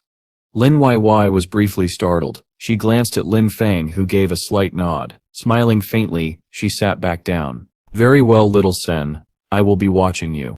In truth, the only reason Lin Wei had supported Han Sen earlier was because she saw that Zhu Yang's hostility stemmed from Lin Fang's closeness to him. She never expected Han Sen to step forward so confidently on his own. As Han Sen and Zhu Yang moved toward the battleground, Gigi grew anxious. Though Han Sen was strong, going against a member of the proud Jude family was no small matter. Their arrogance was backed by true power, and Zhu Yang was no ordinary opponent. Watching them leave, Lin Wei whispered with concern, Little Fang, can Little Sen actually win? Lin Fang replied calmly, I don't set no, but one thing is certain, when he fights those at his level, he never loses. His words shocked everyone. Lin Fang was known for his cold, measured nature, yet he openly expressed such confidence in Han Sen. Immediately the crowd's view of Han Sen shifted. On the stage, Han Sen stood before Zhu Yang without fear. He had endured countless life and death trials and had long since grown immune to insults and provocation. What truly interested him now was whether Zhu Yang had mastered ice skin, and if it differed from the version he himself possessed. He thought to himself, if my ice skin is exposed, the Zhu family will see me as an enemy. Before that happens, I need to gauge his true strength. With that, the duel was about to begin.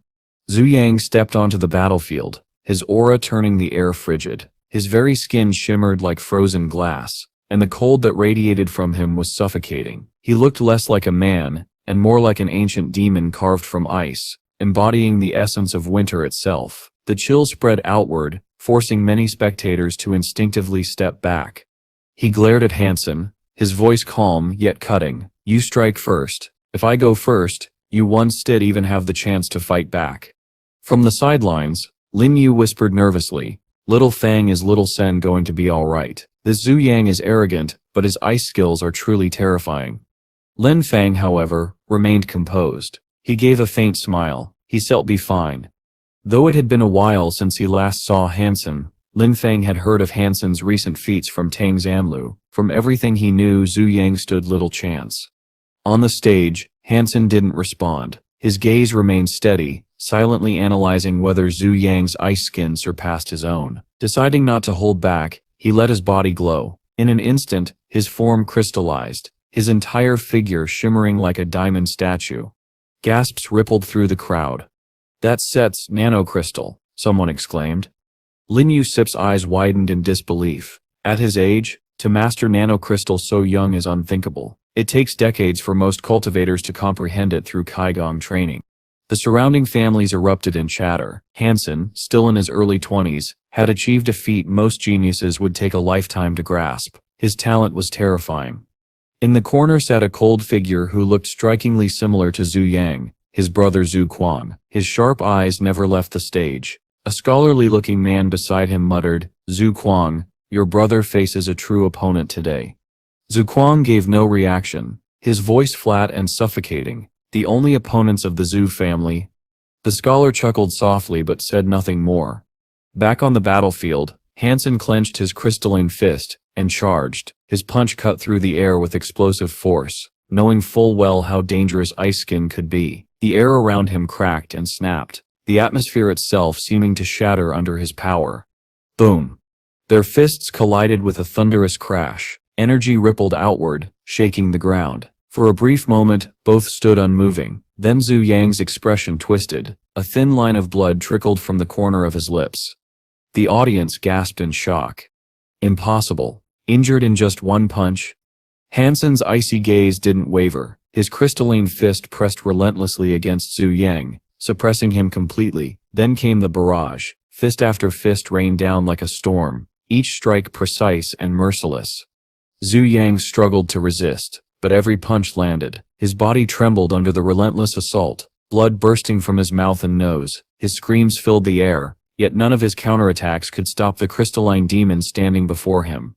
Han Sen looked like an ancient war god, his form gleaming like crystal, his strikes carrying the weight of inevitability. The crowd could only watch in awe and terror as Zhu Yang was beaten down, crushed by a force he could neither match nor escape. Jia Qingqiu's mocking smile disappeared, replaced by horror. She had believed Zhu Yang untouchable, yet Han Sen had dismantled him with ease. Gigi's eyes, however, sparkled with joy. Even she hadn't expected Han Sen to dominate someone from the proud Zhu family so brutally. The whispers around the arena grew louder. Where did this man even come from? Is nanocrystal really strong enough to suppress ice skin like that? Unbelievable. The Jai family may have gained an extraordinary ally. Meanwhile, Zhu Kuang's eyes narrowed as he finally spoke, his voice low and chilling. Yin Force. The scholar beside him turned, stunned. To refine Yin Force to such a terrifying level, I doubt any evolver can rival him. Zhu Kuang said no more, but as his gaze lingered on Han Sen, a dangerous glint flickered in his eyes, murderous, sharp, and cold as a blade. Boom! Zhu Yang was struck once again, his body helplessly receiving another devastating punch. The force rattled his organs, and it felt as if his heart was about to explode. He let out a pained scream. Though many looked down on this tactic, for Zhu Yang, it was his last hope. With the beast soul's power, his strength increased tremendously. His icy gaze grew colder as he raised his fist. With newfound speed, his blow teleported in front of Han Sen, carrying destructive force. His furious strikes were so fast that the audience could not even see them. In that moment, his body began to shine and expand, transforming into the terrifying figure of a red-eyed monster. Desperation had driven him to this state. Every attack he unleashed was still being suppressed by Han Sen. Cornered, Zhu Yang resorted to his final option, summoning a beast soul. But even with the beast soul's enhancement, Zhu Yang was overwhelmed. Each clash only pushed him back further. Blood poured from his nose, mouth, and ears, shocking everyone. The crowd could hardly believe what they were seeing. Zhu Yang, empowered by a beast soul, was still being beaten mercilessly. Zhu Yang lay broken, his organs severely damaged. His fury burned, but there was nothing he could do. Step by step, he was driven to the edge of the arena, his face twisted in rage, refusing to admit defeat. Yet he could not withstand Han Sen's relentless fists. His body, like that of an ice demon, was struck one final time. Crash. He was sent flying off the stage. It's only because he was weak, Han Sen replied casually, and in truth, that was the case. The Zuo family was not as strong as he had imagined. Little Sen, you're really good, Lin Wu smiled, patting Han Sen's shoulder. After the exchange event ended, the group boarded the airship. A scholarly man glanced at Zui Kuang, clearly unsettled. You didn't make a move against Han Sen. That sep's not like you. Zui Kuang's sharp jawline and onyx black eyes gave him a cold, intimidating presence. His long, tidy hair flowed smoothly, each strand refined like ice. He answered flatly, that was just an exchange event. What difference would it make if I fought him there? He hurt my family. A simple beating would be too light a punishment. Find out which shelter he comes from. The bookish man hesitated. Your luck is bad. He steps from the ice field, near the North Ice Sea. That region is isolated, with endless barren lands and countless spirit shelters in between. His voice was devoid of emotion, yet chilling enough to unsettle even the bravest. That's fine by me, Zui Kuang replied coldly, stepping into a teleporter. Meanwhile, Han Sen returned and immersed himself in practice. He had just begun learning the Dong Tu Sutra. Though only at a beginner stage, he knew the journey to unlocking his first gene lock would be long. Still, the exchange event had given him many gains. Reflecting on Lin Wu's teachings, Han Sen thought about his ice skin skill. By logic, he should have already opened his first gene lock. Others who had achieved this described a clear awakening, but Han Sen felt no different. Even Zhu Yang, whose ice skin had not surpassed the first tier, could already release waves of frost air. It seemed as if Zhu Yang had managed to push past the boundary into true ice control. Even so, he was satisfied. The ice skin strengthened his genes, and with the basics of the Dong Tu Sutra under his belt, he felt confident he could eventually master it fully. Could it be because I didn't use the Geno solution meant for ice skin? Han Sen wondered. Han Sen closed his eyes, focusing. His blood flowed steadily, every cell humming with vitality. For a moment, his body seemed crystalline, like jade, radiating a fresh and pleasant aura. His breathing grew divine, each inhale and exhale resonating with life itself. When he opened his eyes, his black pupils glimmered with a mystical brilliance. The aura around him slowly faded, but the blissful sensation lingered. It was as though his body had become a magnet, drawing in light. His cells brimmed with newfound strength, making him feel reborn. The air he breathed rejuvenated him, his body turning almost transparent with purity. He whispered to himself, "Odd. This is only the beginning, yet it already feels like rebirth. My cells breathe freely on their own. I felt never again fear running out of air, even in the depths of the ocean." Han Sen's heart overflowed with joy. With his newfound power, he could finally hunt creatures beneath the sea without the fear of drowning. For a long time, he had needed a hypergeno art specialized for underwater combat. Fighting in the water was vastly different from battling on land. Pressure, resistance, and movement changed everything. Arts that were effective on land often became far weaker in the ocean. Tide allowed its user to draw strength directly from the surrounding water, amplifying their own abilities. It didn't sound impressive at first, but its amplification effects were remarkable. Without hesitation, Han Sen purchased Tide and drank the exclusive Geno solution required for its cultivation. Returning to the shelter, he piloted the Crystal Palace deep into the sea to begin his training. Fortunately, Han Sen had many S-class licenses from the Saint Hall, so spending another one did not trouble him. He made his way to the Saint Hall and began browsing through the few available underwater arts. Options were limited. Humans found it difficult to hunt underwater, so there were only a handful of such skills. Out of the 8 available, Han Sen quickly chose an S-class water-based hyper-geno art called Tide.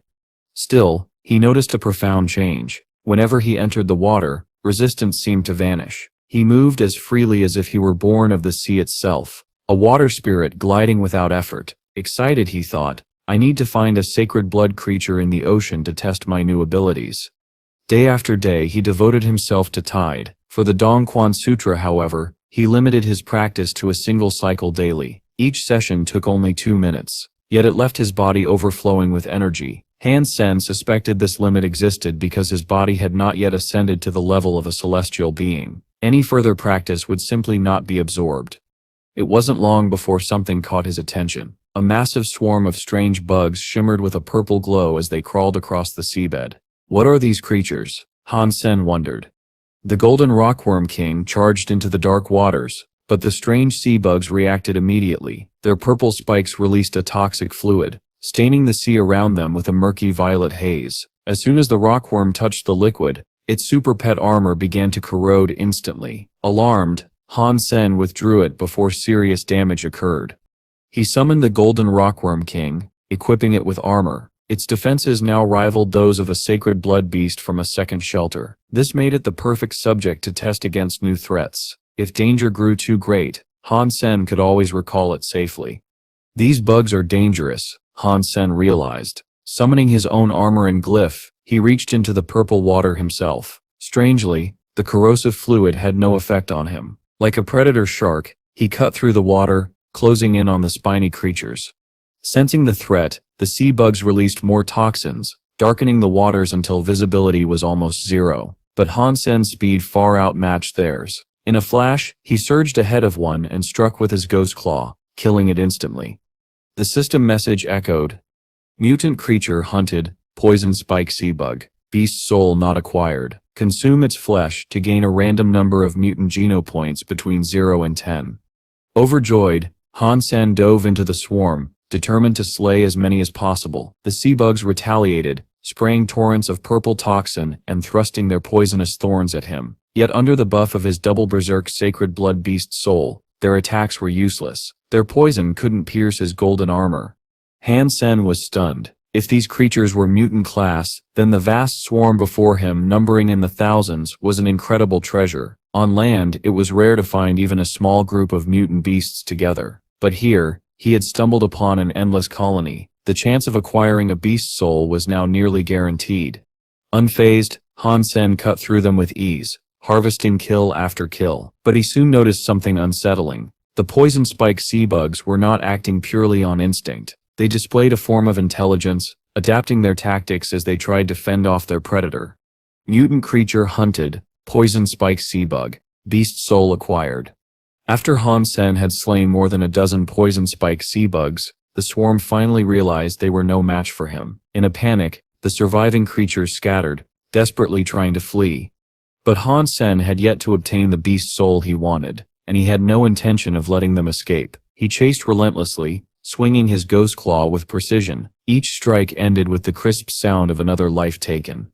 From the depths, a gigantic poison spike sea bug appeared, glowing like a renegade neutron star. Its enormous body resembled a hot air balloon, radiating light so blinding that Han Sen could barely keep his eyes open. A sacred blood creature. Han Sen's heart leapt with joy. At last, he had gained a new beast soul. Greedy for more, he pushed forward to slaughter a few others, hoping for another drop. But then, out of the corner of his vision, something massive emerged. But as he drew near, the monster's body began to shrink strangely. Its massive spikes emitted a dark toxic liquid that spread rapidly through the water, creating a purple haze. When Han Sen's golden armor brushed against it, the effect was immediate. It fizzed and foamed as though plunged into corrosive acid. The armor's surface bubbled, corroding violently. A massive regiment of mutant sea bugs gathered around their king, drawn to the toxic nectar it excreted. They drank greedily, their bodies glowing like miniature stars as they circled protectively around the king. Han Sen wasn't alarmed. In fact, he was thrilled. He had been seeking a sacred blood beast to test his strength upon, and now one had appeared right in front of him. Wasting no time, he swam toward the colossal sea bug king. Knowing he couldn't fight it head-on, Han Sen withdrew. Riding on the back of a silver eel, and carrying the corpses of slain mutant sea bugs, he returned to the Crystal Palace. There, he inspected his reward. Han Sen was taken aback by the sudden turn of events. He held back his attack and quickly retreated from the purple cloud. The sea bug king did not pursue him, instead releasing more of its deadly toxin until the entire sea seemed stained with violet poison. Mutant poison spike sea bug beast soul, spiky shield type. When summoned, the shield resembled a small buckler, round like a frying pan, adorned with sharp purple spikes. Han Sen guessed its spikes carried the same corrosive poison. Though he knew it could melt armor and metal, he wasn't yet certain if it could harm living flesh. Testing further, he poked the corpses of the sea bugs, only to feel his skin burn from their tainted bodies. The meat had turned purple and was clearly inedible. Disappointed, Han Sen discarded them. He wouldn't risk poisoning himself by eating such flesh. Summoning the Golden Rockworm King, Han Sen decided to test the creature first. The bull noticed immediately. With a furious bellow, it charged. The impact was devastating. It sent the Rockworm King crashing across the seabed for miles. Its armor was dented inward, and it had nearly been killed in a single blow. But he wasn't satisfied. He still craved a worthy hunt. Ordering the mermaid princess to continue piloting the Crystal Palace through the sea, he pressed on in search of another sacred blood beast. Then, he spotted something unusual on the seabed. A massive bull, pitch black and covered in lizard-like scales, lumbered across the ocean floor. Its shape was unmistakably that of a bull, though unlike any Han Sen had ever seen. The bull, aggressive and unrelenting, charged again. Its sheer speed tore currents through the sea, creating a massive underwater wave more than 10 meters high. The sight was terrifying. Han Sen instantly recalled it. He wasn't surprised. Such power could only belong to a sacred blood creature. Clearly, this beast prioritized raw strength above all else. Han Sen suspected it had no special abilities beyond brute force. Summoning his own beast souls, Han Sen dived into the water to face it himself. Han Sen darted aside, narrowly evading the crushing strike. The beast let out a strange, echoing moan before turning for another charge. Its monstrous figure carved through the water like a living battering ram. Activating his newly learned skill, Tide, he prepared to battle the monstrous bull head-on. Han Sen steadied himself, eyes gleaming. Good timing, he muttered. Han Sen had trained tirelessly to master Tide, adapting it so he no longer needed to worry about breathing underwater. Every move he made flowed seamlessly, each strike and dodge carrying the fluid grace of a mermaid. Against this bull, he had no weaknesses holding him back. Dong! The ghost claw slashed across the bull's hide, sending a spray of sparks through the water. But to Han Sen's shock, the only marks left behind were 3 faint scuffs upon its lizard-like scales. Those scales, they were tougher than I expected. Before he could strike again, the furious bull charged. Han Sen twisted away, narrowly evading the rampaging beast. For half an hour, the two clashed in a relentless underwater battle. Han Sen managed to land strike after strike, but no matter how sharp or precise his attacks were, the beast's scales refused to break. Not a single drop of blood was drawn. Finally, he gathered his yin force and struck directly. Boom! The bull let out a pained, thunderous bellow as blood spewed from its mouth. Yet, it refused to fall back. Roaring like a storm, it charged again with savage determination. Han Sen did not flinch. His body coiled like a Jialong dragon, spiraling through the water before striking once more. His yin force drilled into the beast's body, bypassing its scales and tearing at its insides. The bull convulsed violently, blood streaming from its mouth, ears and nostrils. Its organs were collapsing under the relentless impact. Sacred blood creature hunted, water buffalo, beast soul not acquired. Consume its flesh to gain a random amount of sacred Jano points, between 0 and 10. After dozens of strikes, the mighty creature's heart was crushed into pulp. Its enormous body floated limply in the sea, lifeless at last. His heart raced with exhilaration, but before he could begin his next hunt, a sudden chill swept over him. His instincts screamed danger, goosebumps prickled his skin, and his cheerful mood shattered into unease. Han Sen's eyes lit up with joy. Though he had not gained its beast soul, the promise of sacred Jano points filled him with excitement. With his underwater combat ability already perfected, sacred blood hunting had never been easier. If I can keep this up, I shall max out my sacred Jano points very soon. Stop. Don set move. Han Sen's voice was sharp as he commanded the mermaid princess to halt the crystal palace. By all logic, the indestructible submarine fortress should have kept him safe. Yet his ice skin technique had heightened his perception, and his instincts told him something was wrong, very wrong. Sweat dripped from his forehead as he peered through the windows into the abyssal darkness.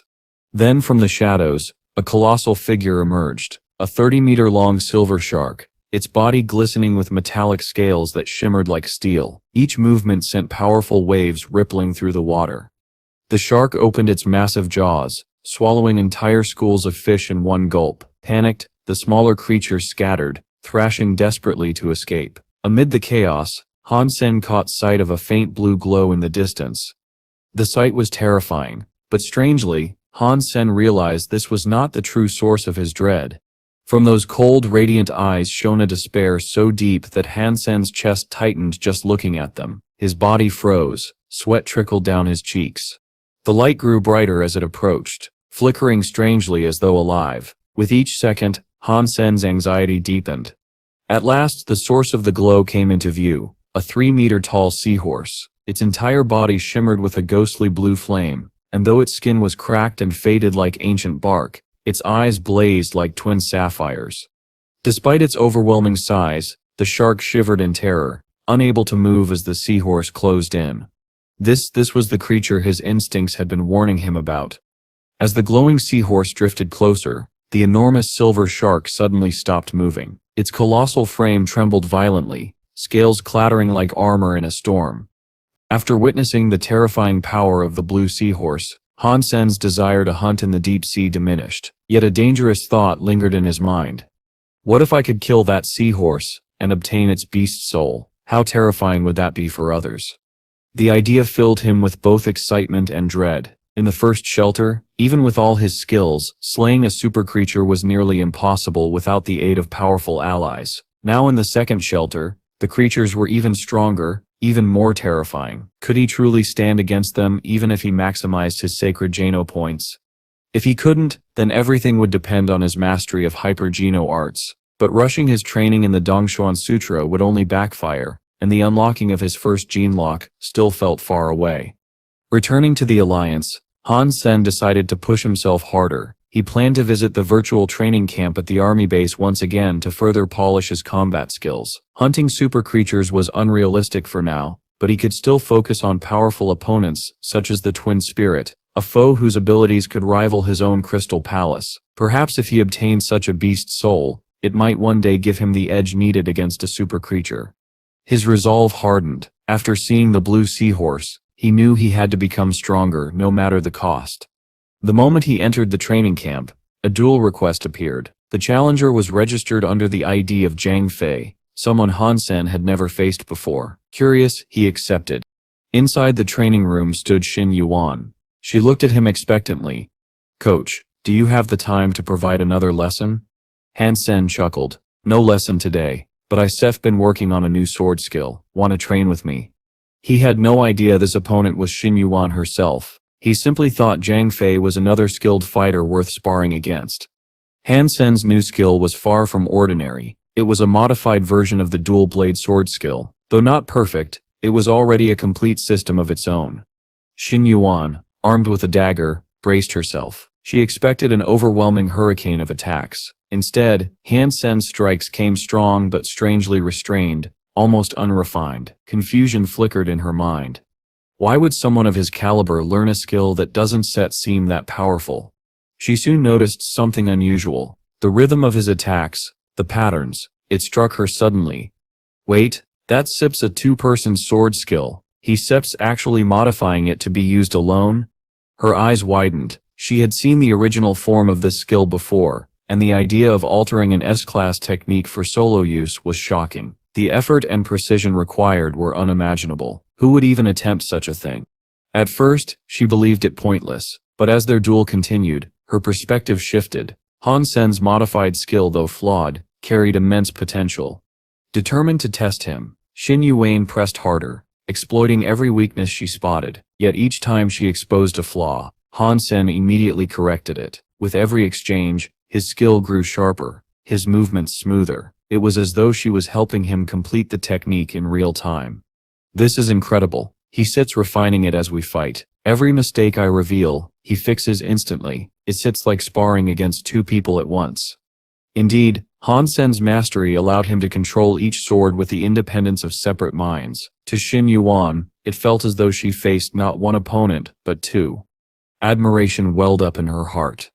No wonder he never went to St. Hall for sword skills. None of their techniques compare to this. His modified dual sword skill is truly something extraordinary. As the battle went on, Xin Yuan found herself inspired. Witnessing the evolution of Han Sen's skill stirred a desire within her. She wanted to learn it too. Han Sen left the virtual training camp in a good mood. His sparring with Zhang Fei had pushed his dual sword skill to a new level, and he felt satisfied with the progress. After a shower, humming softly to himself, he settled onto his bed. Just then, his communicator buzzed. The caller was Xinyuan. Han Sen answered with a teasing smile. "Xinyuan, it's pretty late for you to be calling. I'm guessing you don't have a boyfriend." Xinyuan, who served in the army, laughed lightly. The two had stayed in contact despite moving in different circles, and Han Sen still affectionately called her Team Xin. "I go on plenty of blind dates, but I haven't found the right person yet," she replied casually. Then she added, "By the way, I heard Yang Manli praising you a lot recently." She almost made it sound like there was another version of you out there. Han Sen chuckled, eager to steer the conversation elsewhere. To be praised by Team Xin makes my efforts worth it. She rolled her eyes, recognizing his attempt to dodge, and switched topics. "Did you go to the virtual training camp today?" she asked. Han Sen nodded. "Yeah? Why?"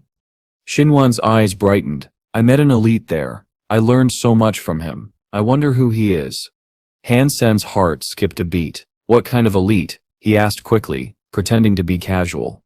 "Probably a great general, maybe even a top surpasser. His ID was Little Soldier on the battleship. Ever seen him before?" Han Sen almost blurted the truth, but held back. "No, never heard of him," he said, hiding his shock. After all, Xinwan had no idea that the elite she admired so much was him. "That's fine," she said softly. "By the way, what's your ID? Next time I'll add you as a friend." Han Sen smirked. "It's Zhang Fei." Xinyuan's lips curved mischievously. "Oh? Then who's the emperor?" Han Sen knew she was hinting at herself. He laughed. "No one has shown the qualities worthy of being my emperor yet." She pouted playfully. "When I was in school, my ID was Blackfist Emperor. Wanna team up with me since I'm an emperor? Sure, come over here, Han Sen joked, though unease tugged at him. Shinwan grinned. You'd better be careful, if I tell Jia Yan she might torture you for fun. Anyway, I'm off for a shower. She abruptly hung up. Han Sen licked his lips, amused. So Zhang Fei is Team Shin. Does she secretly know it's me she's been fighting, or would she be shocked if I told her? The thought of pranking her for revenge, it would be sweet payback for the tricks she had played on him before. But before he could plan, the communicator rang again. This time it was Yang Manli. Han Sen answered and froze for a moment. Yang Manli appeared on the screen in nothing but pajamas. Her snow-white shoulders and long slender legs were exposed. Han Sen raised an eyebrow and teased. It's a little cold, but those legs, they're beautiful enough for me to admire for many years. Yet, something felt off. Yang Manli was usually serious, always clad in military or battle uniforms. To see her like this, out of character, was strange. Her face looked pale, and her voice rushed with urgency. Han Sen frowned. Something's wrong. If she's contacting me like this, it must be serious. It has to be connected to the goddess shelter. Some outsiders had discovered the goddess shelter. Dozens of them stood on the frozen plain beyond the walls. Yang Manli asked, "Do you know which shelter they come from?" Han Sen's expression turned grave.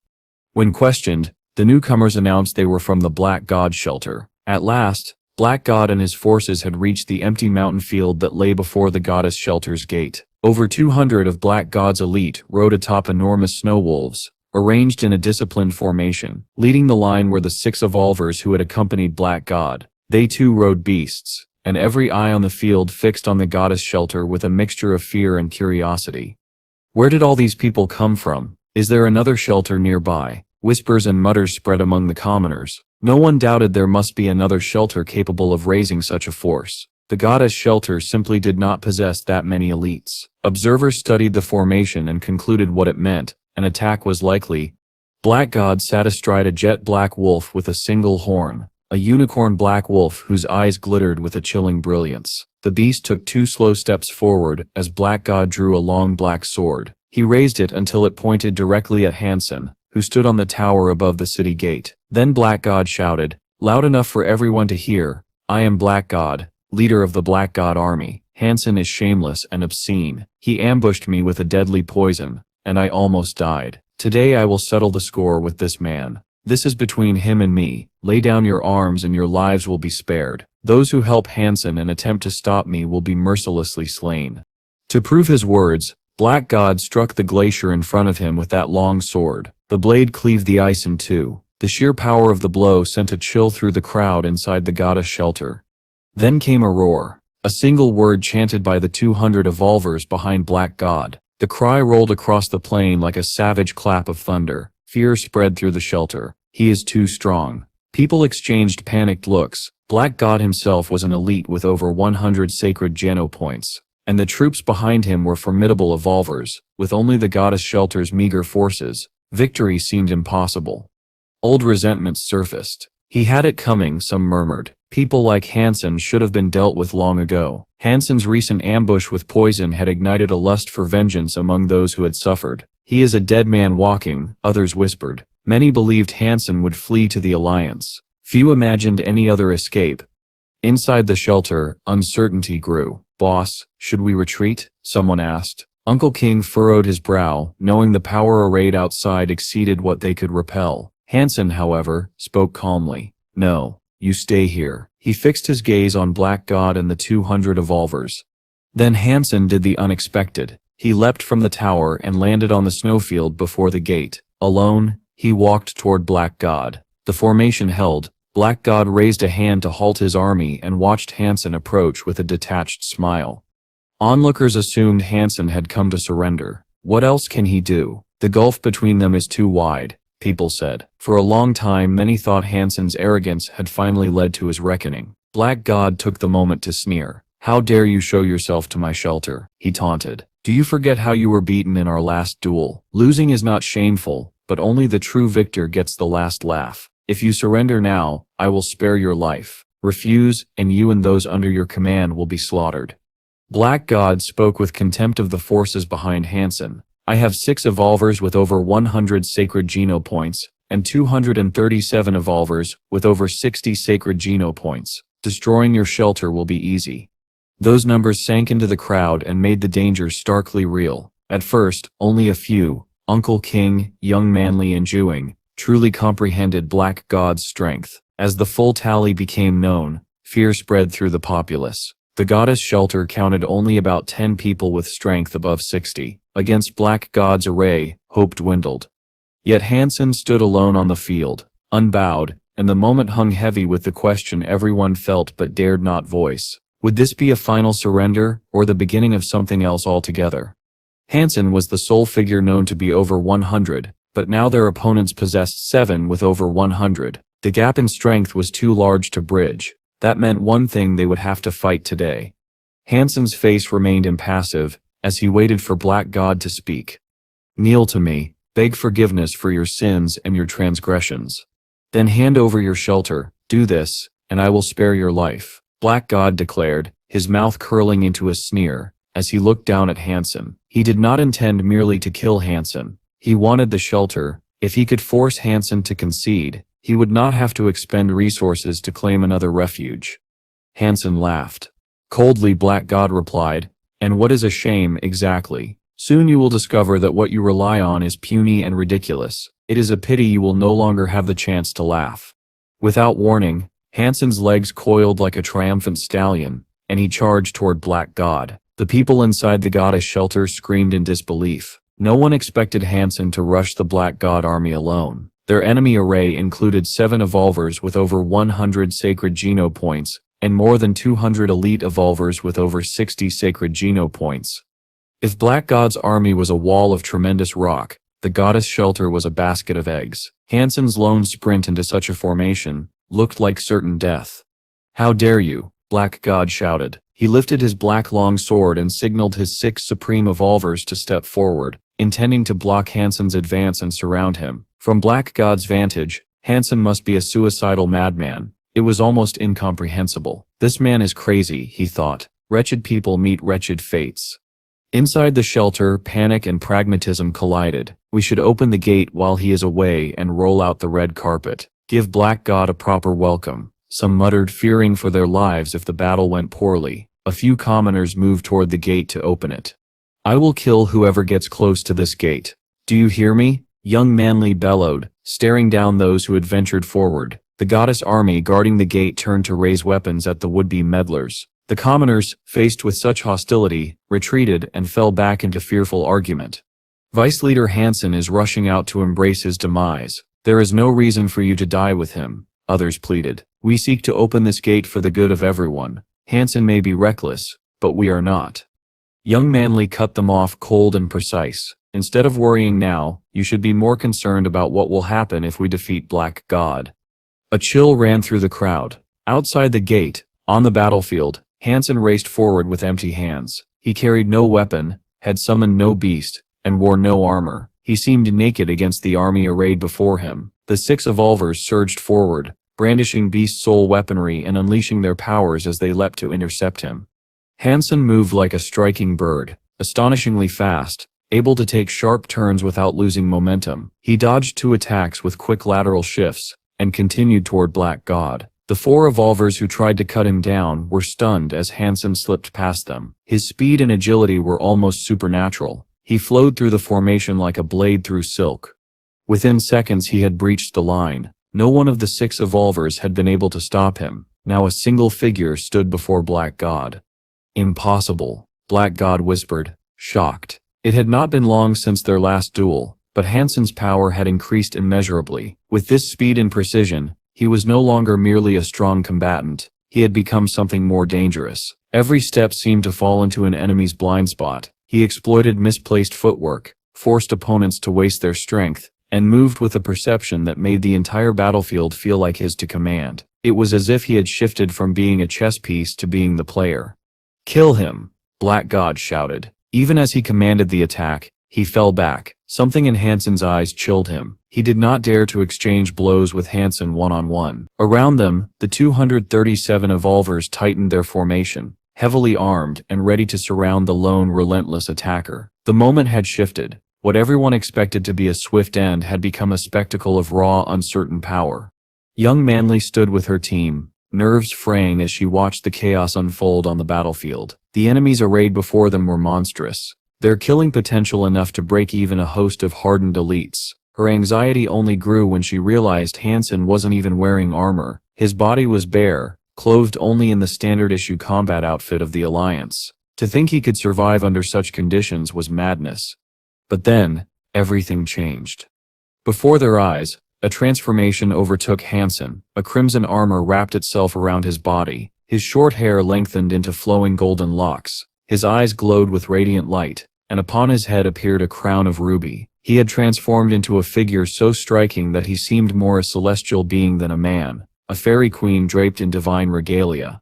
For Han Sen, the world itself slowed. Spears that once flew like lightning crawled through the air. He danced between them effortlessly, weaving through blades and thrusts like a butterfly in sunlight, or more hauntingly, like a bat weaving through the darkness. His movements tore open gaps in the formation, and with unrelenting speed he advanced straight toward Black God. The evolvers he passed felt only confusion. Each time they thought they could strike him, Han Sen vanished, reappearing somewhere unexpected. Their swords slashed at empty air. To them he seemed untouchable, unstoppable. Despair crept into their hearts. Black God's face grew grim, his confidence dissolving into dread. 200 evolvers, an unstoppable wall of power, had failed to halt a single man. Fear struck him deeply. Han Sen was no longer merely strong, he was beyond human. Kill him, Black God screamed, retreating as icy terror spread through his chest. The 6 evolvers rushed back to intercept Han Sen once more, their spears like dragons, their swords like eagles. But Han Sen soared through the air, leaping from weapon to weapon as if walking on wind itself. People gasped. This was not human movement. Han Sen had borrowed strength from the very air, launching himself higher, closer toward Black God. Die! Black God roared. His black longsword flashed with blinding speed, vanishing only to reappear before Han Sen's face. He unleashed his dreaded tornado knife with impossible swiftness. The blade sliced across Han Sen's cheek, drawing a thin line of blood, severing a few strands of golden hair that drifted away in the wind. But in that same instant, Han Sen's fist blocked the lethal strike. His other hand, shaped like a blade, shimmered like lightning. In one ghostly motion it swept forward. Black God tried to counter, but his vision blurred. Han Sen's face seemed to drift away, and suddenly he felt weightless, as if floating. He looked down and saw his own body, still clad in black armor, mounted on his wolf, but it was headless. From the severed neck, a geyser of blood erupted. The battlefield froze. Every eye locked onto the airborne head spinning through the sky. Silence engulfed the world. The invincible master of the Black God shelter, the strongest warrior of the ice fields, the wielder of the vanishing demon blade, had been slain, decapitated by a single strike, in the very heart of his army. Shock turned to disbelief, fear to awe. All they could do was stare at the golden-haired man who now looked like a god among mortals.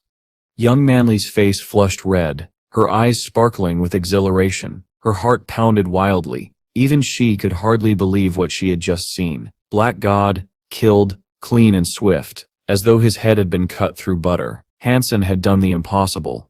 Such power was beyond comprehension. No wonder she thought breathlessly, he was the heir of Coach Han.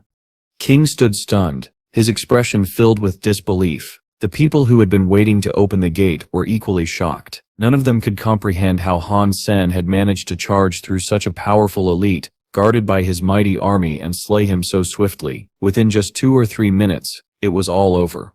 A cold shiver ran down the spines of those onlookers. Their hands instinctively touched their necks, as if afraid their heads might soon be rolling on the ground. They knew that if Han Sen returned and discovered their earlier hesitation, they could be executed in seconds. Panic spread. Many fled toward the teleporter, fear completely consuming them.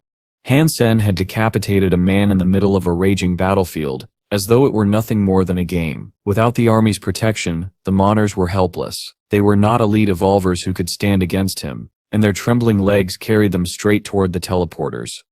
The 6 supreme evolvers, however, remained frozen in place. They had witnessed countless powerful warriors in their time, but this was unlike anything they had ever seen. One man, like a rocket locked on its target, had cut straight through an entire army to strike down his enemy. Their hearts turned cold, and all thoughts of resistance evaporated. At last, one evolver broke the silence. Han Sen, we only followed Black God's orders. That was it. We never desired personal conflict with you. Now that Black God is dead, there is nothing to gain by fighting further. Can we end this here, with a truce? Han Sen's voice was colder than steel. Anyone who dares to attack my shelter is my enemy, and my enemies are not for you to decide. Another elite tried to sound bold, but his trembling voice betrayed his fear. If we fight for our lives, you might not hold the advantage. Han Sen's eyes gleamed with amusement. If you are here, then you already know my answer. Fight me, and we will battle until the last man stands. If not, then you will join my goddess army. From this moment, you will follow me as I march to destroy Black God's shelter. Do this, and you will become soldiers of the goddess army. The evolvers hesitated, their fear plain for all to see. Han Sen's godlike presence left them no courage to oppose him. Even with 200 evolvers at their side, none of them felt safe. Yet surrendering to Han Sen meant turning against their alliance, and they feared whether their true leader would forgive such betrayal. Han Sen leaned closer, his words sharp as a blade. I know a man called Dong Lin. After you return, you can register with me. Make your choice.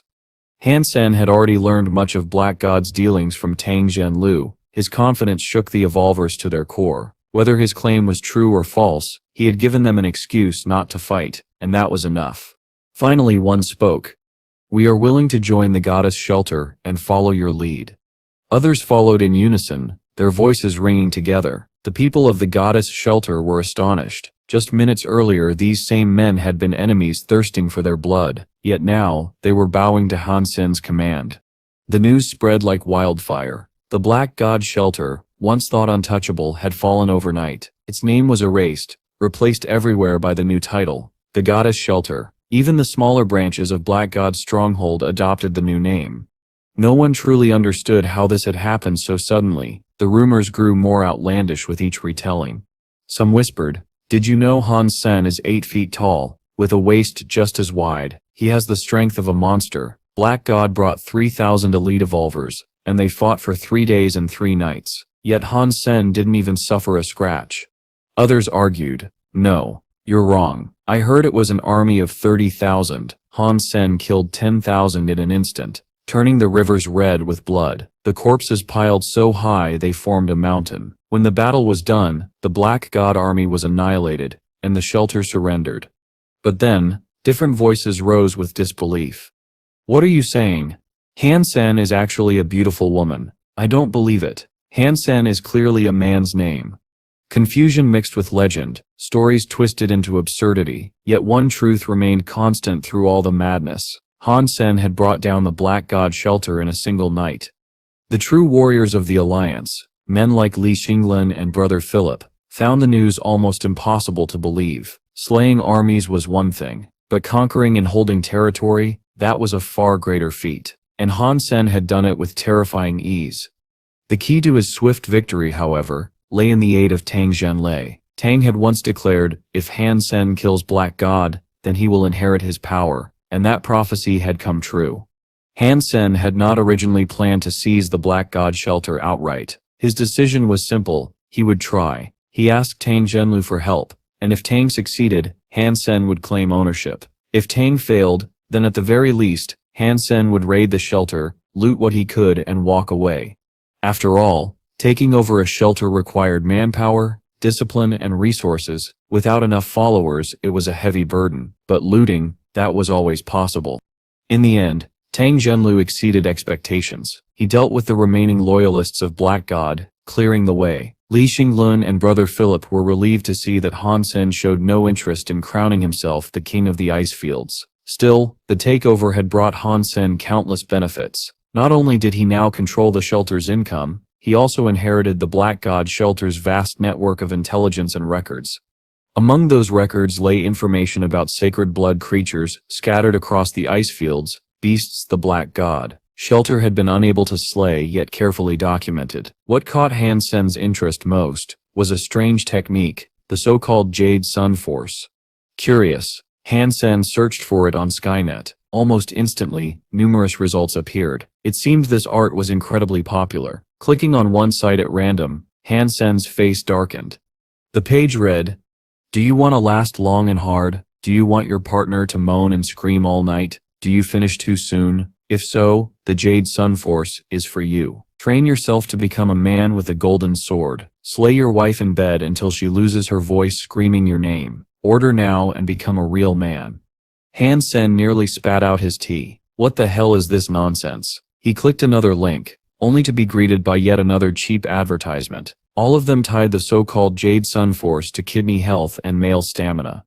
Han Sen quickly realized the truth. This was indeed a well-known hypergeno art, but it had been shamelessly repackaged in countless ways for mass appeal. In reality, it was a body-strengthening technique, originally designed to fortify the kidneys and improve resilience. Its versatility allowed it to address many weaknesses in the body, though its reputation had spiraled into something ridiculous. Han Sen scowled. "Does Jing think I need this? Me? I could handle 10 women in a night. My pride won't stand for this insult." His mood soured further as he muttered, "No wonder Jing told me to look it up myself. Cheap garbage like this is all over Skynet. Why would I ever pay for it?" Just then, his communicator rang. Irritated, Han Sen moved to call back later, but his fingers slipped. Instead, he answered the call, and Gigi's image appeared before him. Her smile was sweet at first, but it quickly faded as she caught sight of the embarrassing advertisement still on his screen. Han Sen's heart sank. He scrambled to explain. "Yan Ran, wait, that's not what you think. This isn't Stet." But Gigi cut him off, speaking gently though, her tone carried a subtle sting. "It's alright, if you don't feel ready, you should focus on training. I'll wait for you to grow stronger." Han Sen felt like tearing his hair out. Just as he opened his mouth to explain, another voice called for Gigi in the background. She gave him a polite smile. "I have a meeting. You should practice in the meantime. Don't worry, I won't disturb you. Just make sure to rest well." "Wait, it's not like that. I can do it. I really can," Han Sen pleaded, but the call had already ended. His face flushed with frustration. Han Sen roared, "Jing, I'm still not done with you." In a frenzy, he rushed to the teleporter and stormed back to the shelter. Jing happened to be stepping out of his room when Han Sen cornered him. Han Sen's glare was like daggers. "Jing, you troll. What nonsense Jade Sun Force is this? Do I look like I need that kind of thing? My kidneys are stronger than a titan's. When I get hard, I scare myself." Jing shivered under his gaze, forcing a smile as he raised his hands defensively. "Boss, please don't be angry. It's not what you think." "Then explain, before I beat the life out of you," Han Sen growled. Jing swallowed hard, his voice shaky but sincere. "The Jade Sun Force does improve that kind of stamina, but that sip's not its only purpose. Yes, it lets a man perform 10 times without tiring, but that sip's not why I suggested it to you. Someone like you doesn't need it for that. The true benefit lies elsewhere." Han Sen's glare softened slightly, but his jaw remained tight. "Of course I don't need it for that. Then what else does it do?" Han Sen's expression slowly grew calmer as he listened.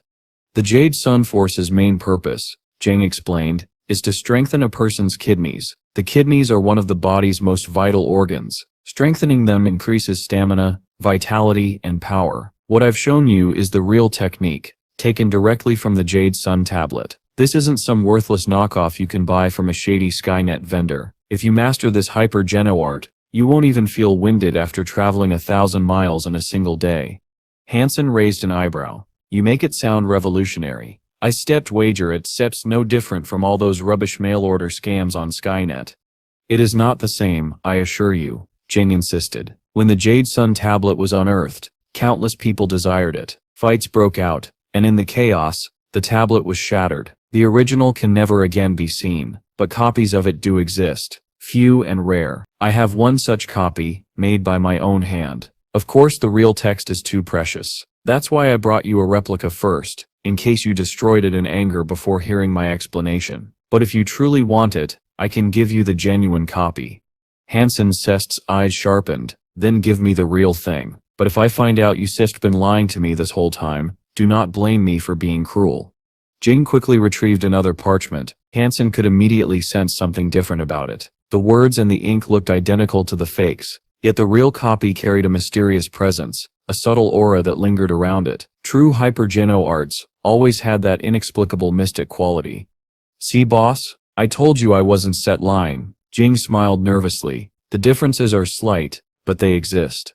Han Sen studied it carefully, again and again, before finally speaking. 3 berserk mutant beast souls and 2 ordinary mutant beast souls. That's all I shall offer for this. Boss, please, that's too little. This is a one-of-a-kind artifact, Jing begged, teeth clenched, but in the end he agreed. Han Sen checked the parchments thoroughly to ensure there were no tricks, then sealed the deal. After walking a few steps away, he turned back. Tell me, if I learn this art, will I truly be able to face 10 men at once? Jing hesitated, then admitted, Boss, we once tried to hunt the silver-eyed Snake King with Black God himself. We failed. That beast's domain weakens all powers, and to be surrounded by countless snakes is terrifying beyond belief. Many elites who went with us still carry scars of fear from that battle. But Han Sen's reply was cold and unwavering. I have already made my decision. Enough talk. Follow my commands. Some of the elites lost hope at those words, but Dong Lin had already agreed to Han Sen's plan. They had no choice but to accompany him. Together, Han Sen and 10 evolvers marched to Ice Snake Valley. At first, their journey was uneventful, but once they reached the snowfields, movement stirred beneath the surface. Silver-white ice snakes slithered like monstrous earthworms, their silver eyes glowing from beneath the snow. Hidden so well, they were nearly impossible to detect until it was too late. An ordinary ice snake bite could be resisted by a well-trained fighter, but a mutant ice snake bite was certain death. No matter if one's fitness level surpassed 100, the venomous cold would freeze its victim in seconds. Even though Han Sen's team were evolvers, each with fitness levels above 100, fear gnawed at their hearts. They stalled and hesitated, dragging their steps, as though slowing time itself could preserve their lives. Han Sen noticed, yet instead of anger, a faint smile crossed his lips. Well then, he said calmly, you don't need to risk your lives. I will enter the valley alone and lure out the silver-eyed Snake King. We'll fight it here, where other snakes cannot interfere. But know this, if I bring it out and anyone dares to flee, do not expect mercy. Even Dong Lin will not be able to save cowards from me. His cold gaze swept across the group. One of the evolvers quickly replied, Don't worry, boss. We once set run, we still help you slay it. But though his words sounded loyal, in his heart fear whispered otherwise. Like the rest of his companions, they all believed one thing. If Han Sen truly went into the valley alone, he would never be coming back. At first, they thought he must be hiding wings, planning to fly into the valley to lure out the Snake King. After all, no man could simply walk down there. The snow was deeper than a man's height, and anyone who tried to tread upon it would quickly sink into a white grave filled with venomous serpents. Entering on foot meant certain death.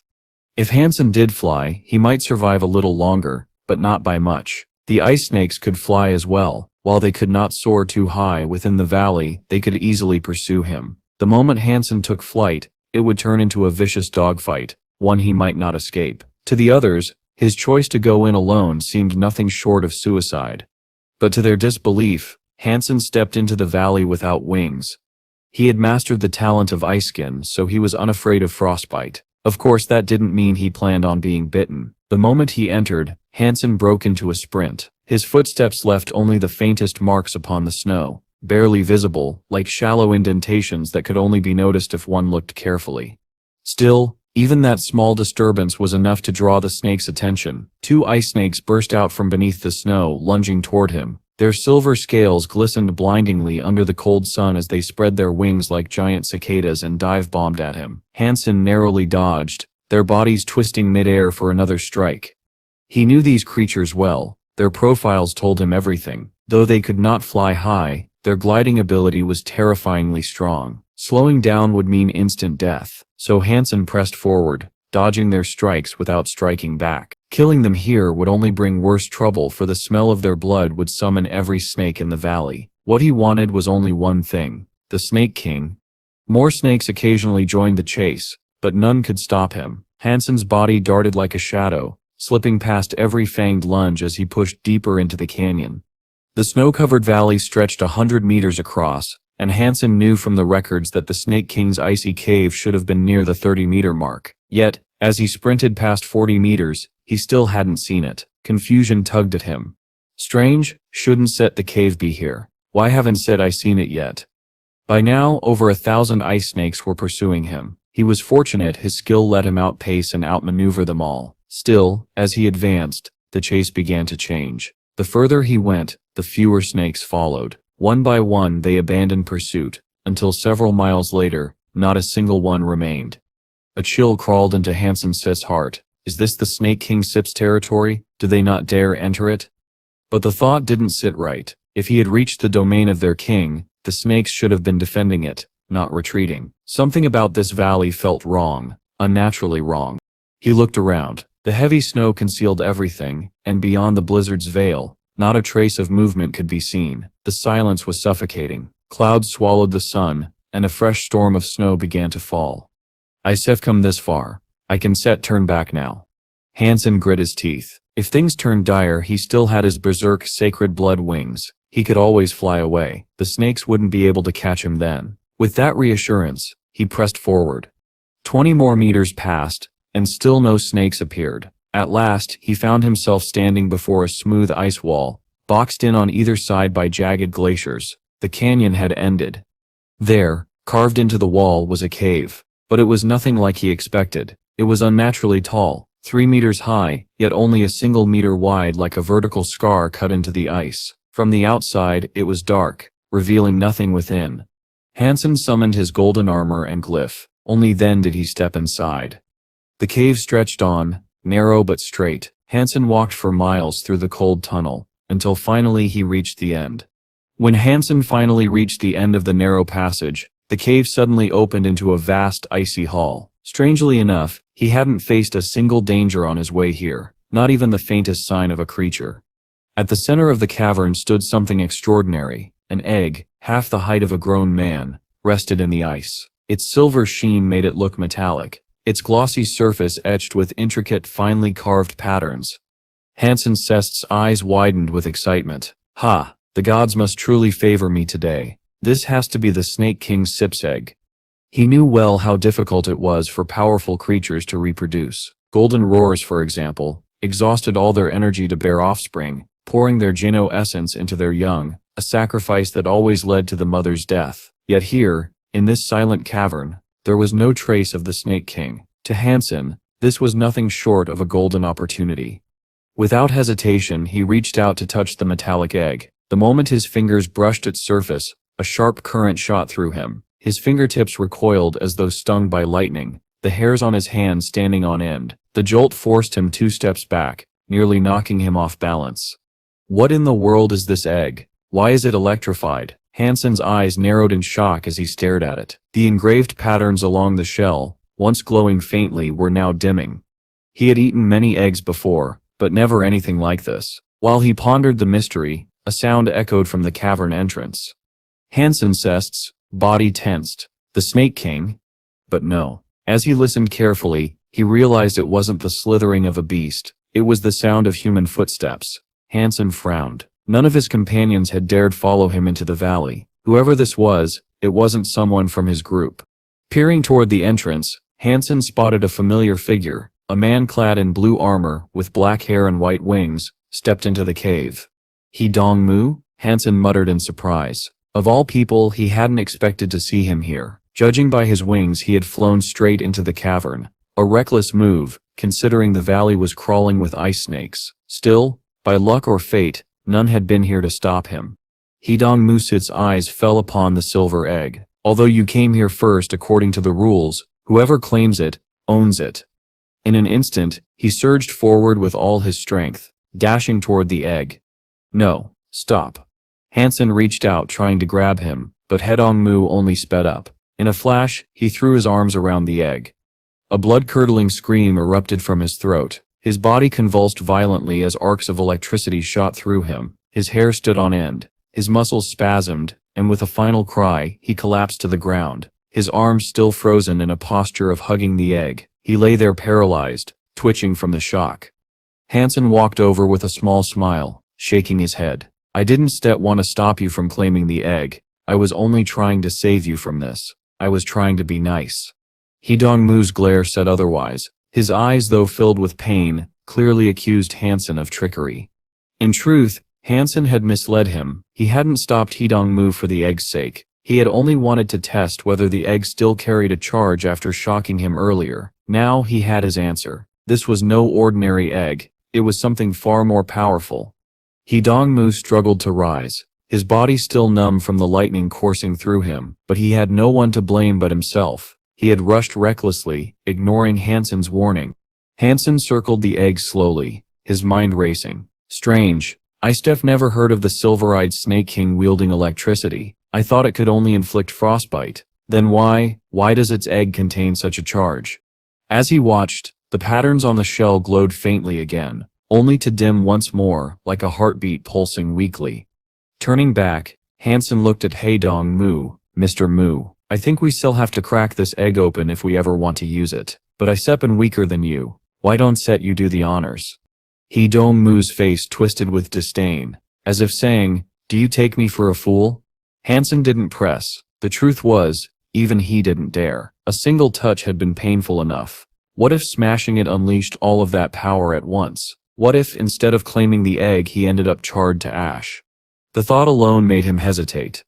Han Sen stood there, watching Hidong-mu still unable to move. He didn't dare act recklessly. Instead, he began thinking about how to deal with the strange egg before them. If he returned to the Alliance, perhaps he could acquire a pair of insulated gloves strong enough to handle the electricity. But that was a long journey, and even then he wasn't certain if gloves would truly help against such unstable energy. Besides, he didn't have a pair himself, which meant wasting time buying one. Who could have imagined finding an egg that emitted such terrifying amounts of electricity in a place like this? Han Sen had not prepared for such a situation, and now his options were severely limited. Still, if he did decide to leave, there was no way he wanted to abandon the egg. He turned to his companion.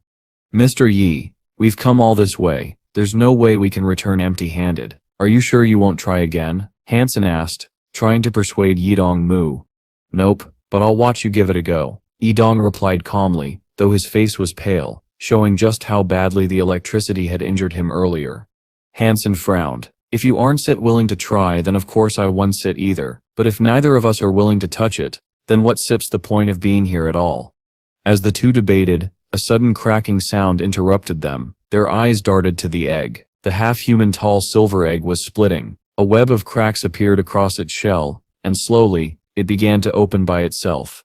Both men jumped to their feet, watching anxiously. If this was happening because they had touched it earlier, that was one thing. But if the egg was hatching naturally, then the danger was far greater.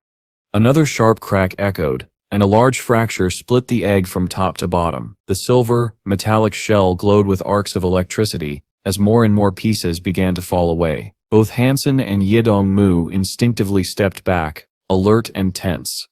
Then crash. A section of the shell broke away completely. From within, a fluffy silver head pushed through. Its eyes were only half open, and its tiny claws scratched weakly against the shell. Han Sen and Hidong-mu froze in shock.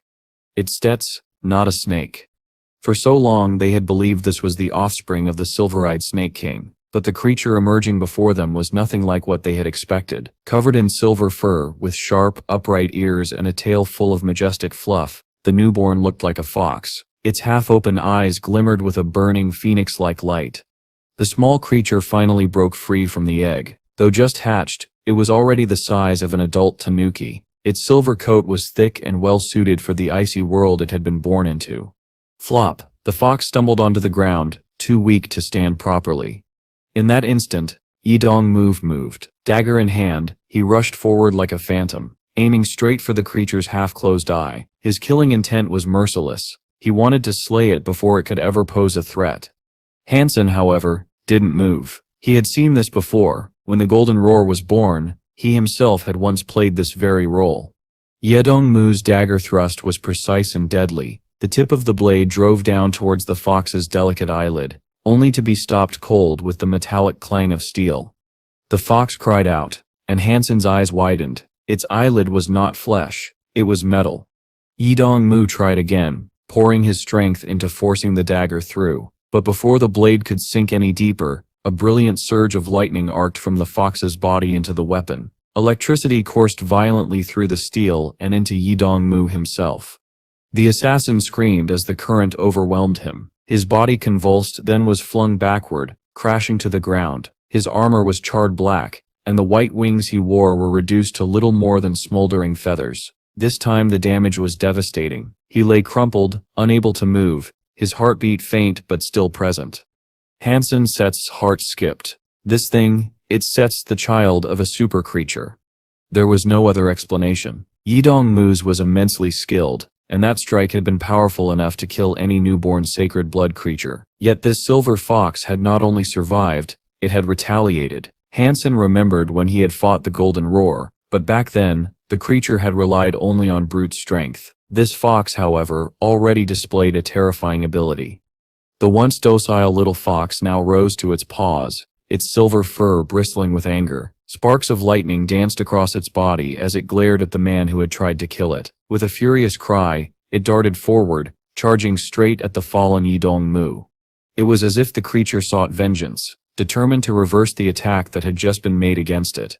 Han Sen rushed to Yidongmu's side, dragging the man's severely injured body away from the danger. Yidongmu wasn't just an ally, he was also one of Han Sen's best clients. Someone who never haggled or complained about price. Losing him here would be disastrous for business.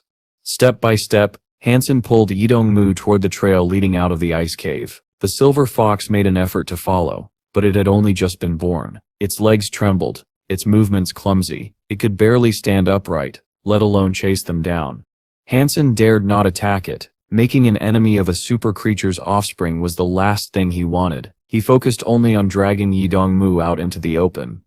Once outside the cave, Han Sen kept going, pulling the injured man nearly 10 miles before stopping to check whether they were being followed. Only then did he pause to examine Yidongmu's wounds. The sight was grim. His skin was burned black and green in several places, and many patches were torn open from the lightning's searing force. Had it not been for his armor, he would have died instantly. Though alive, he was critically injured. Han Sen sighed. "I'm such a nice guy, saving you from certain death. Remember this debt, you still repay me one day." He pulled out medicine, carefully applying it to the wounds. "What a shame. I have to waste my expensive supplies on you. When you wake up, don't think for a second I won't hand you the bill." Yidongmu suddenly let out a scream, writhing in agony. The medicine stung horribly as it worked.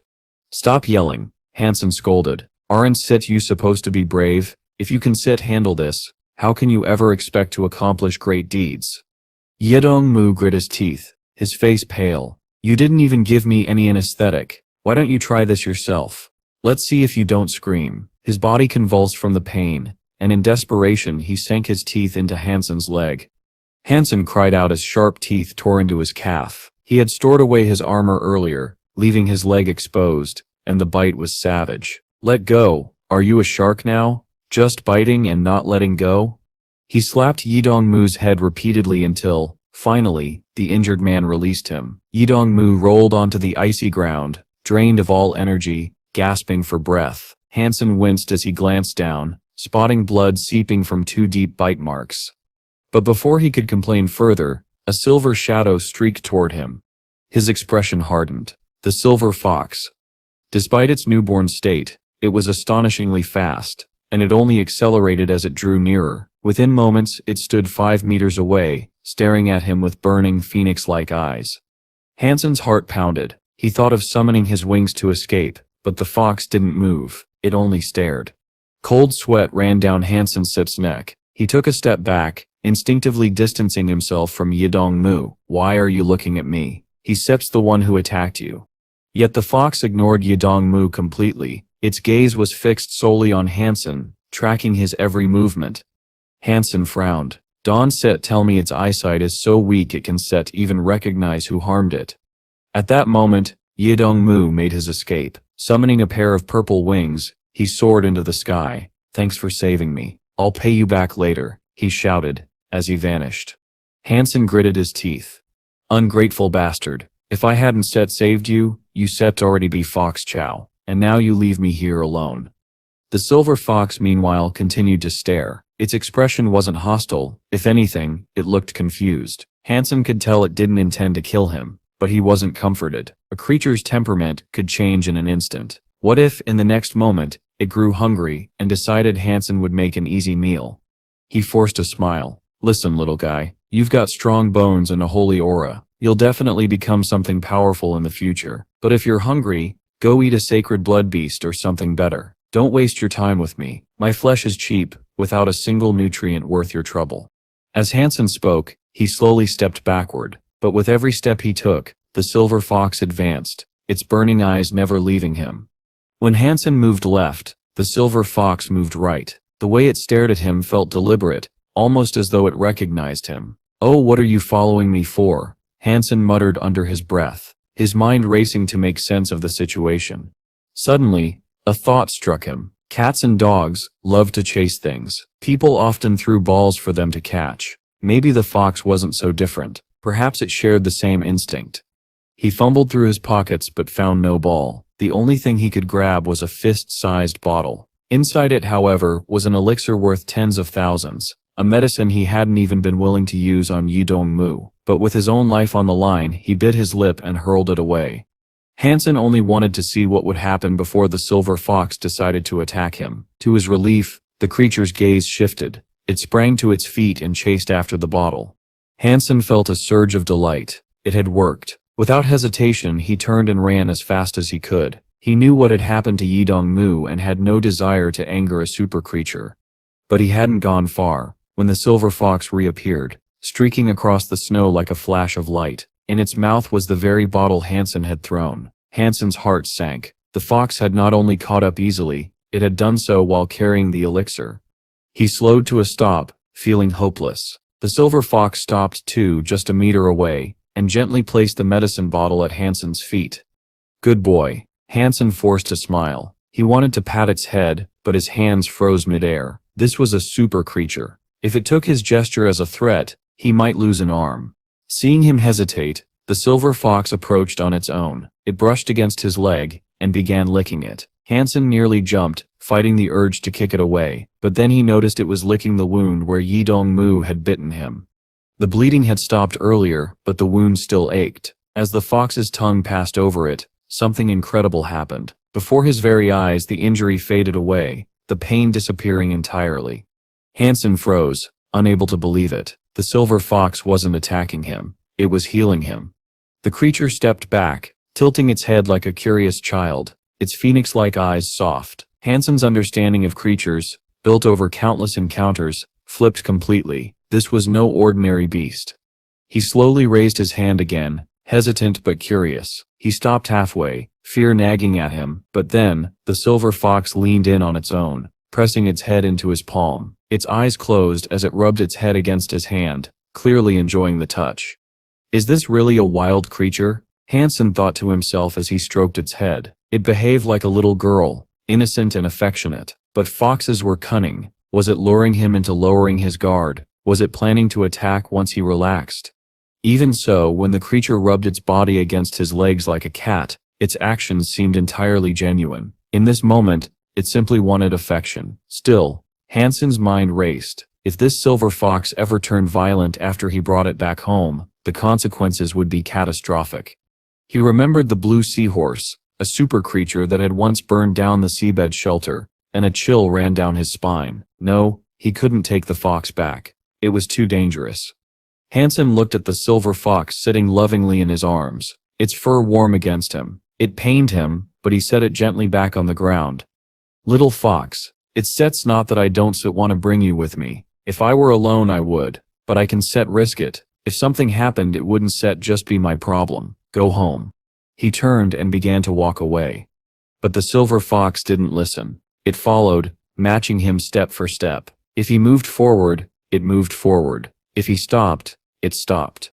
Han Sen looked back at the creature that refused to be left behind. Finally, with a sigh, he scooped it up again. The fox curled into his chest like a kitten, warm and soft. "Fine," Han Sen said quietly. "I still take you to the Crystal Palace. If something happens there, at least you won't harm anyone else." Han Sen unfurled his wings, and with the silver fox cradled in his arms, soared into the skies. He knew he would have to hide the creature before meeting the evolvers. The rumors that might spread if anyone saw this sight would be overwhelming. They chose not to come with me. Leaving them to wait a little longer in the freezing cold won't hurt. Clutching the fox tightly, Han Sen flew higher and higher, preparing to head toward the ice lake, but suddenly, movement caught his eye. From beneath the snow of the ice valley, countless ice snakes erupted into the open. Even more shocking was the enormous serpent among them, a colossal silver-scaled snake, nearly 100 meters long. Its glittering body blended with the snow, and its very presence sent a chill down Hansen's spine. It was the silver-scaled Snake King. Hansen's heart jolted. When he had crossed this valley earlier, not a trace of the beast had appeared. Where had it come from? Without hesitation, he descended back toward the snow. But as he landed, the entire swarm, including the king, slid back beneath the frozen ground, as if they had never been there at all. I suppose this must be because of you. Hansen glanced at the silver fox. The little creature only wagged its tail lazily, pretending to sleep. Deciding not to risk it, Hansen flew outside the valley and set the fox down atop a snowy peak. "You wait here for me, all right?" he told it. This time, the silver fox did not follow. It merely stood still, watching Hansen with calm eyes as he returned to the valley alone.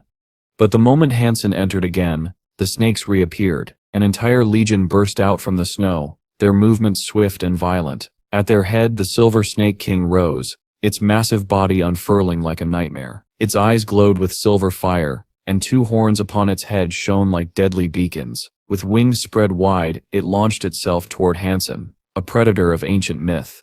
It really was because of the silver fox. Without it, this thing's fury knows no end. Hansen dismissed his wings and touched down, using his treading cloud technique to weave through the battlefield. He had no illusions about fighting such a monster head-on, especially with the swarm of lesser snakes aiding their king. Instead, he returned to his original plan: lure the beast outside. Out in the open, where the snow was thinner, the evolvers would have a chance against the swarm. At the very least, they could handle the smaller snakes and prevent them from interfering. But the king's rage was relentless. Its wings slashed through the sky as it twisted and snapped at Hansen with terrifying speed. Its gaping maw chased him without pause. Striking again and again, Hansen darted through the snow in a zigzag trail, narrowly evading each strike, but he knew he could not keep this up forever. Outside the valley, Wang Ling and the other evolvers grew restless. "He's been gone too long. The Snake King must have killed him. If that were true, wouldn't we have heard something? Perhaps he never even encountered the Snake King. We should wait a little longer. If we leave now and he returns, we'll look like cowards who abandoned him." But their debate ended abruptly when a deafening sound rose from the valley. They turned and every jaw dropped in shock. From the snowy gorge, Hansen came sprinting like a man possessed. Behind him surged a monstrous tide of snakes, their bodies writhing, flying, and slithering in a terrifying wave. At the center, the colossal Silver King pursued him like a dragon from legend, its wings spread wide, each snap of its jaws narrowly missing Hansen by a heartbeat. The sight was insane. Their hearts thundered in their chests. As Hansen closed in on the valley's exit, Wang Ling barked an order. The evolvers snapped into battle formation, their nerves taut but steady. These were not ordinary fighters. Many had served in the army, and others were hardened veterans with extraordinary skill. Though fear churned inside them, their training and discipline held firm. They stood ready to face the Serpent King. Once the formation was set, Hansen lured the Silver Snake King and its swarm out of the valley. Without the thick snow to conceal them, the creatures looked all the more colossal and menacing. The battle erupted. Hansen halted his retreat and summoned his ghost pod claws, striking directly at the king. He dodged its snapping jaws and managed to rake his claws across its body. But even after landing the blow, all he left behind were 3 faint scratch marks. The scales were too thick, the flesh too strong, far from anything that could be called a real wound. Meanwhile, outside the cover of snow, the lesser ice snakes had lost their advantage. Against the 10 elite evolvers, they were massacred. The battlefield ran red, littered with broken serpentine bodies, while the ground shook from the ferocity of the clash. Now surrounded, the Silver Snake King thrashed wildly, its tail smashing through glaciers with terrifying force. Its strength was monstrous, a beast from ancient myth brought to life. No one dared to stand against it head-on. Even together, Hansen and the others found their attacks useless. The serpent's silver scales turned aside every strike, and the more they fought, the more enraged it became. Hansen's expression darkened. The ghost pod claws were too short to be effective against such a massive opponent. If only he had a longer weapon, perhaps then he'd stand a chance. Still, he was glad he had brought Wang Ling and the others. Without them, the endless swarm of smaller snakes would have buried him long before he even reached the king. "You guys keep going. I'll take a break," Han Sen shouted, pulling back from the fray. Wang Ling cursed under his breath. "We came here to risk our lives against this monster, and now he's running away, shameless." But then, something extraordinary happened. From Han Sen's body burst a fiery red bird, wings blazing like a phoenix. Flames surged into the air, encircling the battlefield. At once, the evolvers felt their beast soul powers surge. Wang Ling's eyes widened in shock. A halo beast soul, and with such a wide range, could this be a sacred blood beast soul? The others felt the same. Their strength soared, their movements lighter, their blows sharper. The pressure of the fight eased, and for the first time, hope flickered in their hearts. Leaving the fiery bird behind to empower his allies, Han Sen withdrew from direct combat, observing instead, of the 10 evolvers, 6 wielded sacred blood weapons. Among them were 3 heavy hitters, one with a lance, another with a great axe, and the last with a massive hammer. Their strikes carried tremendous power, but still, the Snake King's silver scales refused to yield. "It's only a sacred blood class creature. It can't be indestructible. There must be a weakness." Han Sen studied its movements carefully, but no vulnerable spot revealed itself. The serpent's scales endured strike after strike without flinching. It had no need to guard its body, for its defenses were overwhelming. Then disaster struck. One evolver failed to dodge in time. The king's tail whipped across the field, smashing him through the air. He crashed heavily onto the ground, coughing blood. Fortunately, he was still alive and staggered back to his feet, refusing to quit. Han Sen leapt back into the fight, filling the gap left by the injured man. "Boss, its scales are too tough. We can't kill it. Let's retreat and think of another plan," Wang Ling shouted as he battled on. Han Sen didn't reply. He kept striking, eyes sharp, waiting for any sign that the poison of the ghost pod claws might take effect. But the Snake King showed no weakness. Its strength did not falter. Its movements remained as savage as ever. Too tough. Its flesh and bones are like iron. Even if I pour yin force into my strikes, it may be useless. Unless, Han Sen's eyes narrowed, if I target its head, its brain, that may be the only way to bring this monster down. Han Sen thought to himself, if I truly attempt to strike the Snake King Sep's head, it will be a perilous move. One mistake, and that gaping mouth will deliver a bite that no one could survive. The beast's fangs were nearly a meter long, sharp enough to slice through flesh and bone with ease, killing a man before the frostbite venom even had a chance to take effect. The Snake King twirled violently, lashing out with its massive body and sending another evolver flying. The sheer force of the impact bent a long sword out of shape. This was no ordinary creature. It was a nightmare given form. "Boss, we must fall back. We cannot slay this thing," one of the evolvers shouted in desperation. But Han Sen's voice cut through the chaos, calm yet commanding. "No, keep fighting. Every single one of you must obey my orders. If anyone dares disobey, don't bother returning to the shelter. Go to Donglen and explain your desertion." Then he began barking precise commands. Wang Ling, move 3 meters to the left and strike from the creature's side. Xiao Qin, step right by 2 meters, forward 1 and attack its wing. The evolvers hesitated. Their formation was the result of years of training, perfect synchronization, perfected through relentless practice. No commander had ever broken that structure. To change it mid-battle seemed reckless, even dangerous. But they had no choice. Han Sen's words carried authority, and Wang Ling reluctantly obeyed. What they didn't realize was that Han Sen had been watching them closely from the very beginning. When he had briefly withdrawn from the fight, it wasn't only to study the Snake King's weaknesses. He had been observing the movements, skills, and reactions of each evolver, memorizing their strengths and limitations. Now he was rearranging them like pieces on a chessboard. His growing mastery of the Dongo Sutra allowed him to see the battlefield in a way no one else could, as if he were a strategist playing a game.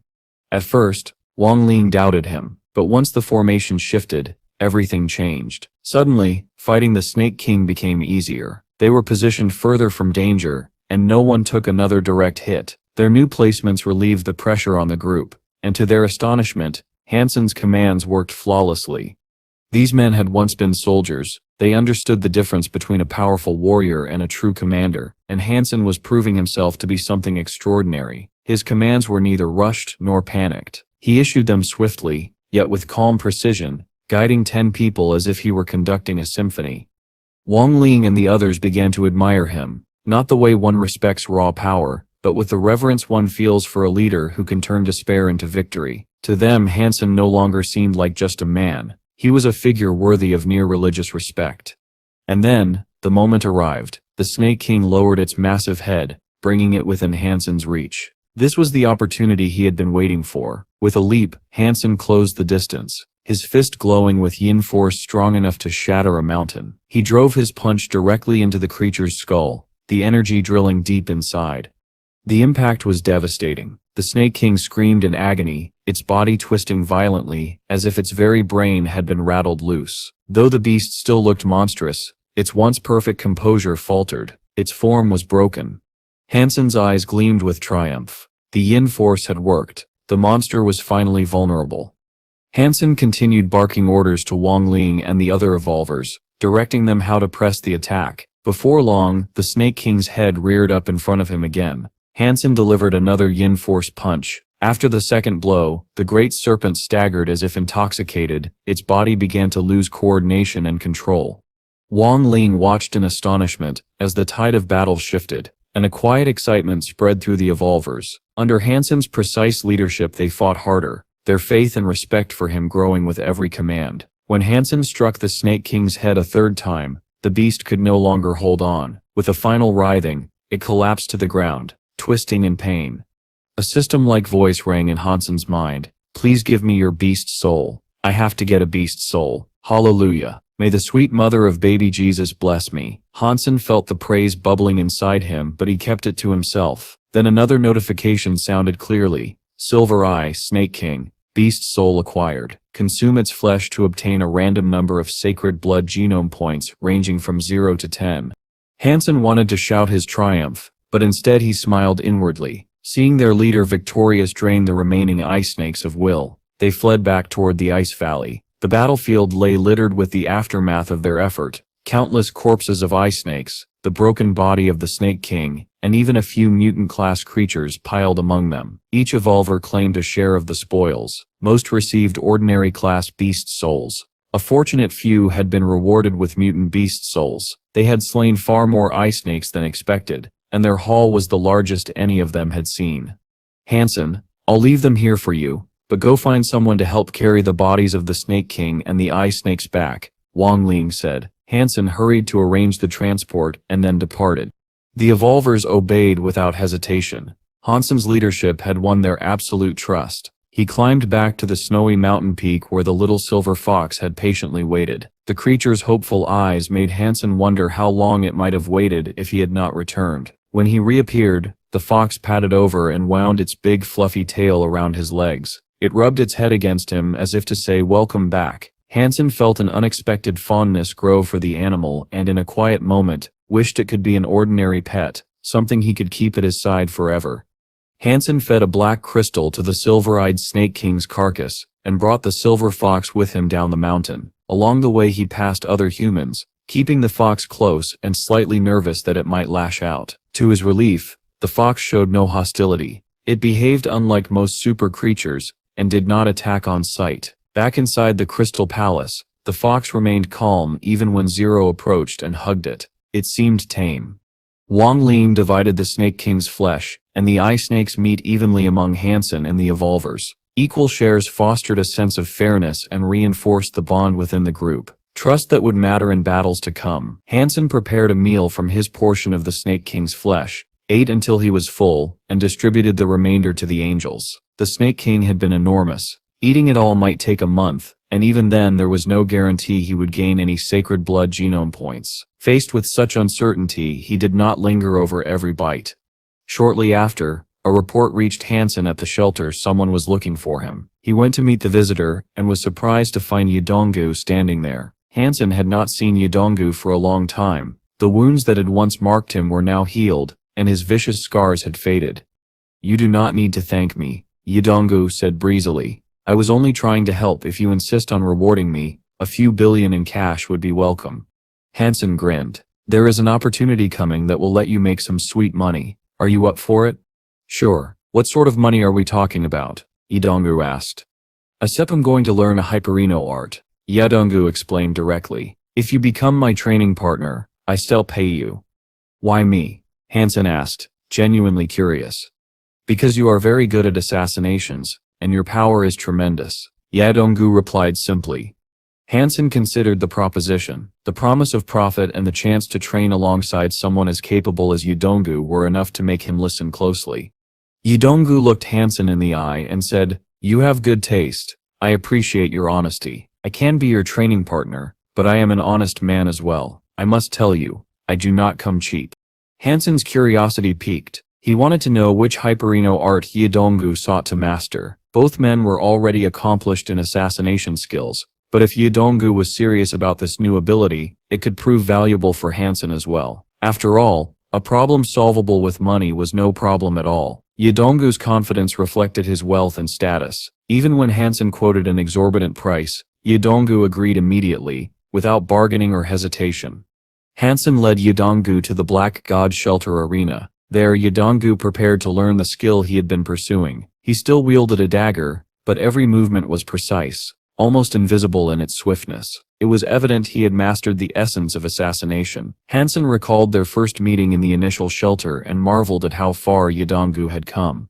The Hyperino art Yadongu practiced allowed him to slash with incredible speed, so fast that it resembled a duplication of the tornado knife skill. Each strike carried immense force. Han Sen stepped back, narrowly dodging one of the lightning-fast attacks. Han Sen himself was skilled in assassination, but he relied on his intellect to anticipate incoming strikes. Against anyone else, Yadongu's dagger would have found its mark without mercy.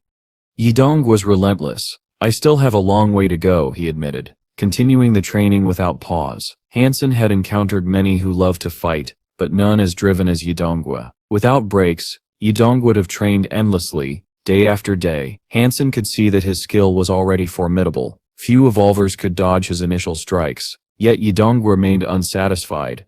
During a brief pause for a meal, Han Sen asked, "Do you have to put in this much effort? Are you that desperate to master it?" Yadongist's expression grew solemn. "I have to. I must perfect this skill if I am to beat you." Han Sen looked at him with quiet curiosity and a hint of pity. Yadongu had chosen Han Sen as his partner deliberately, revealing all his secret techniques in the process. "You could have trained with someone else," Han Sen thought. "Now I know your limits. No matter how hard you train, you will never surpass me." Han Sen's mind wandered briefly to the past. He had allowed his Aqua Reaper to remain with Ningyu to uncover the secrets of the Ning family. Ningyu, aware of the Reaper's abilities, had controlled it carefully, limiting the intelligence it could provide. Usually, Ningyu remained alone, reading Buddha texts for hours, completely focused, unhurried and calm. Han Sen had learned nothing during that time, and he felt the weight of Ningyu's presence even in memory. He recalled Son of Heaven's words, "If Han Sen had come too late, he could not have become my enemy." Once a proud man, Han Sen wondered how Son of Heaven would regard him now, friend or foe. His current purpose, however, was clear. He was there to buy a sword. The journey to the demon shelter had been surprisingly smooth. Upon arrival, Han Sen parted ways with the merchant group and surveyed the area for shops trading in beast souls. The shelter was fit for royalty, streets lined with stores selling beast souls, some even offering 1 or 2 sacred blood beast souls as a premium alongside their standard wares. Han Sen visited 4 shops before finding a sacred blood beast soul. Unfortunately, it was attached to a great sword, unsuitable for his dual-wielding skill. Determined, Han Sen continued to inspect every shop that might offer the sword-type beast soul he sought, refusing to leave until he found exactly what he needed. Eventually, Han Sen arrived at a shop called Precious Beasts, where his eyes immediately settled on a sword that caught his interest. Unfortunately, it was not available for direct sale. Instead, the store owner handed him a colored beast soul booklet issued by the Alliance. The booklet contained detailed information about the sword Han Sen sought, including illustrations of the monster it had dropped from. The sword was known as the Purple Copper Ancient Sword. Its body shimmered in red and purple, delicate yet etched with intricate mystical carvings. Though beautiful, it radiated no menace. Measuring roughly 4 feet in length, it was longer and slightly wider than the silver-eyed Snake King Beast Soul Sword. Their appearances were starkly different. The purple copper sword looked righteous, almost noble, while the Snake King sword had a dark, malevolent aura. Han Sen recognized its potential for his dual skill. One sword for his right hand, the other for his left. Combining the righteous and the wicked, he could maximize the efficiency of his technique. The booklet revealed that the sword had originated from a mascot beast, resembling a copper-maned lion covered in purple scales. Its face exuded mystique and power, and it was formally called the ancient mascot beast. Han Sen asked the owner, "Boss, what are you selling this ancient sword beast soul for?" The owner, speaking softly but with authority, replied, "I apologize, but this is a premium product of the store. We can only trade for it." The sword had drawn many prospective buyers, yet none had offered a satisfactory trade. The owner had deliberately kept it on display, using the sword as a lure to attract customers. It worked. Patrons flocked to the store, making it one of the busiest in the shelter. The mascot beast's soul was regarded as a lucky charm, and the owner had little desire to part with it. "What would it take to trade it with you?" Han Sen asked. The owner's expression turned serious. "I will only accept a berserk sacred blood beast soul in exchange, and it must be a sword-type beast soul. Other types will not be considered." Han Sen realized the owner had no real intention of selling. After all, who would trade a berserk sacred blood beast soul sword for an ordinary sacred blood beast soul sword? A bystander overheard Han Sen's system's offer and asked, "Brother, you set trying to trade a berserk sacred blood beast soul for this sword?" "Yes," Han Sen replied with a resigned sigh, "but the owner isn't set willing." The man offered his own beast soul. Han Sen inquired if it was sword type. It was. The man summoned an icy steel sword, but unfortunately it was a great sword, exceeding 5 feet and far too heavy for Han Sen's needs.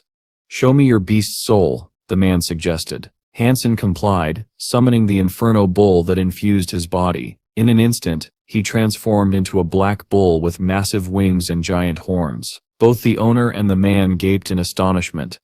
"Oh my days, a berserk sacred blood transfigured beast soul that can fly. You truly want to trade this for a sword?" the man exclaimed. "Yes, that is my desire," Han Sen confirmed. He returned to his normal form and prepared for the exchange. The man agreed immediately. "I will trade." The shop owner interjected, stepping between them with a stern expression. "Mister, this is my shop. If you wish to trade with him, you must leave the store first." "I did not disturb your business," the man countered calmly. The owner's face flushed red, but he forced a smile at Han Sen. "Mister, did you not wish to trade your beast soul for my purple copper ancient sword? I will make the trade with you."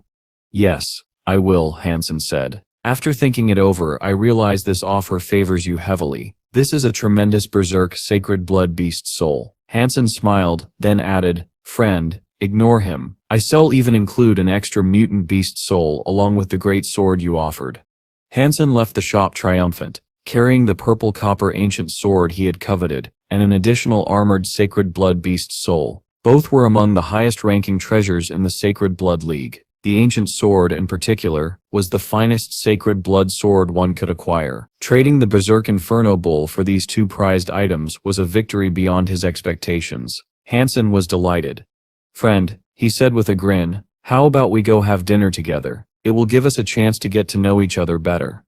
After leaving the shop, the curious man from earlier caught up with Han Sen and invited him out. His name was Jang, and he introduced himself as the organizer of an arena designed for battles between pets and spirits. Handing Han Sen his contact details, he explained, "If you ever have a pet or spirit you want to enter in the arena for combat, just give me a call."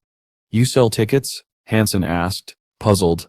Jang smiled. "Sort of, but mainly we trade pets and spirits with some gambling on the side." Han Sen's interest was piqued. While Jang downplayed it, Han Sen knew the real money lay in the side gambling. Jang continued, "If you have the time, come with me to the challenge arena. If your pet or beast soul can overcome the trials, you still earn fame and a significant reward. Subsequent battles can only increase your earnings." Han Sen was intrigued. He wanted to gauge the level of spirits and pets in the second shelter and establish a foothold for future profitable trades. When they arrived, the arena was far larger than Han Sen had imagined. It was shocking to realize that this small-sounding arena was actually the main arena of the entire demon shelter, capable of seating 100,000 spectators. Multiple battlegrounds sprawled across the space, each hosting various pets and spirits in combat. Most were ordinary pets, with only a few spirits participating. Despite the time of day, roughly 10,000 people were already in attendance. Han Sen's gaze was drawn to the rafters, where Son of Heaven sat surrounded by several beautiful women, watching the central battleground. Within that central area, 2 male spirits were locked in combat, a giant cyclops, and a heavily armored warrior. Impressive as they looked, Han Sen noted they were only night-class spirits. Why are there only night-class spirits fighting? Aren't there any royal spirits? Han Sen asked casually. You must be joking. Spirits of higher classes are rare, and the higher the class, the harder it is to identify the owner, Jiang explained. The arena has only ever had one royal spirit. We even offered a substantial bounty to find another suitable opponent. The winner would receive a free sacred blood beast soul, but so far, no one has claimed the challenge. Han Sen's interest sharpened. What kind of sacred blood beast soul are you offering? Jiang Sip's eyes lit up. Are you saying you have a royal spirit? Yes, Han Sen replied. What kind of spirit? Are you serious about testing it in battle? Jiang asked, clearly excited. I first need to see the sacred blood beast soul. I'll be fighting for, Han Sen said. It's a 4-winged thunderbird, a rare flying and mountable beast soul. Jiang eagerly flipped through his beast soul booklet to examine the creature. Brother Han, may I see your royal spirit first? Jiang asked, rubbing his hands in anticipation. Of course, Han Sen said, and summoned Snow Charmer. Jiang's reaction was instantaneous. His eyes nearly popped out as he screamed in astonishment. Snow Charmer was a royal female spirit, and her presence left Han Sen frowning slightly. Fortunately, they were in a private room. Otherwise, Jiang's outburst would have drawn attention from the entire arena. Brother Han, I knew from the start that you were exceptional. I can't believe you possess such a beautiful royal female spirit. She is incredibly precious. Are you planning to sell her? Jiang asked, nearly bouncing with excitement, unable to take his eyes off Snow Charmer. No, Han Sen replied. Spirits were highly intelligent to him. Trading them would be akin to human trafficking. Money was no issue, so selling was never an option. Despite his disappointment, Jiang eagerly arranged for Snow Charmer's challenge. Shortly after, 2 other spirit battles concluded, and the host stirred excitement in the arena. Our demon arena is heating up. We are about to witness a battle between 2 royal spirits. It has been a long time coming, but our royal spirit demon finally has a challenger. The crowd erupted in noise and chatter. Another royal spirit, someone exclaimed. I wonder what kind of spirit it is. Hopefully a beautiful woman. Look at the list of challengers, another said. It's Death's Snow Charmer. That sounds like a female to me, not some ugly cyclops. Just the name tells you she will be beautiful. Place your bets everyone, who will win? The crowd's excitement surged. Some bet on the demon, assuming its strength from reputation, but the presence of Snow Charmer, the royal female spirit, was already enough to set the arena abuzz with anticipation. Son of Heaven, seated high in the rafters, listened to the host's announcement and narrowed his eyes. A royal female spirit, huh? Well, it doesn't matter. There's no way it can defeat my demon, he thought. The demon spirit belonged entirely to him, as did the entire arena. Yet this particular demon spirit had not originated from the shelter. It was something he had acquired at great expense. Its true name was unknown to the public. Demon was merely the title Son of Heaven had chosen to suit the arena. He was not concerned about losing. His demon was among the strongest royal spirits one could possess, enhanced with several high-level beast souls. No spirit, he believed, could ever best it. But this battle was not just about strength. It was a display of power and wealth. Spirits could harness beast souls if their owner provided them. Yet Son of Heaven doubted anyone possessed the talent to claim victory over him. In the arena, his demon already stood tall. A 2-meter warrior clad in black armor, wielding a massive great sword, possibly even one of sacred blood. The crowd erupted into cheers as it entered, as expected. Battles between royal spirits were extraordinarily rare. When Snow Charmer appeared, the audience went wild. Whispers of awe swept through the crowd. It really is a female spirit. She seeps beautiful. Who owns her? That man is lucky. Son of Heaven's focus sharpened. Initially, he had not cared much for the identity of his demon's opponent, but the appearance of the Snow Charmer caught him off guard. A beautiful female spirit of this caliber was almost unheard of. His eyes widened in admiration, though he quickly masked it. In the beginning, he had desired such a spirit for himself, but they were far too rare to claim. The battle began. Raising its great sword, the demon charged at Snow Charmer with a mighty roar. She remained still, her body glinting with red armor inscribed with intricate glyphs. The icy cane in her hands transformed into the ice blood lance. From a golden light between her legs emerged a majestic golden beast, lifting her onto its back. She had become a lancer of elegant doom. Riding the golden roar with perfect synchronicity, she charged the demon. The ice blood lance thrust forward, colliding with the demon's great sword. Sparks flew as metal met magic-infused steel. The demon staggered but suffered no real harm. Its armor had absorbed the strike. Snow Charmer's attack, aided by the momentum of her mount, left her unscathed.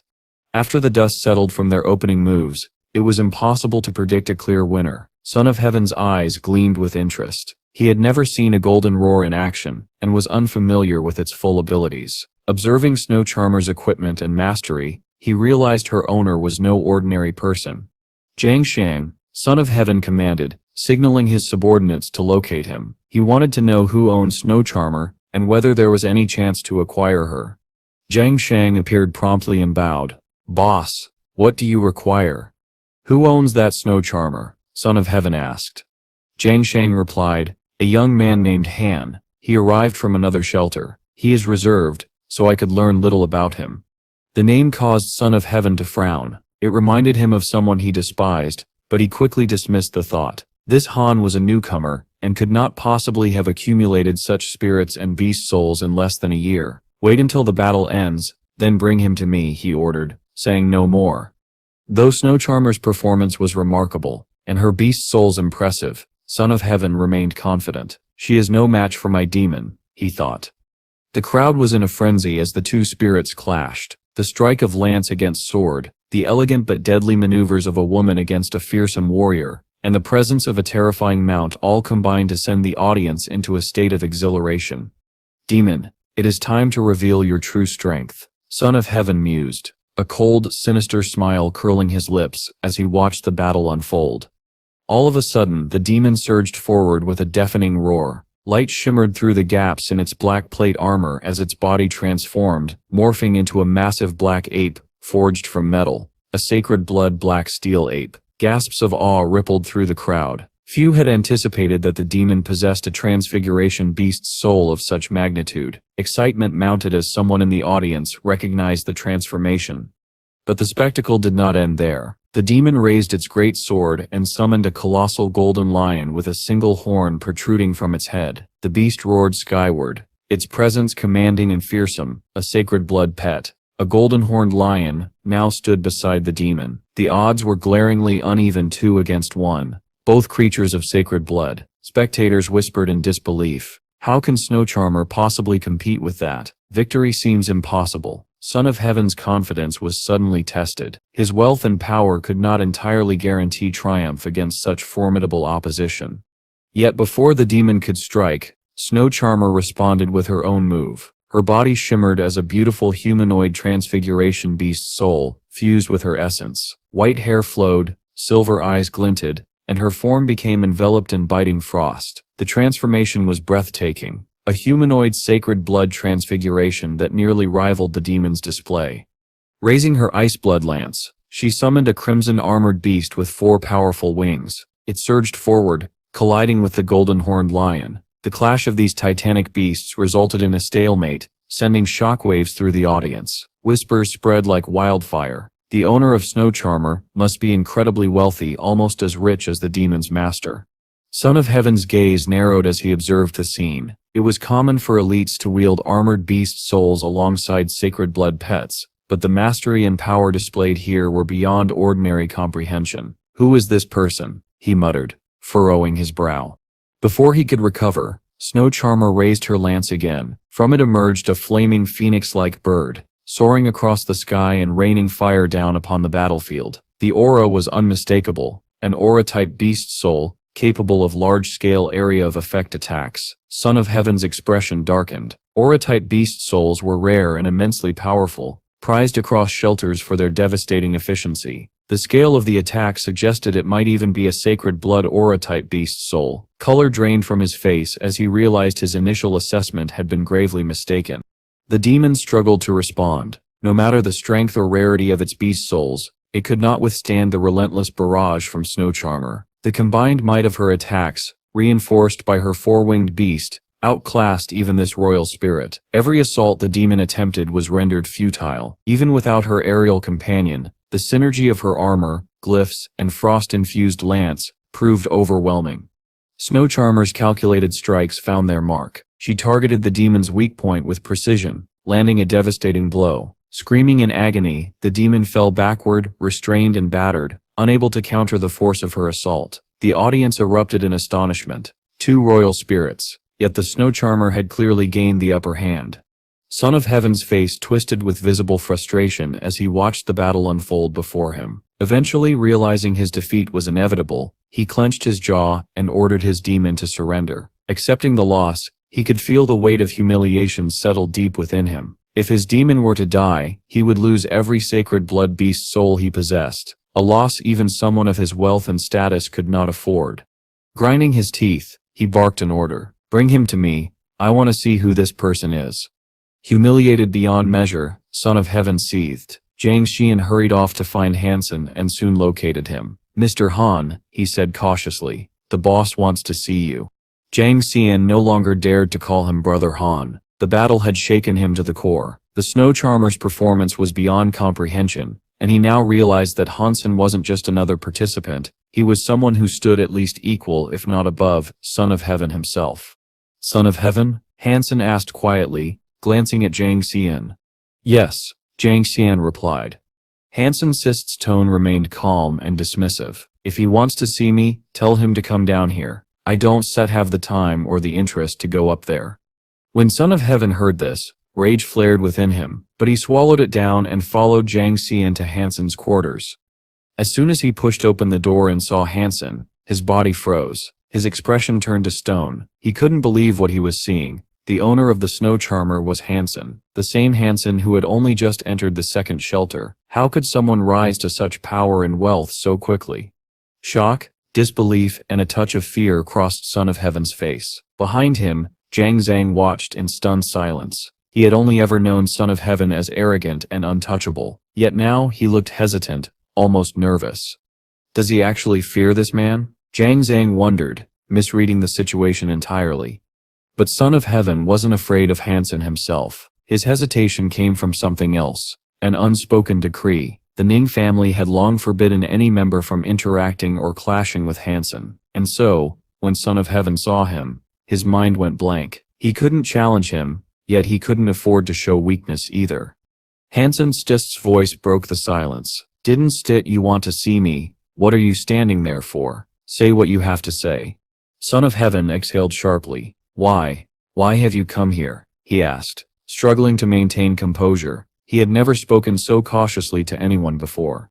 Han Sen smiled faintly. "I heard there was a sacred blood beast soul up for grabs in the arena, so I came to claim it. The four-winged thunderbird, if I recall correctly."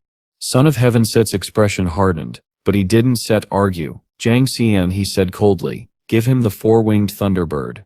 Zhang Xian froze for a moment, unable to believe what he had just heard. Son of Heaven, someone who never yielded to anyone, was complying without protest. But after a brief hesitation, he nodded and went to fetch the four-winged thunderbird beast soul. When he handed it to Han Sen smiled. "Ah, there it is. Well, I have what I came for. I should get going now. Perhaps we still meet again." Without another word, he turned and left. Son of Heaven's face turned pale, his lips trembling as if he wanted to say something, but no words came out.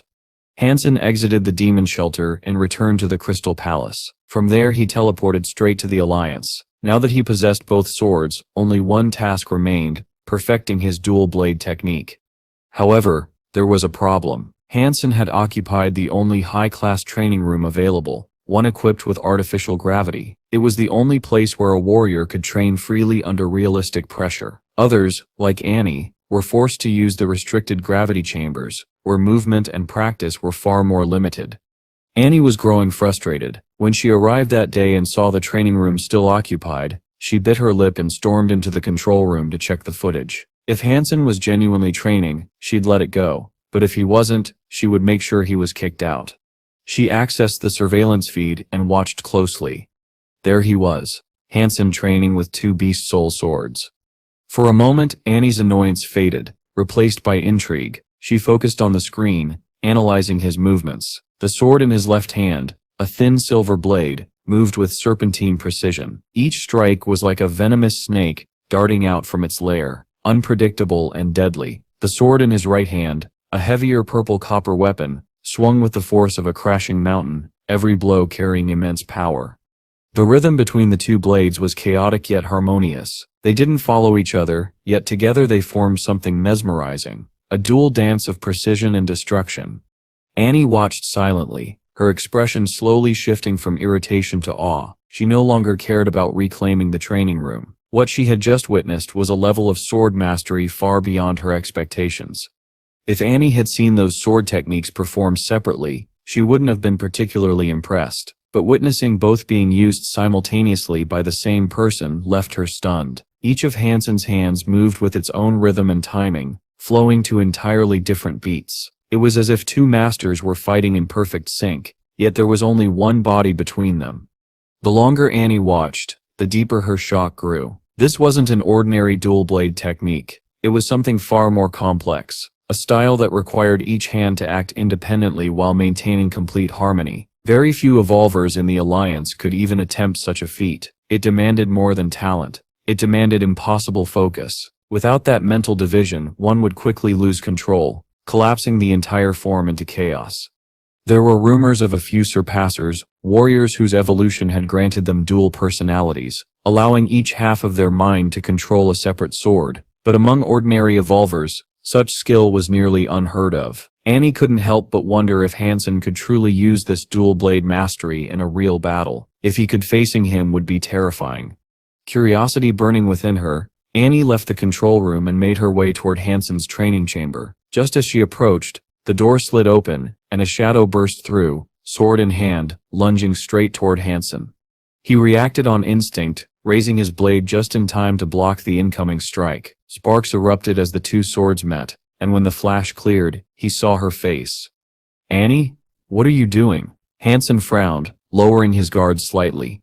Annie didn't answer. Her eyes were sharp, focused. Without a word, she raised her long sword and unleashed a lightning-fast strike. The flash of her blade resembled a bolt of thunder tearing through the air. The attack was so sudden that Han Sen barely had time to react, his attempt to speak cut short. Too fast. He raised one sword, then both, barely managing to block the hit. The clash reverberated through the room, and he stumbled back slightly, regaining his balance. "Annie, are you trying to kill someone?" he shouted, more startled than angry. Deep down he knew that if she truly wanted to kill him, her earlier strike would have already done it. Still silent, Annie advanced again. Her sword flashed like lightning, wild, precise and relentless. Her speed was terrifying. Even for evolvers, few could endure such ferocity. Yet Han Sen met every strike, deflecting each blow with uncanny precision. Annie quickly realized he wasn't just holding his ground, he was using two different sword techniques at once, seamlessly. "You can really fight with two minds," Annie muttered in disbelief between swings. "Two techniques, one for each hand." Han Sen grinned, exhilarated. Annie's speed was extraordinary, faster even than his twin spirit training simulations. This was exactly the challenge he needed. Annie was a surpasser, and though she'd reduced her speed to match Han Sen's level, she was still faster than any evolver he'd fought before. Her strikes came like a storm, but Han Sen was keeping up. She had only wanted to test him, but when she turned to leave, Han Sen shouted, "You came here, showed off, and now you stare leaving? I can let you go that easily." He charged toward her, both swords gleaming, forcing her to stop. Annie raised an eyebrow at his boldness. With a short hum of amusement, she turned back and drew her sword again. "Fine then," she said softly. "Let's see how long you can last." She attacked once more, her sword slicing through the air in rapid arcs. Even at her current speed, lower than her maximum, she was still stronger and faster than Han Sen. Her strikes targeted his weak points, aiming to overpower him cleanly. Her blade clashed against Han Sen's silver sword. She expected the impact to knock it aside easily so she could follow up with a few more hits, maybe even humble him a little for their previous encounter, but instead, her sword hit something that didn't budge. A shock ran up her arm. It felt as though she'd struck empty air, yet the resistance pushed back with invisible force. "What is this?" Annie thought, startled. She tried again, slashing faster, harder, but each time, the same eerie sensation struck her, The energy of her attacks was being absorbed, dissipated. She quickly realized that Han Sen's left-hand sword carried a strange force within it, one that drained and redirected her power upon contact. No matter how many times she struck, his blade refused to be disarmed. Unless she released her full surpasser strength, a level far beyond what evolvers could endure, there was no way to overpower it. Tech. Fine then, she muttered. Let's see about your other hand. Annie shifted her stance and aimed for Han Sen's right-hand weapon, the purple copper ancient sword. Her long sword crashed against it, and immediately a tremendous force rippled through her arm. She staggered back slightly, eyes wide. Though the impact wasn't as overwhelming as her true maximum strength, it was more than enough to block her advance completely. How can he possess such power? She whispered, disbelief clouding her thoughts. For the first time, Annie found herself genuinely shaken, not by Han Sen's strength alone, but by the mystery that surrounded it. Han Sen's dual technique was not merely two sword styles used together. It was a deliberate fusion of yin and yang, a sword art blended with the yin-yang blast. The opposing forces balanced and reinforced one another, weaving heaven and humanity into a single coherent form. Even in its opening iteration, far from perfected, the display stunned Annie. Her astonishment grew with every moment. Suddenly, lightning flashed from Annie's body as she launched her next assault. In an instant, the Fenar space around both of Han Sen's hands ruptured. His swords were torn from his grip, rocketing through the air until they lodged in the metal wall of the training room. Annie cast one last look at Han Sen and then left, her tall, slender silhouette vanishing from the doorway. Back in her quarters, Annie retrieved the recording she had viewed earlier and transmitted it through a secured communicator. In another office, a middle-aged man opened the transmitted file. He watched, closed his eyes, reclined for a moment as if resting, and then replayed the video. One mind controlling two actions. Could this truly be the heir of Han Jing? Might Han Jing's prediction prove true? The man frowned and murmured to himself. The communicator on his desk rang. He glanced at the incoming number and smiled before answering. The screen filled with the image of a beautiful woman. Where did you find the time to call your old man today? He teased. Shouldn't you be spending your free time with your boyfriend? Gigi blushed and replied, Dad, what are you talking about? You know I always care about you. Don't worry, but you have been calling less and less. If you have time, speak to your mother too. She can be strict, but she loves you and misses you. The middle-aged man laughed. I know, daughter, I was just talking to your mother, and yes, she complained as usual. Gigi teased back. Wait until Han Sen finishes his service in the army before you meet him properly. You two are not getting any younger. If nothing prevents it, you should get married and give me grandchildren. Her cheeks flushed with playful embarrassment at the idea. The old man feigned coldness. That kid named Han, are you sure he is good enough for you? Maybe I will have Annie toss him into the Black Plague Star and chain him in a mine to dig for the rest of his days while you find someone more suitable.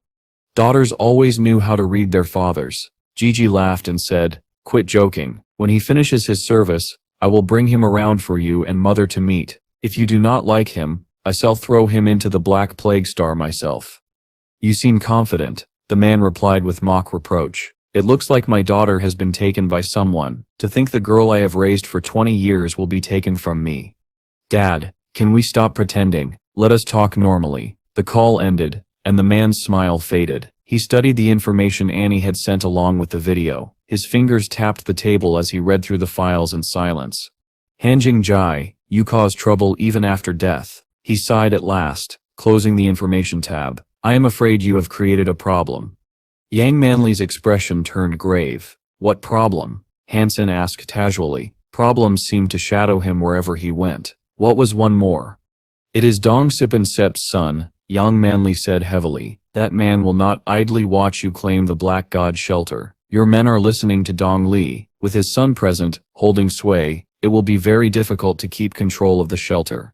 Yang Manly sounded frustrated. I cannot believe we have been made his guardians. Dong Li outmaneuvered me. I cannot refuse this burden. Han Sen only smiled. You can smile at a time like this. Yang Manly rolled her eyes. Han Sen's smile did not fade. Why should I not smile? No matter how well he plans, the responsibility of ruling the shelter rests on his son's shoulders. He may not have what it takes. There are protocols to follow. Dong Li cannot simply evict us. Maybe you are right, but if those men obey the son instead of you, What will you do? Yang Manly asked. She thought Han Sen naive. That is fine by me. For as long as I remain, the Black God shelter will remain as well. If I am gone, then the shelter will be destroyed. It is as simple as that. Han Sen's tone cooled, but his voice was calm. In the Black God shelter, a young man approached Han Sen and shook his hand with odd sincerity. Mr. Han, I have admired your name for a long time. Today I finally get to meet you. Han Sen smiled faintly as he observed Kaizuin, a young man, handsome and confident, with a charm that could melt hearts across the world. His smile radiated warmth, yet Han Sen could not help but notice a faint resemblance to Ning Yu in his features. Still, Kaizuin was much younger, more unrefined. Ning Yu had always possessed a balance of heart and mind, a unity that gave him depth and composure. Kaizuin, on the other hand, lacked that harmony.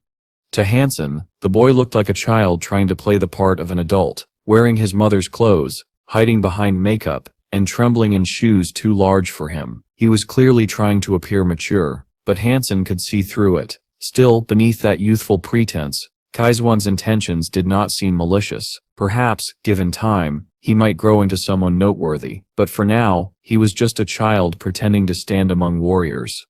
Han Sen nodded to him politely but paid him little mind. He did not see Kaizuin as an opponent or even a concern. His true rivals were far away, not within the Black God shelter, not even anywhere upon the ice fields.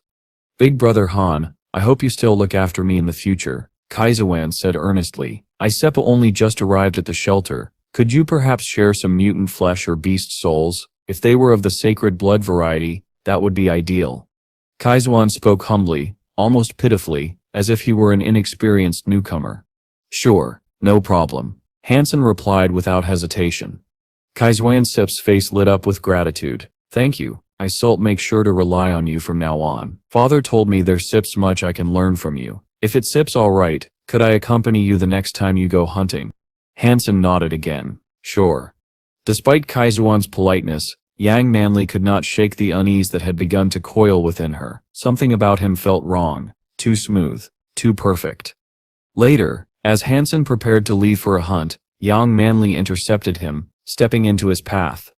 I think we need to talk about Kaizuin, she said firmly. Fine, speak, Han Sen replied, smiling as he sat down and gestured for her to continue. That boy is dangerous, Yang Manly warned. He sips trying to please everyone around you, but there sips something else beneath the surface. He sips a snake, slithering close, waiting for the right moment. Han Sen nodded calmly. I know. You know? Manly frowned. Then why are you still giving him everything he asks for? Han Sen paused, tilted his head slightly and asked, Manly, have you ever owned a pet? She blinked. I'm talking about something serious here. Why am I not being serious? Han Sen smiled faintly. Just answer me. Have you ever had a pet? No, she replied, clearly irritated.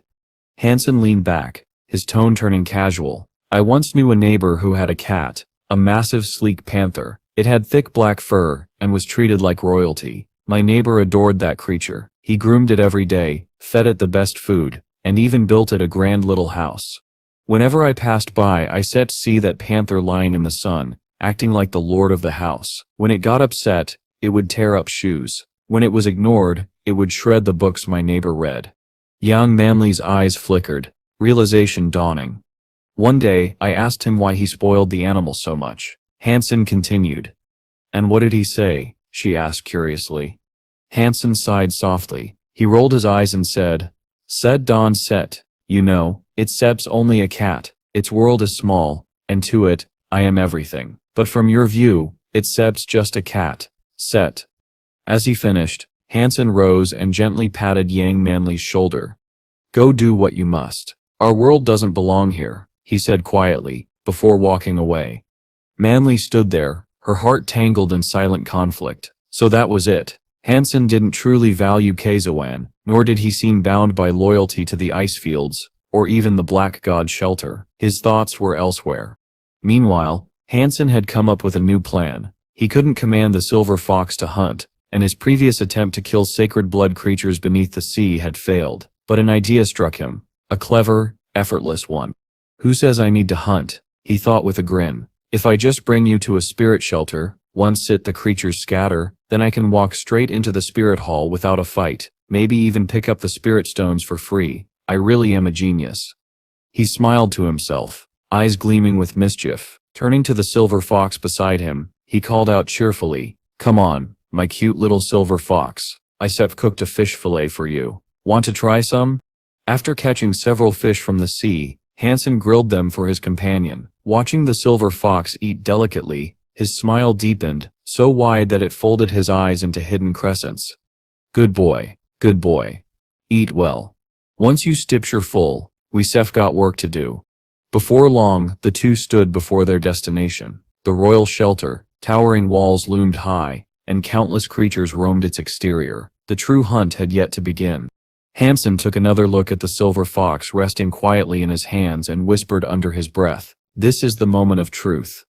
Holding the small creature close, he dashed toward the royal shelter once more. Just as he had hoped, the moment the beasts in the area sensed the presence of the silver fox, chaos ensued. Every creature scattered in terror, fleeing before Han Sen even got close. Not a single one dared to block his path. A grin spread across Han Sen's face. "Ha, I'm going to be rich," he exclaimed to himself. When he finally crossed the gates of the royal shelter, he found it completely deserted. Not a single beast in sight. Han Sen chuckled, shaking his head. Where did they all run off to, he wondered. But without wasting another second, he hurried toward the spirit hall. The hall's towering doors stood open, and he entered without resistance. But his excitement quickly faded when his eyes fell upon two familiar figures, the twin spirits. They stood firm, swords in hand, not fleeing as he had hoped. The silver-haired lady and the blonde-haired lady raised their gleaming blades in perfect unison. Han Sen sighed. Of course, it couldn't be that easy.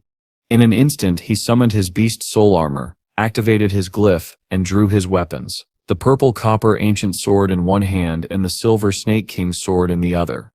The twin spirits charged together, their golden and silver blades weaving a deadly storm. Their sword strikes came down like heavy rain, crossing each other with flawless precision, forming a cage of slashing light that threatened to consume him. With every exchange, Han Sen noticed something terrifying. Their speed was increasing, each swing was faster than the last, each blow heavier, sharper, more merciless. One of the twin spirits, the silver-haired one, landed a precise strike on Han Sen's shoulder. Blood splashed across his armor, but the wound wasn't deep. Still, it was enough to rattle him.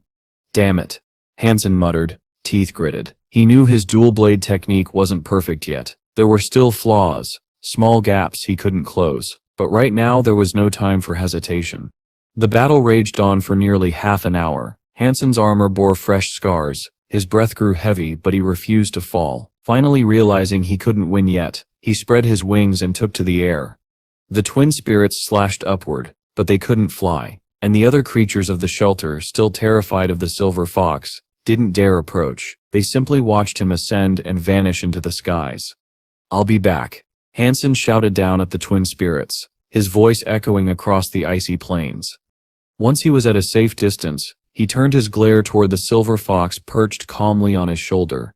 "You stir such a heartless little fox," he grumbled between breaths. "I feed you the best food every day, fish fillets, fresh meat, everything. I treat you like my own son, and when you see me bleeding you just sit there and watch. You white-furred traitor."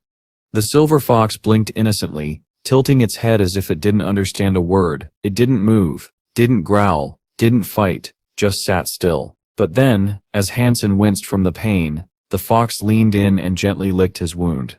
Almost instantly the bleeding stopped. The torn flesh closed as if time itself rewound. Han Sen sighed, half frustrated, half amused. "You little monster," he said softly, rubbing the fox's head. "Fine, I can stay mad at you."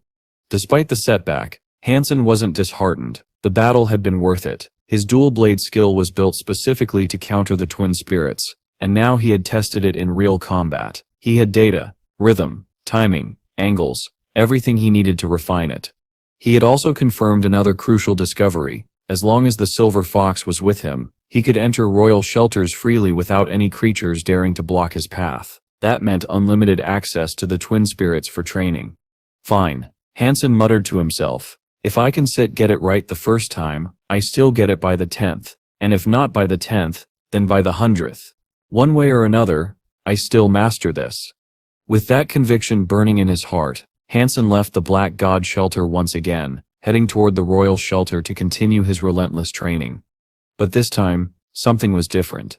As Han Sen sprinted across the frozen plains, the silver fox suddenly stiffened. Its silver fur bristled, every hair standing upright, and its sleepy eyes snapped open, sharp, alert, glowing faintly. Han Sen slowed his pace, feeling the tension in the air. The fox was staring at a massive glacier not far ahead. He gently patted the fox's head. "Calm down, little one," he whispered. "I see it too." Then he looked toward the glacier and called out calmly, "Come on out, friend." A figure slowly emerged from behind the ice, tall, broad-shouldered, and dressed entirely in white. His body gleamed faintly, skin so pale and translucent it looked carved from frozen crystal. It was both beautiful and unnerving, like a sculpture brought to life. Han Sen narrowed his eyes. Zui Kwang. He recognized him immediately. He had seen Zui Kwang once before during the exchange event, though the man hadn't stepped on stage or drawn much attention. Back then, Han Sen had assumed he was just another shadow behind his famous brother Zui Yong. But now, seeing the man's cold, imposing presence, Han Sen realized he had gravely underestimated him. Zui Kwang did not utter a single word. Instead, he clenched his crystal-like fist and charged straight toward Han Sen. Although he was more than 10 meters away, in a single step, Zui Kwang appeared right before him. Han Sen's eyes narrowed as he focused on that fist, watching the frosted aura swirling around it. Without hesitation, he summoned his silver snake sword and brought it down to intercept the incoming strike. Clang. The sound echoed sharply, but when the dust settled, Han Sen saw that Zui Kwang's fist wasn't even bleeding. The impact had been so strong that Han Sen was forced several steps back, the vibration running up his arm as his sword rang like it had struck solid rock. Still silent, Zui Kwang launched another assault. His fists raged forward like a blizzard, wild, merciless, and relentless. Each punch carried the power to kill, and the speed at which they came was terrifying. Han Sen's mind raced. Is everyone in the Zui family a madman? If there's a disagreement, can Sestra just talk it out? Why must it always come to violence? But there was no time for words. Zui Kwang's technique was too savage. Even with Han Sen's mastery over the sword, he was being overwhelmed. Only by relying on his Dong Sutra could Han Sen keep up with Zui Kwang's monstrous pace. Compared to Zui Yang, Zui Kwang was far superior, faster, stronger, and far deadlier. Han Sen was fighting with everything he had, yet it was barely enough to stay alive. Finally, after a storm-like barrage of attacks, Zui Kwang stepped back. The air, once filled with swirling snow, fell still. Then, breaking his silence, Zui Kwang finally spoke. "You really are something," he said coldly. "You managed to block my blizzard skill." Han Sen frowned. "Zui Kwang, I hold nothing against you. What is this all about?" Zui Kwang's expression darkened. "I don't need a reason to kill. If I want to kill someone, I will. It's that simple." Han Sen's lips curved into a faint smirk. "You steps were strong enough to make me use ice skin, but honestly, its steps not that great." The moment those words left his mouth, Zui Kwang's eyes turned colder than ever. He laughed softly and took a step forward. With each stride, the frosty aura surrounding him grew thicker. His skin began to crystallize completely, the chill spreading outward until he looked less like a man and more like an ice statue, an iceman born of frost and fury. When only 3 meters separated them, Han Sen could already feel the biting cold seeping into his skin. A question flickered in his mind. Why does his ice skin release frost while mine doesn't set? Zui Kwang's presence was suffocating now. His body looked frozen solid, as though every cell had turned into ice. Even though Han Sen was learning the same technique, the cold was getting to him. Frost crept up inside his body, chilling him from within. Zui Kwang's voice rang out, sharp and frigid. "In this world, few evolvers can open their gene locks. Today, consider yourself lucky. You still die witnessing the power of my first tier of ice skin." The air trembled as Zui Kwang lunged forward again. His punch was so powerful that the very atmosphere seemed to freeze in place. Han Sen tried to dodge, but the strike was too fast. He raised his sword in defense. The next instant, Zui Kwang's icy fist collided with it, and a violent burst of freezing energy exploded outward. Within moments, the silver snake sword was covered in ice. Like a spreading infection, the frost slithered down its blade, crawling toward Han Sen's hands. His fingers stiffened instantly, the blood within them slowing as if about to freeze solid. Startled, Han Sen tried to release the sword, but his fingers no longer responded. They felt numb, lifeless, no longer his own. Desperate, he activated his own ice skin, channeling every ounce of his energy. Slowly warmth returned to his hands, and the threat of frostbite receded. Still, confusion filled his mind. What's going on? Zui Kwang and I both learned the first tier of ice skin. How can he open his first gene lock while I can set? How can his power be so much greater? Determined to survive, Han Sen merged with his snow lady beast soul, his heartbeat roaring like thunder. Energy flooded his body, and his speed increased dramatically. His legs moved with blinding quickness as he dodged every strike that came his way. He recalled something he'd once heard at an exchange event, that certain prodigies could unlock their first gene lock even before reaching the surpasser level. Those rare individuals, it was said, were nearly indestructible. And now, facing Zui Kwang, Han Sen understood exactly what that meant. Han Sen channeled every ounce of strength he had into maintaining his ice skin. The chilling energy surging through the air was so intense that it threatened to devour him whole, and even with all his power he could only barely hold it back. He didn't dare make direct contact with Zui Kwang's body. The man's icy aura was far too overwhelming. The talent I stole really isn't that reliable, Han Sen thought bitterly. We're both using the same first-tier ice skin, yet his is this powerful. What went wrong? When Han Sen had learned ice skin, he hadn't used any genome solution. That made him question whether the ice skin technique he had taken from Zulong Yan was incomplete, or possibly even fake. Dodging furiously, Han Sen continued to retreat as Zui Kwang pressed forward. His attacks relentless and his speed frightening. Han Sen could barely keep the distance between them. The battlefield had become a trap. Zui Kwang refused to let him escape, cornering him with every calculated strike. But amid the chaos, Han Sen noticed something strange. The frigid aura bursting from Zui Kwang, the same icy energy that sought to freeze everything it touched, was being absorbed by Han Sen's ice skin. At first he didn't pay it much attention, yet soon he realized that the power he had been trying to suppress was now circulating through his veins. The frost didn't harm him. Instead, it merged with his body, strengthening him from within. Wait, am I actually absorbing Zui Kwang's frost energy? He wondered in astonishment. Excitement surged within him. The ice skin technique inside him felt different now, more stable, more alive. The frost-laden air no longer stung his flesh. It was as if his body had adapted, or perhaps evolved. Clad in his blood-scale armor, Han Sen decided to push his luck. He clenched his fist and charged forward, aiming to collide directly with Zui Kwang's punch. The atmospheric frost wasn't enough. He wanted to see if he could absorb the icy power straight from its source. Their fists collided with an earth-shaking impact. In an instant, a flood of freezing energy surged into Han Sen's arm. His limbs stiffened. Ice crawled across his skin, spreading upward until half his body was encased in a shell of frost. Even his bloodstream felt as though it had frozen solid. Within seconds, he could neither move nor breathe freely. Zui Kwangsip's eyes gleamed with bloodlust. "Go die," he hissed coldly. He raised his arm for the final killing blow. But before his punch could land, a silver flash tore through the air. The silver fox, perched silently on Han Sen's shoulder until now, finally moved. Like a bolt of lightning, it launched itself toward Zui Kwang, and slammed its talons into his icy fist. Thunder roared as the impact shattered the frost coating his arm. The electric surge hurled Zui Kwang backward, his body smoking and twitching. When he hit the ground, his hand was in ruins. Flesh torn, bones visible, blood sizzling against the electric burn. Zui Kwang stared at the creature in disbelief. What is that thing?" The silver fox answered, not with words, but with a deafening howl. Its body glowed with violent arcs of electricity as it darted forward again. In the blink of an eye, it was upon Zui Kwang, its claws raking across his chest and tearing deep gashes through his crystallized flesh. Blood spurted out in crimson waves, staining the icy ground.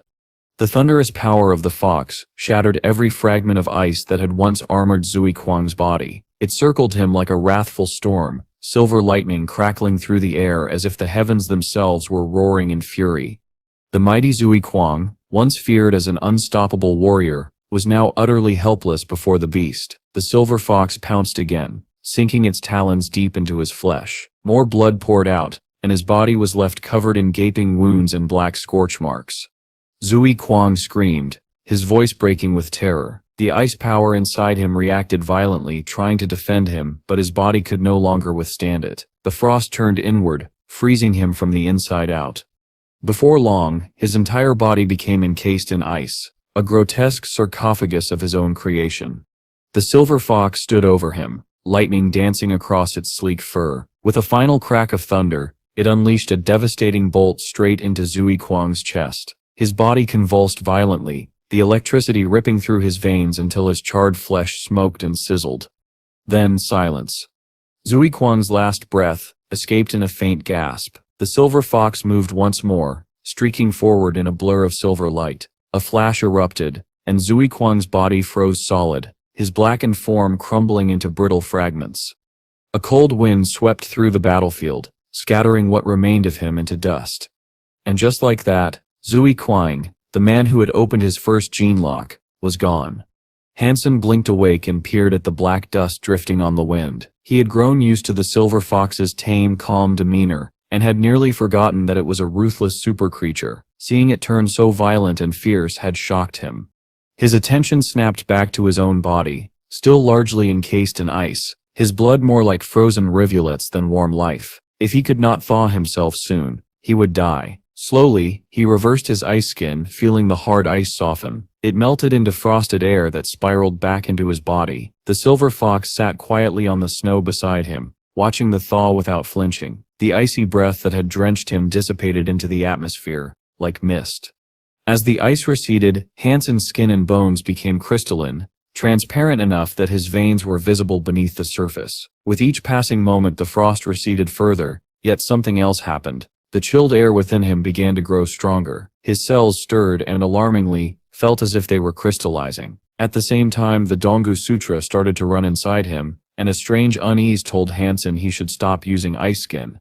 His face went pale. He had hoped to combine the frost air with his own cells to open his first gene lock, but now he worried the two skills might contradict each other. If ice skin and the Dong Sutra could not coexist, they might fry his mind. Frustration flared. He pushed the silver fox away in irritation when it nuzzled his legs. The creature's piteous look startled him into reconsidering.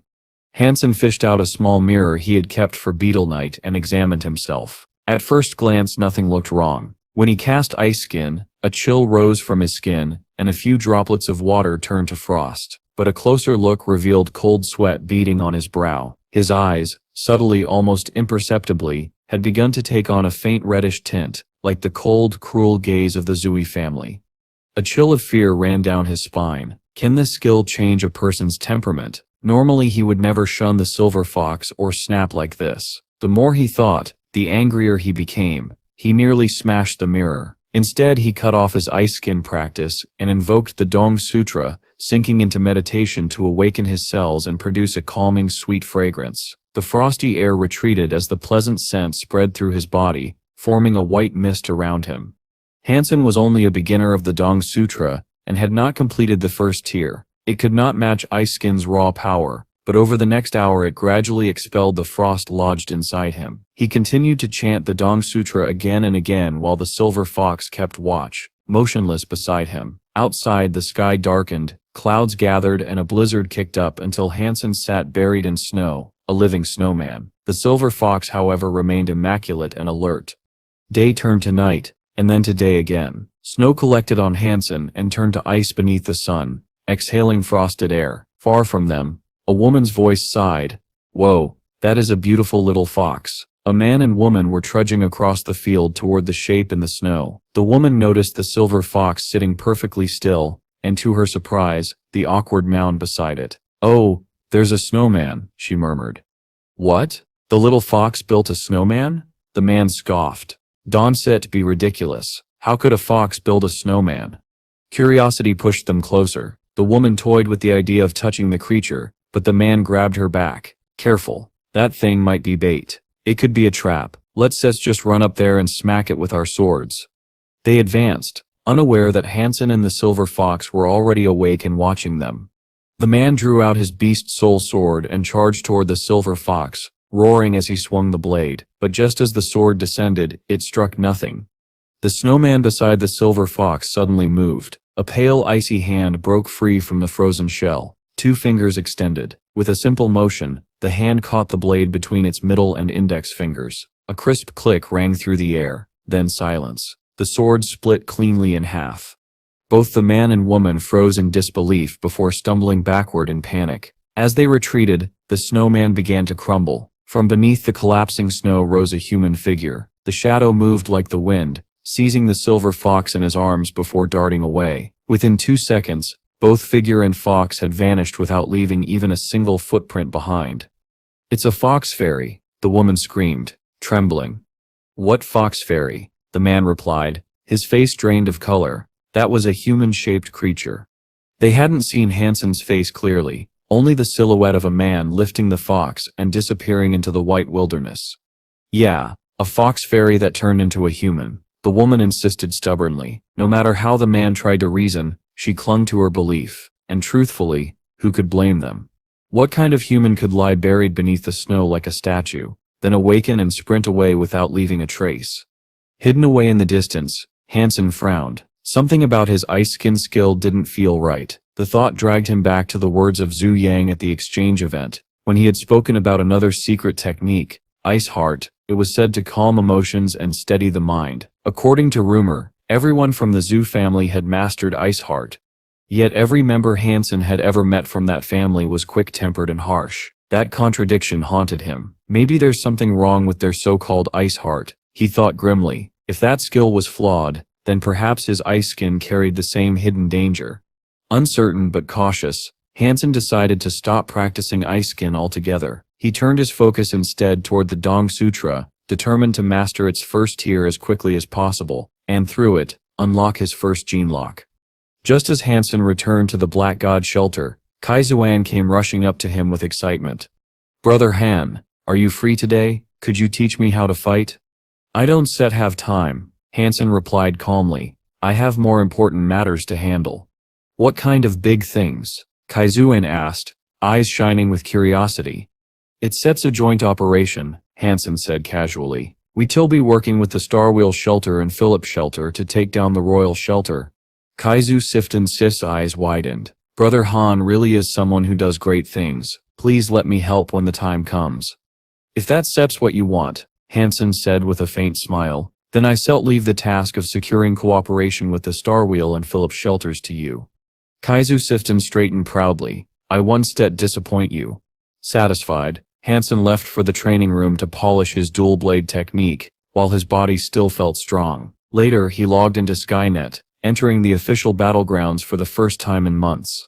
This time, there were no flood of invitations or challenges. It seemed people had long assumed he was done fighting. He chose a random matchmaking queue and almost immediately he was paired with an opponent. The moment the other player saw Han Sen's ID, his excitement exploded. He sent a message to his group chat. "Guys, I matched with Murderer Coin."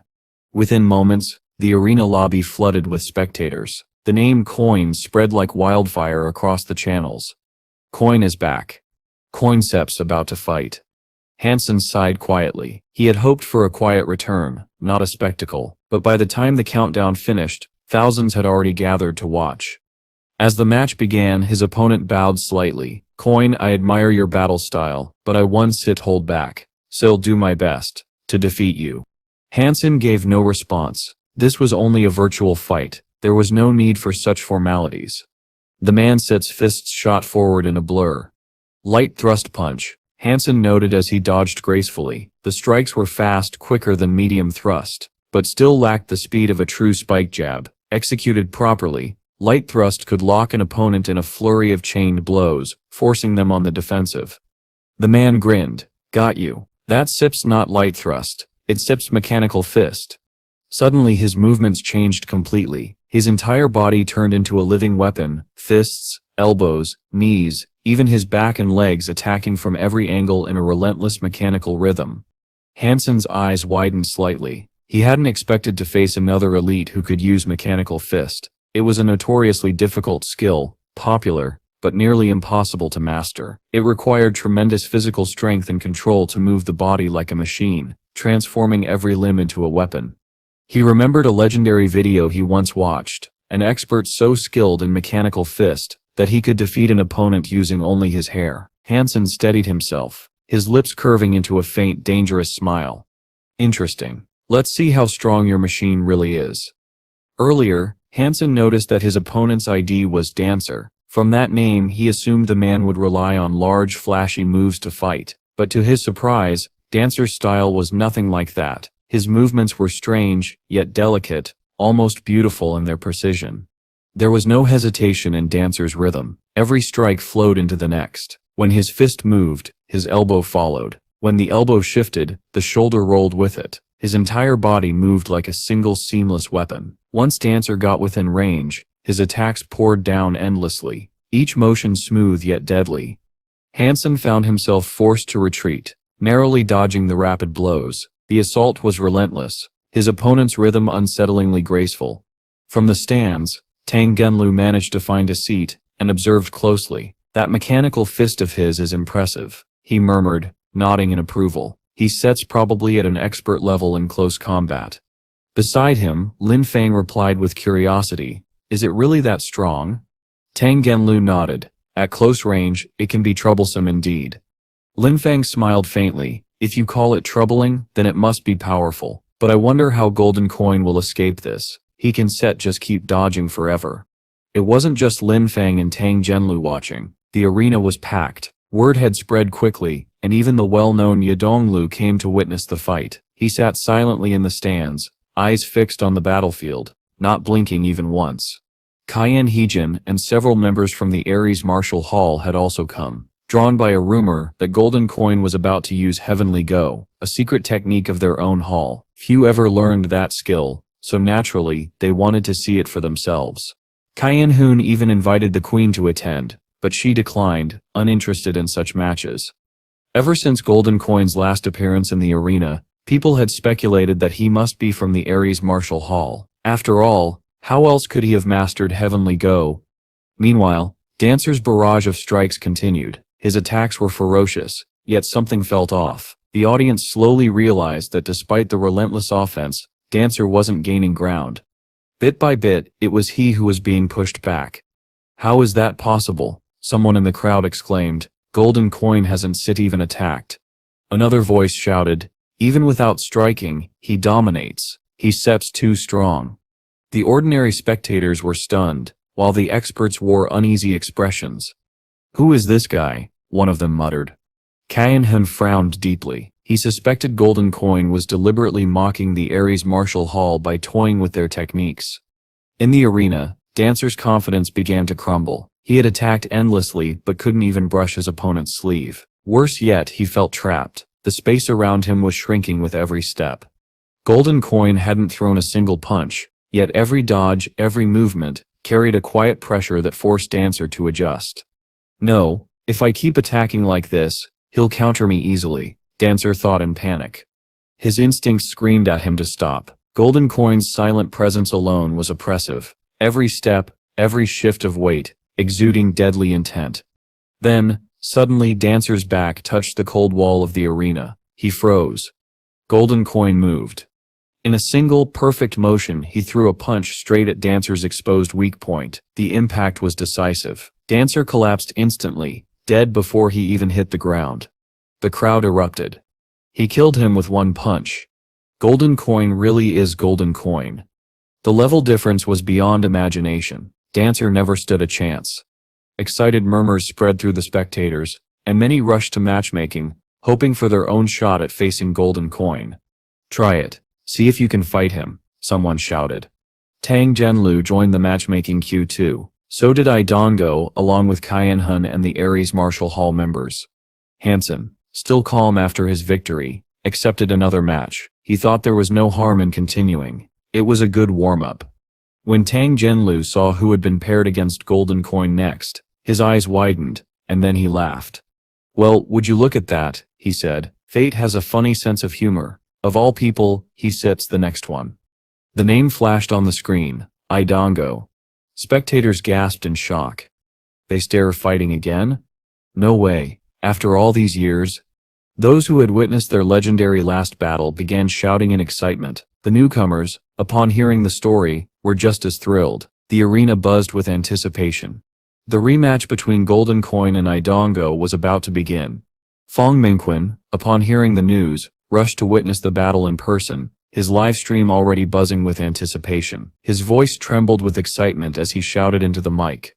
"Oh my god, what am I seeing right now? It's Idongo. After all these years, could this finally be the revenge match we've all been waiting for?" The audience watching the stream exploded with reactions. Idongo had chosen not to hide behind a face blur, letting everyone see his cold, proud expression. His striking looks only added to the tension in the air. "He seems so handsome," one woman whispered dreamily. "It seems like a scene straight out of Hamlet. I hope Idongo gets his revenge this time." Another woman, her face flushed, added, "He seems the man of my dreams. Before he gets his revenge, I want him to have a child with me." "Move aside, he's mine," another yelled, half joking, half serious. Soon, the women were practically drooling over Idongo's looks, their infatuation filling the comments section. The sight made the single men furious, and they quickly rallied behind Golden Coin. "You women know nothing," one man typed angrily. "Power matters more than looks." Exactly. Golden Coin once killed Idongo with a single blow. Today will be no different. "Yeah, look at him, dressed in black, simple, strong. That sips what a real man looks like. He's indestructible. Our Golden Coin can't be spent," another shouted. But then, unexpectedly, a man Sit's voice echoed through the chat. "Golden Coin, let me be the one to have your children." As Han Sen overheard the chaotic commentary during the countdown, a strange unease crept up his spine. Why are all the pretty girls supporting Idongo, and all the rough guys supporting me? The thought made him shiver, especially when a few male voices cooed flirtatiously about making babies with him. On the live broadcast, Fong Mingquin, serving as chief commentator, smiled at the camera. It seems no one has forgotten their legendary fight. The young men who witnessed it years ago are now the top evolvers of our time. That battle became part of the battleground's history, something that can never be erased. Personally, I support the almighty Golden Coin, but I do hope Idongo performs better this time. I'd hate to see him fall like a tragic prince once more. Someone in the chat immediately called him out. "Brother Quan, that sip's not fair. If you such a Golden Coin fan, how can you say something for Idongo?" Laughing awkwardly, Fong Mingquin raised his hands defensively. "What can I say? Too many women are supporting Idongo. If I don't instead sound fair, they said all turn against me, and I said rather not stay single forever." As the countdown hit 0, the arena lights dimmed. Han Sen, Golden Coin, stepped forward. Idongo stood opposite him. Neither moved. They simply faced each other in silence, the air thick with tension.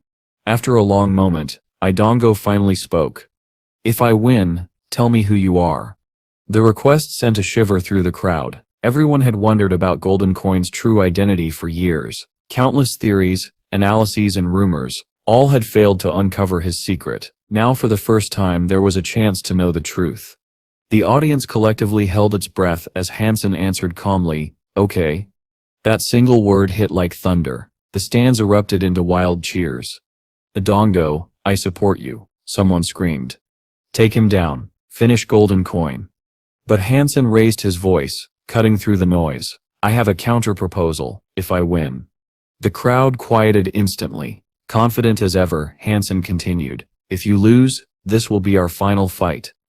The words hung heavy in the air. Idongo, unaware that Han Sen and Golden Coin were one and the same, had grown to respect him deeply in their years of training together. Now, hearing this challenge from his old friend cloaked as his rival, Han Sen felt a pang of guilt. He didn't want to keep deceiving Idongo, but this was the only way to bring closure. Idongo stared at him for a long time, expression unreadable, then he nodded once. "Okay." The crowd went silent again. Everyone understood what that meant. If Idongo lost now, the long-standing rivalry between these two legends would end forever. The women who had been cheering for Idongo could only watch, hands trembling, too nervous to speak.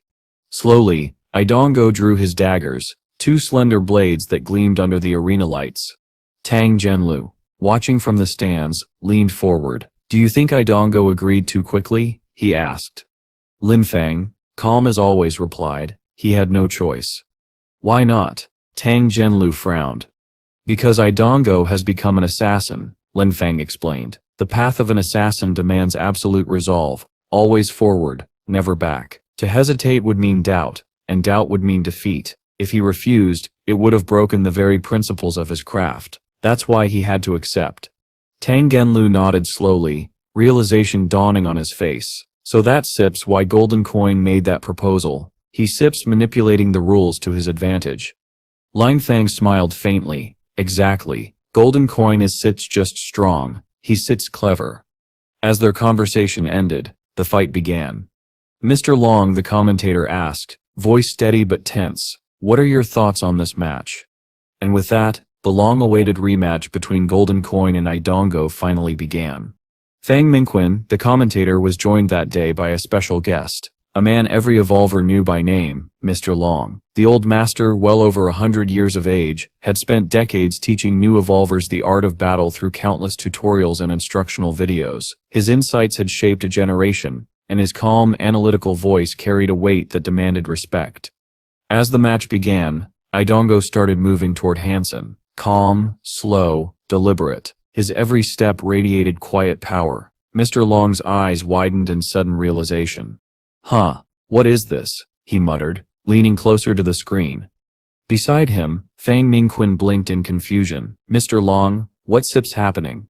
Although Mingquin was a talented commentator, he had never studied combat techniques in depth. To him, Idongo simply looked like he was walking forward. But Mr. Long recognized something far greater.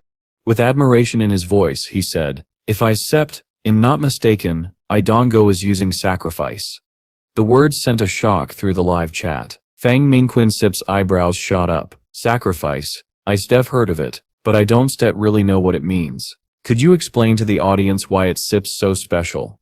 Mr. Long nodded gravely. To perform sacrifice, one must abandon everything. Fear, sorrow, happiness, doubt. The mind must become completely empty, devoted to one single purpose. If that state is achieved, each step taken strengthens momentum and multiplies power. The more steps you take, the more unstoppable you become. At 100 steps, that power reaches its peak, and when that happens, no one alive can withstand the blow. Fang Mingquin Sip's mouth fell open. That strong? Then if Idongo reaches 100 steps, does that mean Golden Coin will lose? Mr. Long didn't hesitate. Yes, if Idongo completes 100 steps, the battle is over. Hearing this, Mingquin turned pale. That makes sense. Look at him. His presence, it's growing stronger by the second. Even I can feel it through the screen. My heart's trembling. Is sacrifice really that powerful? Oh no. Golden Coin doesn't know what he's up against. He needs to attack now, before Idongo's power grows any further. But Mr. Long shook his head slowly. No, it's not that simple. Deciding to die for a cause is easy. Actually going through with that sacrifice is not. To maintain sacrifice, one must keep absolute focus from start to finish. The longer the walk, the harder it becomes to hold that mental clarity. If his faith wavers even slightly, his momentum collapses. It's like a battlefield. The charge starts strong, but when fear creeps in, the army falters. The highest sacrifice I've ever witnessed reached 100 steps. Beyond that, the energy begins to decay. Fang Mingquin swallowed hard. Then, the question is, how many steps can Idongo take before his momentum fades? By now, viewers around the world had begun counting each of Idongo's steps aloud. 10, 20, 30.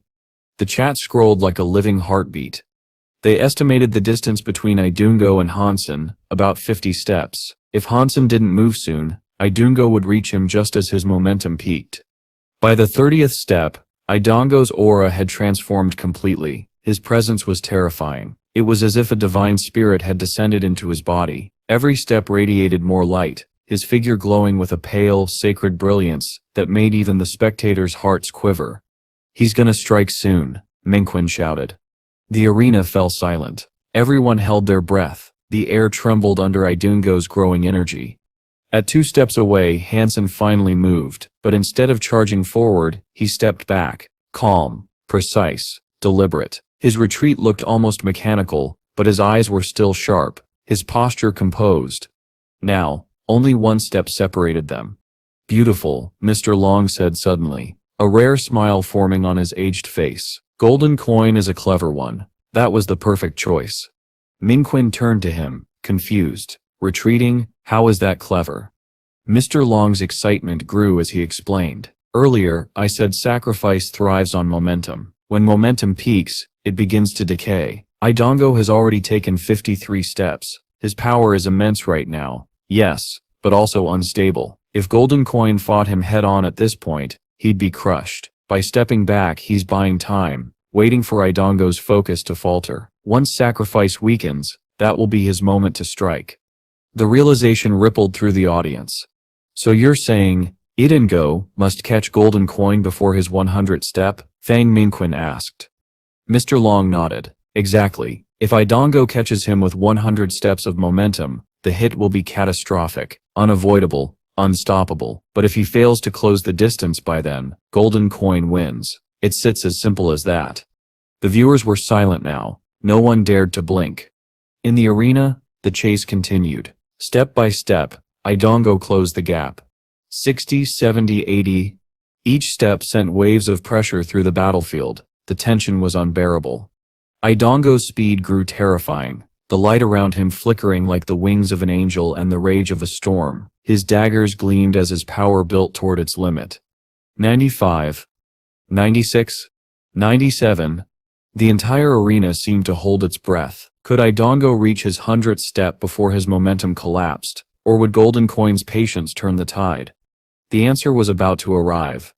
The entire arena held its breath as Han Sen turned around and began walking away, while Idongo, still burning with power, did not catch up. When he finally took his 100th step, a collective sigh swept through the crowd. His aura was immense, yet Golden Coin's clever strategy had prevailed. By refusing to engage, he had forced Idongo into exhausting his technique. Everyone knew that once the 100th step was reached, the momentum of sacrifice would fade, rendering Idongo powerless to close the distance. Spectators expected Golden Coin's victory, but even among his fans, a hint of disappointment lingered. The win seemed too strategic, too calm, to match the thrilling intensity they'd hoped for. Yet the moment people started to relax, their expressions froze. Idongo's momentum did not fade. It was still growing, wildly, impossibly. His body blazed with divine light, and each step shook the ground. 110, 115, 120. The commentators could barely keep up. Oh my days, it's still increasing. 120 steps of sacrifice? Impossible. The crowd was on fire. Idongo's pursuit had transcended human limits. His every stride split the air, his body crackling with thunder as he hunted Han Sen like a wrathful god of lightning. The sound of his movement echoed like storms across the arena. 150. At that point, Idongo was no longer a man. He was a force of nature. His hair whipped violently in the storm he himself created. The sheer energy radiating from his body seemed capable of tearing space apart. And then suddenly Han Sen stopped.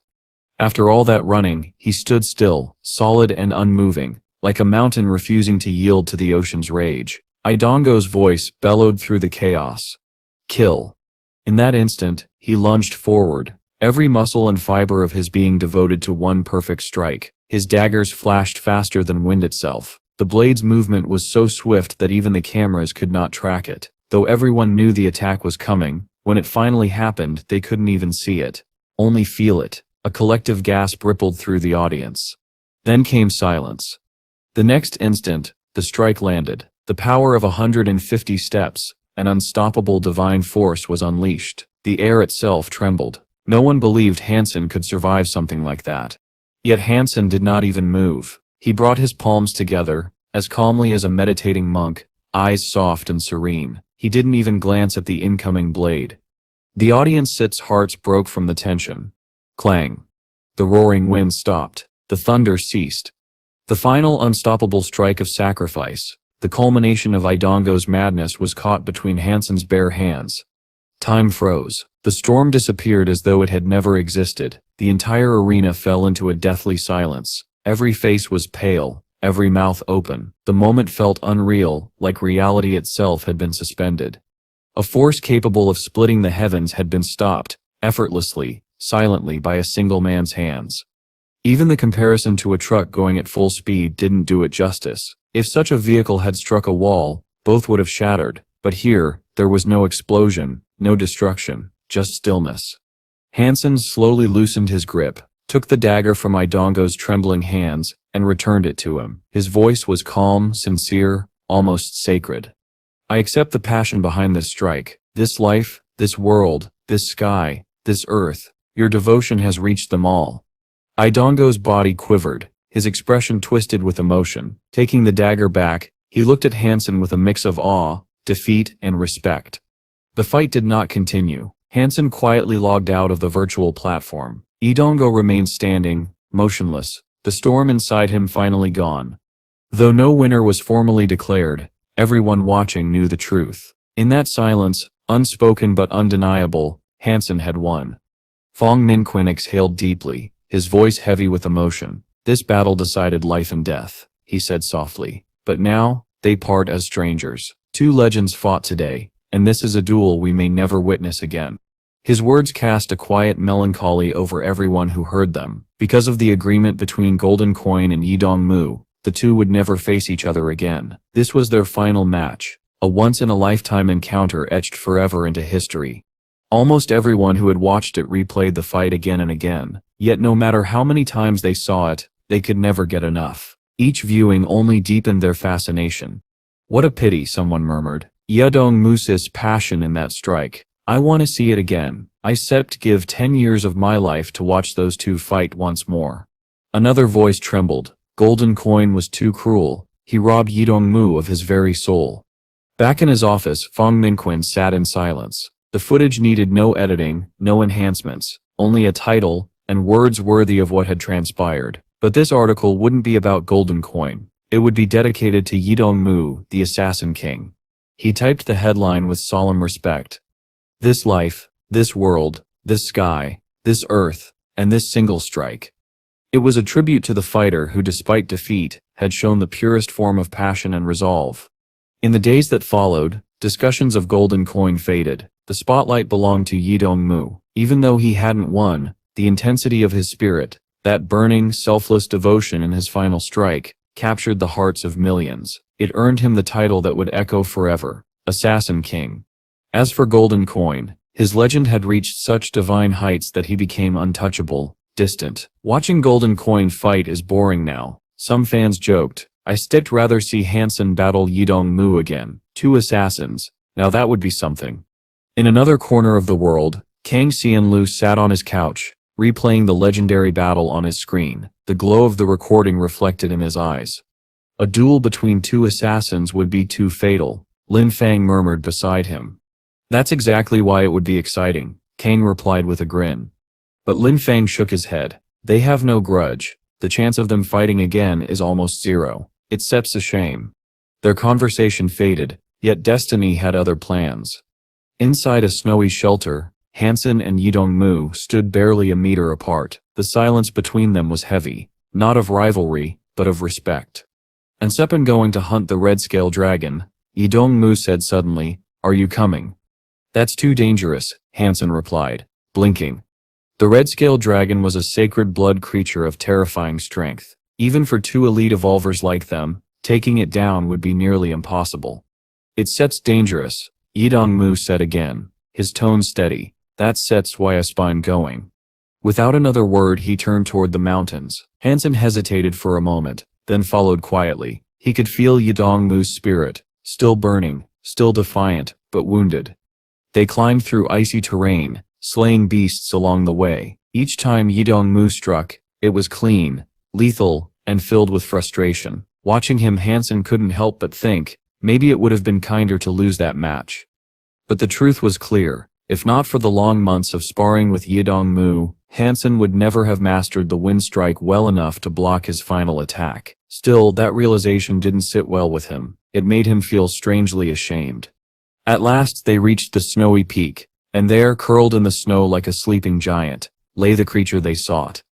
It resembled a tyrannosaurus, its scales glinting red like molten steel. Yidong Mu had named it the red-scale dragon, having faced it twice before and failed to kill it both times. But this time was different. His eyes burned with unshakable resolve. With a roar, he summoned his twin beast soul daggers and charged down the slope, shouting like a berserker. Han Sen groaned. "You stir an assassin. What are you doing screaming like a warrior?" Still, he drew his Silver Eye Snake King sword and the ancient mascot blade, flanking the dragon from the opposite side as it stirred awake. Their blades flashed in unison, striking the beast's scarlet scales, but the attacks left only shallow marks. The creature roared, shaking snow from the mountain, and lunged forward with terrifying speed. It was like a living tank, charging up and down the slope with unstoppable momentum. Han Sen and Yidong-mu could only dodge again and again, their attacks barely scratching its hide. "Draw its attention," Yidong-mu shouted over the roar. "Why don't you draw its attention?" Han Sen snapped back, exasperated, even as the monstrous dragon bore down upon them both. Han Sen's frustration was clear, yet he pressed on, gripping his twin blades tightly as he slashed at the red-scaled dragon's legs. His strikes drew the beast's attention, and soon enough its wrath was solely focused on him. With its aggro capped, the dragon roared and began a relentless chase, forcing Han Sen to sprint desperately across the rugged mountainside. Seizing the moment, Yong-mu found the perfect opening. Leaping high, he landed squarely on the creature's head and drove his blade into its neck, the only place unprotected by thick armored scales. The red-scaled dragon let out a thunderous roar of pain. It shook its head violently, flinging Yong-mu off and sending him crashing into the snow below. Then, something terrifying happened. The dragon's scales ignited in crimson flames, their glow intensifying until they transformed into crystalline armor. "Holy smokes! It's going berserk!" Han Sen shouted, already sprinting away. Yong-mu's mood was foul, but he wasn't foolish enough to stay. He turned and bolted after Han Sen as fast as his legs could carry him. Behind them, the enraged red-scaled dragon gave chase, tearing across mountains and valleys for over 100 miles before they finally lost it. By the time they stopped, both men's legs felt as though they might snap. They collapsed into the snow, gasping for air. After a moment, Yong-mu spoke between breaths. "You start going to attack the royal shelter, aren't you?" "Yes," Han Sen replied, glancing at him. Yong-mu gave a slight nod. "Then be careful of Kaisoan," he warned, standing up and turning to leave. Han Sen remained seated in the snow, watching him go. Quietly he muttered, "I don't know if Kaisoan has convinced Linglin and Philip to join me yet, but I have to take down that royal shelter as soon as possible." Despite Yong-mu's warning, Han Sen wasn't worried. With the silver fox by his side, no evolver on the ice fields could truly harm him. Against that creature's terrifying power, no conspiracy could stand. As he rose to his feet, a flicker of movement ahead caught his eye. Han Sen froze, narrowing his gaze toward the snow. A moment later, a large white turtle emerged from beneath the powdery surface. It moved cautiously, poking its head around as if searching for something. Behind it, Han Sen noticed an ice cave, its entrance partially frozen over, covered in a thick layer of snow. The turtle seemed unaware of him. After circling a few times, it returned to the cave and dipped its head into the icy water, perhaps to drink. Han Sen found the sight curious. Settling into the snow, he decided to watch. After a while, another turtle surfaced from the cave, smaller this time, barely the size of a rice bowl. Then another followed, and another. One by one, 8 tiny turtles crawled out to join the first. Han Sen's eyes widened. "They can't all be its babies, can they?" he murmured. He knew how rare it was for high-tier creatures to breed successfully. Most gave birth to a single offspring, yet here was a turtle with 8 small ones trailing behind. It was extraordinary. The large turtle began leading its young through the snow, descending toward a wide white basin below the mountain. Watching their slow, determined march, Han Sen couldn't help but find them strangely endearing. When they reached the basin, the big turtle started digging with its claws, unearthing bright red mushrooms buried beneath the snow. The smaller turtles quickly gathered around and began eating eagerly. Han Sen was fascinated. To witness a creature feeding its young was something few would ever see. But their peaceful meal was suddenly interrupted. A piercing screech echoed through the sky as a golden bird swooped down from above, talons outstretched, aiming straight for the turtles. Before it could strike, the massive snow turtle raised its head and unleashed a beam of frost. In the very next second, the golden bird froze mid-flight. A layer of glittering frost covered its body, and before it could even cry out, it turned into a solid block of ice. From that height, it plummeted straight down, shattering upon the ground into countless icy fragments. Han Sen's eyes widened. "Holy smokes, it's a super creature," he whispered in disbelief. He had never witnessed such a terrifying display of power. This was the first time he had ever seen so many super creature offspring gathered in one place. 8 of them, no less, and their mother standing guard. A chill ran down his spine. Even breathing suddenly felt dangerous. The last thing he wanted was to draw their attention. He remembered how powerful the silver fox had been as a baby, but this was far beyond that. If the mother or her 8 young decided to attack, even the strongest evolver would be reduced to dust. Han Sen forced himself to remain perfectly still, slowing his breathing until it felt as if even his cells were doing the work for him. He continued watching in silence as the turtles resumed their meal. After the small snow turtles finished eating the red mushrooms, their bodies began to glow faintly. Their pure white shells slowly turned crimson, like living gems of blood and ice. The young ones were small and couldn't eat much. Each stopped after consuming a mushroom roughly the size of a man's fist. The massive turtle, however, was ravenous. It devoured nearly 10 of the red mushrooms before its shell turned deep scarlet. Once it was satisfied, it began burying the remaining mushrooms carefully back beneath the snow. Then, with a slow, commanding motion, it led its 8 children back toward the icy cave from which they had emerged. Han Sen waited quietly, making sure there was no more movement before he finally dared to approach. He crept down to the basin and began digging through the snow until he unearthed the red fist-sized mushrooms. They were beautiful, smooth, crystal-like and glowing faintly under the pale light. A soft fragrance filled the air, and Han Sen couldn't help but think they looked almost edible. He had once followed a skilled botanist and learned a few ways to identify plants and mushrooms. Examining these closely, he found nothing to suggest they were poisonous. There were only 3 left. The rest had been eaten by the turtles. He decided to take just one. Pulling out a small bag, he carefully placed a single red mushroom inside. The others he buried once more under a layer of snow for safekeeping. Something told him this find might prove useful later. Next, Han Sen summoned his golden growler and gathered the shattered remains of the frozen bird. Judging by its golden feathers, it had been at least a sacred blood creature, perhaps even stronger. Waste was something Han Sen never tolerated. He loaded the bird's sips remains onto the golden growler and returned to the Crystal Palace. There, he asked Zero to cook the golden bird sips meat. As the rich aroma filled the room, a system notification echoed in his mind. Sacred blood golden wing bird flesh has been consumed. Sacred genome points obtained, 0. He had eaten too little to gain any benefit, but that didn't bother him. Although he had failed to slay the red-scaled dragon, this unexpected bounty more than made up for it. The meat was delicious, and there was plenty left. He decided to eat it slowly over the next 10 days, savoring each meal.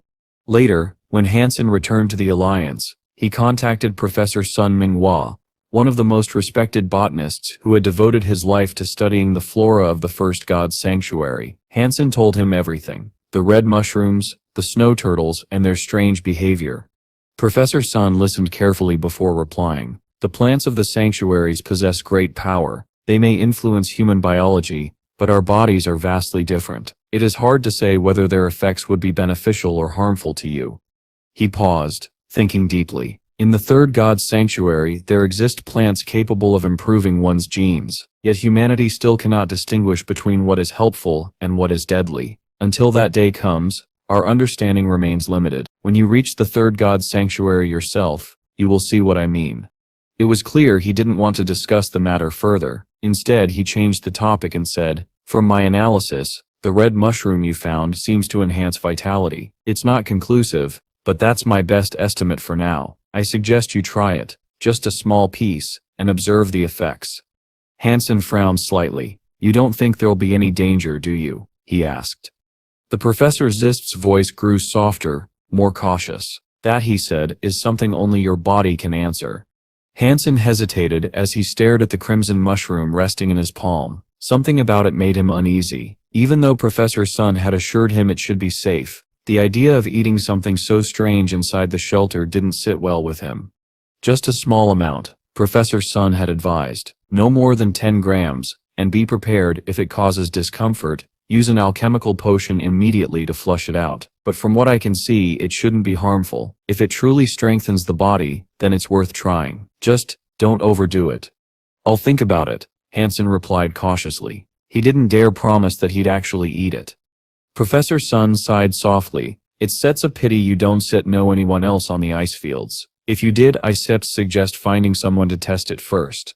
Those words made something click in Hansen's mind. If I don't want to risk it myself, why not let someone else try? A sly smile formed on his lips. That guy Juing has that deadly perfume ability, he thought. Poison can hurt him. He sets perfect for this. Decision made, Hansen prepared an elaborate dinner, setting out a few different dishes, one of which secretly contained the mysterious red mushroom. When everything was ready, he sent for Juing. Come, brother Ju. Hansen greeted him warmly, pulling out a chair. Tonight we drink. Juing raised an eyebrow. He looked at Hansen with deep suspicion. Why in the world is this guy suddenly inviting me to dinner? He wondered. He must be plotting something. Maybe he's poisoned the food, but that'd be stupid. He knows I'm immune to poison, unless he's lost his mind. Still, Juing sat down, trying not to show his wariness. Hansen kept his tone cheerful, filling Juing's plate and topping up his drink every chance he got. Brother Ju, he said, smiling, you've been living out here on the ice fields for some time now. How's Sip's life treating you? If you ever face any small troubles, you can count on me. I still make sure you Sip comfortable here. Juing's eyes narrowed. Yeah, right, he thought. There's no way this guy is suddenly being kind for no reason. He wants something. He leaned back in his chair and smirked. All right, brother Han. Enough pretending. If there's something you need, just say it. Hansen smiled innocently. Actually, yes. I found a few mushrooms out on the ice fields. I stepped like you to test them, see if they steer poisonous or not. With your deadly perfume, you steer immune, right? Juing's jaw dropped. You want me to risk my life for just 10,000? He asked incredulously. Hansen slapped his thigh dramatically. Oh no, why didn't you say something earlier? I thought you already agreed. Look, I even served you food already. Juing Sep's face turned pale, then green. You sneaky little… Brother Ju, don't be angry. Hansen interrupted quickly. With your deadly perfume, there's no way those little mushrooms can harm you. You the poison king. Juing puffed out his chest. Of course I am. But still 10,000 isn't enough for my services. Hansen grinned. No problem. Let's make it 20,000. Satisfied, Juing smirked and popped the mushroom into his mouth. A few bites later he swallowed, and then his expression changed. Something was wrong. His breathing quickened, his eyes glazed over, and sweat beaded on his forehead. Brother Ju, what's happening? Hansen shouted, panicking. Is it the poison? Don't worry. I have medicine. Here, drink this. We still get you to the detox center right away. But before he could move, Juing ripped open his shirt, revealing a surprisingly muscular chest. His face flushed deep red, and his eyes burned, not with pain but with desire. What are you doing? Hansen stammered, stepping back. Juing Sep's voice came out in a deep, hoarse growl. I want… Holy smokes, Hansen realized, horror dawning, those mushrooms aren't poison, they are aphrodisiacs.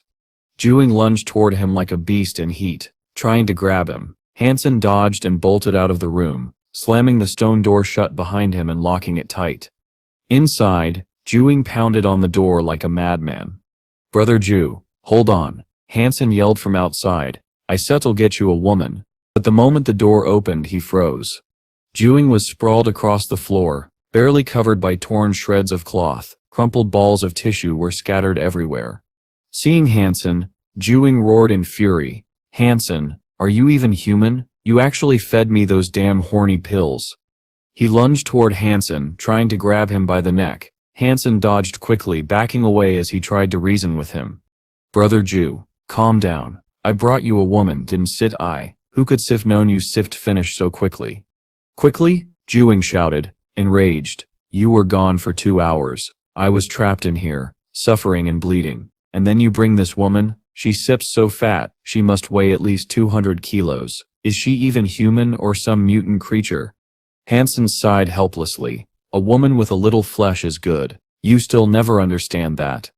The woman, humiliated and silent, took the money Hansen gave her and left. Hansen reached into his pocket and handed Juing a few extra bills. I know I was only supposed to pay you 20,000. But take 30, consider it an apology for what I just put you through. Juing slapped the money away. No one wants your pity cash. If you really want to give me something, give me your red medicine. Hansen frowned. Why do you even want that? That's none of your business. Juing snapped. You owe me. Consider this payback. Juing explained that the red mushroom wasn't just an aphrodisiac. It also had the power to greatly strengthen one's kidneys. The effect was so intense that even now he felt like there were 2 hot water bottles inside his body. His energy was overflowing. Despite everything, he hadn't even felt tired yet. This stuff really is the good stuff, he muttered. Han Sen listened silently, his mind racing. The red mushroom's effects were beyond extraordinary. If he could consume an entire one, perhaps it could help him master the Jade Sun Force. But there was also that dangerous side effect, the intense lust that came with it. Still, the temptation lingered. Unfortunately, Han Sen couldn't take the red mushroom out of the shelter, and Gigi was nowhere near the ice field. In the end, he decided not to give the last piece of the red mushroom to Juing. Its sexual side effects were too terrifying. Even deadly perfume couldn't suppress its potency. Juing stormed off, cursing Han Sen as he went, snatching the 30,000 before leaving in anger. Han Sen returned to his room and locked the door behind him. He stared at the last small piece of red mushroom in his hand. For a long time he hesitated. Then, with a deep breath, he placed it in his mouth. As he chewed, a pleasant warmth spread through his body, starting in his stomach and rushing to his kidneys. They burned, not painfully, but intensely, like 2 tiny furnaces igniting inside him. His entire body began to heat up. Below his waist, it was as if his strength could lift the sky itself. The feeling was overwhelming. His mind grew foggy with desire. He gritted his teeth, struggling to resist the urge to tear off his clothes. Forcing himself to focus, Han Sen activated the Jade Sun Force, hoping to absorb the mushroom's power instead of succumbing to it. Just then, a sudden knock echoed on his door.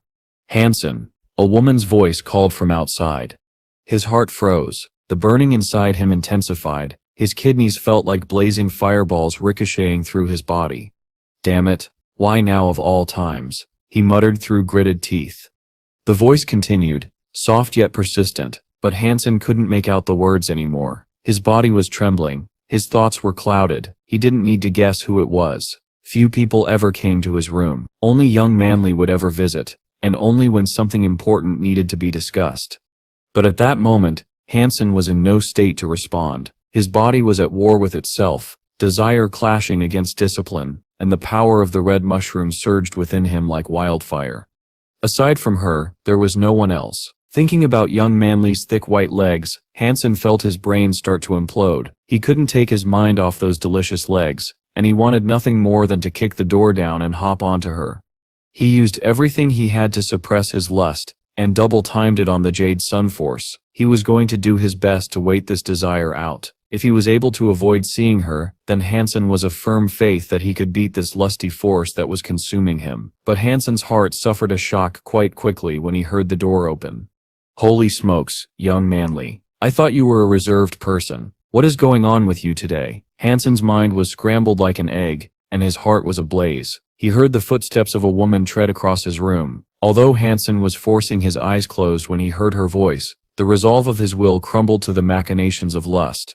The image of a woman's beautiful naked body was omnipresent, layered across all of his thoughts. As he tried to suppress the carnal desires, his face started turning red. Then his nose began bleeding. The woman was walking closer and closer to Han Sen, which almost made him scream out and call for aid. The effects of the red mushroom were too powerful. Juing was known to possess a strong will, but even he was eager to jump on top of a man for release. Given that, you might imagine the power of this mushroom, Han Sen did not dare open his mouth or eyes. He was afraid that if he started talking or even opened his eyes to look, his mind would forfeit all control to the lust that was attempting to conquer his mind. Leave. Although I enjoy sleeping with women, I will only do it with the woman I love. I'm not entirely against consuming pills for added excitement, but shouldn't there be a woman's job? How can I eat them and suddenly be all lusty? Leave. Leave. Get out of here. Get out of here, young Manly.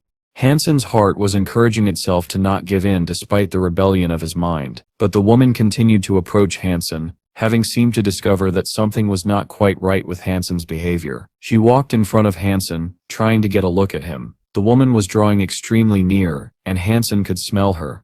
It was like his entire body was on fire, and his nose was gushing like a fountain. Han Sen was fighting the desire to open his eyes, and he bit down on his teeth and kept them shut. He bit on his own tongue until it bled, hoping the addition of pain might help him beat back the lusts. Blood dripped from his lips. The woman furrowed her brow, believing something had gone wrong with Han Sen's training. She suddenly thought that her uninvited entry was the catalyst for this apparent mishap of practice. The woman bent over and reached out her hand to feel for Han Sen's pulse on his neck. She seemed eager to find out what had happened to Han Sen, but when her delicate fingers touched Han Sen's neck, the floodgates of his mind were lost. It felt as if the fingers were bringing a fire, and it made Han Sen open his eyes. A beautiful woman stood before him, and her body was incredibly refined. Her height was almost the same as Han Sen. She was wearing a tight white battlesuit. The curvatures of her thick, long legs, bubble butt and big boobies were highlighted in the suit, perfectly sculptured, angled, and curved to catch the attention of everyone and get their hearts racing. Her delicate face was as cold as it was elegant. It was the face of someone who was difficult to get close with. The woman was directly in front of Han Sen, and her lips opened as if to say something. But at this time, Han Sen couldn't hear a single thing. Although this woman did not look like Yang Manly, she was even more attractive with a body and personality Han Sen favored even more. Han Sen lost all self-control. An aura of utter evil shone in Han Sen's eyes. He reached out his hands and tried to grab the woman.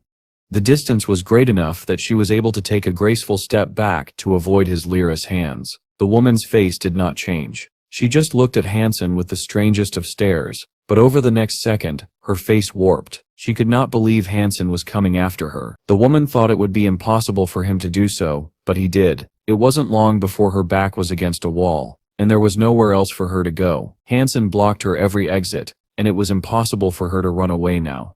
The woman became incredibly angry in her shock. She reached her hand out to hit Han Sen, but then quickly refrained. She knew she had disturbed his training and caused this predicament. Right now his eyes were blood red, which more than suggested something was wrong. She pulled back her fist. As soon as she hesitated, Han Sen grabbed onto the woman's battlesuit. Within moments, the battlesuit that had been designed to withstand bullets was ripped apart by Han Sen's lust-fueled hands. Her succulent pair of big white breasts were now on full display in front of him. Han Sen threw himself onto the woman and pushed her against the wall. One hand was clutched one of her giant, which one hand could never hope to hold in its entirety, and his other hand reached down to squeeze her firm. Bubbly Han Sen then brought down his lips to seal her own. The woman opened her eyes wide and her body froze. Within just a few seconds her curvy, voluptuous body had been grabbed and touched all over by Han Sen. A second later, her eyes were filled with the chaos fire of hatred, and she looked at Han Sen, a murderous eye. It was as if her entire body had entered berserk mode. Her body seemed to emit a purple light, and she took on the shape of a fairy. A walloping knee drilled its way into Han Sen's stomach, which sent the horny baboon flying across the room. Then the woman jumped up and struck Han Sen with her battle-axe-like legs while he was still airborne. Before he could even hit the ground, she kicked him sideways again. Ping, ping, ping. The beautiful legs had become frightening weapons that struck Han Sen around 30 times, and for the entire time he was beaten up, right, left, and even down. Han Sen did not touch the ground. Her exposed mists jumped and jiggled with every kick. The woman knew that there was something wrong with Han Sen, however, which helped to calm her down somewhat, so she used her hands to try to conceal her jelly breasts. The purple light that was being emitted from the woman's body started to fade. Although she was truly mad, she still managed to limit how much power she exerted on her horny aggressor. If she hadn't, with the power of someone who had unlocked her first gene lock, one kick would have been enough to end Han Sen. It was clear to her that something was wrong with Han Sen. So despite her rage, she managed to put a cap on the damage she dealt him, especially with the purple light, which she pushed into Han Sen's body. This purple light would attempt to course its way through his body and clear his mind from any encroaching force. Although Han Sen's body was suffering, he was able to feel a strange but gentle sensation flow throughout his insides. It seemed to help subdue and eliminate the effects of the red mushroom he had consumed. Clarity began returning to his mind, and when it had done so in a sufficient amount, he was able to close his eyes and focus on recasting Jade's sun force. He then started to absorb the purple light and the red mushroom into his kidney. When these two distinct forces entered his kidneys, they made the organs glow in their two representative colors. His kidneys then started to glow like red, purple, and gold nuggets. This bounty of power was going all around his body. Han Sen felt tremendous joy in his heart, having both of these powers consume and reinvigorate him. He felt as if his Jade Sun Force was getting better and better. The process was quick and free from trouble, and it seemed that it would all be over soon. The woman summoned beast soul armor to cover her body and went to sit on a chair. She had a curious, complicated look on her face as she watched Han Sen in between her blushing. "I should have killed you." Han Sen opened his eyes and saw Queen in front of him, staring at him coldly. The scene in all its wretched sexual tension came rushing back to him. Imagining his prior grab of her boobies, he couldn't help but stare at her chest. Excellent. They were excellent. Han Sen had laid eyes on many beautiful girls in his time, but this was the only stunner that was as powerful as he was, and her pair of boobs were in no way inferior to those possessed by Hung Fu Pinking. Everything about her was perfect, pretty much. If you have a death wish, then by all means continued to stare. Queen coldly looked at Han Sen. Her face did not display emotion, but anger continued to boil in her heart. If Han Sen's behavior had not been triggered by her intrusion, she would have slapped him to death by now. "I am sorry, but this is my room. You are the one who came in uninvited. You cannot blame me." Han Sen was coughing when he said this. He saw the woman continued to peer at him, and it looked as if she wanted to kill him. His heart was stricken with a chill, so he quickly shuffled along the proceedings and asked, "Who are you anyway, and why have you come here?" Han Sen had never seen Queen's face before. Her sudden appearance left him dazed, especially after the inappropriate thoughts that had clouded his mind earlier. "Queen," she said calmly. Han Sen froze in disbelief. "It sips you, why are you here?" Someone of Queen's caliber shouldn't have needed assistance from others, unless they were hunting something extraordinary. There was only one possibility: they were after a super creature. The realization unsettled him. Han Sen hadn't even unlocked his gene lock yet. He wasn't qualified to fight alongside people like her. Han Sen returned to the snowy basin to collect the last red mushroom. He sliced it thin and used it to fuel his Jade Sun Force. As he absorbed its energy, a strange feeling coursed through him. His kidneys glowed faintly, and his strength surged like never before. But something was different. Alongside the golden jade energy, a purple light shimmered within him. That purple glow, it must be Queen's power. The energy she transferred into me. It's the same energy she gained after unlocking her first gene lock. Han Sen realized. Yet he couldn't tell if it was a blessing or a curse. The purple energy seemed trapped in his kidneys, quietly pulsing but causing no harm. Once he consumed the rest of the mushroom, his Jade Sun Force was finally complete. Both kidneys burned like twin furnaces, radiating endless power. Along with it, Han Sen Set's heresy mantra reached its first stage. Set, long live. Set. Meanwhile, armies from various shelters began mobilizing toward the royal shelter. They were preparing for the grand siege, clearing out surrounding creatures before the decisive assault. Han Sen's group was the strongest, assigned to attack the main gate itself. He followed Kaizuen's plan perfectly, without altering a single detail. This made Kaizuen smug. He believed Han Sen trusted him completely, so much that he had him wrapped around his little finger. "Once I seize the royal shelter," Kaizuen thought coldly, "I'll reward him for his obedience. But I must not forget, those who aren't ruthless eventually get trampled." Though the siege had begun, only a few from the goddess shelter fought beside Han Sen. The rest, under Kaizuen's orders, were positioned elsewhere. Curiously, the silver-haired spirit was nowhere to be seen, a detail that made Kaizuen uneasy. He feared Han Sen might enter the spirit hall ahead of everyone and steal the spirit stone. But Han Sen cared little for such politics. Clad in blood-scale armor, wielding his twin swords, and accompanied by young man Li Jing and Uncle King, he led the charge at the main gate. Kaizuen had deliberately sent him to the most dangerous front, hoping the monsters there would crush his group. Yet Han Sen didn't play by those rules. Instead of advancing cautiously, he and his companions charged forward with reckless determination. Watching from a distance, Kaizuen muttered to himself, "That man is brave, foolishly brave. Hard to deal with such a person. But bravery like that might prove useful someday." As Han Sen and his team stormed into the royal shelter, they were stunned by what awaited them. Inside was an even greater horde of creatures, many of them sacred blood variants. The spirit itself didn't even need to appear. The beasts alone were overwhelming. "There are too many," Jing said nervously. "Shouldn't we wait for the others to arrive?" "There is no need," Han Sen replied firmly. The moment he spoke, a silver fox leapt onto his shoulder, and as Han Sen advanced, something unbelievable happened. The monstrous horde parted before him like an ocean before a storm, retreating in fear of his presence.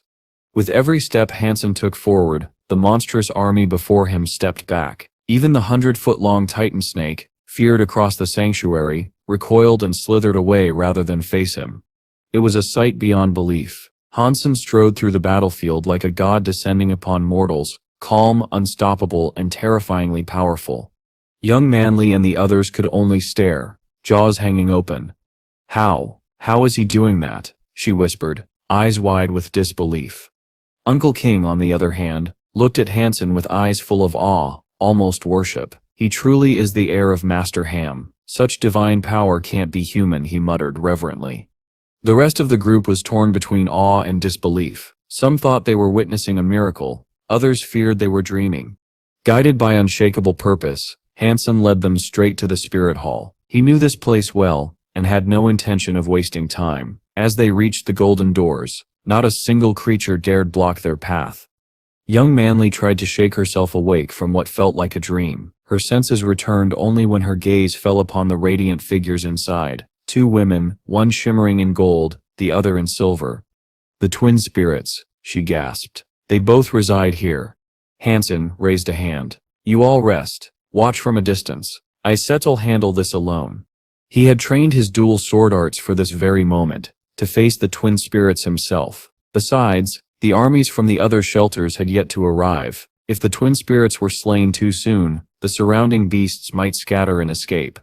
The golden and silver spirits recognized him instantly, their expressions twisting in hatred. Clutching their respective swords, they leapt at Han Sen in a storm of blinding light. Each strike flashed like twin bolts of divine lightning. These are no ordinary enemies, one of the men whispered. No wonder they said called royal spirits. But can the boss handle both at once? Before anyone could answer, Han Sen's twin blades clashed against the spirits' swords and the entire hall trembled. In a blur of motion, he overwhelmed them both, forcing them back step by step. His left sword danced with precision, while his right struck with raw, unstoppable power. Each weapon carried a different style, a different rhythm, and yet both moved as one. The twin spirits, once proud and untouchable, now staggered under his assault. Their golden and silver light dimmed as they struggled to defend themselves. Invincible, someone whispered. He sips completely invincible. The fighters from the goddess shelter could only cheer, waving their flags and shouting in awe. What was meant to be a deadly siege now felt more like an arena spectacle, one man dominating 2 divine beings.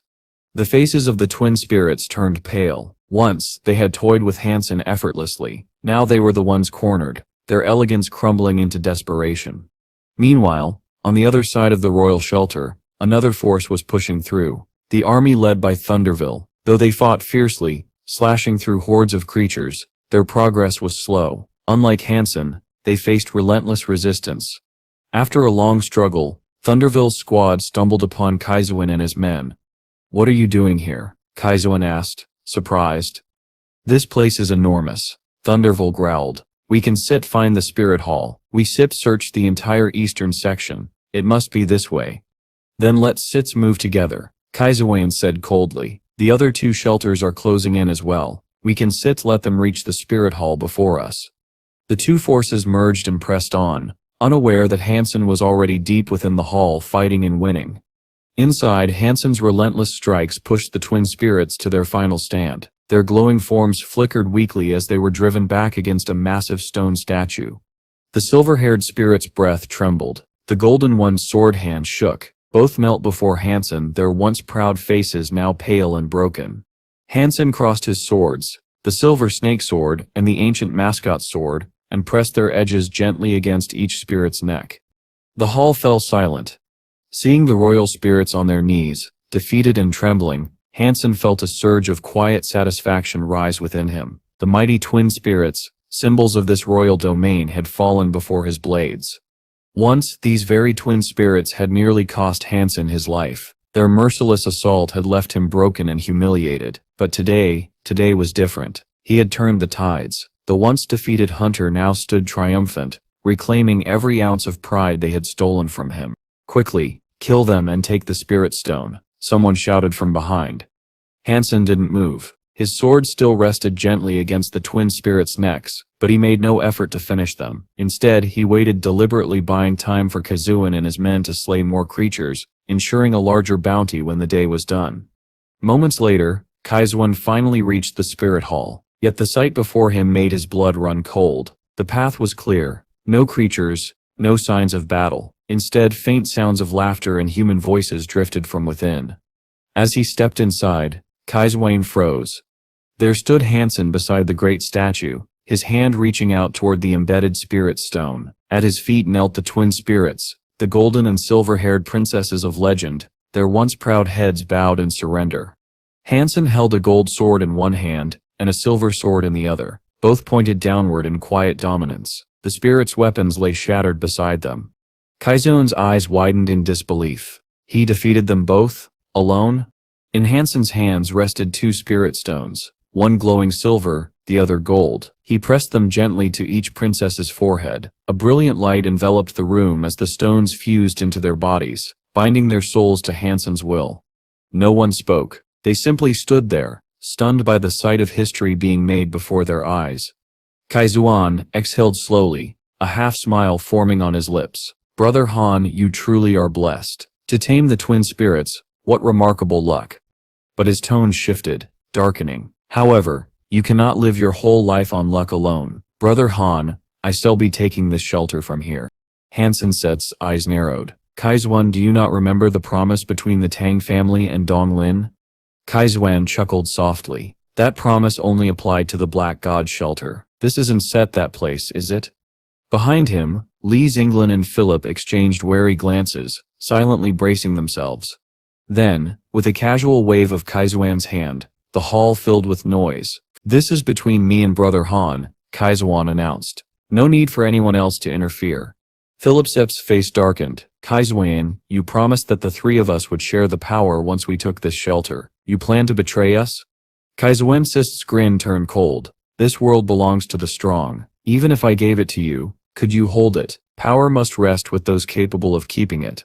At his signal, over 40 evolvers raised their weapons, each one radiating power beyond 100 fitness levels. Philip and Li Zinglan's expressions shifted from anger to dread. Their combined forces barely included 10 evolvers of that strength. The Black God shelter was only rumored to have 20, but now there were more than double that number. They stood silent, the weight of Kaizuan's betrayal pressing down like a mountain. Young Manly and her allies scowled, tension rising in their throats. A battalion like this could sweep the entire ice field clean. Kaizuan stepped forward, his voice dripping with arrogance. "Brother Han, you and I were friends once. It's unfortunate we don't see eye to eye, but if you kneel before me and swear loyalty, I said'll keep you close. Things can remain the same, only our roles will be reversed." Han Sen stroked the silver fox resting in his arms, his gaze unflinching. "Kaizuan, you truly believe these men can stop me?" Then, gesturing toward the man standing beside him, Kaizuan continued, "But perhaps you don't know who this is. Let me introduce you. Thunderville, the most gifted evolver in Donglin. He has mastered the legendary skill, Thundercore." And he paused for effect. "He has unlocked his first gene lock in the second God's sanctuary." A stunned silence fell over the hall. Everyone turned toward Thunderville, whose calm electric aura filled the space. Unlocking a gene lock within the second God sanctuary was nearly impossible, something achieved only by true prodigies. Now it was clear. Kaizuan hadn't come to negotiate. He had come with overwhelming force and a monster of his own. The atmosphere in the grand hall was suffocatingly silent. Every eye trembled with fear as Kaizuan stepped forward, accompanied by an elite warrior who had already unlocked his first gene lock. That kind of power wasn't meant to merely win battles, it was meant to crush enemies into dust. Kaizuan turned to Han Sen with a confident smile. "Brother Han, you've always treated me like a younger brother. If you help me today, I'll treat you as my real elder brother," he said, voice smooth and persuasive. Then, with deliberate calm, Kaizuan pulled a platinum bottle from his inner pocket and tossed it to Han Sen. "Take this. I believe it will help you." Han Sen caught the bottle and opened it. Inside were fiery red pills, each the size of a pigeon's eye, glowing faintly under the light. "What are these?" Han Sen asked, examining one of them closely. "It's a genome creation pill," Kaizuan explained, pride glinting in his eyes. "Our Donglin has developed advanced biological gene technology. These pills can trigger genetic mutation. If you're lucky, your power will multiply. If not," he paused, his smile widening, "you might suffer a little instability, but don't worry. Injecting a genome stabilizer afterward will balance your genes. This formula is mature, safe, even. Nothing will go wrong. Han Sen's voice turned cold. If I take this, that would mean I step bound to you for life. Kaizuan Sip's expression hardened. Of course, a man like you should never be left free. You stepped haunt my thoughts. So yes, I stepped rather put you on a leash. Han Sen smirked faintly, stroking the silver fox in his arms. You really think your special little elite makes you invincible? Thunder's face darkened instantly. Did you just call me little elites? His voice rumbled with suppressed fury as green electricity began to crackle across his body. The air vibrated with raw energy. The entire hall backed away instinctively, terrified of the electric aura that coiled and hissed around Thunderville, the elite who had unlocked his first gene lock. He glared at Han Sen, his pride wounded. You don't even have a gene lock, yet you dare talk down to me. With a nod from Kaizuan, Thunderville unleashed his power. Blinding arcs of electricity danced around him as he gathered lightning into a long glowing bolt. In one fluid motion, he hurled it like a spear toward Han Sen. The lightning roared through the air, bright enough to sear the eyes. The entire hall lit up in green-white brilliance. Even the onlookers felt their hearts hammer in awe and envy. This was the terrifying power of an evolved elite. Just as the lightning was about to strike, the silver fox in Han Sen's arms suddenly leapt forward. In an instant, its fur blazed with silver light. The fox became a streak of pure lightning, colliding with the incoming green sphere. A blinding explosion followed. The entire hall shook as thunder tore through the air. When the light faded, gasps echoed all around. The once proud Thunderville now lay blackened and burned, smoke rising from his body. 3 deep claw marks ran across his chest, so deep that his bones were visible. Silence. Absolute, trembling silence.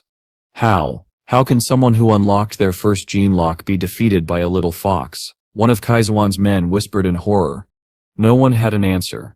Han Sen calmly walked forward, picked up the silver fox, and stroked its fur gently before turning his cold eyes toward Thunderville, now writhing on the floor, coughing up blood. Then, without hesitation, Han Sen kicked Thunderville's limp body toward Kaizuan. Did I call him a clown? Han Sen said with icy sarcasm. I take that back. He sits an insult to clowns. Is this the Sedzelite Seps you were relying on?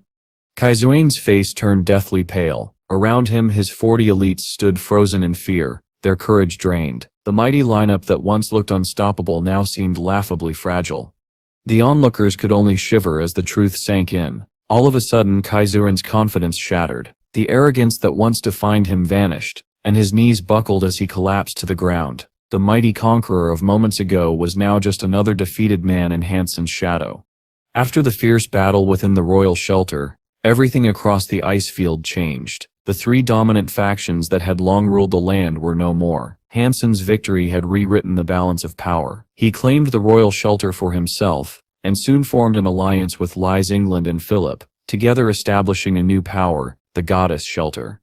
The vast army was then reorganized into 4 divisions. Young Manly was appointed commander of the goddess army. Lies England took charge of the Starwheel army.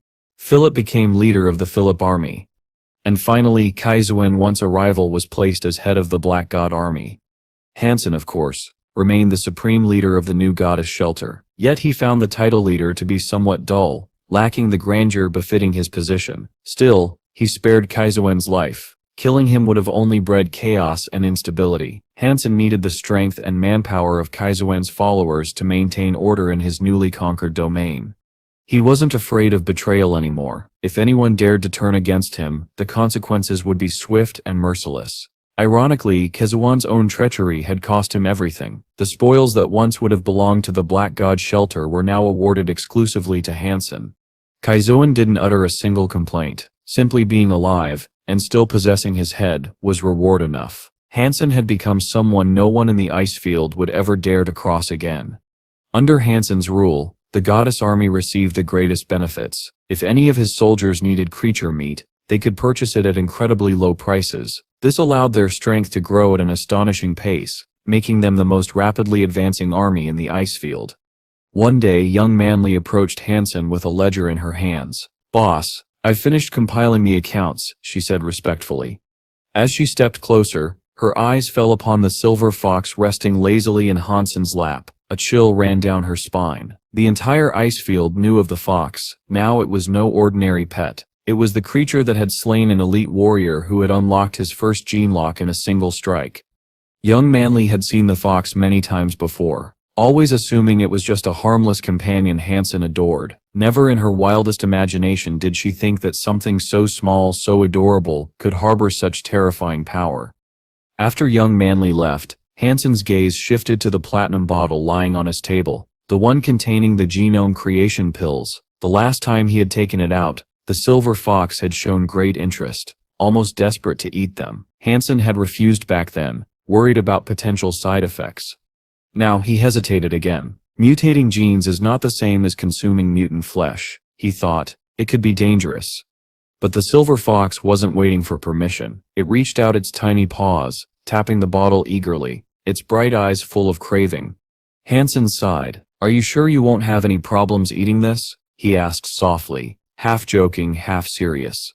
The fox looked up at him and nodded, a small, sharp, almost human-like nod. After a moment of indecision, Han Sen opened the lid, took out one pill, and held it out. Instantly, the fox snatched it and swallowed it whole. Han Sen watched anxiously. Minutes passed. Then the only change he noticed was that the fox's fur shimmered slightly brighter, reflecting the light like liquid silver. Other than that, nothing. The creature looked completely unharmed, even playful. It pawed at the empty bottle, clearly wanting more. "It seems the genome creation pills aren't strong enough to affect a super creature," Han Sen murmured, relieved yet intrigued. Just then, his communicator buzzed. Tang Zanlu's voice came through, full of excitement. "Han Sen, you such are unbelievable. You dealt Dong Lin a serious blow. That man over there sit's been trying to contact the Tang family. He wants reconciliation with you." Han Sen chuckled quietly and recounted the events that had unfolded in the royal shelter. Tang Zet's voice faltered in disbelief. "Wait, you start saying you killed an evolver who had unlocked his first gene lock? Then that must mean you stars unlocked yours too, right?" Han Sen only smiled faintly, the light from the silver fox's fur glinting in his eyes, calm, unreadable, and far too powerful for words. Tang Zanlu's eyes widened in disbelief as he stared at Han Sen through the communicator. His expression was a mix of awe and admiration. "I sep not that fast," Han Sen said with a modest smile. "It was just luck. I sep got a kick-ass pet, and it was my pet that killed Thunder, not me." Tang Zanlu laughed. "What kind of pet could be that strong? If you siv got more of those, I still take 10. Han Sen chuckled. "I only have one. Seems like Lady Luck smiled on me when I found him." Tang nodded, impressed. "No wonder they were willing to pay you so much. You killed an evolver who had unlocked his first gene lock. Honestly, nothing could have stopped you from killing Kaizuwen too if you wanted to." "Of course I could, Seth," Han Sen replied calmly, "but I stem not foolish. Killing small fry like Kaizuwen brings no benefit, only trouble. Except just invite retaliation from Dong Lin. I stepped rather avoid unnecessary noise." He leaned back, thoughtful. "I subtle accept their compensation, but I don't stit want their junk or their money. Talk to Dong Lin Sep's people for me. Tell them to exchange everything for genome creation pills instead." Tang frowned. "Those pills can be dangerous if they malfunction. Why do you need that many?" Han Sen smiled knowingly. "Relax, I sep not planning to harm anyone. I know what I sep am doing, just help me arrange the trade." Tang sighed, still uncertain but trusting Han Sen Sif's judgment. "Alright, I still contact them. Give me a few days."